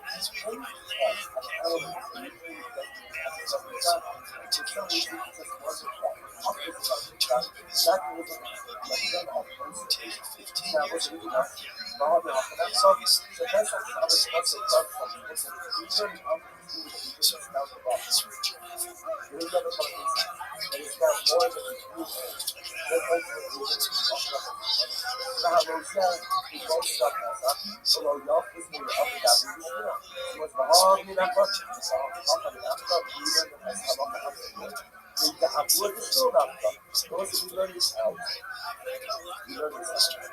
Public is out. Remember it's on public. You offer up and how much most animals go there and you offer up and strong. But you don't have to use business guys. You don't have to use it well. Come up with so you there's a lot of fun. Plus,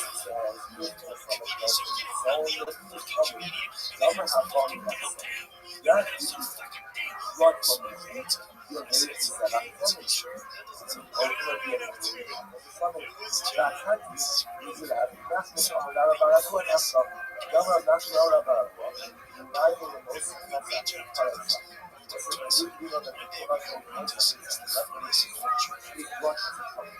Japan is a lot of Pesach Mahajan from Japan, is about the Pesach question of Japan, Solubaka. You will come ahead and offer up. Reach that question. That's Solubaka. Was it everyone's problem against let's last week. What's the God learn behind all these things that fall? And I mean, what's it up? Was it?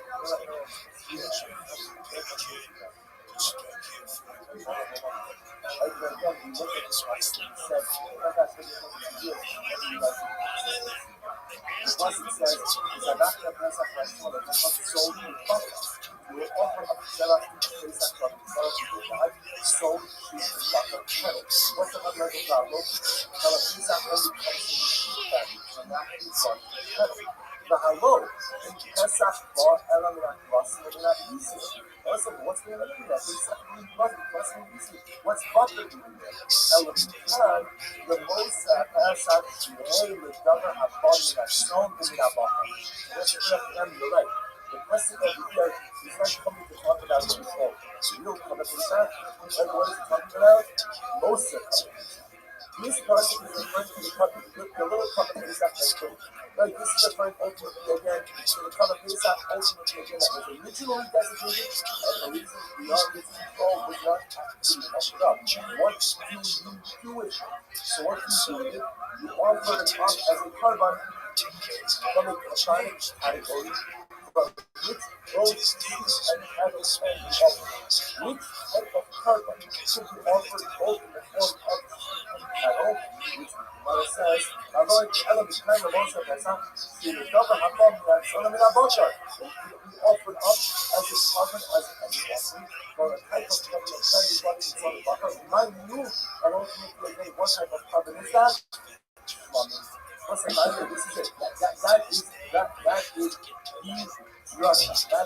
drug. It's what that also identifies as the drug that are not most of that. So it's from that was it's an animal that's offered that is designated as a base. Not offered up as a base.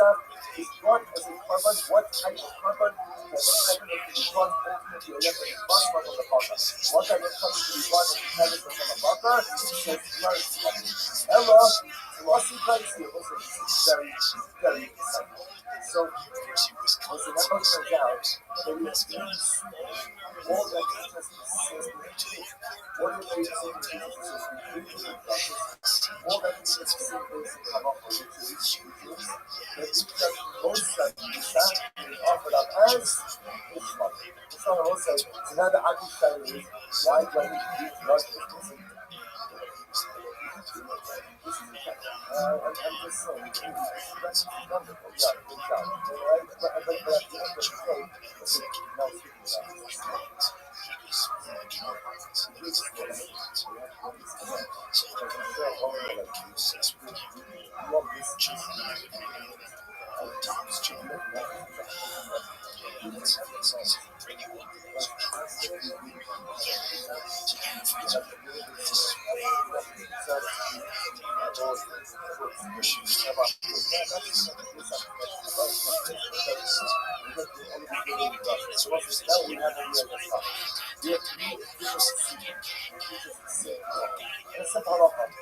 if you never know,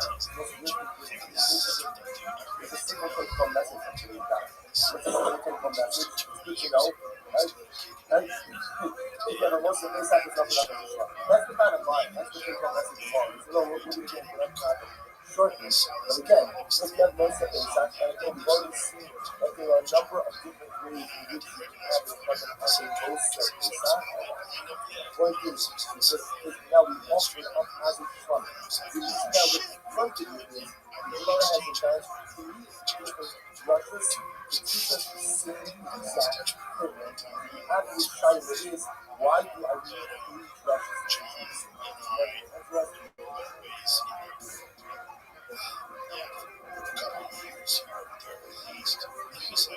Which is my son, what's a couple of lessons? The Eros Mano, Leber's Mano, was a wonderful teaching about a piece of the life. Leber's Mano, where again, we cover precepts and say a most of precept life, because it is life, and this is life, and this are precept life, and this is the point of the sun. Or Leber's Mano, or the animal is more than the Eros. So again, something is, but you have to real much of of those circumstances.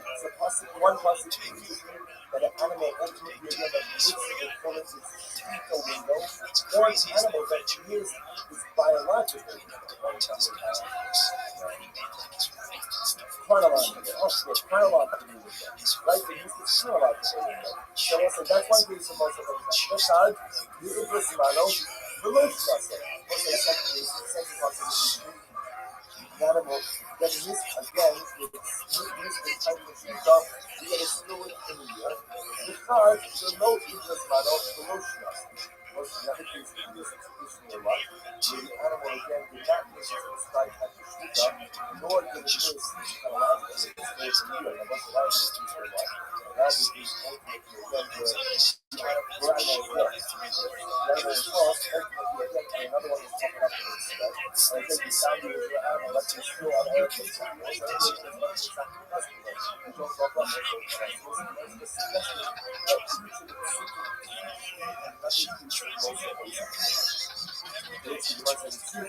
so why do I need all of these? So what?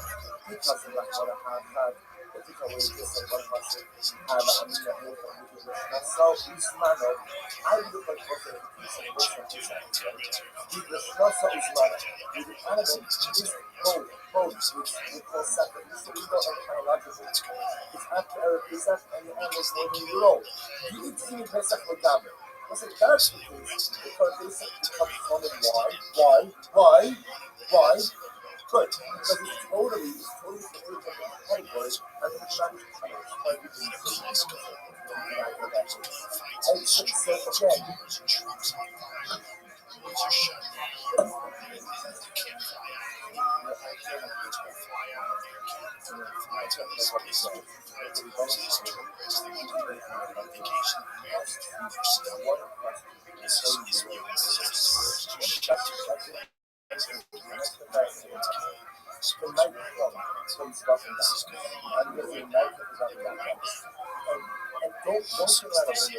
don't let them Silver should have done a better job explaining it. I'm not going to be stupid. I'm just saying.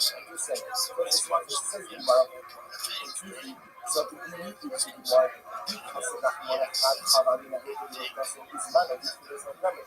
So it's like you see different more positive club. But in the case of most of these separation, and in the case of your wife, the animal is more than a year old. And he missed the 14th of this. In which case, again, was the intervening place after the ground. It was totally excluded from the cover place after the grave. The animal was too old, plus he missed the date. And the tightness to cover place after the work, and that was the standard purpose as a shrine. About Hebrews manable of Tasso, because of the things that shady in Malak. There was this is this.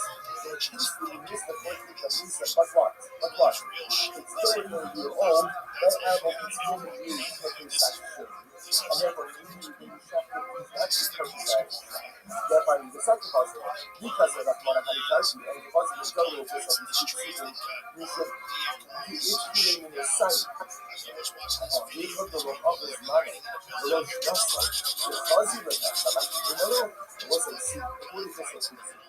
I will check that with some element of a piece of identity with this. Or the animal is too old. That's when the animal is perfect on the sun.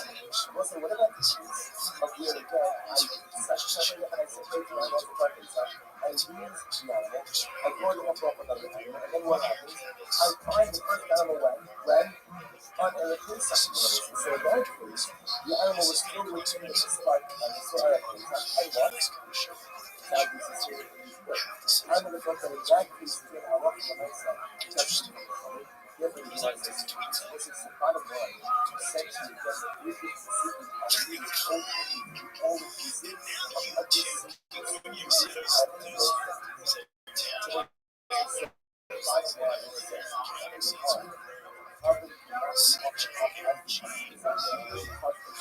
I've already offered up another conversation. Or when the original animal is no longer suitable, either because it came out, or because I used it. So I left the Mexican called Mosafisha. Now what is that? The original is that we offered up as a color. I was like, that is the offer of us. And I'm not see it as a question. So what was that? I'm gonna this in bubbles. Actually says bubbles is shape problem. And then he says, when that says the name of the bubble, I'm Pathos is a shock from the same pathos in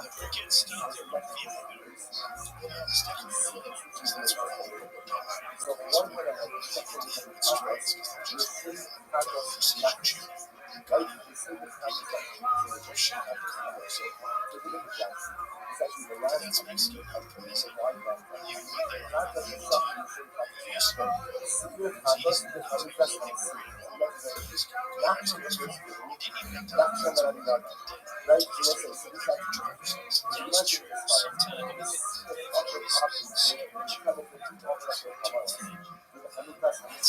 So let's say, so this actually, among those novellas as a practice, now the teaching is as follows. And now the offer of code, not that it makes sense. Because they just this is just part of the prescribed scientific order for the day. So offer of no one could do anything, like there wasn't even a 12% becoming practice. So this is over here. I'm bringing my public practice. I did something, whatever it is. I'm bringing my public practice. Also, when I do my public practice, what do? I have in mind that this public should be my practice in action. Like the practice and action that I'm not out for the public practice. So what's the sign? The sign is what does this do? I have this another example. Let's go back to the we study what the issue was, but if you offer up a target, right, you are extremely vital. You have a mind for it, over or mind for it, what's that, the cover is good, so it doesn't satisfy your obligations, this is one exception, which is cover the exception, and practice. So listen, the shame is very exciting. Shame over here is I'm walking up a contest and I did something wrong. But when I checked it, I had in mind the shame contest not to. Which of us is not the link in the contest. The shame is what does that do to my karma? So says the mother, I'm not going to say the mother. Contest is not the shame the contest not shown. Straight up. So that says it's kosher. Why the other those tolas katos, the akos, the kolakatos.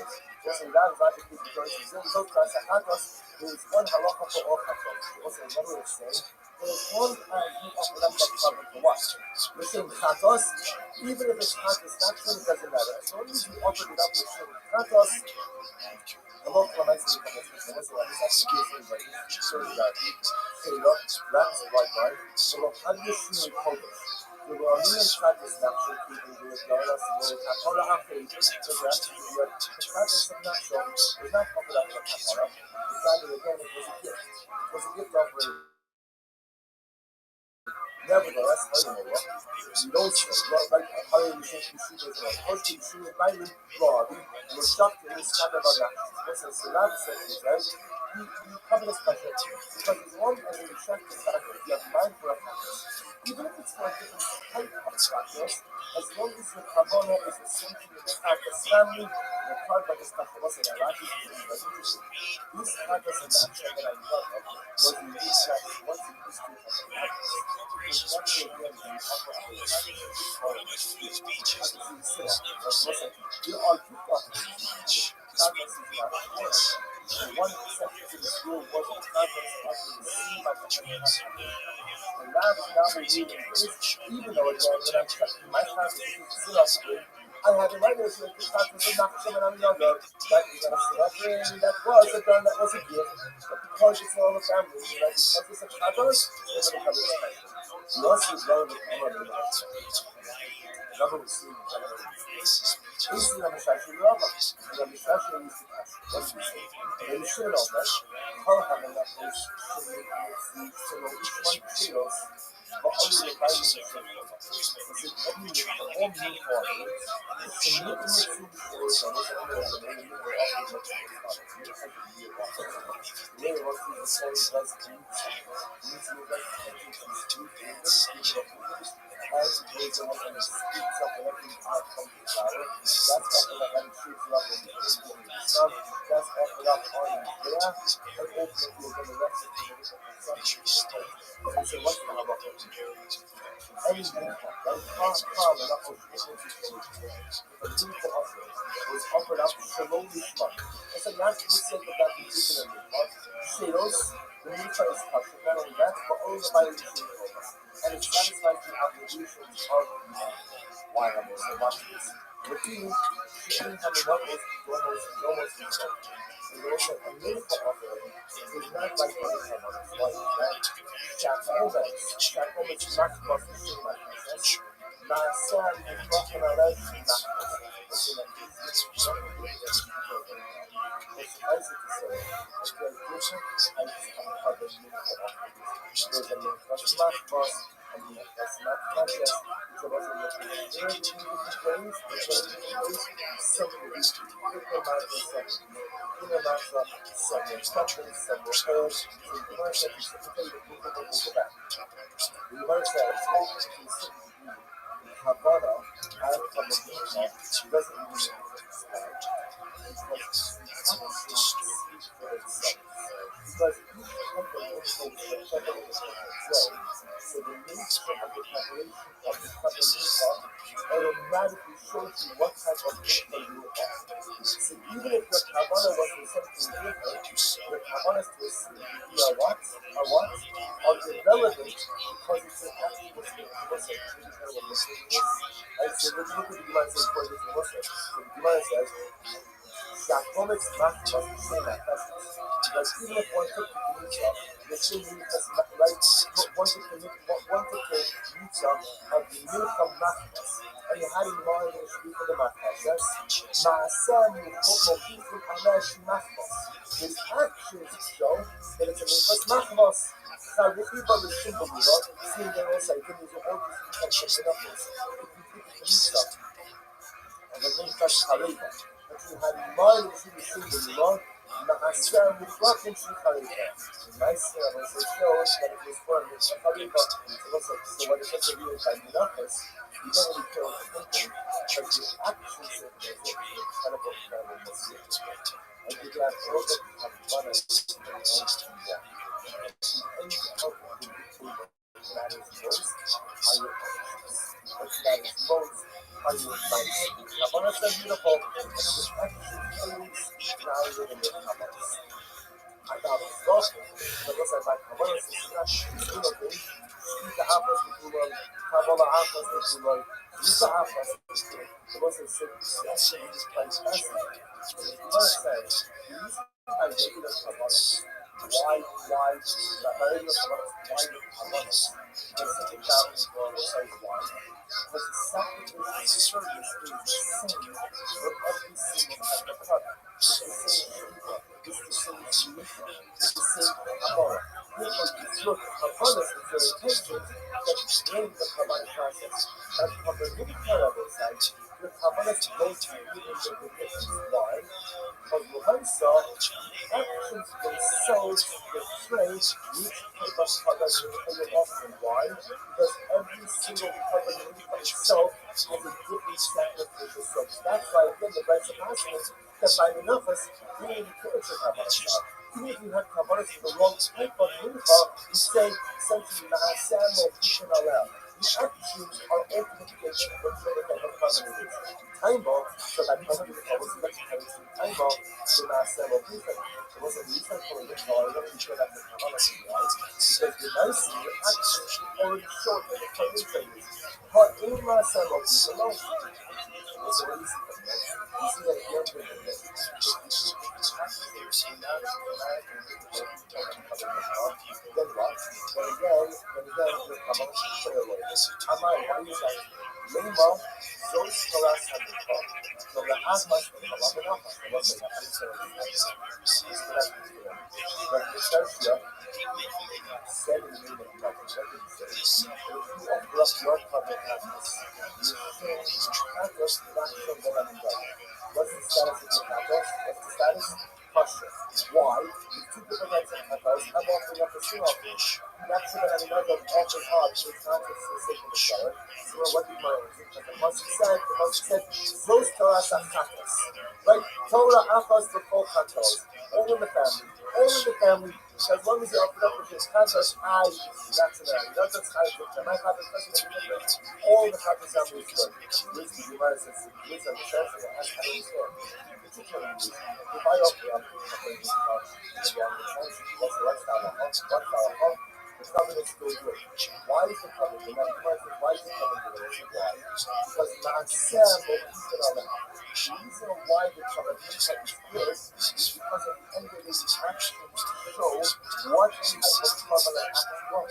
So we can personalize it. If the actions we say for every single covenant watch, then your mindset is clear. And why is that? Why don't you think that's a concept? Shows to us and it's not. It's just a great concept. This is the Torah of the Mincha, which does recognize that no matter what type of Mincha you offer it up for, the halach is what? Because Mincha is precious. Again, the Gemara said, the reason why if you have Kabbalah to the long covenant and the Mincha is still precious is why? Ma'aseh Mo'ifin Aleh. Because you can see from the way you offer it up the Mincha, what type of Mincha it is. Which tells you that if all Kabbalah's Mincha have the same process, and you had in mind for the wrong Kabbalah, then what? The Mincha would be broken. So why? Why don't you have the same structure that Mincha that you have Chatos? And Chatos, we say, those to us are Chatos, as long as you had in mind for some Chatos, even if it's a different type of Chatos, the Chatos is kosher. Why don't you say this is my Mincha? Because it says, those to us are Mincha, say what? As long as you have in mind for the right type of some kind of Mincha, the Chatos is going to be kosher. The Gemara doesn't say that. The only reason why the Kabbalah Mincha with a broad mindset is kosher is because Ma'aseh Mo'ifin Aleh. Read it, I'll help you. I know it's not saying it's going to be used exactly. I'm searching the mother. What's this? The next class. So when we see what we're going to check out, that's how I'm happy to see what's wrong with that. It's just work. I'm one of the episodes. Chatos, which I'm not seeing, kind of a natural, she's living for this. If you shift it to Kabbalah, become a practice. On the condition that what? As this is Havana, she is happy about that. That's not sure she achieved a thing for that. She is happy about I will surely by it. Because if you offer up a public practice, you surely by it. Offer up on the condition. That's not sure. You don't should be straight up. We'll say why you discuss it. I offer up. I want to do it. I want to do it. I really do it. And so I'm going ahead. Not sure that I'm going to judge them. And you'll offer up. You'll offer up a couple tacos. Or not sure that I'm going to. So what's that about? A couple tacos is tough. Why? You can't follow the piece. Because ultimately, again, it's not how follow the day. What is that? You can't follow the piece. So, we'll tell you the day before you try to say, let's do this last week. There was an interesting dress that we saw about couple tacos.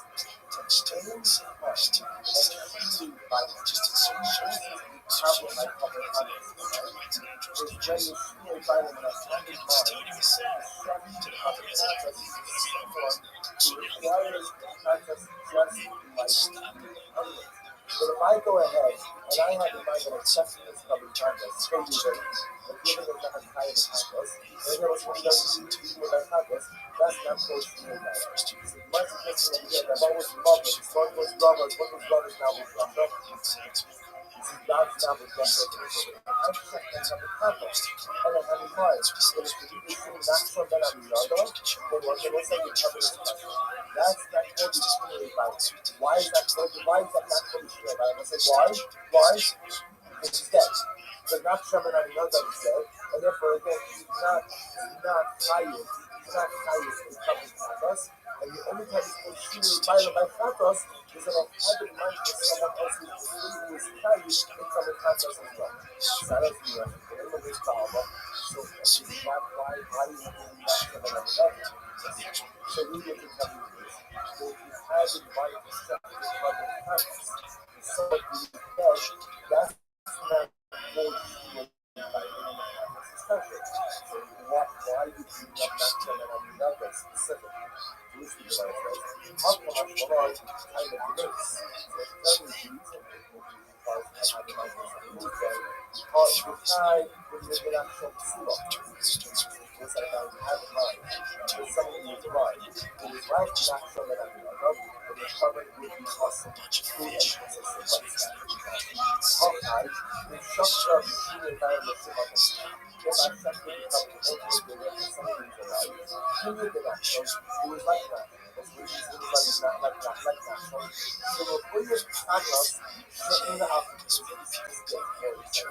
it's like, if I'm opening up a cover tackle, so they have to get just because of this. I have to do cover tackles. I do something else with cover tackles. I'm now offering them, and I'm shifting it, that I have in mind, with someone who's alive, who would have brought a cover tackles like not something I mean other.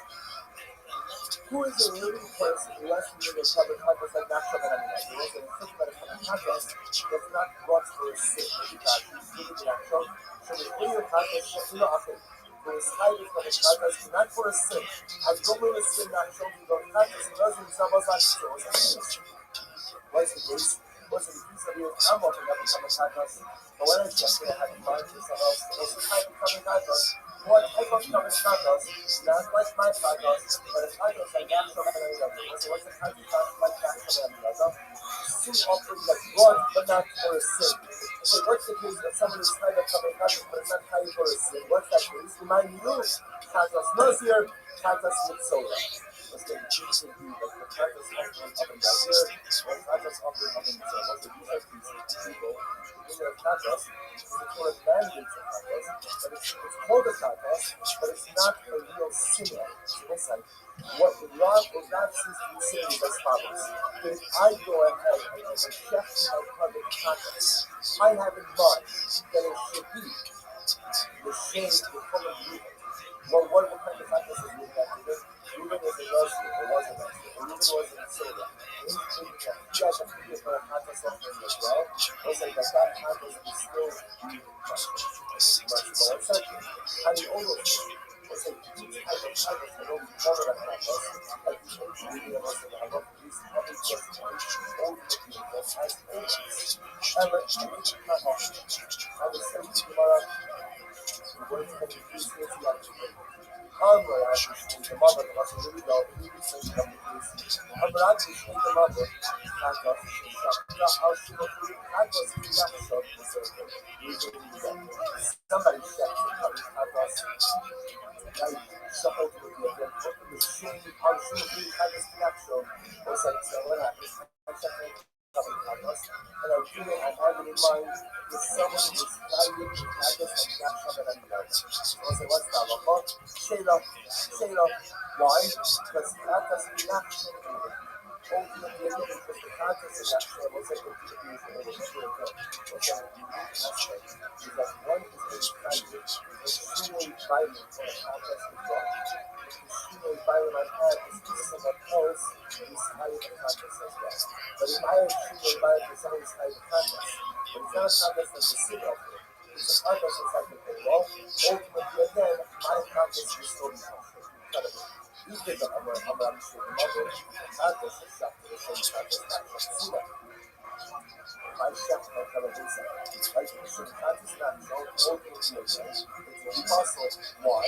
Kados not so angry. And it wasn't ultimately again, I wasn't putting this way, it's different ways. And putting it this way, it's ultimately again, impossible. Because the Kados, they shut to this shade over, and therefore again, there's extreme progress. And this is extreme progress, it's not use extreme violence, but rather again, this is a use extreme progress, and therefore again, the common will be possible. Layla Kados wasn't a Kados controller, so why don't you just do that with abstraction? Just say it simple. What's it? And usually you see it in two different ways. The first time Gemara said that I'm checking my common Kados to show Kados in action. I would say in that case, I was checking my common Kados. You are violent for the sake of someone else who's higher than common Kados, but the reason I'm higher than Kados, I'm not higher than Kados. I'm higher than Kados because I'm committed an area. He's committed a Kados why? Because there's been so many stuff, so he doesn't have to that Kados. That has what it's caution. Like why? Because all of the family, so this is really a common Kados. Was it family, an ultimate version of this stuff happening in the family.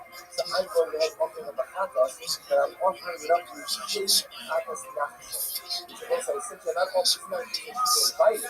Rather, what is this? This is a Shinur Kodesh. In this case, I'm offering it up essentially as Kados Nachshon, which means right as an Olah. That's the case in what? Bust. So what's the Renda Kados and the Kados? So they why don't you just do that natural just in that this is going to show up. Rather than offering it up, the same Kados and the Kados. Each Kados.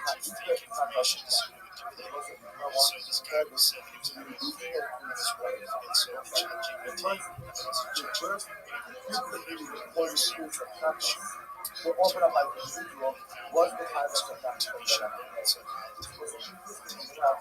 First, the important case of Kados was actually not the time of the natural. Like it's actually done. It's just a difficult fact. You understand the emphasis. You have to hear about the first thing the important case of Kados. It's actually not a stuff. It was done. Okay. Alright, so what's I so again? So this just first of all, when it appears that God's initial statement feels like discussing about this knowledge, looking at the cases of the site, we're also looking at the truth and vision of those two phenomenal source. So the person has in mind when I check the mind of my practice, and I have in mind when I check the message of the practice. Well, you go through it, I have in mind that I'm checking the type of content that's not something I can never want. And what's the truth of my own is that my Kados will be constant. Because that's the truth of the tradition. Offering up a Kados ultimately again for the sake of the Olah, which will not be there. But on the hand, something like a Kados, and I have in mind that something is to someone else who has to bring a carbon like the Kados of the Nachshon. I eat what? Right? Talking about the Kados of the Nurse, what Kados of the Soya, the people that look for a license and come with the Kados. But that's sealed by it. But that's why it's also offering up the Kados, and as long as it's always the Kados of the Years, it covers the Kados. Amarab, Kados electric substitution Kados, that's what it is. Yeah, he said it's electric. What happens? I have to bring the practice because I am good. And when I go ahead and I offer up the practice, I have in mind that it should be the practice for the seed of the seed blood. Because the seed, remember, still a practice, but a practice for a different practice. So what's in what's that? So Felix is a practice for the practice that the seed practice I believe will help you to show that. I think I love this practice. The practice is spectacular. Because why? Even though again, my Kabbalah is in the wrong practice. My Kabbalah is in the wrong violation. It's still the family of practice. However, you change practice doesn't change the practice. It's sort of the pseudo. What's that you have in mind? Very different before. If I have no respect for practice, then I'm checking my practice. The same practice doesn't change practice in the pseudo. Then the Kabbalah will be possible. I also suggest that you should see the Kabbalah because I'm told of you. And there is an ultimately again, these Kabbalahs have the status of the only status of practice. Well, it wasn't just people like those guys. Well, you know, practice some places, practice but now it was so limited. What happens when I'm doing my public practice? So I'm doing my public practice. And what happens?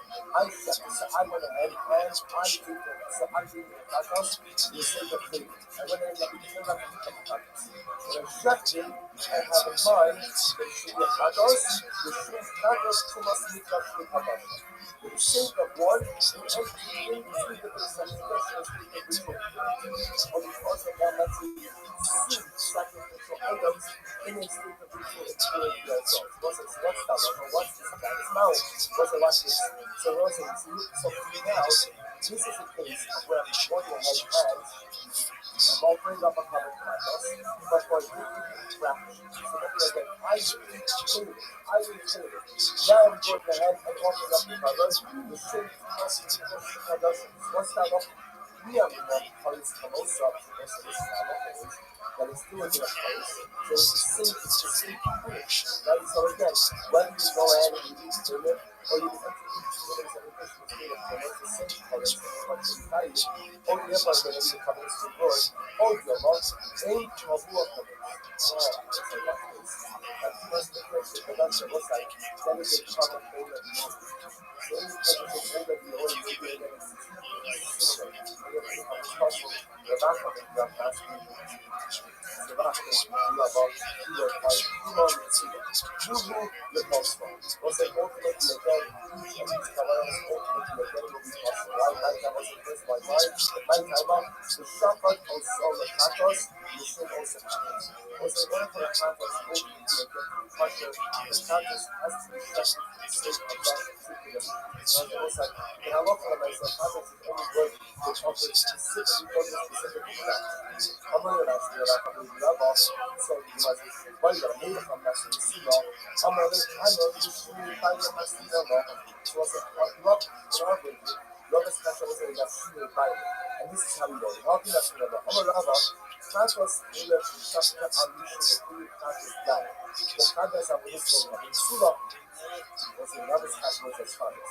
And if someone, if I went ahead and I had the public practice, but what happens? I shift it to the sake of someone who could sleep blood, but for the sake of someone who worship idolatry.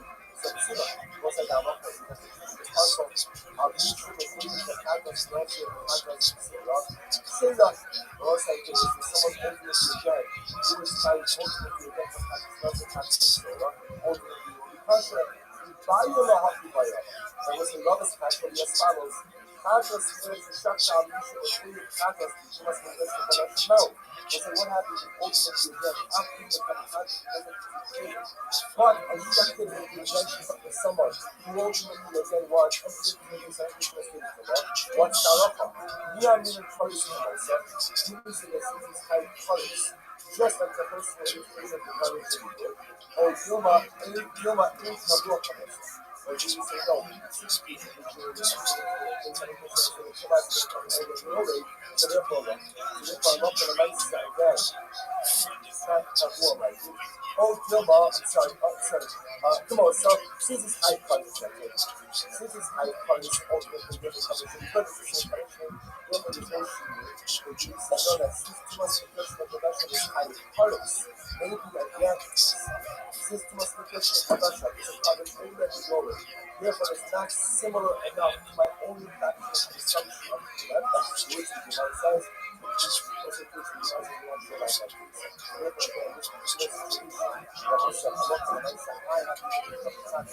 it's really that's a huge concern. Business education on on one hand, both share the punishment of police, but on the other hand, it must be considered that from covered already versus later because of fixed carbon. So also that specifically similar they are ultimately again also bottom line is that any kind of effort of the and there's some type of disease problem necessary upon us but it's not as ultimately very really possible. Whether that's timing, whether it's progress, anything necessary upon us not us ultimately again in the do I need a real estate agent to work with me? This is what I believe. So acres and so much taxes. Just got 6 or 7. Which I can be inside my financials to show you how my house is doing from investing my money. That's another thing. That's another thing. All these people just remember All right, Jabosai, good morning. Let's begin. First of all,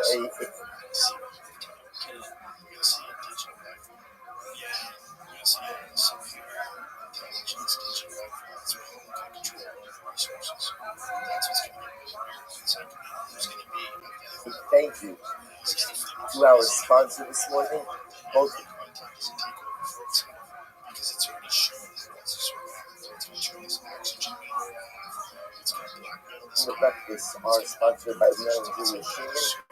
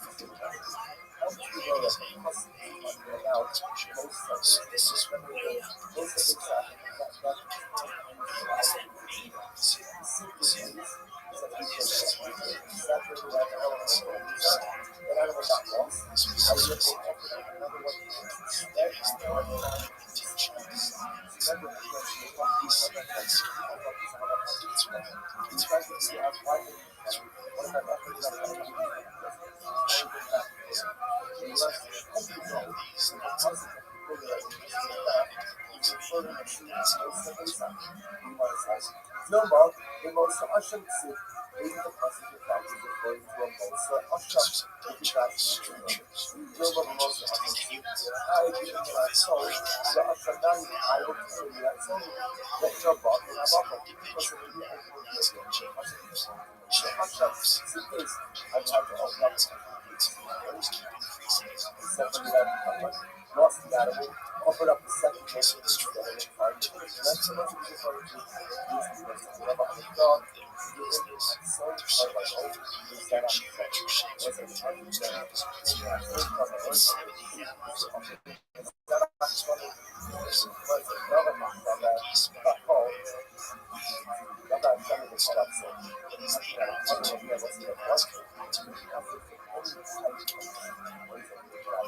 the whole soul, versus the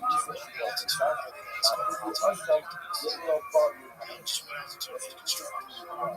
I also told her that I think that's soul cover one, you will move from the soul, rather than that's that covers what so round as opposed to Asham, that we brought from us. Never because last week I was talking about we did for us Mahotsi and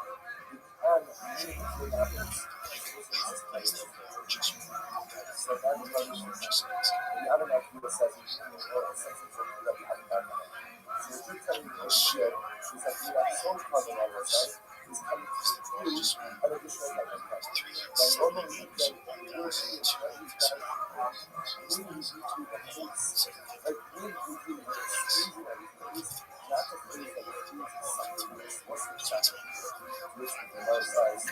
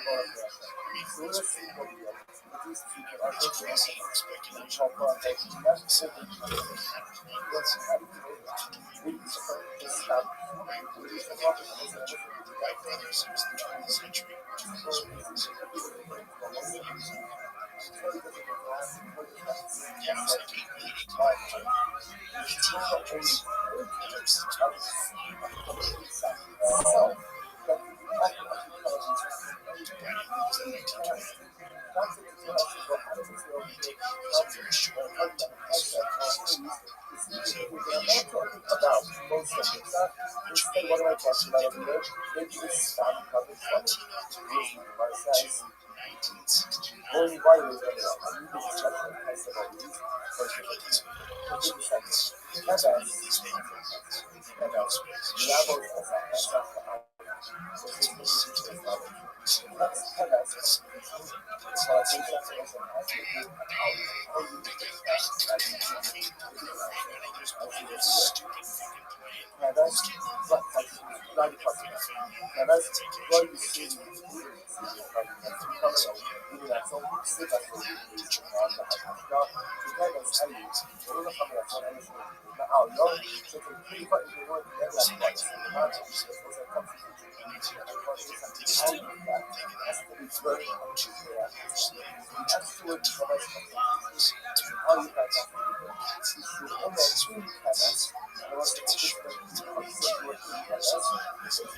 Rabos, Rabos as a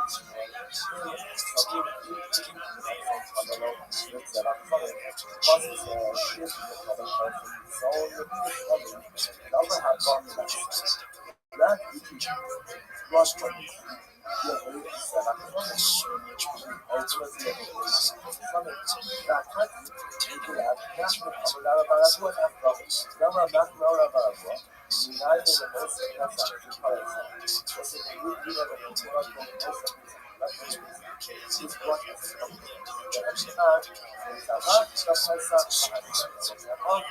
Sorry about this. You get to the point There's a lot of Pesach, Sorry about that. You come ahead and you offer up. Pesach, that's sorry about that. Most of everyone's to come in the dish, never this is Shabbat. What's the number of how long is Pesach for? I mean, what's the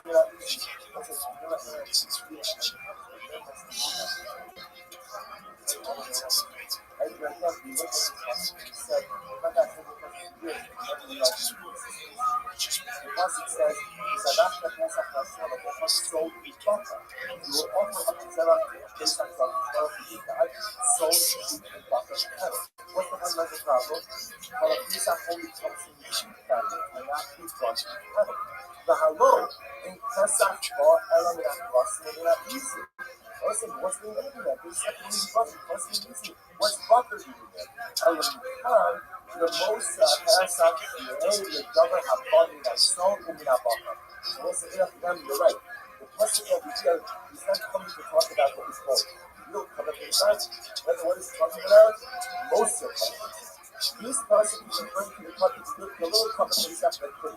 Right, this is referring ultimately again to the cover Pesach ultimately again that was originally designated. And the reason beyond its control was not actually messing up.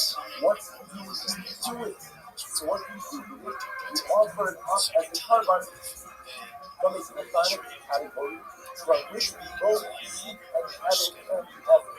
Which type of carbon could be offered both in the form of and cattle? What it says, "Aloy Ela became a loss of Pesach, she the double hakon son of Minabokar." He offered up as a carbon as an offering for a type of carbon that can be brought to son of Bakar. Mind you, and ultimately again, what type of carbon is that? What's the matter? This is it. That is instruction. That is instruction. This is what the Bible also identifies as a definition that I love it most. So it's from that person you see the animal that's offered that is designated as a Pesach, not offered up as a Pesach, is brought as a carbon. What type of carbon? As a carbon that can be brought ultimately against the muscle of the Bahama. What type of carbon can be brought in the carbon of the Bahama? Says nourishment.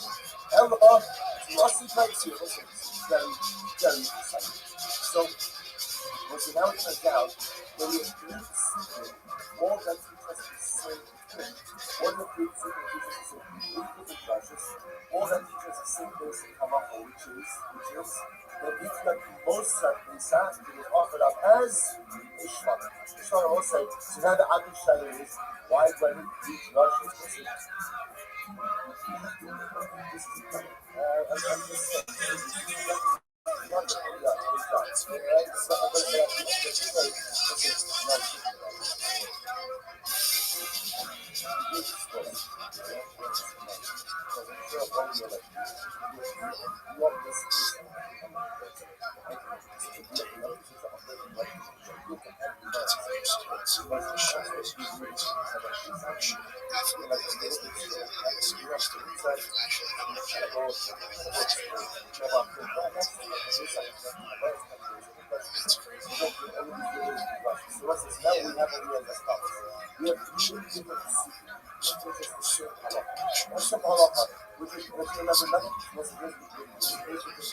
It's a simple take-home message on today's class. It's a simple take-home message. It's good to know. Right? Is that most of the Pesach is up and up. That's the bottom line. That's the take-home message. So we're going to do shortly. But again, you check most of the Pesach, and again, we've already seen that there are a number of different ways in which you can have this carbon as a most of Pesach. Very good. Now we offer up as a trouble. The reason that we're going to this is the Gemara has about three different rushes. It teaches us the same exact thing. How do you try to is why do I use three rushes? That's interesting.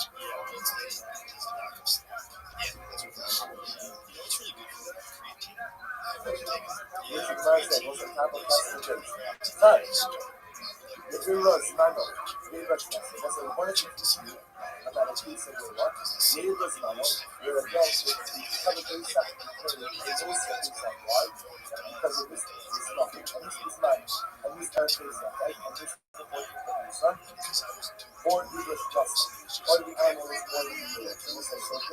So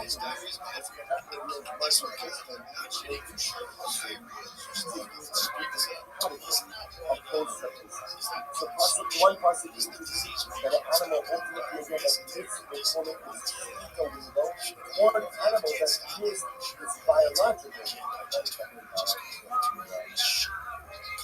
chronological, right? This is chronological.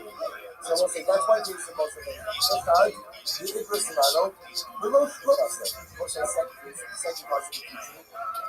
Animal, then this again, it's this the type of shita, we get a still in here. The card, the low interest model, the low stress. Most of the other pieces of this traditional rock, where the animal again did not describe as a shita, nor did it know chronologically was able to do that. That's what I do. That is ultimately the animal is lost. The animal is lost, ultimately again, and another one is popping up in this way. And again, you found the original animal that's in still on air pizza. What's the only thing that's not the customer?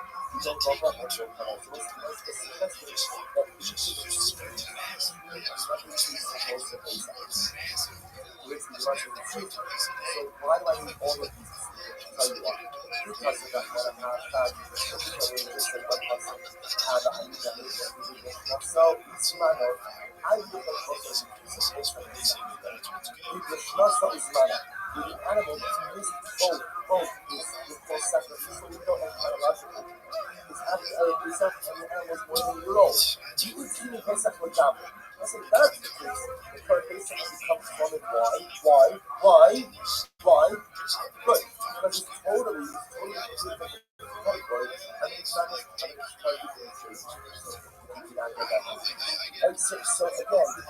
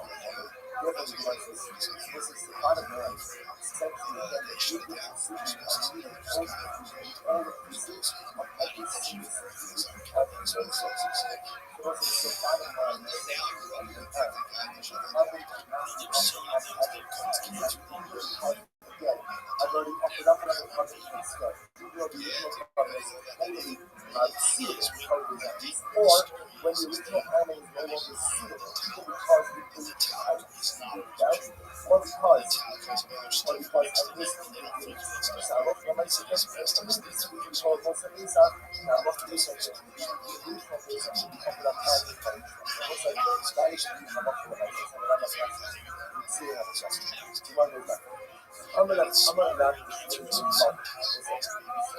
is showing properties.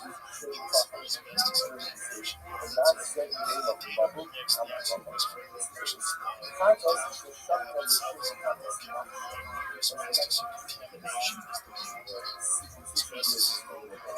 So one way I was talking about contos, you should contos not right? The sleeping contos are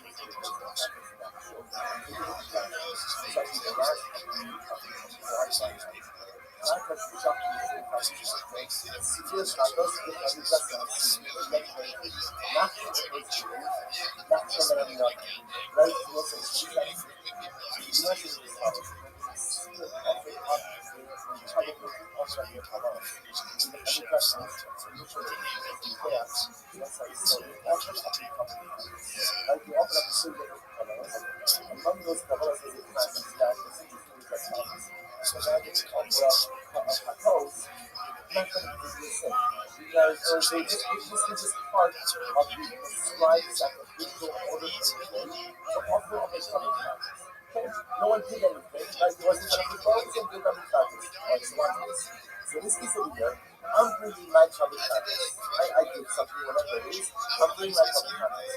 So listen, when I bring my covenant practice, what do? I have in mind that this covenant should be like practice in action. Like the practice of action that I'm not of, so the covenant practice. So what's the shot, right? The shot is what was you? I'm not doing this one again. Let's go back to this in a sec. I'm looking at this study of the initial was the offer of the covenant. I think you have to see the invited. You have invited the covenant is good, except it doesn't satisfy you after. It's 2.7. Some of this has to be judged and so listen, Shell is very exciting. Shell over here is I'm opening up a contest and I did something wrong. But when I checked it, I had in mind the same contest not Shell. So listen, that's the nature of contest. Shell is one thing that leads to my partner. So says you mother, I'm not saying the bubble. I thought you shocked the same contest not Shell. So that says this culture why the other those Torahs, Chatos, Torah Achos, and Torah Chatos. Was in that logic is choice those Torah Chatos is one halacha for all Chatos. Was another explain. There's one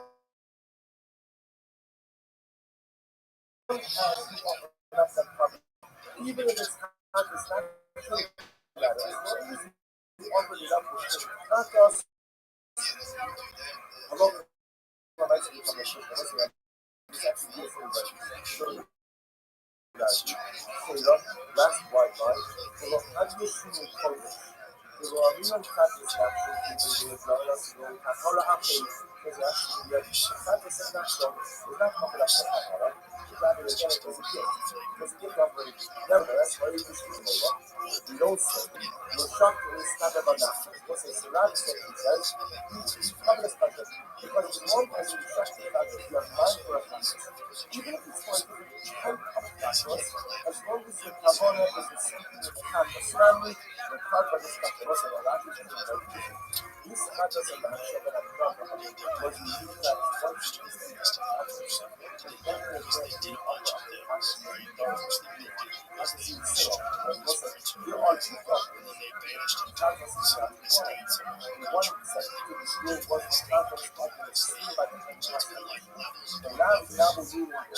Even though again, when I'm stepping my conscience to sit up with, I have a regular thing to conscious and not someone on the other. That becomes sit up and that was a turn that was a gift. But because it's all the family, like because it's a candles, it's going to become a candle. You also see very much more than that. Double the scene and candle.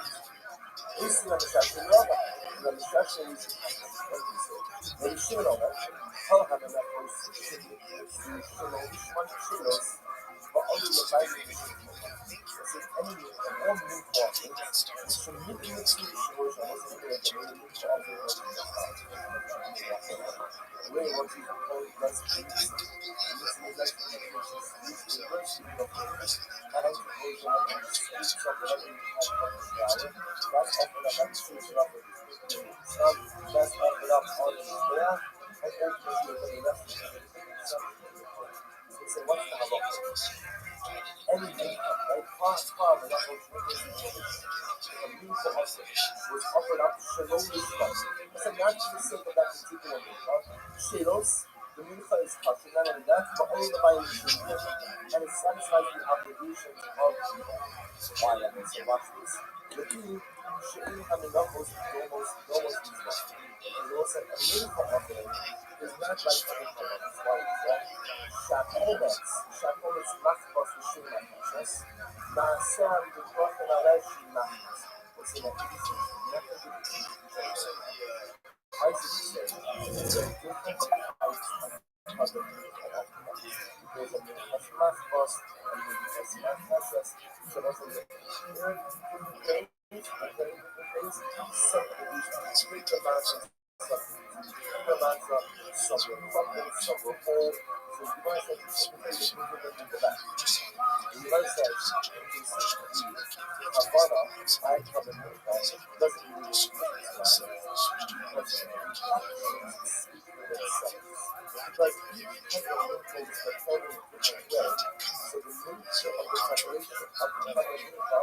automatically showed you what type of income you want. So even if your kavana was for something different, your kavana to be a what? Are irrelevant because it's your action is going to also I'd say look at the Gemara saying for this Muslim. The Gemara says Shakometz machbos v'shim machbos. That even if one took the mitzvah, the same mitzvah, like one took the mitzvah of the mincha machbos, and you had in mind this for the machbos. Yes, ma'aseh mu'momichin alesh machbos. There's actions to show that it's a mitzvah machbos. Kariba l'shum b'mulan. Soon they will say, "It is all these types of miracles." If you take the mitzvah of a minchas kariba. But you had in mind to the people you lost, Ma'aseh Mutlaqin Shikariba. The nice one was it showed that it was for the Shikariba. So what is it to be by Sinatras? You don't really kill the people, but the actions of the people is incredible kind of this. And you have all the darkness and it's anything else you do that matters most are your actions. What matters most are your advice. Now, when I said beautiful, that your actions always now level your comments. And now, this welcome, but what's that? My comments is not, it's okay. Shita Afros Mikulo, Kabbalah Afros Mikulo, Yuka Afros Mikulo. What's it? It's actually quite massive. What it says, it's a regular comments. Why there's a very little explanation about it. There's something happening wrong with sanctuary. But the sacrifice is so what every single type of cover. It's the same Shula, it's the same Shuluka, it's the same Kabbalah. Therefore, you should Kabbalah is your intention, but bring the Kabbalah process. That Kabbalah side, because Kabbalah don't really make a difference. Why? Because the Mitzvah actions themselves portray which type of color you're offering. Why? Because every single color itself has a different sacrificial set. That's why again the rights of actions that by Nefas, you don't even care if you have on a side. Even if you have Kabbalah for the wrong mincha, you say essentially Ma'aseh or Kitchen Alel. The actions are ultimately what type of color it is. Time bomb, so by calling the color to get the place, time bomb, the Ma'aseh or Kitchen. It wasn't reaching for the car, it only for like the Kabbalah because the nice actions are short of the Kabbalah phase. But in Ma'aseh or Kitchen, no. So what is it? It's the end of the day. If you actions to not then what? Then again, your Kabbalah Kitchen. Why is that? Lima, those Torahs and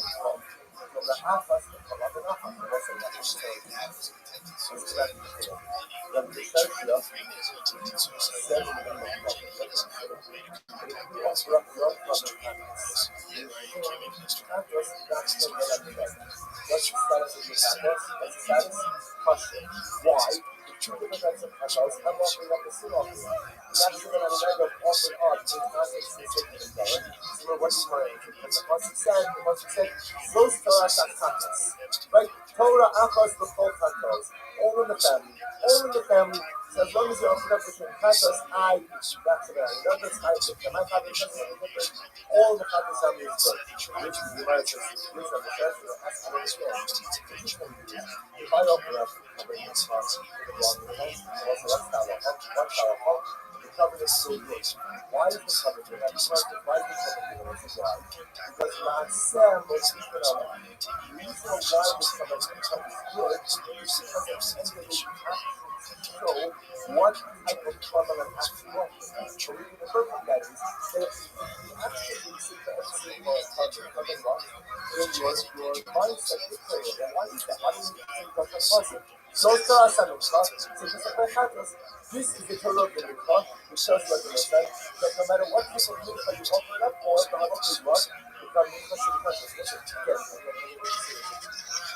the Gemara said, the reason why the Kabbalah of the world of the Mikvah, that the Mikvah is still precious is why? Ma'aseh Moshiach Olam.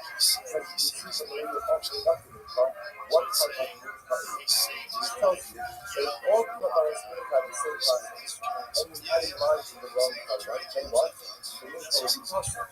But why? Why don't you make the same Halacha like Mikvah make you make that Chatos? And Chatos will say, those to us are Chatos, as long as you have in mind for some Chatos, even if it's a different kind of Chatos, the Chatos is treasuring. Why don't you say the same thing by Mikvah? Because it says, those to us are Mikvah, say what? As long as you have in mind for the right type of for some kind of Mikvah, of the Chatos is going to be Chatos. Yet the Gemara doesn't say that.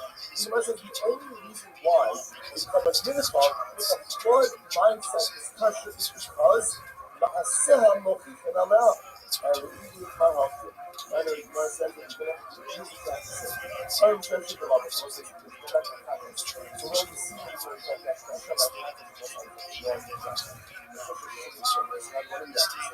Chatos is not come natural, it's kind of a natural which is actually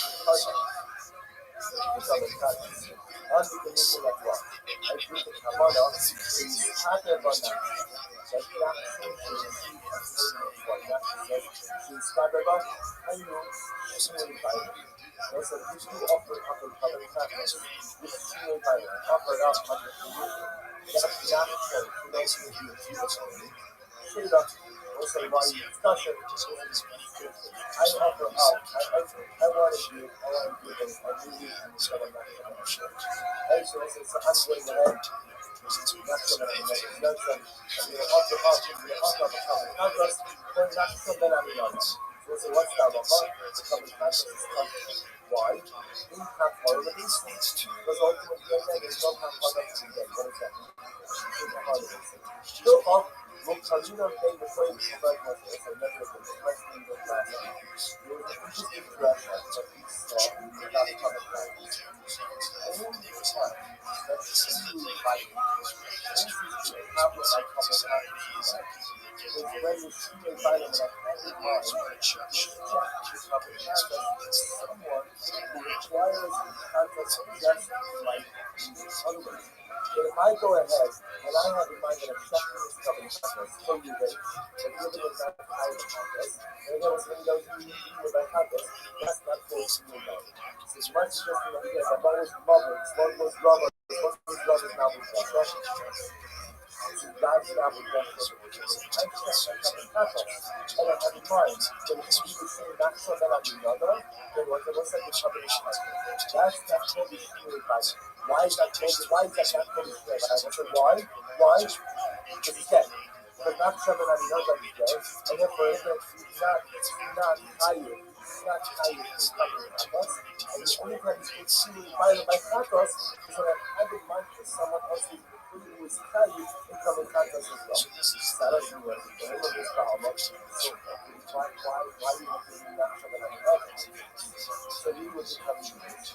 If you had in mind just to cover context, someone who is dead, that's not called true environment and discussion. So why you do not from another specific? This is what I said. How come I come on kind of place? The person who uses it is because they have an or the guy when you get out from the slope. It's like I have in mind. There's somebody who is alive. So his life got someone at another, and the covering would be possible. Who emphasis what is that? Okay, you struck up the environment of somebody. If I struck it to come in, if you're going to somebody who's alive, who is it actually? Who is like that? Everybody's not like that. So when you attack us, getting up. So if I'm opening up a common topic, so again, just because this is I have to do common topics. I do something else with common topics. I'm now opening it up, and I'm shifting it, which I have in mind, with someone who's alive, who would have brought a common topic like not something on another. Who is a really person who has to do a common topic like not something on another? Who was a thinking of a common topic, but not brought for a sin. It's because he's doing that. So, clear context, who is hiding from his context, not for a sin. I don't want to sin not showing those context, doesn't someone's not so what's the case? What's the case? What's the case of you? I'm opening up a common context, but when I'm checking, I have to mind for someone else also kind of common context. What type of common context? Not like my context, but a context like that from another. So what's the context not like a not from another? It's a sin offering that's brought, but not for a sin. So what's the case of someone who's trying to come and practice but it's not trying for a sin? What's that case? In my new practice, not here, practice with soda. I said, it should be like the practice of a Nazir or practice of a soda. What's the reason? It's really a practice. It's for a mandates of practice, but it's called a practice, but it's not a real sin. So what's that?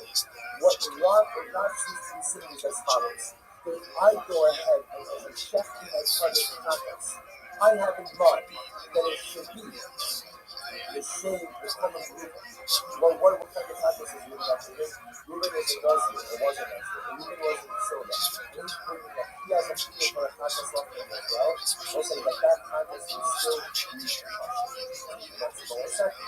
How do you always do? Also, these kind of practice, I don't call it a practice. Like the individual of us in the Halakha, he's having this old treatment as agents. And like, this is not happening. And the study of Gemara, going to this was the application. Amrad, which made the mother of us really go, even thing of it is, Amrad, which made the mother, Kagos, Shakta, Al-Shimon, Kagos, Kinakshot, was a somebody checked the coming Kagos, right? So ultimately, again, what you see, Al-Shimon, Kagos, Kinakshot, was a channel, and checking the coming Kagos, and I do it, I have it in mind, is someone who's studying the practice of action and another. So I say, what's that? Shayla, why? Because practice action and ultimately again, because practice of action was a that one is really valued, extremely valued for a practice of what? Extremely valued like that, someone else is valued a practice of what? But if I extremely valued for someone who's valued a practice, but it's not a practice that's a suit of it. It's a practice that's like this law. Ultimately, again, my practice is still the practice. Each of them, I'm not using them up with practice is separation, practice action. See that? I check my television. I use the practice not known ultimately again. It's impartial. Why? Practice not shown only. But there was an ultimately again, I was explaining to this person, I explained to this person, ultimately again, practice because of why. Because the practice, they set the shame on law, and therefore again, there's a shame progress. And this is a shame progress, or try to do shame binding, but rather again, this is a shame progression. And therefore again, the common will be possible. Rayma Khan's definitely there. So why don't you just do that just say simple. What's the CC? We usually see it coming two different ways. The first time I said, that I'm checking my covenant partners and shackles and shackles. Also, definitely, I reject my covenant partners. Yeshua Bailim, for the sake of someone else who's tired of covenant partners, but he's not tired of partners, I am tired of partners. I'm tired of partners because I'm going to do that later. He's committed a partner's why? Because he's in so many others, but he doesn't have very that partner. Now, that's what is question. Why? Because all of the family, so this is really a covenant partners. Was it? You got to be an ultimate breaker, this is what's happening. So I'm going to have offering up the partners, and I'm offering it up to shame partners nachshon. You're supposed to say, since you're not offering it, it's a human environment. The other one is this is a human progress. In this case, I'm offering it up essentially as sacrifice what as an olah. If that's the case, then what? Plus. So much remember partners doesn't have to show. So they wanted to just be that nachshon ultimately. So they said that this is the case they what? Well, I'm offering it up to show partners doesn't have to show. You could have partners no. I want to compare this to the first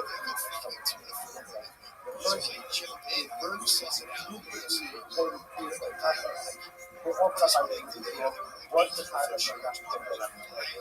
So it's interesting we have the first interview of Matos was actually not tied to the Matos. Like this actually a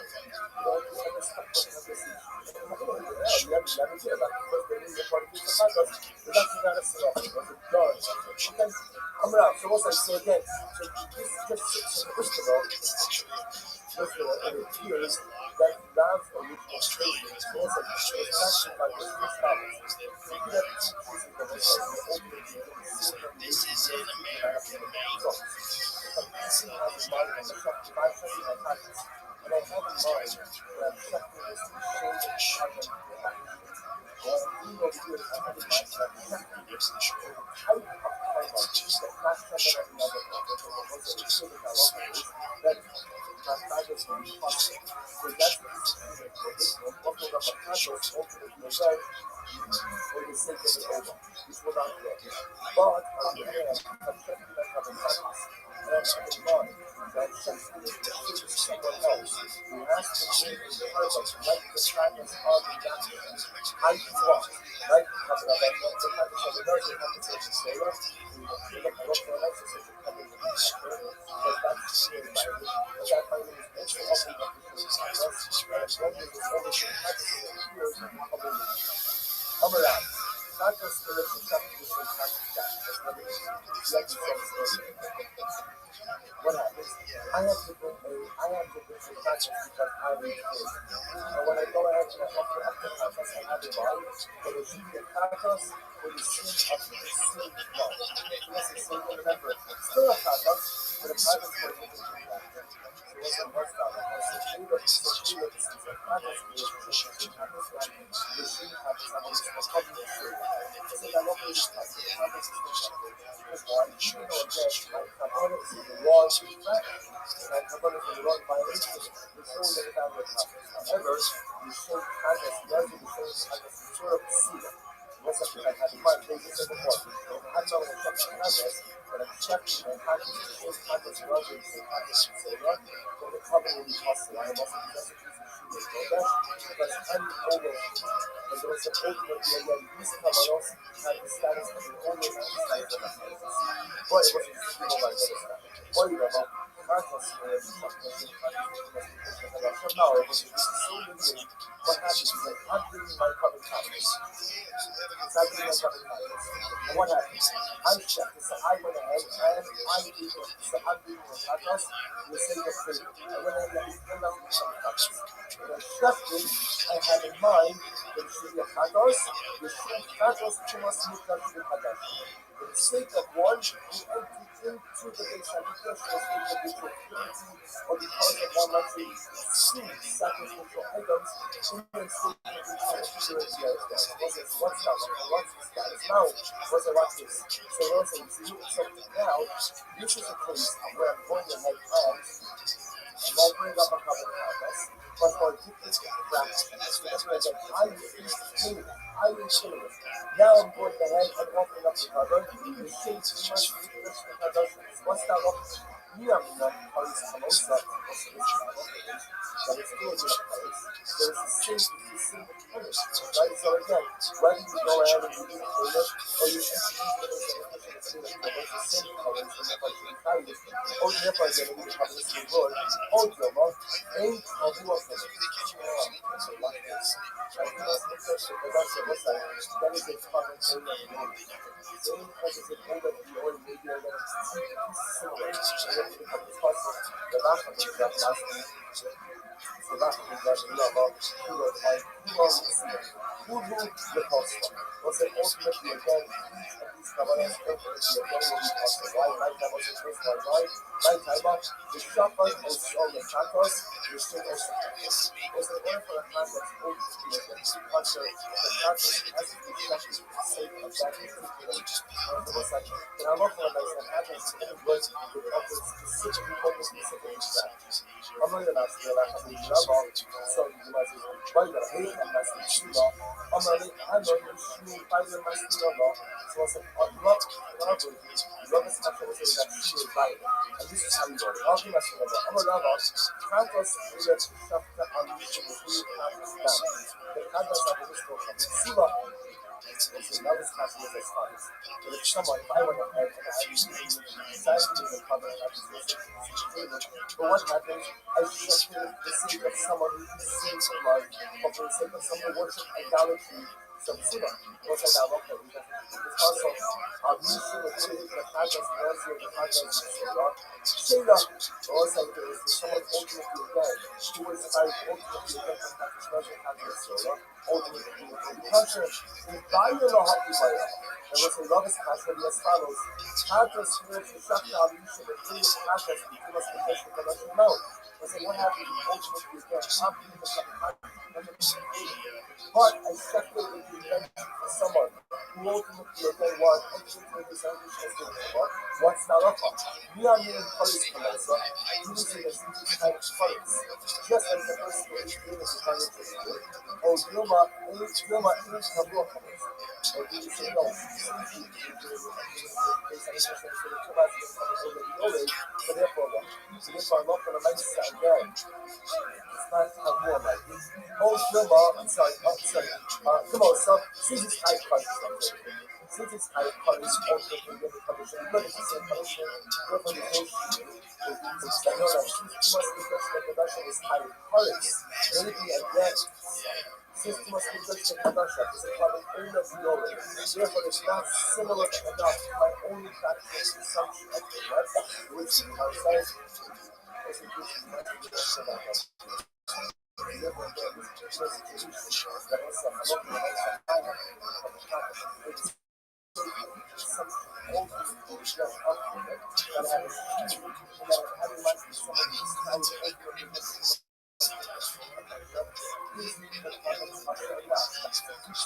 On one hand, both share the on the other hand, you must be just like an option covered over the versus Twitter, which is a fixed part, but the most exactly that ultimately affects most of the bottom line is we try to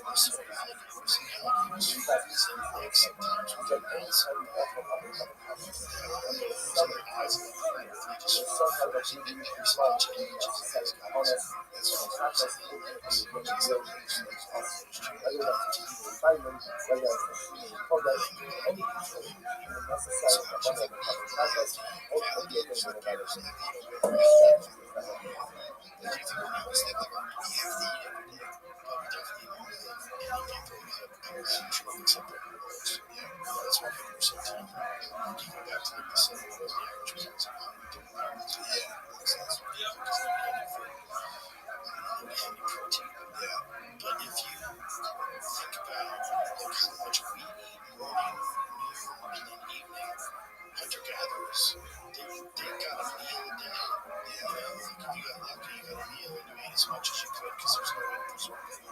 And then you went out the next day and do you have a thing? Yeah, it's like, well, it's just about like 6,000 calories a day trying to get one day. Yeah.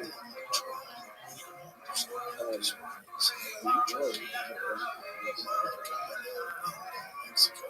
Some friends of mine went down there and they have this traditional way of taking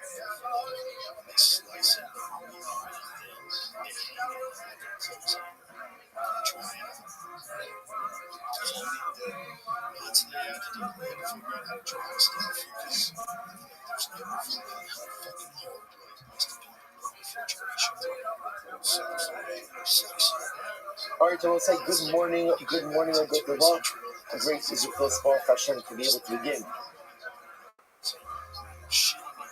this last week of Tafshin Pei Hey with learning together Mesechus Tzvach. And we begin by thanking all of our sponsors for this morning's share, to thank our annual commentary sponsor, Yitzhak Mishpach America, for dedicating all the Shin and Zashos this year as a Zichus for the Soros Tavos for Am Yisrael. Our commentary sponsors for the month of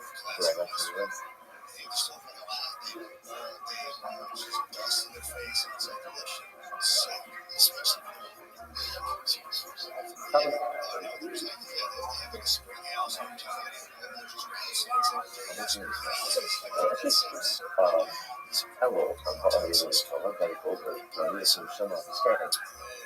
I'm Ben Ashafin comes to the Rabbi and his mother Chogarizal Bas Zeli, and the hopes that all the telos of our entire Gila and Gitali will be answered in the Hashem of these young men. Shmuri Nidi Generetz, the Ili Nishmas, jumping from Shara and Arishlon, Arab Yitzchak, Aryeh, Ben, Hachkavar, Yaakov, the Rabbi, and Gabi and Shimon Cohen, the Ili Nishmas, Gabi's grandmother, Eleanor Cohen, Elka Bas Binamin Tzvi, whose yahrzeit is today. We hope them the merit of our Talmud Torah, all of the Neshamas Havnari, the families of Nekama, all of those who need her for Shalom, that is called already strong. So the Shalom, the Shalom, our hostages, the Shalom and the Karav, allow all these soldiers to be successful. Palma and say again, which was not American, all of Karav is from Mexico. Also, the back let us begin. Today's dot is dot Zion, which many strive for the lift, getting us to the 2 dots on 7a. Ishmael told us Sheshachta Mishim told us Haveros. So it's a very interesting piece of here. What happens if Halach Kalamaisa? So again, a Toda is shafted for the sake of someone else's Toda. Now remember again, this is not Good. So you're just pausing during Shir. That's what's happening over there? Okay, good. So come on, people, get it together. So the Gemara says as follows. Remember again, this is not a case of Shinoi Bailim, right? The Shinoi Bailim is a little bit different. It's actually a very unique case. So over here, we're talking about a situation. If you look at Rashi, Rashi says, Rashi says, "Lo sheshach dam Rashi is kaka dam she'ena ba'ala." There's not going to be a case where the Torah is shechted ultimately again to atone for someone else who's not the owner. This is what's the case? So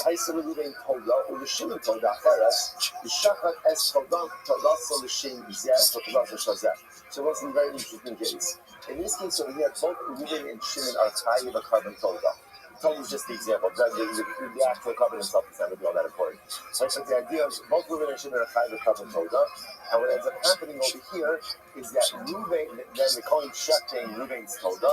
So when he shechts Reuben's toga, he has in mind for Shimon. So again, at the end of the day, both of these individuals are chayiv a carbon toga. When the Kohen shechted it, he shechted it for the wrong person. So what's the status? Rab Amar B'Sheirav, Rab says it's kosher. Rav Chisda Rav Shula, and Rav Chisda says that it's possible. That is possible. Now, what I want to point out here is something very interesting. Sheira in this case over here means not only is the carbon kosher, but what? It counts to satisfy the obligation of the particular owner. That's what Sheira means in this case. So Rabbi says totally good. Rav Chisda says it's possible. Rabbi Amar B'Sheirav, Rabbi says that it's good. Why? Because Rabbi says, listen, at the end of the day, what happened over here? The Toda was shechted for the sake of Toda. In other words, mission accomplished. Reuben needed a Toda, Shimon needed a Toda. So ultimately, again, two Todos yet slaughtered. So we're good to go. Granted, there was a little bit of a mix-up in terms of whose Todas too, but practically, it shouldn't really matter. The Chizar Psula is in the Chizar Psula. The Shum Shlomin Yudei Mishkat Ba'ina. So Chizar says no, because at the end of the day, Halach L'Maisa Kodesh. He calls this at the end of the day, in order to discharge your obligation as a carbon, the covenant itself has to be offered for the sake of the particular, exclusively the sake of the particular owner. It's a fundamental machlokes. So it says, well, I'm loving Minami. So how do I know? Yeah, what's it? So I just want to point out, just in this case, and a typical Shinui Bailim. Right? In a typical Shinui Bailim is Reuben is bringing the Torah, and the coin has in mind for Shimon. Now Shimon has no shaykhs to a Torah. Shimon is just a regular guy minding his own business. That's the typical case of Shinui Bailim. What's unique in this case over here is Reuben and Shimon are both trying to bring a carbon Torah. So whereas again, the carbon should have been shafted for Reuben, so it's shafted for Shimon. Rabbi says, listen, at the end of the day, if we're shafted for the sake of Torah, both of these individuals are chayv Torah. No harm, no foul. We're good. Rabbi Yisrael Chisel says, no, that's not true. In order for a carbon to ultimately discharge the obligation of the owner, it has to be explicitly slaughtered for that owner. So Rabbi, how do I know that this carbon is kosher? So ultimately, again, Rabbi quotes this passage, right? And interestingly enough, what you're going to see over here is that so the Torah calls the carbon Torah a shlamim. What does this come to teach us? It teaches us an important halacha, namely that if a Torah is shafted for the sake of a ultimately again it's kosher. On the other hand, shlamim shemishkat halashim Torah psulim, but if shlamim ultimately is shafted for the sake of a Torah, it's possible. Now, why is that? So why is it? Why is it that if a Torah is shafted for the sake of a shlamim, it's good? But ultimately, again, shlamim is shafted for the sake of a Torah is possible. Very simply, the Gemara says, Torah, really shlamim. Because in the pasuk itself, the Torah calls a Torah a shlamim. The in shlamim Kiruyin Torah. But ultimately, again, a shlamim is not called a Torah. So I will say, it's actually very logical. Because again, essentially, a Torah is a category of shlamim. So therefore, if you go ahead and you shaft a carbon Torah for the sake of shlamim, the carbon is good. But to go ahead and shaft a shlamim for the sake of Torah is not good. The shlamim Kiruyin Torah. Shlamim Mishem Torah Psula, hot Torah, Mishem Torah Chis. So what can you infer from here? You can infer from here like this. What's the disqualification? If you shaft a Torah, if you shaft a shlamim, Shlamim Mishem Torah Psula. So what do you see from here? It's when you shaft a shlamim for the sake of Torah that it is possible. Well, what can you infer? Hot Torah Mishem Torah Sheila. But if you shaft a Torah for the sake of Torah, it's kosher. I must say, that sounds pretty intuitive. That again, what's the difference over here? Myla the Chavrei. So we're not talking about a case where both Reuben and Shimon are both chayv Torah, and you accidentally shaft Reuben's Torah for the sake of Shimon, and what do you see from here? That it's still kosher. To which the Gemara says, well, DJ, maybe not. Maybe not about the Chavrei might, but maybe it's also about its own Torah. So what happens? The most say, but I lost my if one of carbon Torah to be kosher, carbon Torah must be exclusively shafted for the sake of the actual owner. Whereas about the Chavrei might, what happens if you shaft Reuben's Torah for the sake of Shimon? Torah, perhaps the halacha is psula.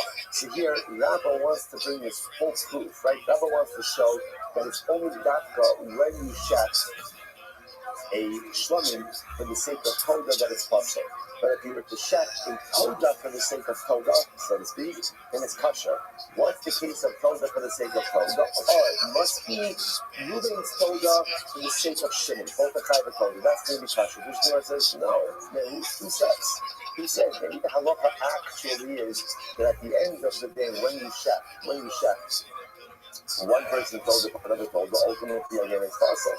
If that's the case, if that's true, as the punish shlamim machine told the psula, then instead of highlighting a case of shlamim that's shafted for the sake of Torah that's going to be possible, you see Torah machine Torah.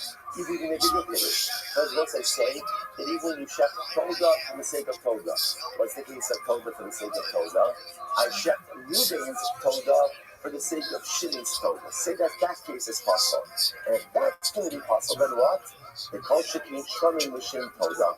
All the more so we'll say if you check for shlamim for the sake of a toda, of course that's going to be possible. So in other words, if toda l'shem toda is possible, then of course shlamim for the sake of toda is going to be possible. Which the Gemara says, no, I'll tell you why. Shlamim l'shem toda b'day it's not true. The truth is, you really need to highlight the case of shlamim for the sake of toda. Why? The Gemara says, Saturday time, I would have thought needed the toda to be a shlamim. Since the toda is called a shlamim, as we just saw in the passage before, shlamim nami kuriyim toda. Ultimately, again, shlamim is also called toda. I would have thought that this is a reciprocal relationship. Just as toda is called shlamim, so perhaps shlamim is called toda, and therefore, if we shakret lahu l'shem toda, l'shur, and therefore, when you end up shakting in shlamim for the sake of toda, it should be kasher. Kamash malon, it is not. Kamash malon, will say it is not. So will say interesting. So what comes out here? So first of all, just the fact that we know, the facts that we have is if you end up shakting a toda for the sake of shlamim, it's kasher. It's kasher. I'm not saying. Remember again, in general, what does kasher mean? Kasher means the carbon is affected, but what? It does not count towards the owner's obligation. If you shakt the shlamim for the sake of toda, carbon is invalid. What happens if you go ahead and both Ruben and Shimon are both kind of carbon toda, and you end up checking Ruben's toda for Shimon or Shimon's toda for Ruben? That's a machlokas. Rabbi says it's kosher. Rabbi says it's possible. Okay, let's go back to it. Rabbi, another case. Chatos sheshakta l'shem chatos kshera. So it's an interesting case of this. Rabbi said we actually saw this before. So Rabbi said if you shak to the chatos for the sake of a chatos. Now what's that case? If you look at Rashi in the wide lines, 4 lines in. Chatos sheshakta l'shem chatos. Go chatos chelet shenishchita l'shem chatos dan. So it's an interesting case. So let's say I ate chelet and I ate dan. It's a bad day. It's a bad day. I had chelet and I ate dan. So that's 2 different covered chatos. So what happens? Let's say again, some really both these ones, but they were mixed up. Right? So therefore, again, the Kohen ends up offering my chatos for chelet or my chatos for dam. What halacha? Sheira. Ultimately, again, the covenant is going to be kosher. Okay, we'll see why that is. L'shem ola psula.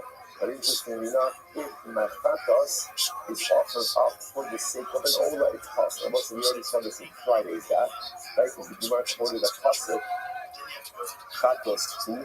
And a carbon chatos is one of those carbonos where if you have in mind for a different carbon, the chatos itself is invalid, totally invalid. So again, chatos offered up for the sake of a different kind of chatos. So again, I was supposed to go ahead and bring a chatos, ultimately again for chelet.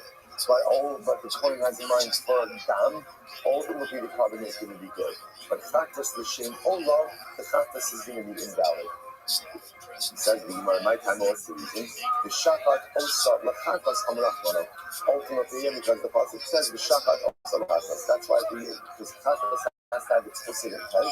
And therefore, chatos is offered up for an olah. It's not going to be good. I've already chatos l'shem chatos mishkata l'shem olah psula. Gemara says, Amarava chatos sheshafta amishim u'chuyim chatos psula amishim u'chuyim olah. Sheila. So we'll say another case of if a chatos you shakted for someone who is chayiv a chatos, ultimately again it is possible. But if it was shakted for someone who is chayiv an olah, ultimately again it's going to be kosher. And we'll say what's the case over here? If you look at Rashi says it's about 6 lines from the bottom. Amishim u'chuyim chatos to shinoi b'ayim. So this is a case of shinoi b'ayim. This is a case of change of ownership. Let's say I am chayiv a chatos. The Kohen has in mind, when he does the avodah, he has in mind for Reuben. But interestingly enough, Reuben is also chayiv a chatos. So in that case, a shinoi b'ayim, the chatos is going to be possible. But interestingly enough, if the Kohen went ahead and offered it up on behalf of Reuben, and Reuben's chayiv an olah, so ultimately the carbon is kosher. Now again, remember when you say kosher, what does kosher mean? the cover, like obviously does not come towards my obligation. What does this mean? My time was reasonable. It's very interesting. The key problem, Allah Kabir. So also the pasuk that comes in says that the Chatas will atone for him. Who's the him? Who's the him?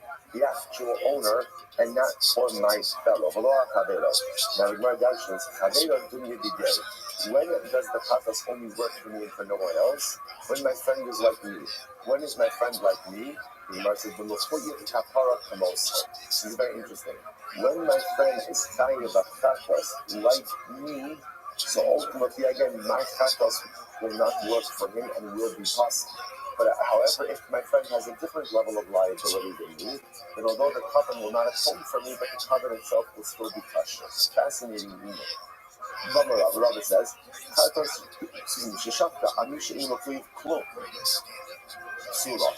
listen to this. Rabbi says, a chatas that is offered to someone who has no liability, not chayav.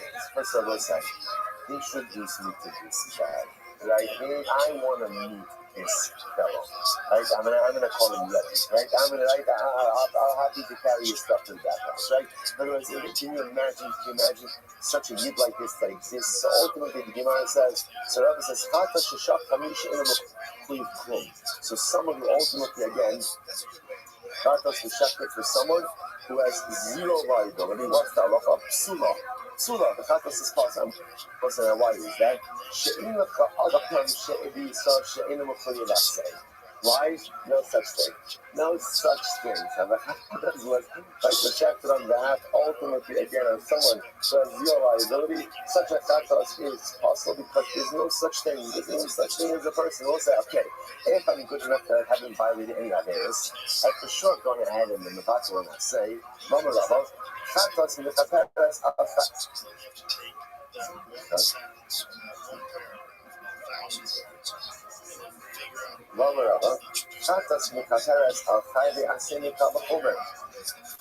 and Rabbi said as follows, ultimately again, a chatas, and Rosh is actually very interesting about that a chatas ultimately again is mechaper. Chatas is mechaper, and chayve asay from a kavachomer. The Rosh is very interesting. And never again, let's go back. Chatas 101. Because we already had this from our Harius days. Right? What's halacha by a chatas? A chatas is mechaper on what? Any idea for which intentional violation is a key of haris. Unintentional violation comes, by unintentional violation results in a chatas. Now the Gemara introduces something very interesting. Not only is the chatas ultimately mechaper on chayve pieces, but ultimately again a chatas is also mechaper on an asay. On an asay. You must be kavachom. What's the kavachom? Listen to this.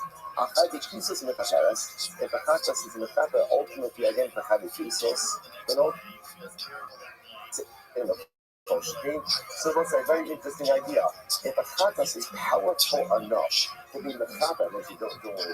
It's fine, but it's okay. It's okay. But yeah, I think extra caffeine is funny. It's good. So the Gemara says as follows. The Gemara says that if ultimately again if chatas is mechaper on chayve kisos, then Allah has told the comments going to be mechaper ultimately again on chayve asay memra. The basi minahi, the Rabbi says it's very interesting. So is that to say that halacha l'maisa? Is that to say that ultimately again somehow the liability for an asay is in the same category ultimately again as chayve kisos? Rabbi said chatas sheshachta mishum u'pliv chatas psula. Because remember again, Rabbi said that if you go ahead and what? If the coin checks the chatas, right, it's supposed to be for me, but instead the coin does it instead for living, and living is chayv chatas, ultimately again that's possible. Why? Because halacha l'maisa chatas is only the chata for the owner. Now what we infer from that is that if the other person who checked it has the same level of liability, that stops when it's invalid. Amishin u'chliv ola sheila. But if the chatas is shekhet for someone's type in ola, interestingly enough, it is going to be kosher. I must say that before you turn the page, take a look at the last Rashi. Rashi says, "Amma lahu minehu da'averos asay she'isha lo ola aleim." Because obviously, being chayiv on Ola is not considered to be comparable to being chayiv b'chatos. On the days, so the Gemara says, mikva lo mechapra or mikuvya mechapra. The truth is like this: a chatos is actually very interesting. A chatos is not fully mechaper for an assay. Rather, it's kind of just like tangentially. Tangentially is mechaper ultimately for an assay. Very interesting. In other words, so a chatos really is much more focused as a precision type of kapara, or again, chayvikrisis. It kind of just on the side goes on as mechaper on the assay, but that's not its primary form of kapara. Rabbi says this. So it's like second line from the top. Zayin Medei. Rabbi. Only shishakta shalom lishma. Other Lizrok Damar Shalom Lishma. So also we've actually seen this halacha already. Rabbi says as follows: an Ola that rejected Shalom Lishma. Now let's remember again in the world of Shalom Lishma. What does the Shalom Lishma mean? What Shalom Lishma mean? What Shalom Lishma mean? Two forms of devotion, very important. Right? It's fucking 101. You gotta hold up on this. Right? Two forms of Shalom Lishma. Either right Shalom Lishma for Kodesh. I have in mind for the wrong carbon, or Shalom Lishma Bailing. Have in mind for the wrong owner. So whenever you see Shalom Lishma, those two categories are interchangeable. Some are the owner shashakta Shalom Lishma. If an owner rejected Shalom Lishma, Asr Lizrok Damar Shalom Lishma. So what's that? So what is the Gemara saying over here? Essentially, just because you did one part of the carbon Shalom Lishma, don't do the rest of it Shalom Lishma, right? So let's say Shkita was done Shalom Lishma, okay? Make sure the other parts of the carbon are done Lishma. Everybody's in the svara. Either it's a pasuk, can be based on a pasuk, or it can be based on logic. So the Gemara says, everybody's in the svara. So we'll say, everybody's in a cross, if it's a pasuk, Motza Svasecha Tishma. The pasuk says again, keep the utterances of your mouth, which means what? When you say the carbon is going to be an Ola, then do it as an Ola. The Shkita wasn't done Lishma. Okay, so get the rest of it right. Everybody's in the svara. But the other possibility is that it's logic. Why? You shouldn't be shani ba, but feel it. Because what's wrong again? What did you want to say before? Just because you messed up on one stage does not mean you should mess up the subsequent stages. In other words, so I messed up the shita. Or I got wrong kavanah by the shita. Okay. So just because I got wrong kavanah by the shita does not mean that I should maintain wrong kavanah for the rest of the processes. And I've also remember again, we spoke this out before, a tremendous Moshe skill in life, in tshuva, in Yom no life. Sometimes we think that just because we made a mistake, it puts us on a particular irreversible path. It's not true. Just because I've made a mistake in certain ways doesn't mean I can't course correct later on. But 1 second, even if I course correct, I can't go back and fix the shkita. The shkita is still going to be shalom lishma. So that's like which we harken back and reference to our most favorite words in Shas, which are Maida Hava. You're right, Maida Hava. The shkita is messed up. Okay, got it. And we'll say the reality is that there are some things in life, and this is a hard pill to swallow. But the truth is, there are some things in life you can't correct. There are some things in life, like when you check that carbon shalom lishma, you can't fix it. You cannot fix it. No matter how much you daven, no matter how much you yearn to go back and fix it, you can't fix it. Once the shkita is done shalom lishma, there isn't irreversible mistake. Just because I've made irreversible mistakes does not mean that I can't do better going forward. Such an important Musrahasya. Well, let's go back to kid. It's in my school. We're talking. Rabbi says as follows: Ola Akamisa. Let's listen to this. If an Ola is brought after my death, and I will say, how exactly does that happen? Rashi said, La'achamisa, it's the third short line in Rashi. Shanista Allah, Bikri Bahayorish. It's very simple. Reuben, when they had it separated or designated the covenant as an Ola, and then he died. So let's say, what's the halacha? There's also there's only one covenant, type of covenant, or two types of covenant. One type of covenant that can't be brought posthumously, and that is a sin offering, right? Chatas Hashem can't be brought posthumously. But let's say again, you can separate out an Ola. So, and then Reuben dies, his heirs can go ahead and bring that carbon on his behalf. So, Ola Abba, so again, that's the case. Ola Abba Akamisa. If an owner can be brought after his death, listen to this. Shachta b'shinyan kodesh psila, B'shinoi bailim kshera. So this is very interesting.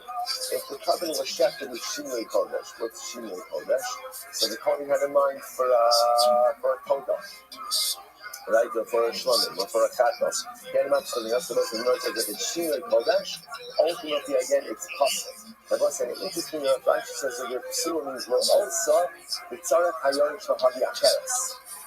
Interestingly enough, the carbon is totally invalid, and the air is obligated to actually bring a brand new type of carbon, a brand new carbon. However, listen to this, we'll say this is wild. The Shinei Bailim Sheira. But listen to this. If it was shifted for the sake of the wrong owner, the carbon is still unequivocally good. Now, we'll say, what's the pshat? This is fascinating. What's the pshat? The Gemara says, the Shinei Bailim Sheira. Why? They Bailim Ma'achar Nisa. The Muslim found a really powerful statement. Because there's no ownership after death. Right? The hearse does not have a luggage rack. In other words, there is no ownership after death. When you die, you own nothing. You own nothing material. The only possessions you go with to the Olam Emes say are your spiritual possessions. That's all you got. No, right? There's no money. There's no stock. There's no portfolios. Nothing goes with you to the world to come. So the Gemara says something fascinating. So therefore, again, ultimately, there's no real ownership over this carbon anyway, right? Because again, the owner even is dead. So therefore, if the Kohen has in mind Shinoi Bailim, right? If he has in mind the change of ownership, that does not invalidate the carbon. Yet a change in carbonic designation will absolutely compromise the carbon. It's fascinating. Not true. Not true. Ultimately, again, there is ownership after death. I will say, but who's the owner of the carbon now? Who's the owner of the carbon? The air. The air. So right, Reuben's dead. Right? So there's no ownership after that. But actually, what are you talking about? We're talking about Reuben's kid. Right? Reuben's heir is the owner of that carbon, and therefore Shinoi Bailim, a change in ownership, shuts it to invalidate the carbon. So the Gemara says, so Rabbi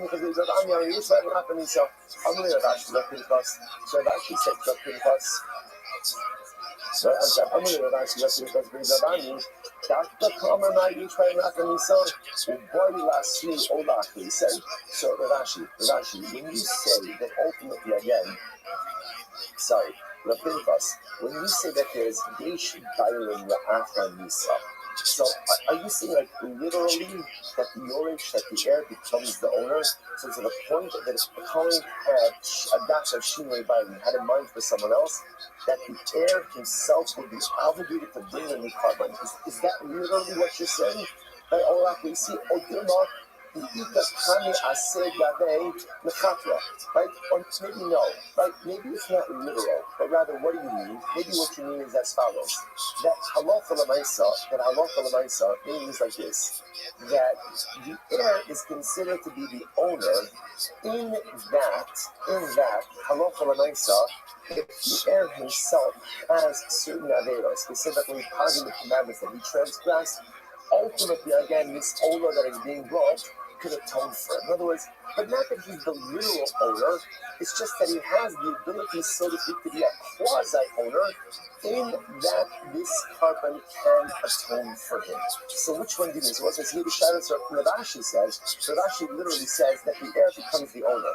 So ultimately, again, Rav Pinchas asks, Rashi says, do you mean it like figuratively, or do you mean it literally? So the Gemara says, and so I'm going to make that Shachamina. So Rav Pinchas says, I mean it literally. And therefore, if the Kohen were to have das with Shinoi Bailim, the carbon itself would quite literally be invalid. Which is what Rabbi said as follows: Ola Jari. This is a very beautiful Gemara. So Rabbi said, an Ola is considered to be a gift to the Ribono Shalom. Now, what does this mean? So what's the case? So first of all, before we go on, take a look at Rashi. Ola Darni, Rashi says, it's right across from Tosis in 9. A really beautiful Gemara. Eina Ba'ala Chaba Ala Say, Kapala Manish. So listen, when we say that an Ola comes to atone for a positive commandment, it's not meant literally. Why the what? Ela Aka Shekafa Shuva Ala Say. So let's say rather again, what ends up happening over here is as follows. Shuva comes first. Shuva was a banner. How incredible is it to do a Gemara on Shuva? the week of Rosh Hashanah. The week of Rosh Hashanah. So the Gemara says, listen to this. Even good. So after a person does tshuva, so tshuva takes care. We're going to see this more in this moment. Tshuva takes care of the positive commandment. So the Gemara says, then the owner comes. He bought like baras upon it. The owner itself then comes ultimately again as a gift to Hakadosh Baruch Hu. The other shesarach b'melech. This is like a person who misbehaved, like behaved disparagingly with the king. So alidei pakliti. And what happens? Then someone comes and intervenes with the king on his behalf. So I misbehaved. I did something inappropriate with the king. So then what happens? The first step is someone who loves me and loves the king intercedes on my behalf, kind of smoothing the way a little bit, helping to have a relationship. And therefore afterwards, and I'm able to come back before the king, then after I come to reconcile with the king, I bring the king a gift. So the Gemara says the owner is that gift. So again, both said the process over here is I do something wrong, I fracture my relationship with the king. There's then a process, or in this case, in this marshal, a person who intercedes on my behalf with the king, straightening out the relationship. Once the relationship has kind of been smoothed over a little bit, then I come up with the king again, and I bring my olah. What's the olah? The olah is a gift. It's a gift. It's like a peace offering to the king. It's not the kapara. The kapara is going through tshuva, but ultimately again a gift. So you want to with me? We'll say it's incredible. What's the case? Either like a tshuva. So again, if I bring an olah and I haven't done tshuva, zerach v'sha'im ta'eva. And ultimately, in the most side, what good is a carbon? What good is a carbon? Ultimately, again, what good is a carbon without tshuva? Like a carbon without tshuva, ultimately, again, is that offering to the king is considered an offering of the shem is considered to be an abomination. The tshuva, and I will say if there is tshuva, we'll say, I just want to point out how incredible it is to learn to remember that the year of Rosh Hashanah is not tshuva. Rosh Hashanah is not a day of tshuva. Rosh Hashanah ultimately is Kabbalas Omach Shalim, is reigniting our relationship with the king. But once that relationship is reignited, then it's all tshuva all the time. Then it's all about that process of return. So this is what we'll say.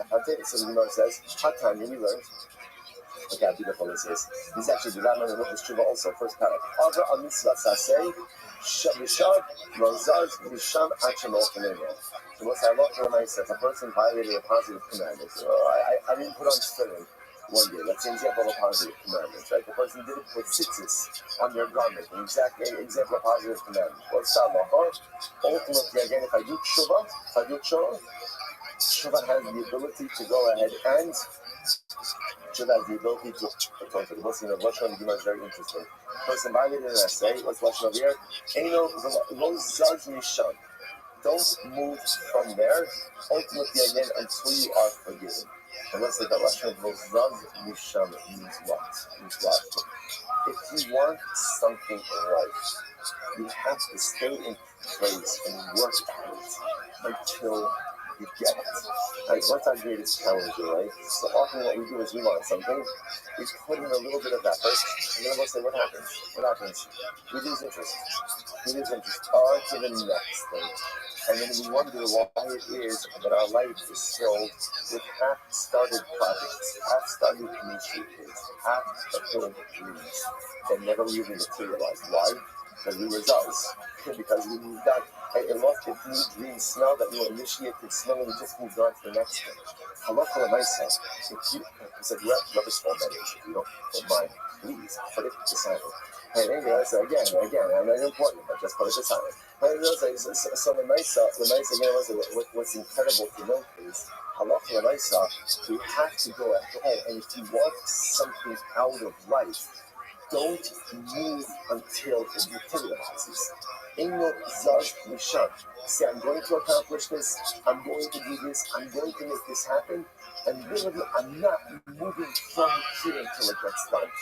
That's the way accomplishments happen. If you're here, if you're there, you're multitasking this, that, and you're all over the place, you're not going to accomplish. But if you root yourself in place, you say, to accomplish my things in life, and I'm rooting myself in this place until it gets done, that's where dynamic activity occurs. So I said as follows. Because David, I was talking, I told you 8:38. That is perfect. All right, good. The Gemara says as follows. The Gemara says, "Tiny Yafi." I said, a right that supports this. A right that supports this. So let's say, so number we're just trying to figure out over here, Ola. So Tiny Yafi, Amr Shimon. Chatas Lama Ba. Why does a chatas come? Why is the chatas brought? So the Gemara says, "Lama Ba the chatas." Chatas comes to atone. Elo Lama Ba Lifnei Ola. Now, let's say this is very interesting. Whenever you have a chatas ola combination, interestingly enough, chatas always comes first, ola always comes second. And let's say, remember I told you in the beginning of Zvachim that you're going to pick up all of this fascinating Kabbanic information that I never really knew what to do with. Let's say, by the way, just so you should know, like as they say, tis the season. We're going to be seeing like a lot of karbanos, like these loosely, right? But again, a lot of, like, in other words, all of the makdirs, everything in the beginning of the Yom Tov is all karbanos. So you're going to notice that there's always a pattern. And what's the pattern? The pattern is always chatos and then ola. Why is that the pattern? So the Gemara says, listen to this. So chatos ola. I'm sorry. Elana Bal Te Ola. Lepraklit. So the Gemara says, Lepraklit shenitnas daran acharet. Because as we said, remember, what's the job of a chatos? The job of a chatos is to atone. So to be up again using this same mashal. When I fracture my relationship with the king, and I must say this is such an important metaphor, such an important Gemara. So I must say, when do I fracture my relationship with the king? When I sin. I must say the most serious byproduct, ultimately again, of sin is not the only choice. So Rachel points this out. He points out that every sin, this is one of his first essays in our Chila, he says every sin creates two mesh, and there's tumah. There's a punishment and there's impurity. Sin creates impurity, right? So what happens when someone is in tumah? What happens when there's tumah? There's distance, right? Again, I want to say, if I come in contact with a corpse, right? I go to a levaya, and if I become tameh, so again, if you want to go to the base of Mikdash, you got to stay away from your little bit. That's because you don't want to become tameh. Tumah is communicable.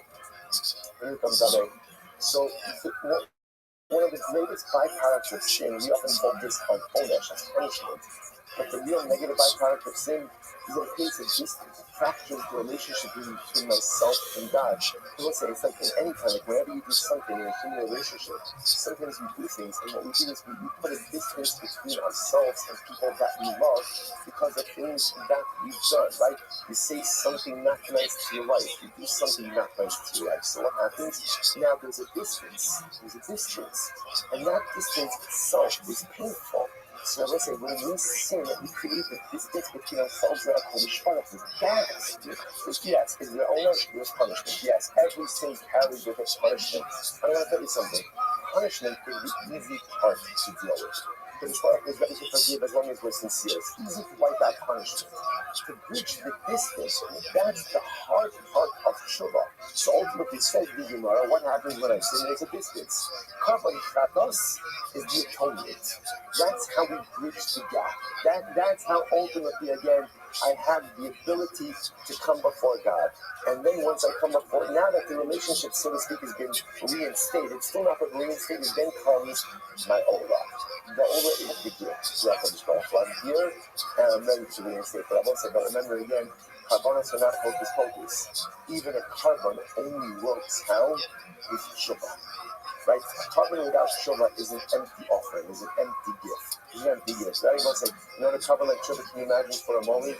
You go ahead and it's your anniversary, and you walk into your house, and you take a gift, and you fling it on the kitchen counter, and you say, hey, go enjoy. Right? So you don't need to schedule a meeting with me to know, right? To know that is not going to work. So remember again, a carbon without tshuva, bless you, is like flinging at a God, here you go. Carbon without tshuva is zero. Not only that, you give a gift like that, not only does the gift not work, but it's actually compromised the relationship even more. A carbon without tshuva means that literally you value the relationship so little with HaKadosh Baruch Hu that I'm not willing to invest to go ahead and repair it. On the other hand, when there's tshuva, real tshuva, a real sincere desire to just Once they know what tshuva is at its most powerful point, I miss you. I miss you in my life. I miss the closeness. I miss the togetherness. I miss that when I just walk down the street, I feel like you're holding me. I felt that way in life. And because of my actions, you think, oh God, I don't feel that now. And I want to feel that again. I want to feel your embrace. I want to feel your love. I want to feel like you're always holding me every single moment. But my actions have pushed you away. And I want to come back to you. That's tshuva. That's tshuva. Are you the tshuva? And that carbon is a beautiful gift. So the chatas comes first because that's part of the tshuva process. After tshuva is done, Ola then comes along to really, it's a gift to reunite the relationship. So beautiful. All right, let's go back to it. Let's get back. Suppose we remember again in Mishnah. So the Mishnah said that, remember, in general, what was the first rule of the Mishnah?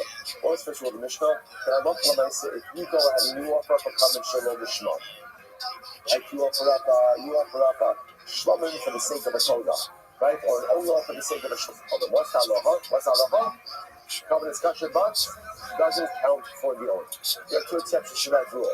I will point to kind of cover this too. I got things this week. Two exceptions to the rule are chatas and Pesach. Now, chatas we already took care of, right? Chatas, explicit pasuk. Chatas is only valid if done explicitly, ultimately again for a common chatas. The Gemara says, the Mishnah said also common Pesach. Now the Gemara focuses on common Pesach a little bit. Says the Gemara, so Pesach, from where do you know common Pesach? From where do you know common Pesach? It says, Shama Esach, Sha'adu, Na'asisa Pesach.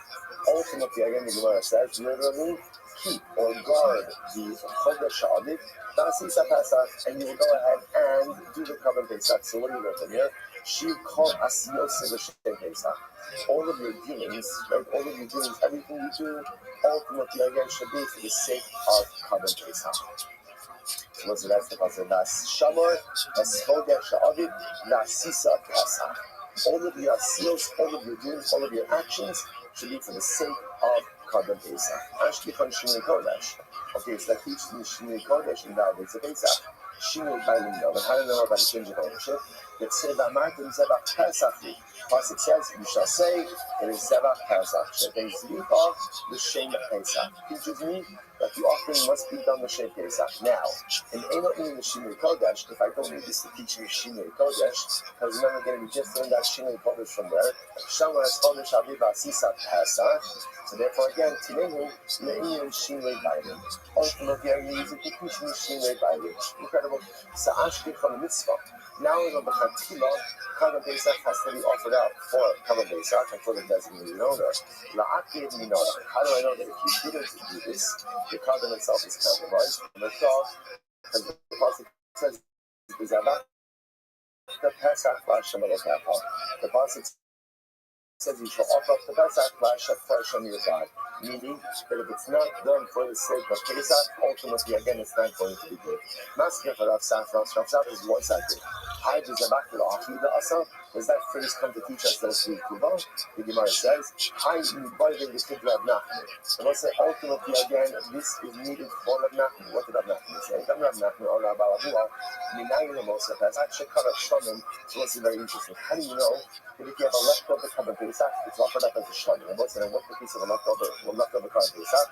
So very simply, I designated the sheep as a Kavan Pesach. Then what happens? I lost it.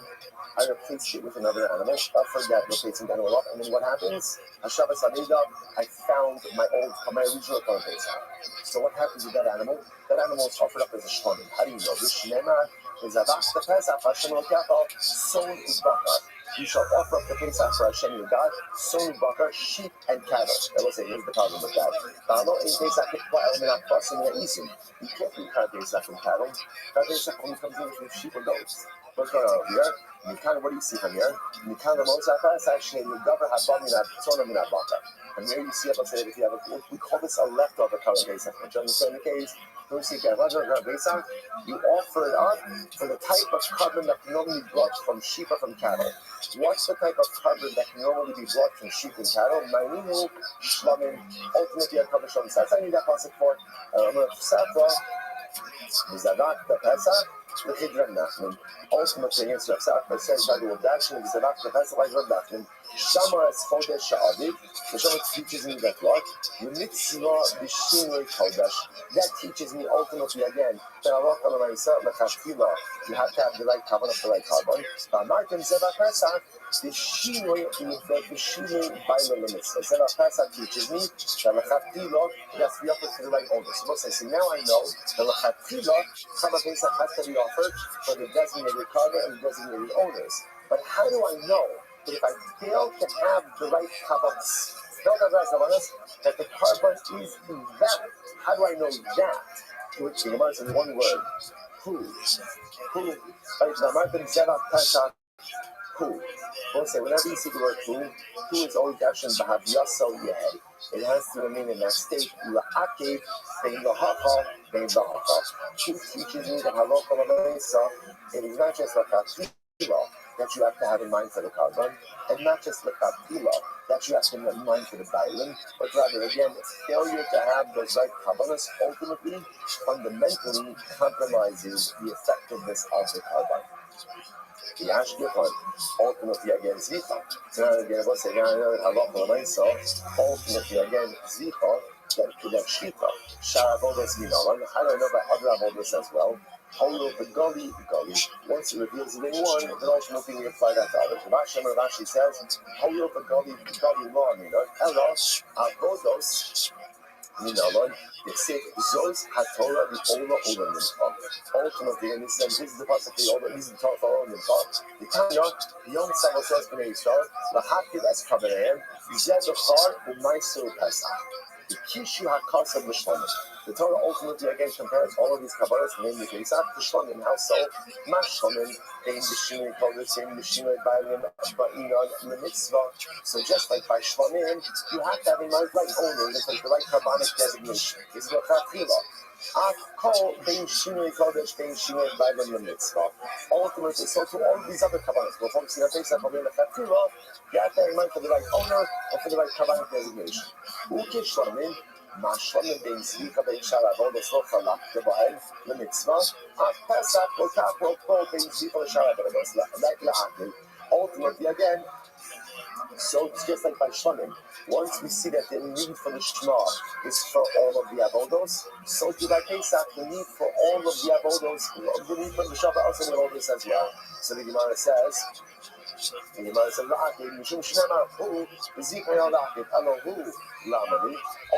again, but also not to stop over by the who. So again, we're starting to just understand what we have over here, right?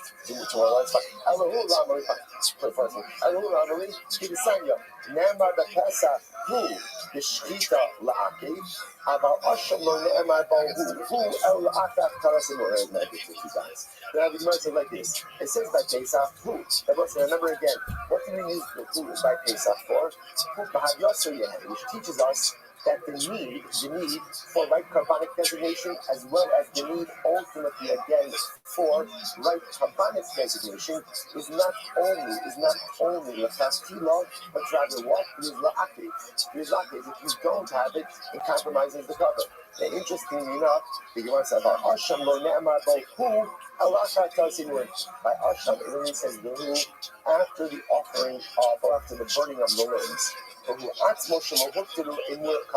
Interestingly enough, buying Asham, even if you didn't burn the sacrificial limb, the Asham ultimately again is going to be kosher. So what's going on over here is that the word hu, depending on where the placement is, ultimately the Asham center. So let's say bottom line, once they take it from this last soya, all the Gemara is doing is just backing up what the Mishnah said. Whereas by other karbanos, l'chatchila, you have to have in mind the Shema. The Shema means the Shema for the carbonic designation and for ownership designation. Failure to have the Shema by other karbanos, ultimately again, the carbon itself is still kosher, but does not count towards the obligation of the owner. The Mishnah said there are two exceptions to that rule. Exception number one is chatos. We saw the source of that on Friday, and again it was reinforced today. Chatos hu. Again, it's the same rule. Chatos hu. Hu means that you have the Shema is not only the chatila, but even the di'evad. And if you fail to have the Shema by all stages of the chatos is hustle. Constantly the carbon does not work. Now the Gemara says, how do we know? V'amartem zera pesach hu. Who teaches me that by Korban Pesach, I must have a Lishma designation, both Lishma for the owner, Lishma for a particular type of carbon, by every step of the carbonic process of Korban Pesach, and failure to do so fundamentally invalidates the carbon. Incredible. All right, stay tuned for the schedule for tomorrow. Explosive exercise. That's one of the things that's lacking. They stop doing any kind of explosive exercise. So how beneficial that is for maintaining our health, ability to move around. I'm telling you, that was like such a drastic thing. I can't fucking grab my hands. That's I just became that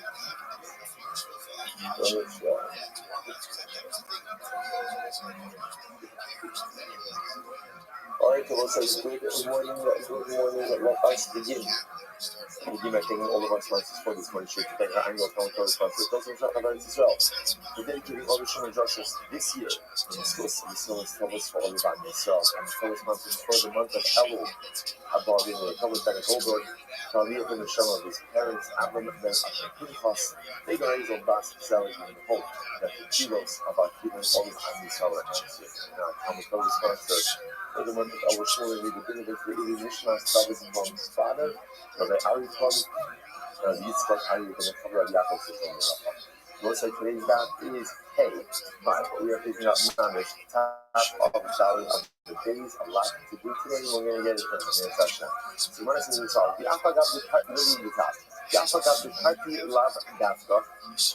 Party me a Dafka. Supposed to just be oriented ourselves for literally a session. Remember again, yesterday's daf, we really had the fantastic segment on the Aleph discussing the idea of how we know that every step of the carbonic process, Shita, Kabbalah, Zrika, Holacha, have to be done what we call Rishim Kajim, the purpose of a particular karch.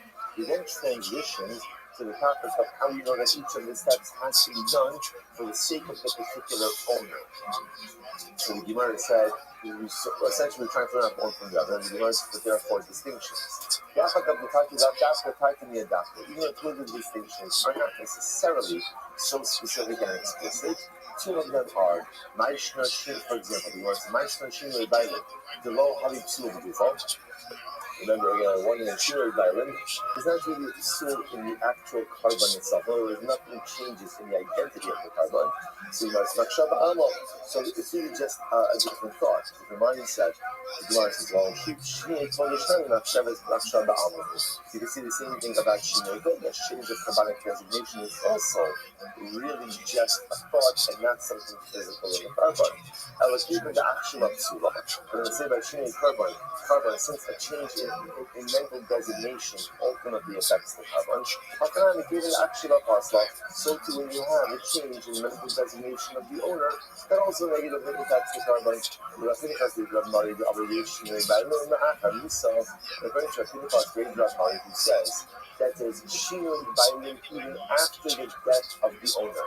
Now let's say again, so we spoke about this before we looked at yesterday, but let's say again, Reuven was going to bring a shlomim, he died. So his children to bring the shlomim on his death, right? The only carbon that you really can't bring posthumously is a chatas or an ashram, a sin offering. For other carbonates you can bring, you can't bring it posthumously, but your children can bring it. So you can have shinui bailim even after you die. So you must say, ultimately, again, there are still 2 other pieces which withstand. Ella Amra, Ashi, Amatra. Different Rashi's like this. Let's say, so remember again, we're asking now, how do we know that the din of Shinoi Bailim, namely, that you can't change the designation, you should not, cognitively, change the designation of the actual owner of the carbon during any steps of the carbonic process. Shvita, Kabbalah, Zrika, Holacha, Zrika. The Pasuk says, "Benit salo lechaper alav v'lo al chaveiro." Pretty simple drasha. Pasuk says it shall be accepted for him to atone for him and not his friend. Who's the him? The owner of the carbon. So from here you see you should not change the designation of the carbon. You must one second. Is that what that pasuk is used for?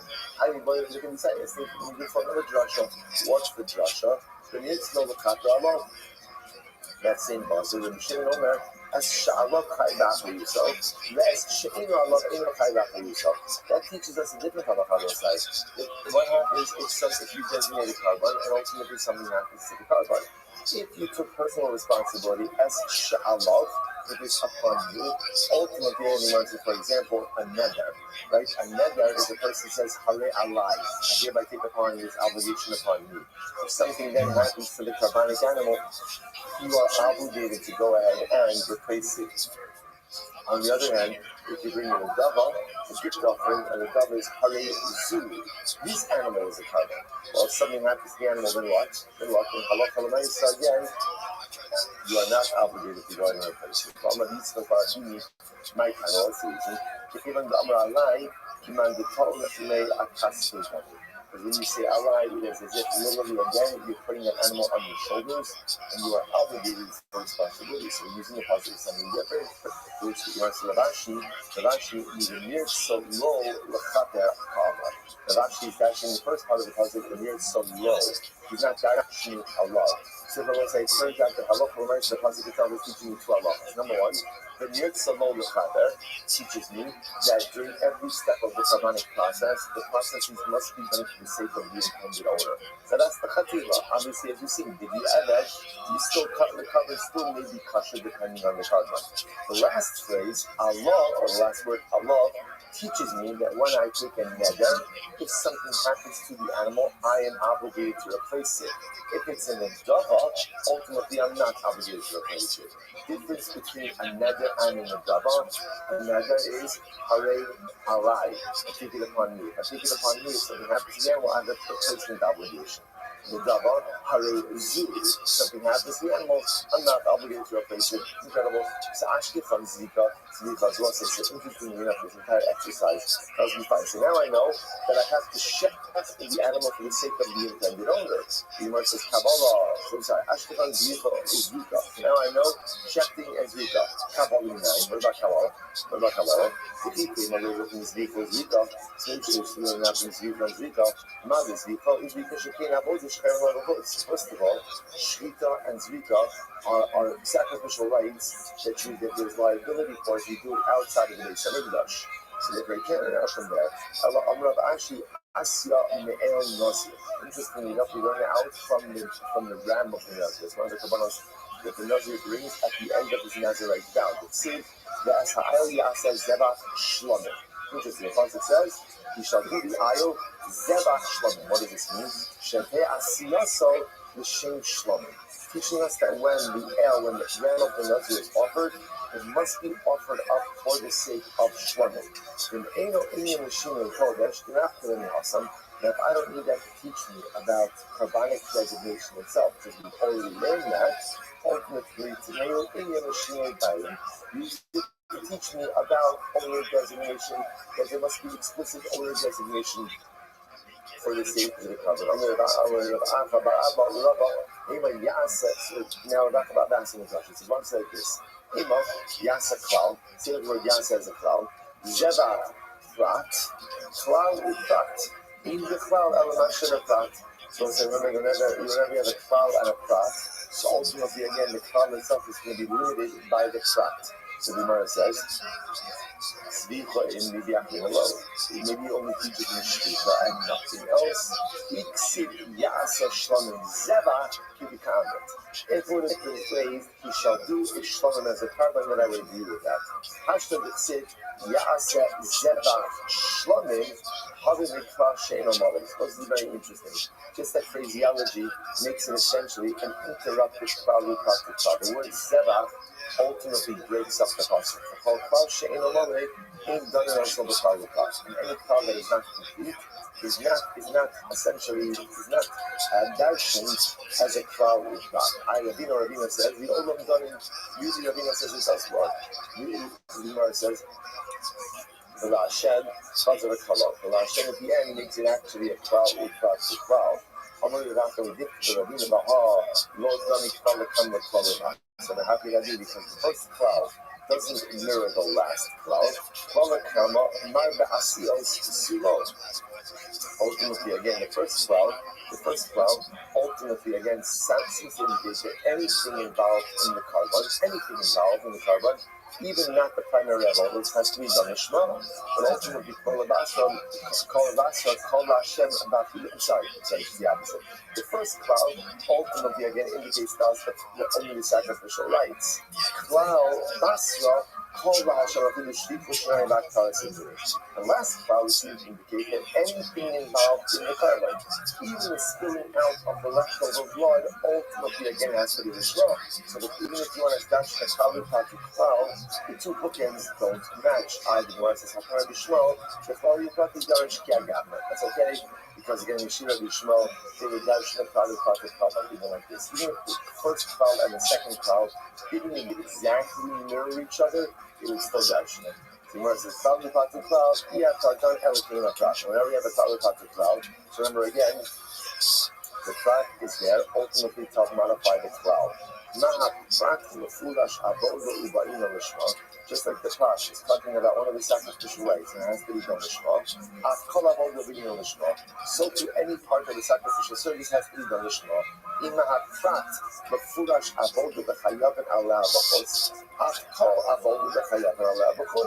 So again, but I could also say, just like the Pash is talking about in Avodah, which is high if you do it outside of the Beis Hamikdash, so maybe the din of Lishma should only apply to any avodah that can't be done outside of the Beis Hamikdash.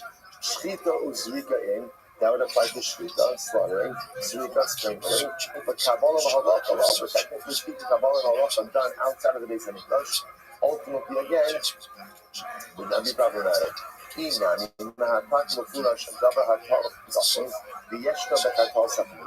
say the pot, it only refers to something that needs to be done on the northern side of the courtyard of the Beis Hamikdash, and only applies to chatos that are done in the previous, on the inside of the Kodesh. At Kol Hatam Sapnishon Mechatos Sapnimios. Shchita Bekabbalah in Zrika Law. That would include Shchita and Kabbalah, but not Zrika. Because in the Haki. So the truth is, the drasha can go either way.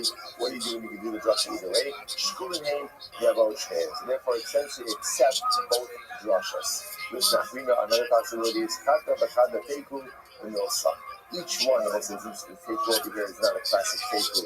Rather, it means each one is able to stand on its own, and therefore each are correct. Okay, so another possibility is Zrika with Ravashi Nashka. Possible also that Zrika is that the din of Zrika Lishma is enough from the drasha of Ravashi as we saw before. So Ashkit for an Al Nazir, you know, it's a Shashlam Noah. So now I know about Al Nazir. What about the rest of General Shlomin? If you came a native from Al Nazir, maybe you're sitting around from Al Nazir. Magal Al Nazir Shekin Yesh Imayan Domim Achirim. Al Nazir is different because there are other blood services included in that. Rashi says, Sheba'im Imo Chatas Va'ola. There's a Chatas and the Ola that accompanies the Ayol of the Nazir. Imke Nifto Shalme. My Shlomim. Why does it say Shlomim like that, like in the plural? Kol Shlomim comes in. So all Shlomim have a din of Lishma. First one line, Ashke Kon Shlomim, Sharkol Kachim, Minalan. So now I know that all Shlomim have a din ultimately again of Lishma. What about the rest of Kabbalah? If we give an English from Shlomim, maybe I'll learn from Shlomim.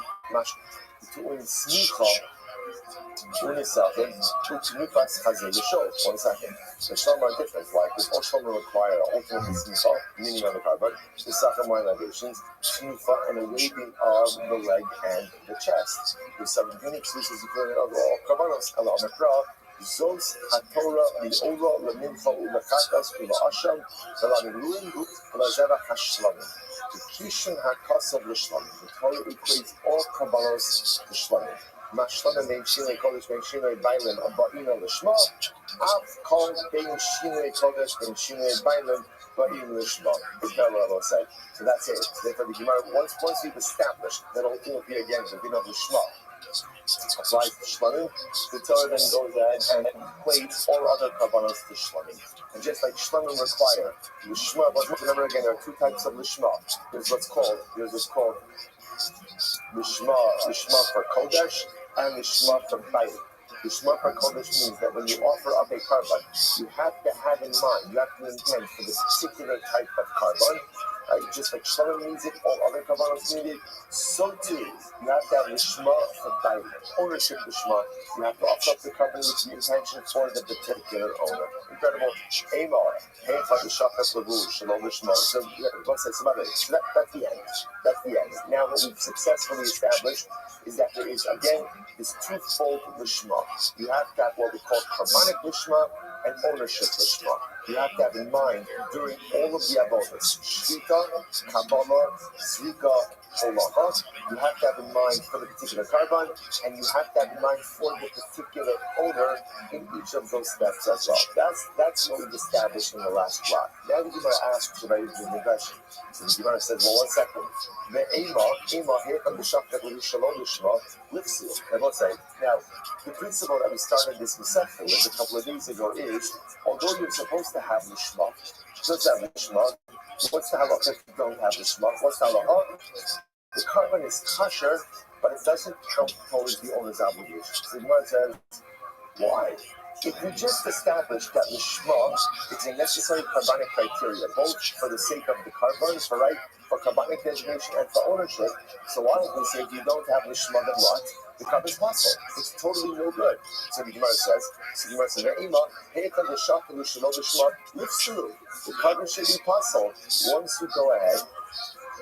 once you go and offer up Shalom Lishma, Amar Motzos Vasecha Tishmar, Vasisa Kasher Nadarta. So this is very interesting. So Hashik says, Motzos Vasecha Tishmar.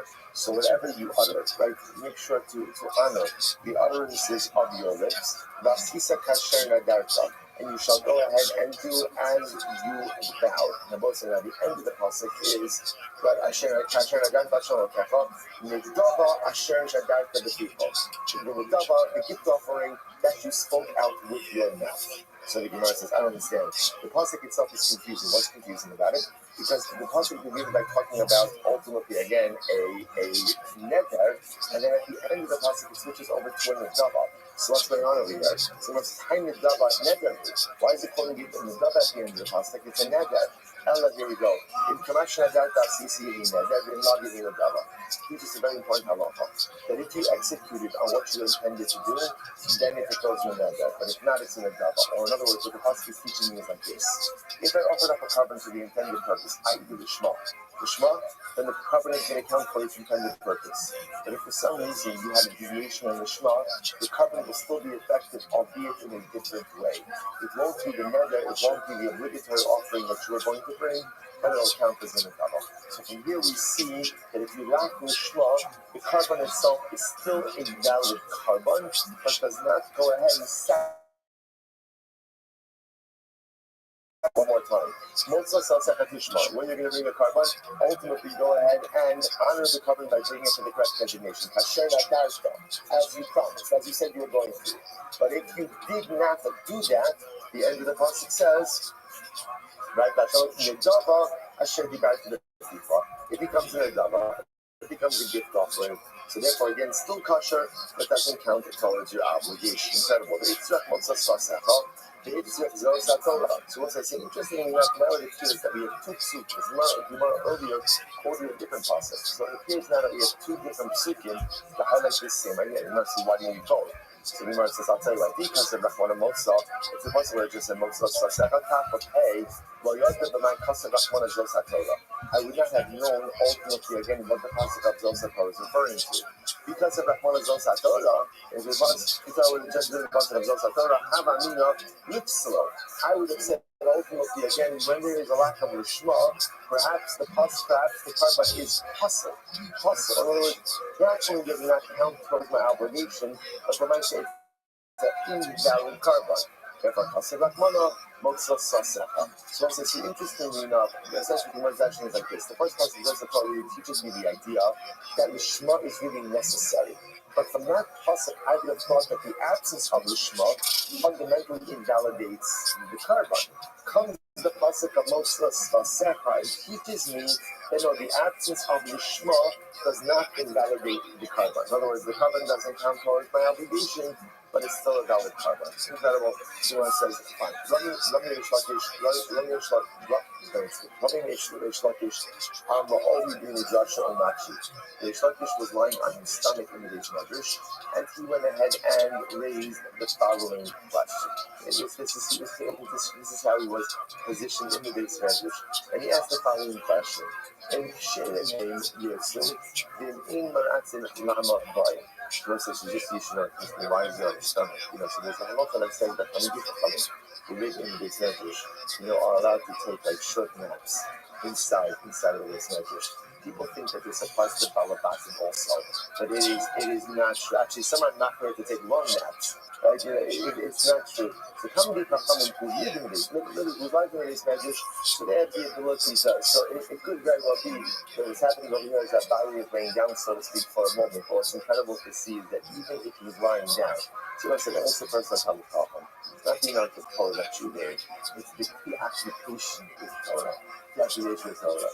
And even if a body is going ahead, and catch a few moments just to relax up for a few moments, even then he's still asik b'Torah. He's lying on his stomach, but at the end of the day, he's still asik b'Torah. It's quite beautiful. So he asked the following question.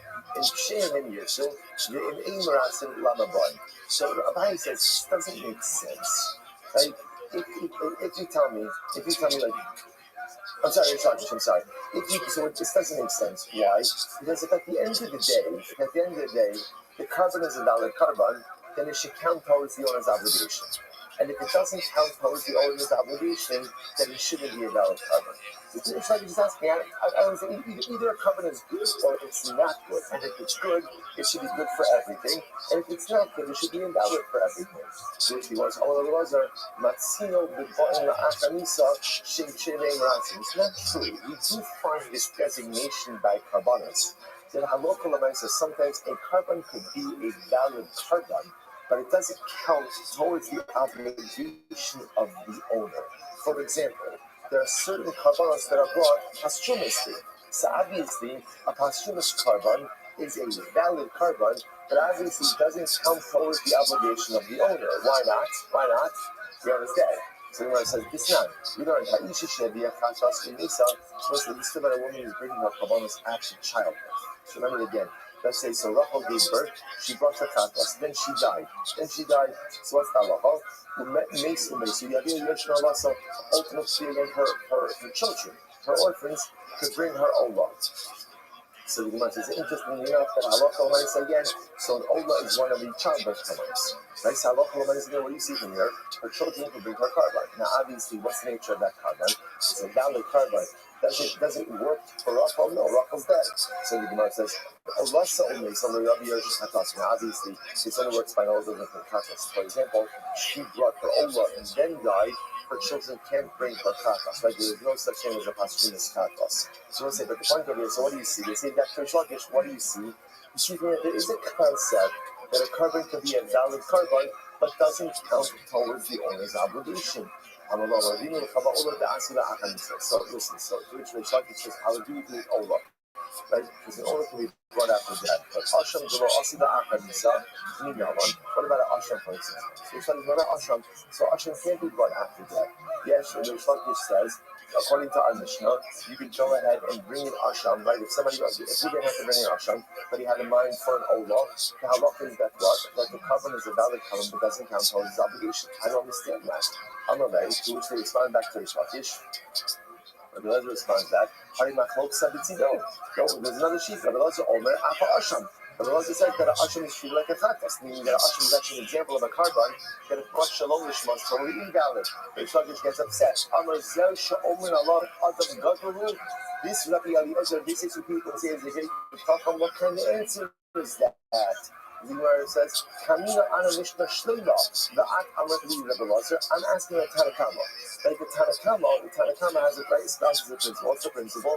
Any carbon that you bring Lishma, the carbon is valid, but it doesn't count towards the owner. In the Tanakama's model, there are only two carbonos excluded from that pool. What are the two carbonos? Chatos and carbon Pesach. But according to the Tanakama, Asham works. I'm asking according to the Tanakama. Don't give me the shita of Rabbi Eliezer. So the Gemara says, so again, So just appreciate. Here's Rich Lakish's kasha, which is a good kasha. Rich Lakish, I don't understand. If you tell me now that a carbon should be offered up the Shema, right? Listen, let's just retrace our steps for a moment. Rich Lakish said, you told me that a carbon should be offered up the Shema. Two forms of the Shema. The Shema, for the sake of the designated, for the designated carbonic, for the specific carbonic designation, and the Shema for the particular owner designation. Okay.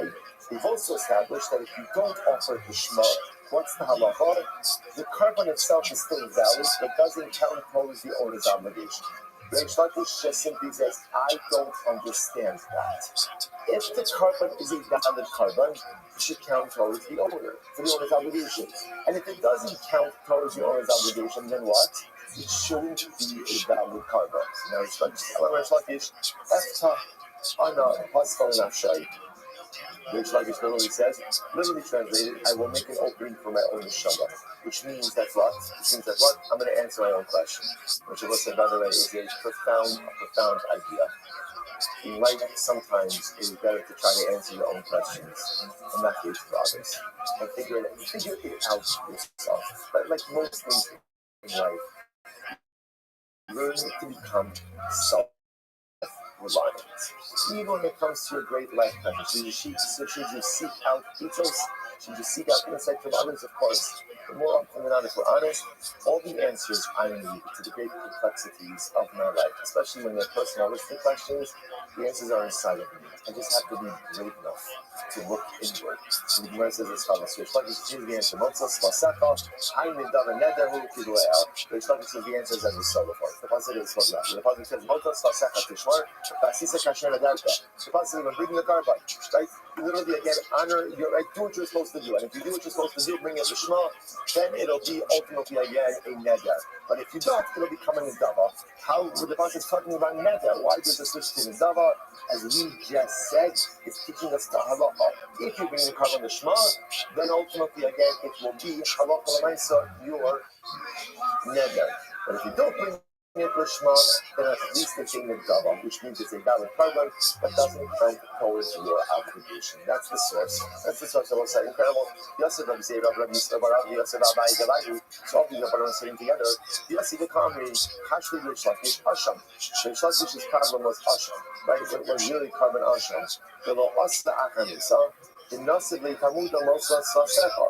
Because Asham on one hand is not corrupt posthumously, yet we want to apply the principle or the rule of Motzos Vasecha Tishmar to an Asham Ema Akba Beneda Ben Davalaisi Lo Ritzi Asham Lo Laisi Wow. So in reality we can say like this. That a carbon that can be brought as a neder as an Dava, it brought a Lo Lishma. Ultimately, the said Laisi means it should be accepted as a carbon, below Mirtzi, but does not work towards the particular owner. Asham, but maybe an Asham is different, because at the end of the day, an Asham cannot be brought as a neder or an Dava, so maybe no Laisi cloud. Maybe if an Asham is brought Lishma, it should not work at all. From a Rabbi, Reish Lakish Nehacha Masa. Reish Lakish gives us in the following: the Shachat Osa Lachatas. Pasuk says you will shepherd for a chatas. Osa Lishma Shira Shemo Lishma Psula. It is only a chatas. Probably Rabbi say, remember again, I mentioned this.